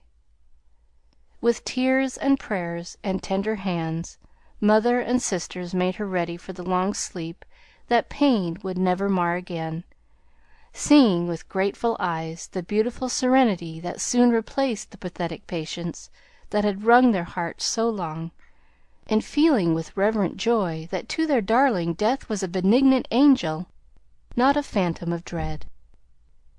When morning came, for the first time in many months, the fire was out, Jo's place was empty, and the room was very still. But a bird sang blithely on a budding bough.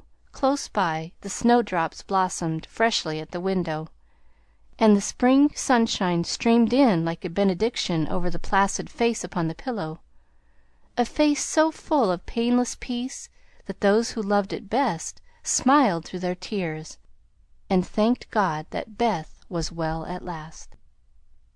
End of chapter 40.